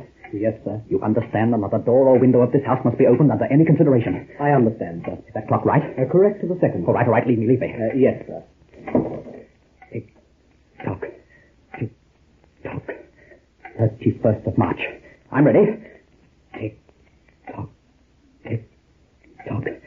Flesh and blood can't have the through bolted doors and windows. Tick, tock. Tick, tock. A pistol filled with silver bullets. That'll stop creatures from the grave. Oh, I'm talking to myself again. I wonder if people say I'm mad. Perhaps I am. This past year and the 3 before have... Tonight will end it. And I'm going to beat her. Oh, what am I saying? Oh, yes. Tick, tock, tick, tock. Oh, please get to 4 o'clock. It's so hard to wait alone. Charlie used to wait with me. Then Eleanor. But now they've gone. No, Eleanor's coming here. Oh, how I loved her. Love her still. No. Tick, tock. Eleanor is Martha. Martha's in her body. The dead is in the living, so I hate them both. It's almost time to strike. Oh, my wait is nearly ended. She'll have the knife. But I won't die. I have bolts and bars and silver bullets. Tick, tock, tick, tock. Strike! I'm ready. Strike! I'm here, Robert, for the last time. Eleanor. And Martha, as you know, we're the same. I know. Your soul is in her living body. A privilege and a curse, reserved for suicide. But in her living form, I see. But I'm prepared for both the living and the dead. Silver bullets will stop creatures from the grave. Why don't you fall? How can you still come on with that knife? Keep back! Don't strike! God has done his justice on you, Robert. Now I, his instrument, return to death.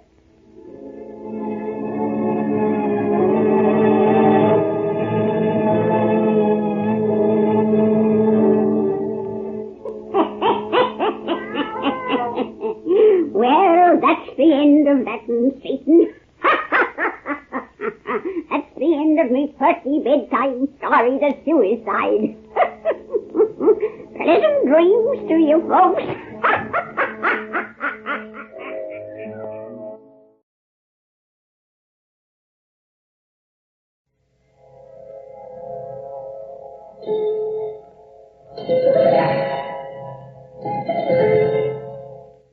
Man lives in a world of time and space. He lives in a spectrum of the universe. When he ventures beyond this limit, he is in the unknown, a realm where strange forces are brought into play.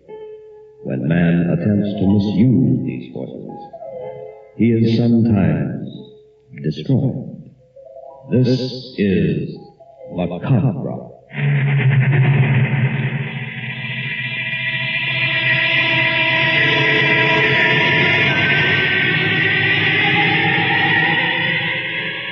The Far East Network presents, in special performance, Macabre. Tonight's story, The Man in the Mirror.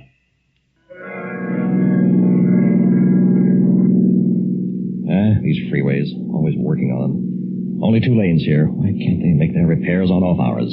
No, gotta blast away during rush hour traffic. What's the matter with that guy ahead? How come he's slowing down?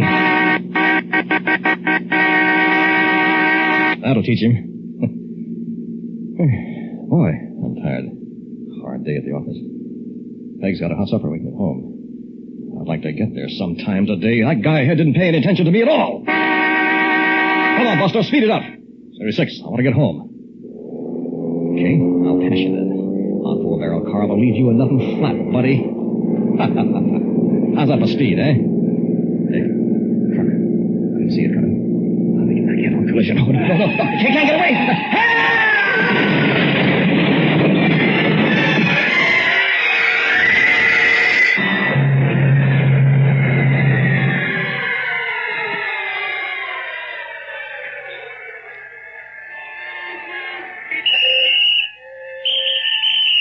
All right, clear this area. Men trapped in a car here. Stand back, everybody. Get a cutting catch, Joe. Hold it, cowboys. We need Come on, get back now. Move on. You see him, Jerry? So much blood. But I think he's bent over the steering wheel down there. Shine that light where you mean. Good. See him now? Move your light up just a bit. Like this? Yeah. Hold it there. Good Lord. What's wrong, man? I hope you got a strong stomach, pal. What's eating you? Look down there. Where his face should be. I don't see it at all. Yeah. That's what I mean.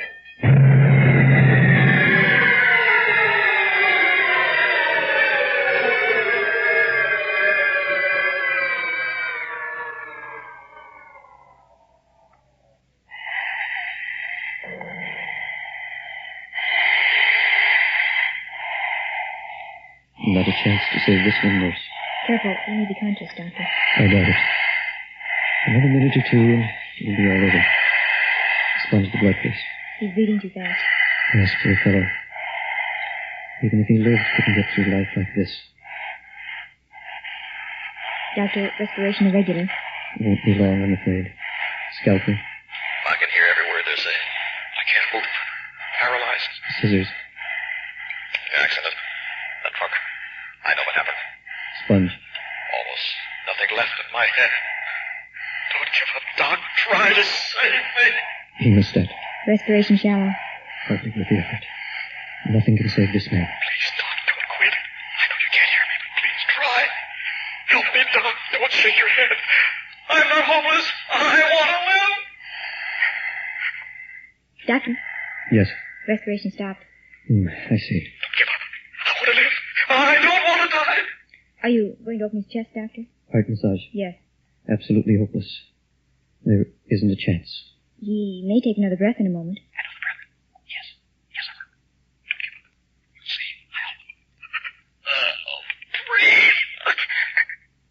You'd better wash up, nurse. Oh, don't leave. A breath, Doctor. Spasmodic.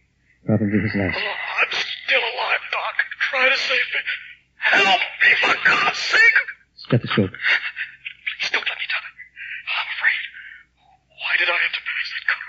I'd give anything to live it over again. Anything. Can someone help me? Oh, God. Perhaps I can, John Randall. Call my name. It was I, John Randall. You're not the doctor. Indeed, I'm not. Did I hear you say you would give anything not to die? Yes, anything. I thought so. John Randall, I'll save your life for a price. Anything you Let me finish. I can turn back the clock, return you to the freeway before the accident. It will be as if nothing had happened at all. But that's impossible. You haven't much choice, John. It's crazy. How can you expect me to believe a thing like that? Is he dead, Doctor? I'll know in a moment, nurse. You have no time to argue. Decide quickly. When you die, you'll be beyond my reach. Oh, I'm sinking, growing weaker. It's more... You're dying. Decide. Well, it's a bargain. Good. In just a moment, it'll be 1 hour ago. You'll be on the freeway driving home in your car. But remember, Remember, John Randall, I'll be back 1 week from tonight to settle. Where will I find you? In the mirror. Just look for me in your bedroom mirror. Goodbye, John. Don't forget our little agreement.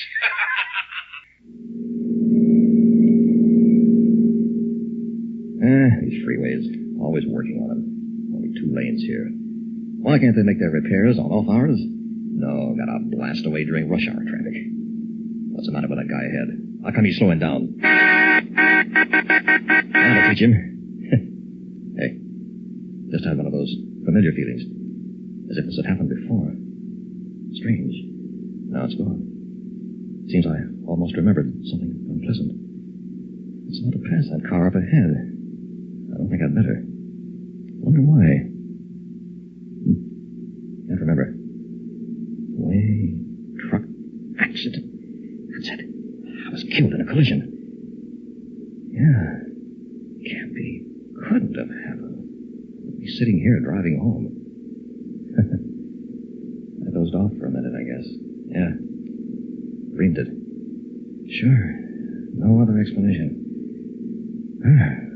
A relief. I gotta get home. Peg's having steak for supper. And she's one wife who expects her husband to be on time.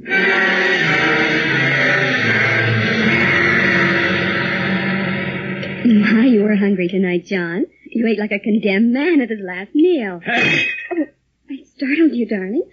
Why so deep and quiet? Nothing. Just thinking. John, I honestly believe you've been working too hard. Especially since you fell asleep driving home today. Oh, let's take a week off together and run down to Mother's. A week? Yes, dear. We haven't vacationed in 2 years. Not since we were married. Mother says we can have a cottage on the lake. You called your mother? Just before you came home. Please, John. She wants us to come down. It's really a very nice lake. And you know how you like to fish. I don't think the office can spare me. Ask them. It takes time. We need plans. I can't just pick up and leave my job any time I want. Say yes, darling. It'll be our second honeymoon, and I don't see much of you anymore. Oh, Peg. Mm-hmm. What would I do without you? Oh, not too well, I hope. Darling, I love you. Oh, yeah. Tell you what. Call that old law firm you slave for and tell them not to expect you back for a week. But, Peg, I can't... John! This bruise. Did you hurt your forehead? Sore. Don't touch it. How'd it happen? I don't know. I probably banged it and I fell asleep driving home. That settles it. I'll call Mother in the morning and tell her to expect us. You need more rest, darling. Why, one of these days you may be killed driving home in all that traffic. Read the paper now while I clear away the dishes. All right, Peg. I am overworking. This head bruise. I've never had an hallucination in my whole life. Oh, start now. I'll check this thing out. City Hospital? Could you, This is the city hospital. May I help you? Yes, would you check to see if a man hurt in a collision died there this afternoon? What was his name, please? Randall. John Randall. Thank you. Just a moment. This is ridiculous. Asking about my own death. Must be crazy. Got to know. To be sure. Couldn't have happened. It's all surreal. Hello? Yes. Did you find it? Emergency has no record of a John Randall accident victim. No record? You haven't made a mistake? No. Who's calling, please? Who's calling? Lady, you wouldn't believe me if I told you.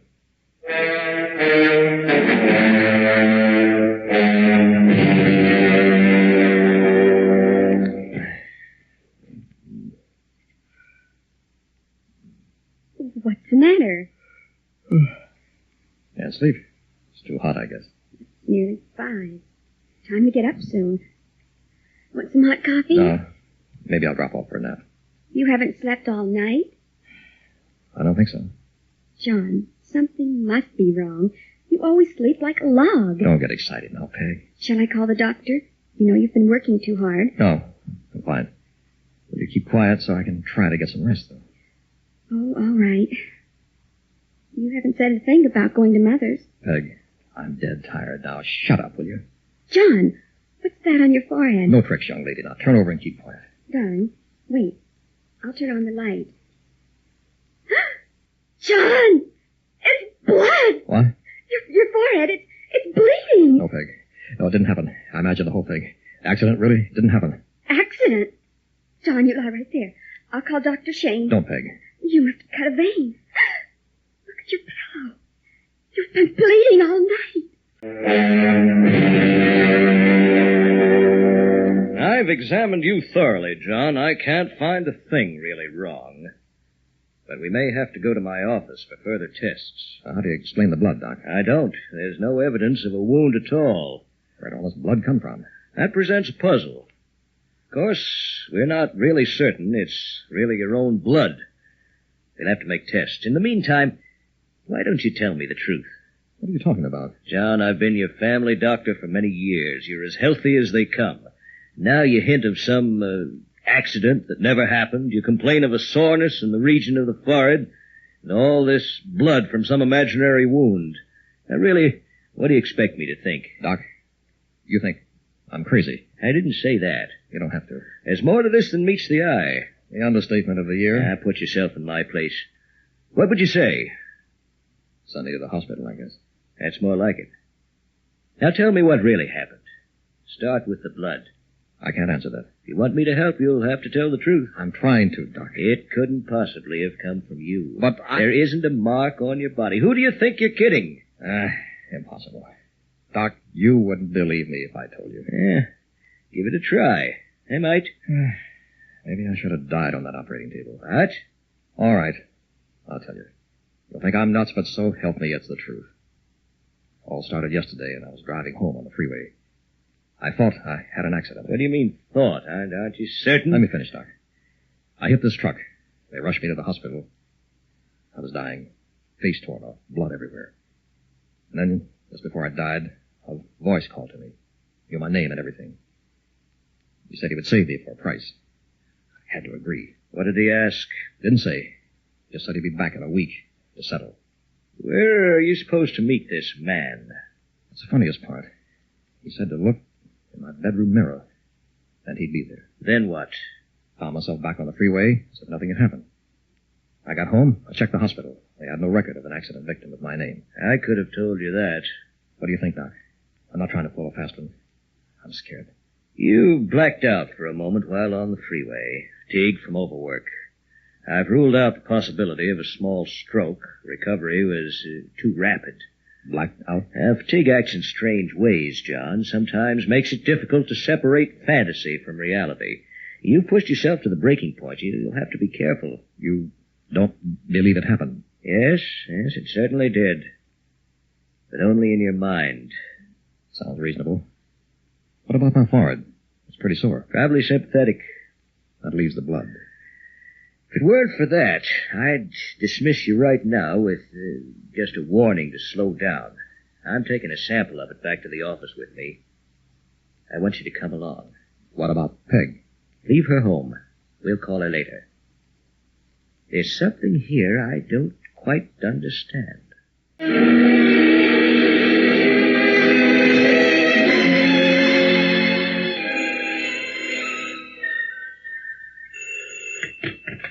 Hello? Mrs. Randall? Yes? This is Dr. Shane. Oh, how is John? What did you find out? That's what I want to talk to you about. He's in the other room. He can't hear us. Is it serious? The blood on the pillow matches. It's his, all right. But I can't figure out where it came from. He checks normal in every way, with one exception. Oh? The results of the EEG test show a brainwave irregularity. Now, it would seem that John received a hard blow on the head. However, I can find no physical evidence to verify this. What does it mean, Doctor? Hard to tell at this point. I think he's nervously exhausted from overwork, practically in a state of shock from this nightmare of a freeway accident. That's pure fantasy.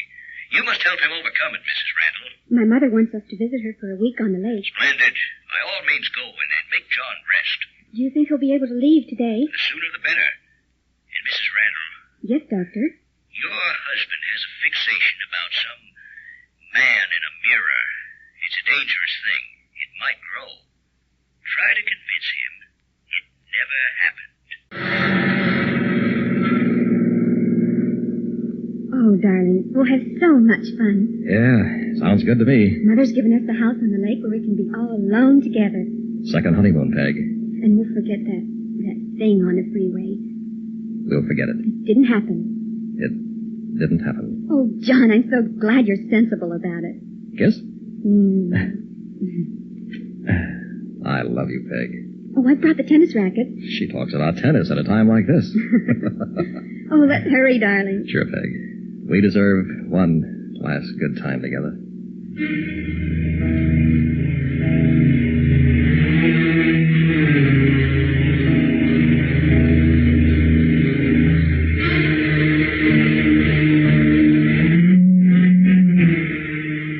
How about some more eggs?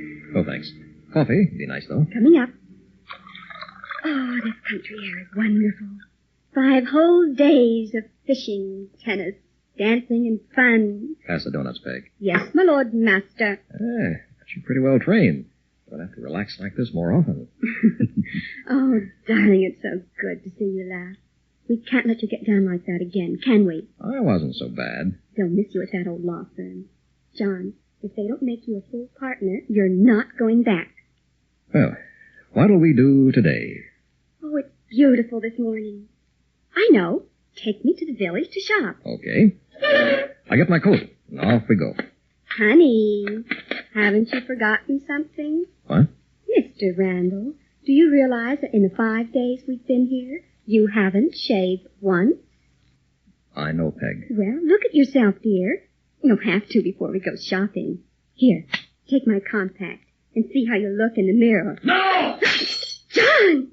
You ruined it. You deliberately threw it on the floor. I'm sorry. Really, Peg. But why? Oh, John, you didn't want to look in the mirror. Peg. Oh, what a fool I've been. You're not getting over it. It's growing worse. Don't cry, darling. I'm trying. You believe that man is real, don't you? I don't want to, Peg. I don't want to. Dr. Shane warned me about this. He said it's up to you, John. You have to make up your own mind. It's only fantasy. Or you might spend the rest of your life in that other world. That bad? Yes, darling. Please try. It's like telling my right hand my left one doesn't exist. Oh, you've got to try. All right, I'll try. Dr. Shane said if you give in, they'll have to take you away.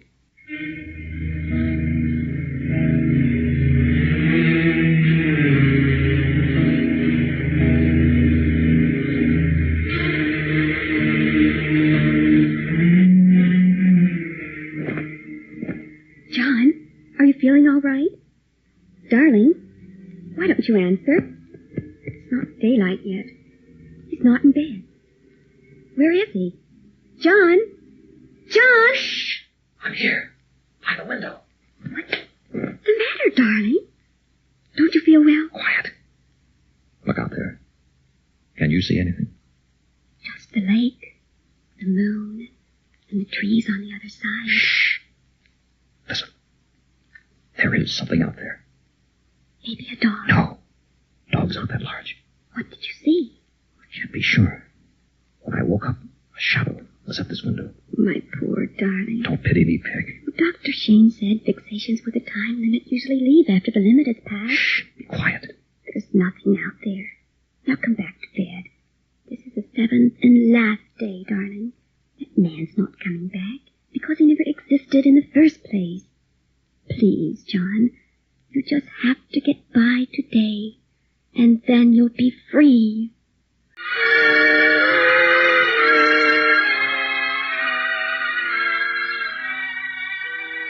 It's so peaceful on the porch here by the lake. What's the time? Almost 7. Time's passed. We're safe. John, I'm proud of you. You won, darling. You stood your ground and won. Yeah. Really a sweat, eh? It just has to end this way. No one believes in witches and phantoms anymore. We're too scientific. Yeah.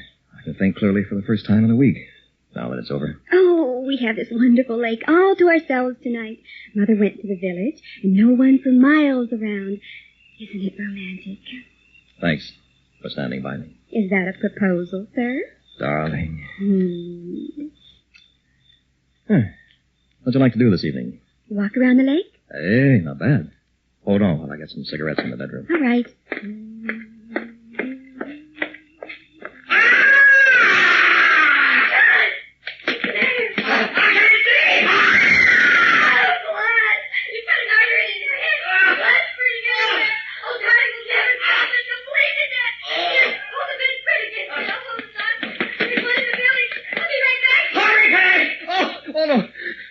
I didn't cut an artery.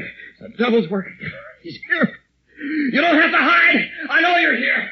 My. Quite messy. You did come back. Where are you? In due time, friend. You didn't expect me to forget our appointment, did you? I'm bleeding to death. You haven't helped me a bit. You were badly maxed up. Difficult to remove all the traces. What is it you want? Merely as a timekeeper. To say, time's up. Dr. Shane says you're a figment of my imagination. But you're not real. And how do you know Dr. Shane is real? Because I can see him and talk to him. Can you not talk to me? I've never seen you. Look into that mirror. Oh. Look!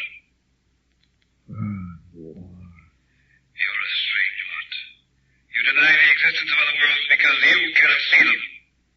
Have you ever seen a thought in your head? Of course not. Does that make it less real? I don't owe you a thing. Your agreement was for 1 week of life. That has been fulfilled. You should have followed your destiny and died in the accident. But you chose another path and bargained with me. My life is over. Will you join me in the mirror?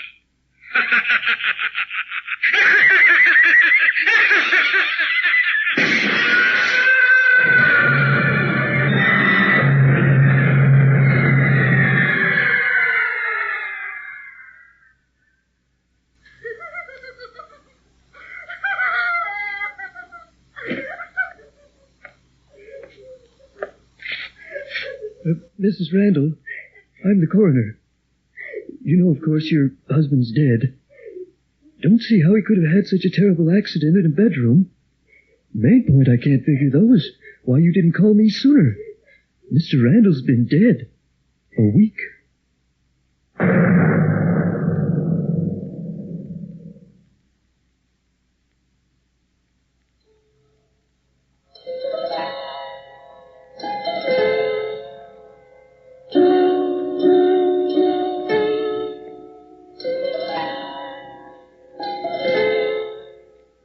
You have just heard Macabre, a special Far East Network presentation. In our cast were John Buey as the Man in the Mirror, Mitzi Hennessy as Peg, William Verdier as John, Walt Sheldon as Dr. Shane, Carolyn Johnston, and Milton Radmilovich. Technical supervision was by Airman Larry Clemens and Air Force Sergeant Bob Eddy. This is Air Force Sergeant Al LePage speaking. Macabre was written and directed by William Verdier.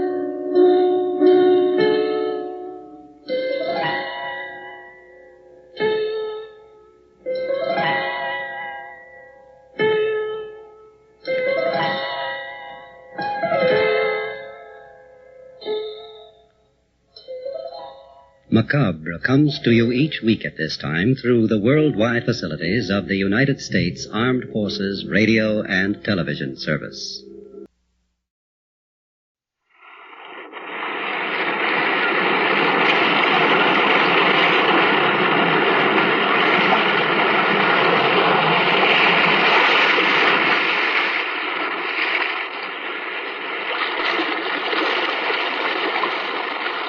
The weird circle. In this cave by the restless sea, we are met to call from out of the past stories, strange and weird. Bellkeeper, toll the bell, so that all may know we are gathered again in the weird circle.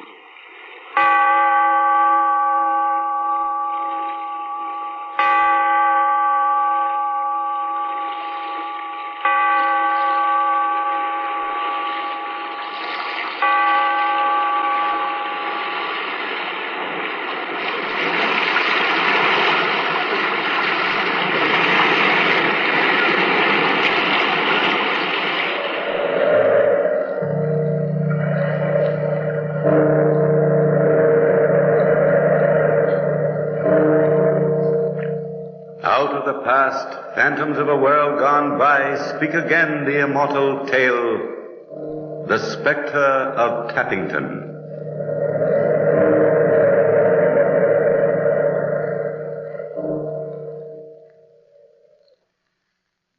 This house, Tappington Everard, called Tapton for short, is an antiquated but commodious manor house in the English countryside of Kent.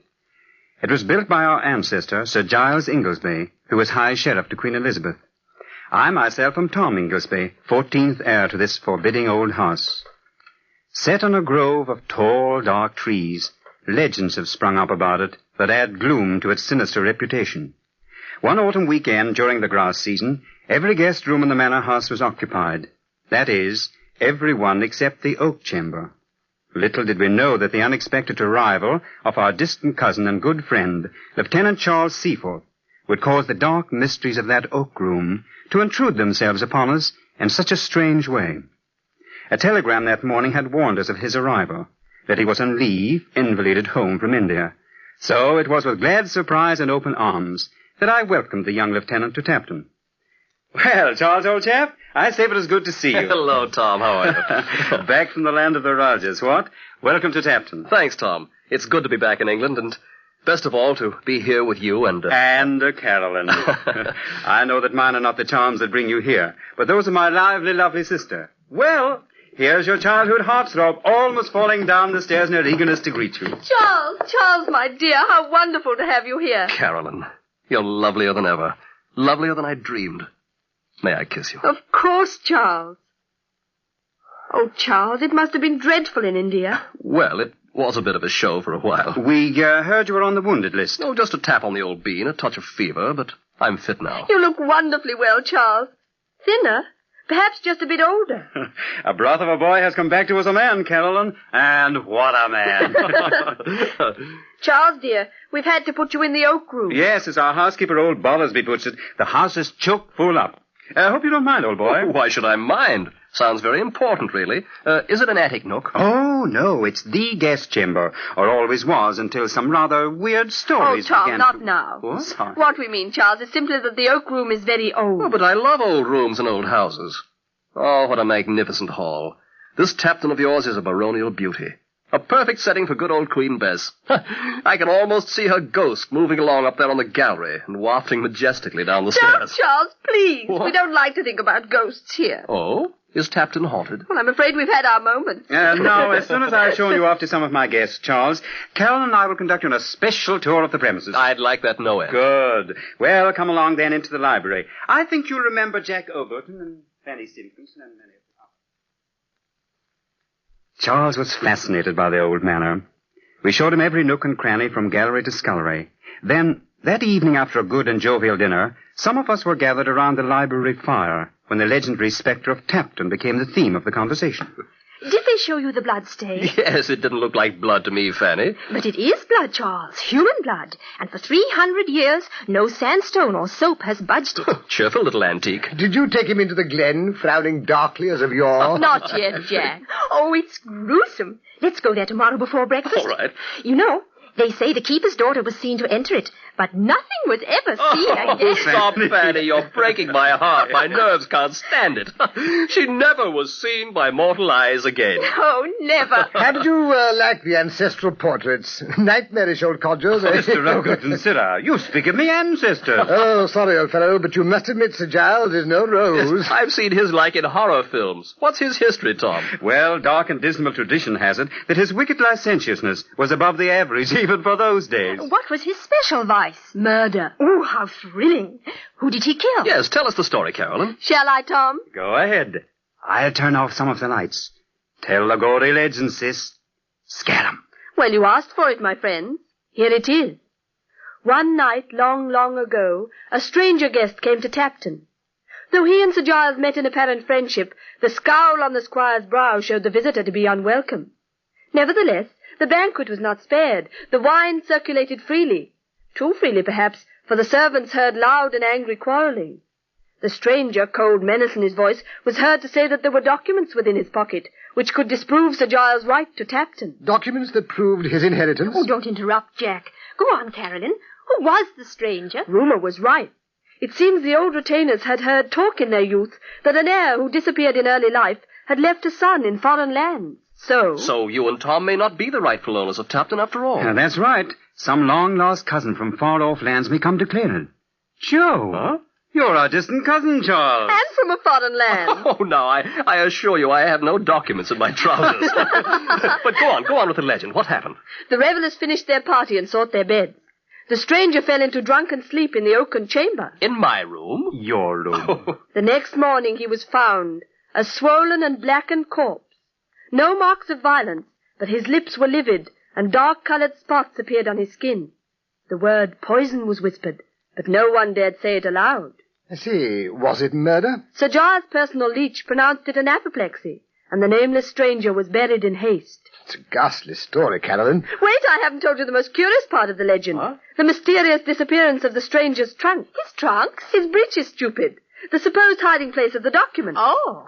His clothes were all there. Jerkin, waistcoat, cloak, but no sign of those puffed velvet short pants the Elizabethans wore. They say the evil one was in the oak room that night. And I'm to sleep in this self-same oaken boudoir, huh? What? How about ghosts? Oh, some miracle mongers have it that the ghost of Sir Giles has been slipping out by the postern gate to the glen, searching and digging and wringing his hands. Did they ever find the breeches? Well, years ago, gardeners doing some work in the glen dug up an ancient garment with bits of gold embroidery, and out fell some papers, perfectly illegible from damp and age. Did they really belong to the nameless stranger? Who knows? Perhaps they did. I've just been telling you the legend of Tappington. I must say you've given me a fine build-up for a peaceful night's sleep. I shan't dare turn out the light in my room. Well, spooks or no spooks, it's early up in the morning, so I'm off to Slumberland. Ghostly dreams to you all. Good night, Penny. Good night. Well, strange cousin from foreign lands, remember the legend. After all, you may be the real owner of the manor. Oh, rot. I don't want your old manor, if I can have its lady. Is this a proposal, Charles, dear? What do you think? I see this is my cue to exit. Good night, you lovebirds. Good night, Tom. And, it might be a good idea to lock your door, Charles. Thanks, I will, never fear. I myself wasted a few moments of healthy sleep, worrying lest Carolyn's story had disturbed my guests. But as far as I knew, a peaceful night had blessed old Tappington. And then, the next morning, as I was on my way down to breakfast, I was practically knocked down by our man Maguire bumping into me. Take it easy, Maguire. Sorry, sir. Lieutenant Seaforth's wriggling like one beside himself, sir. Go ahead and see what he wants. Carry on. Certainly, sir. Sorry, sir.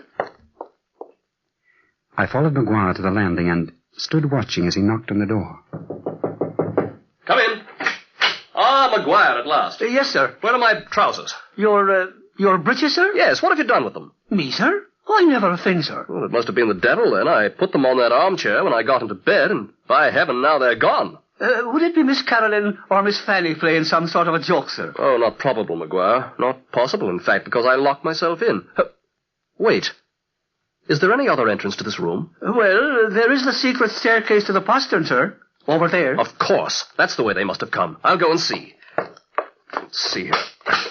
No chance, Maguire. 2 heavy bolts, both fastened on the inside. I must say it's all very strange. Funny it is indeed, sir. Funny, Maguire? No, not too funny. We had almost finished breakfast when Charles appeared. I noticed he wore immaculately tailored riding breeches, perfect for a day on the saddle, but scarcely the costume for our planned grouse shooting. However, I made no comment, as his manner was so strange. He stood unsmiling in the doorway of the dining room, staring at the girls. Carolyn seemed annoyed. Come, Charles, the tea is absolutely cold. Your breakfast will be spoilt. Why are you so late? Sorry? What became of our excursion to the glen? When I was a young man, punctuality was required of all well-bred... When you were a young man, sir, young ladies didn't play practical jokes. Whatever are you talking about, Charles? Oh, don't mind me, Carolyn. I've just been made a fool of, that's all. Obviously something was troubling Charles. Occasionally he darted a penetrating glance at the girls. However, a glorious day in the field seemed to snap him out of this troubled mood. As a matter of fact, Charles took a leading part in planning the picnic we were to have the next day. There was no talk of ghosts, nor any mention of legends. It had rained during the night and turned much colder, So you will understand the amazement it caused when Charles came down to breakfast next day in his uniform tropical shorts. Charles! You're surely not going to ride through our lanes in such toggery as that. You do surprise us with your costume changes. Well, what the well-dressed man will wear. He thinks he's back in the jungle, that's all. Poor lad, he's quite balmy. Look here, Ogleton, I'll thank you to... Heavens above, Charles. Won't you get very wet after all the rain? You'd better drive in the carriage with me. Thank you, Fanny. I'll ride as planned with my cousins. During this banter, Carolyn said not a word. I could see she was worried sick over Charles. However, the picnic was a great success. I wandered away from my guests because I wanted to be alone for a while and see if I could think out any reason for Charles' eccentric behavior. I was worried. Frankly worried that maybe his head wound had been more serious than he realized.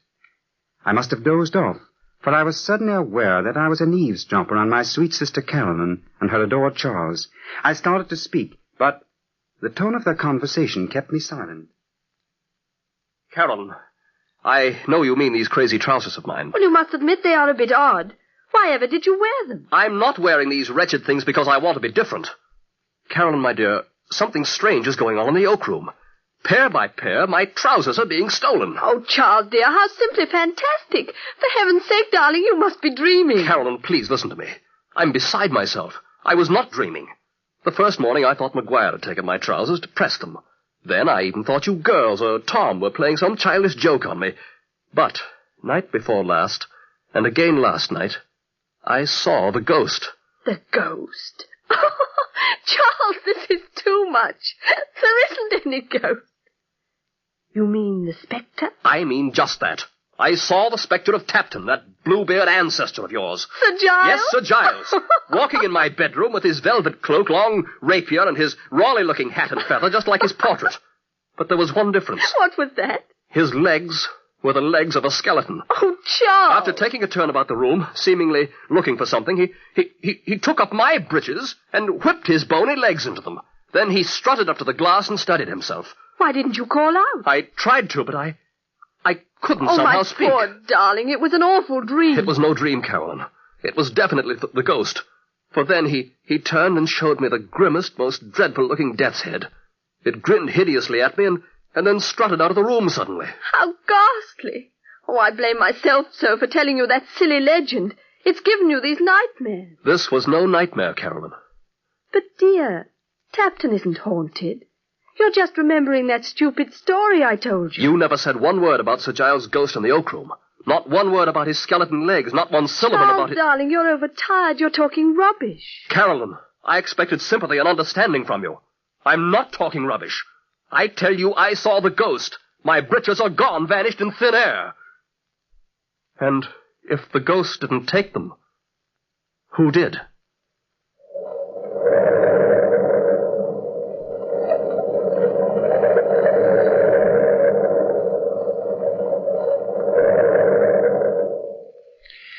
I had never thought seriously there could be a ghost at Tappington. That legend Carolyn had told our guests that night had been intended as a joke more than anything else. In fact, since childhood, we have liked to spoof about our family spook. But it was evident that the story of Sir Giles had made a dreadful impression on Charles' mind. His strange costumes had merely amused us, but now even our guests were beginning to wonder. Next morning, as we were lingering at the breakfast table over that last bit of muffin and jam, Ogleton said, I see. What makes Charles so touchy? He bolted from the room just now as if the old boy himself were after him. I'm sorry I giggled at him, but Tom, I couldn't help it. Full dress uniform at breakfast. Is it shell-shock, Tom? I wish I knew. When I asked him why the fancy dress, he bit my head off. I can still hear him saying, it's the regimental dress of the Royal Bombay Lancers, Fanny. It was regal. Blue tunic, red striped trousers, and gold braid. I haven't seen the like since the coronation. It wasn't funny to Carolyn, though. She was almost in tears when she ran after him. She looked positively stricken. Yes, my poor sister was teary-eyed all that miserable day. As for Charles, though he seemed to be making an effort to be more companionable, it only resulted in his being distantly polite. To add to my own distress in the matter, I learned that Maguire, the valet, had been kicking up quite a bobbery below stairs, boasting that on the evening before he'd seen a ghost. Maguire had overheard some of our conversations, but this claptrap about ghosts had to be stopped. So that night after our house guests had retired, I rang for Maguire. You rang, sir? Yes, close the door. Yes, sir. Now, see here, Maguire. What's this I hear about your having seen a ghost last night? Devil a lie will I tell Your Honor, but last night I saw a ghost. Oh, what rot. Don't spread such nonsensical stories. Where do you think you saw this thing? Well, sir, we went last night for a bit of a stroll to the Glen. We? Myself and one of the maids, sir. Yes. Get on. To see the moon it was, sir. But we saw more than the moon, sir. In the shadows was a terrible ghost. What sort of a ghost, man? A tall gentleman he was, sir, all in white with a shovel on the shoulder of him and a big torch in his fist. Though what he wanted with that is myself can't tell, for his great eyes were like big lamps.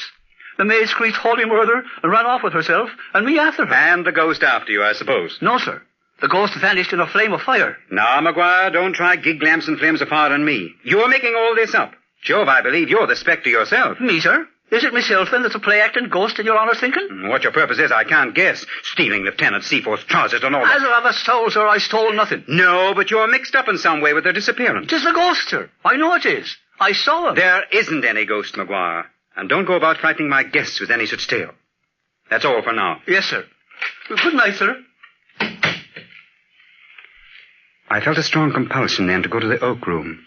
I wanted to know if Charles was all right.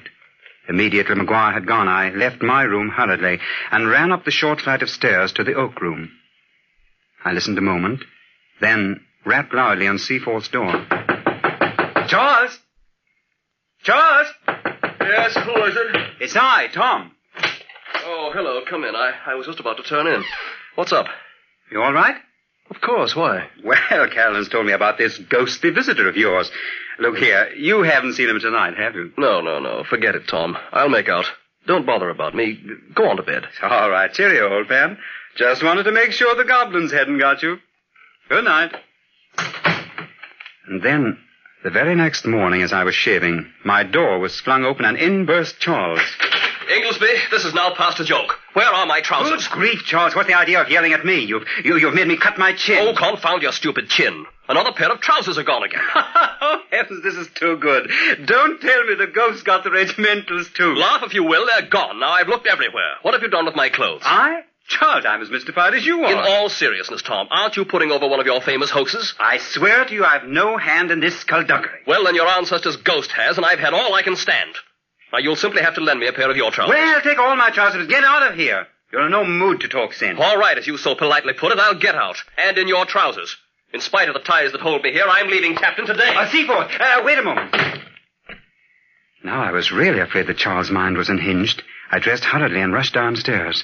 Hearing noises in the library, I went quietly to the door and listened. Darling, please don't leave, for my sake, please. Carolyn, I can't stay, I tell you. As surely as I love you, that spectral anatomy came to my room last night, grinned in my face, and again walked off with my trousers. Obviously, Charles, it's an insane trick. If it is a trick. What do you mean? I've decided it all has to do with the ownership of Tappington. What? Yes. As you and Tom both said, I am your cousin. I have been in foreign lands. But I'm not claiming Tappington. One of you is trying by inhuman means to frighten me to death.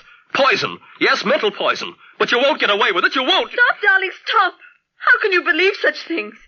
Oh, Tom, I'm so glad you were listening. Talk to him, please. Charles, old man, you're so wrong. Why, you're my oldest friend, and Carolyn loves you. You know that. Now, come on, forget these black thoughts. Go for a walk, and let the sun and the wind drive this fog from your mind. Please, Charles, don't talk any more about leaving. Let's fight this thing out together. I don't know what's got into me. Very well, Carolyn. I'll stay. That's fine. Don't worry, Carolyn, dear. I'll try to be a model guest. See you at lunch then, darling. Oh, Tom, isn't it awful? Whatever will we do? I do love him so. I was mad clear through, and determined to scotch this ghost business once and for all. I knew that the oak room had a secret cupboard in the paneling, so that night I decided I must hide there and spy on Charles. I slipped away from my guests, and tiptoeing through the dark gloom of the oak room, I groped my way into the closet. Suddenly my hands touched soft human flesh. Good Lord. Carolyn. Tom, you scared me so. Oh, We had the same idea, huh? Yes, to protect Charles. Well, of course. But we may have a long wait, sis. I won't mind. Shh, yes. I think I hear him coming. Oh, Tom, I'm so scared. Quiet. Chin up, old girl.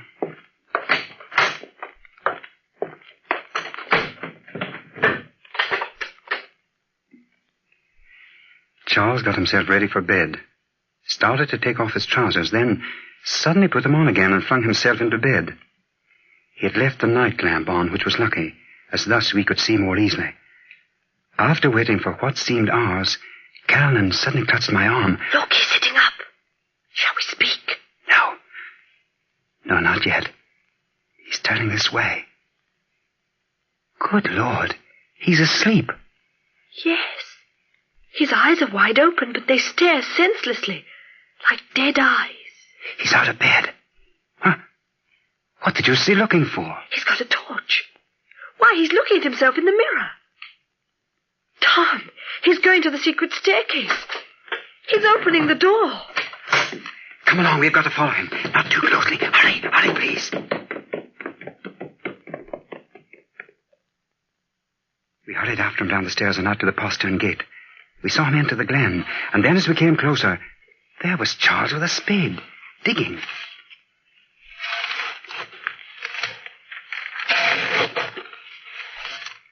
Whatever is he doing? Digging a large hole. The earth is soft. He's been digging here before. Look, he's removing his trousers and burying them.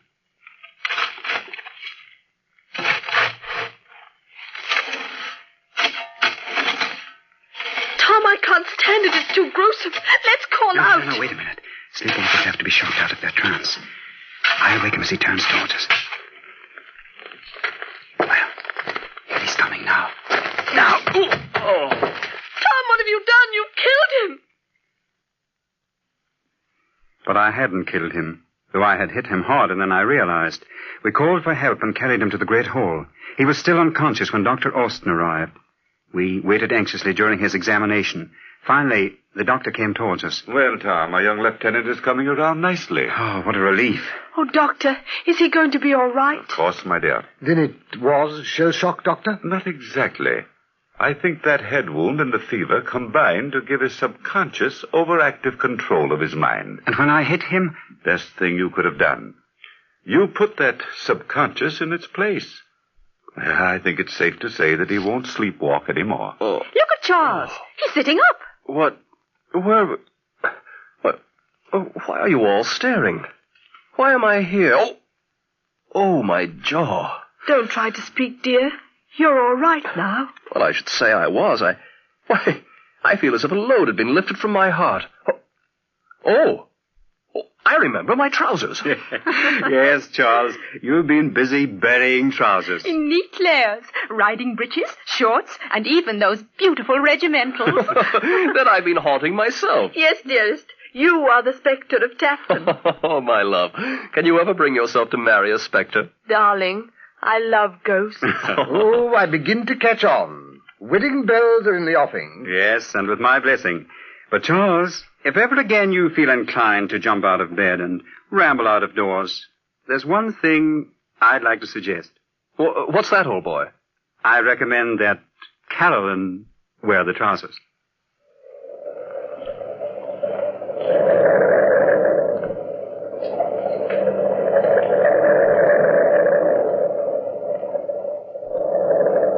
From the time-worn pages of the past, we have heard the immortal tale, The Spectre of Tappington. Bellkeeper, toll the bell!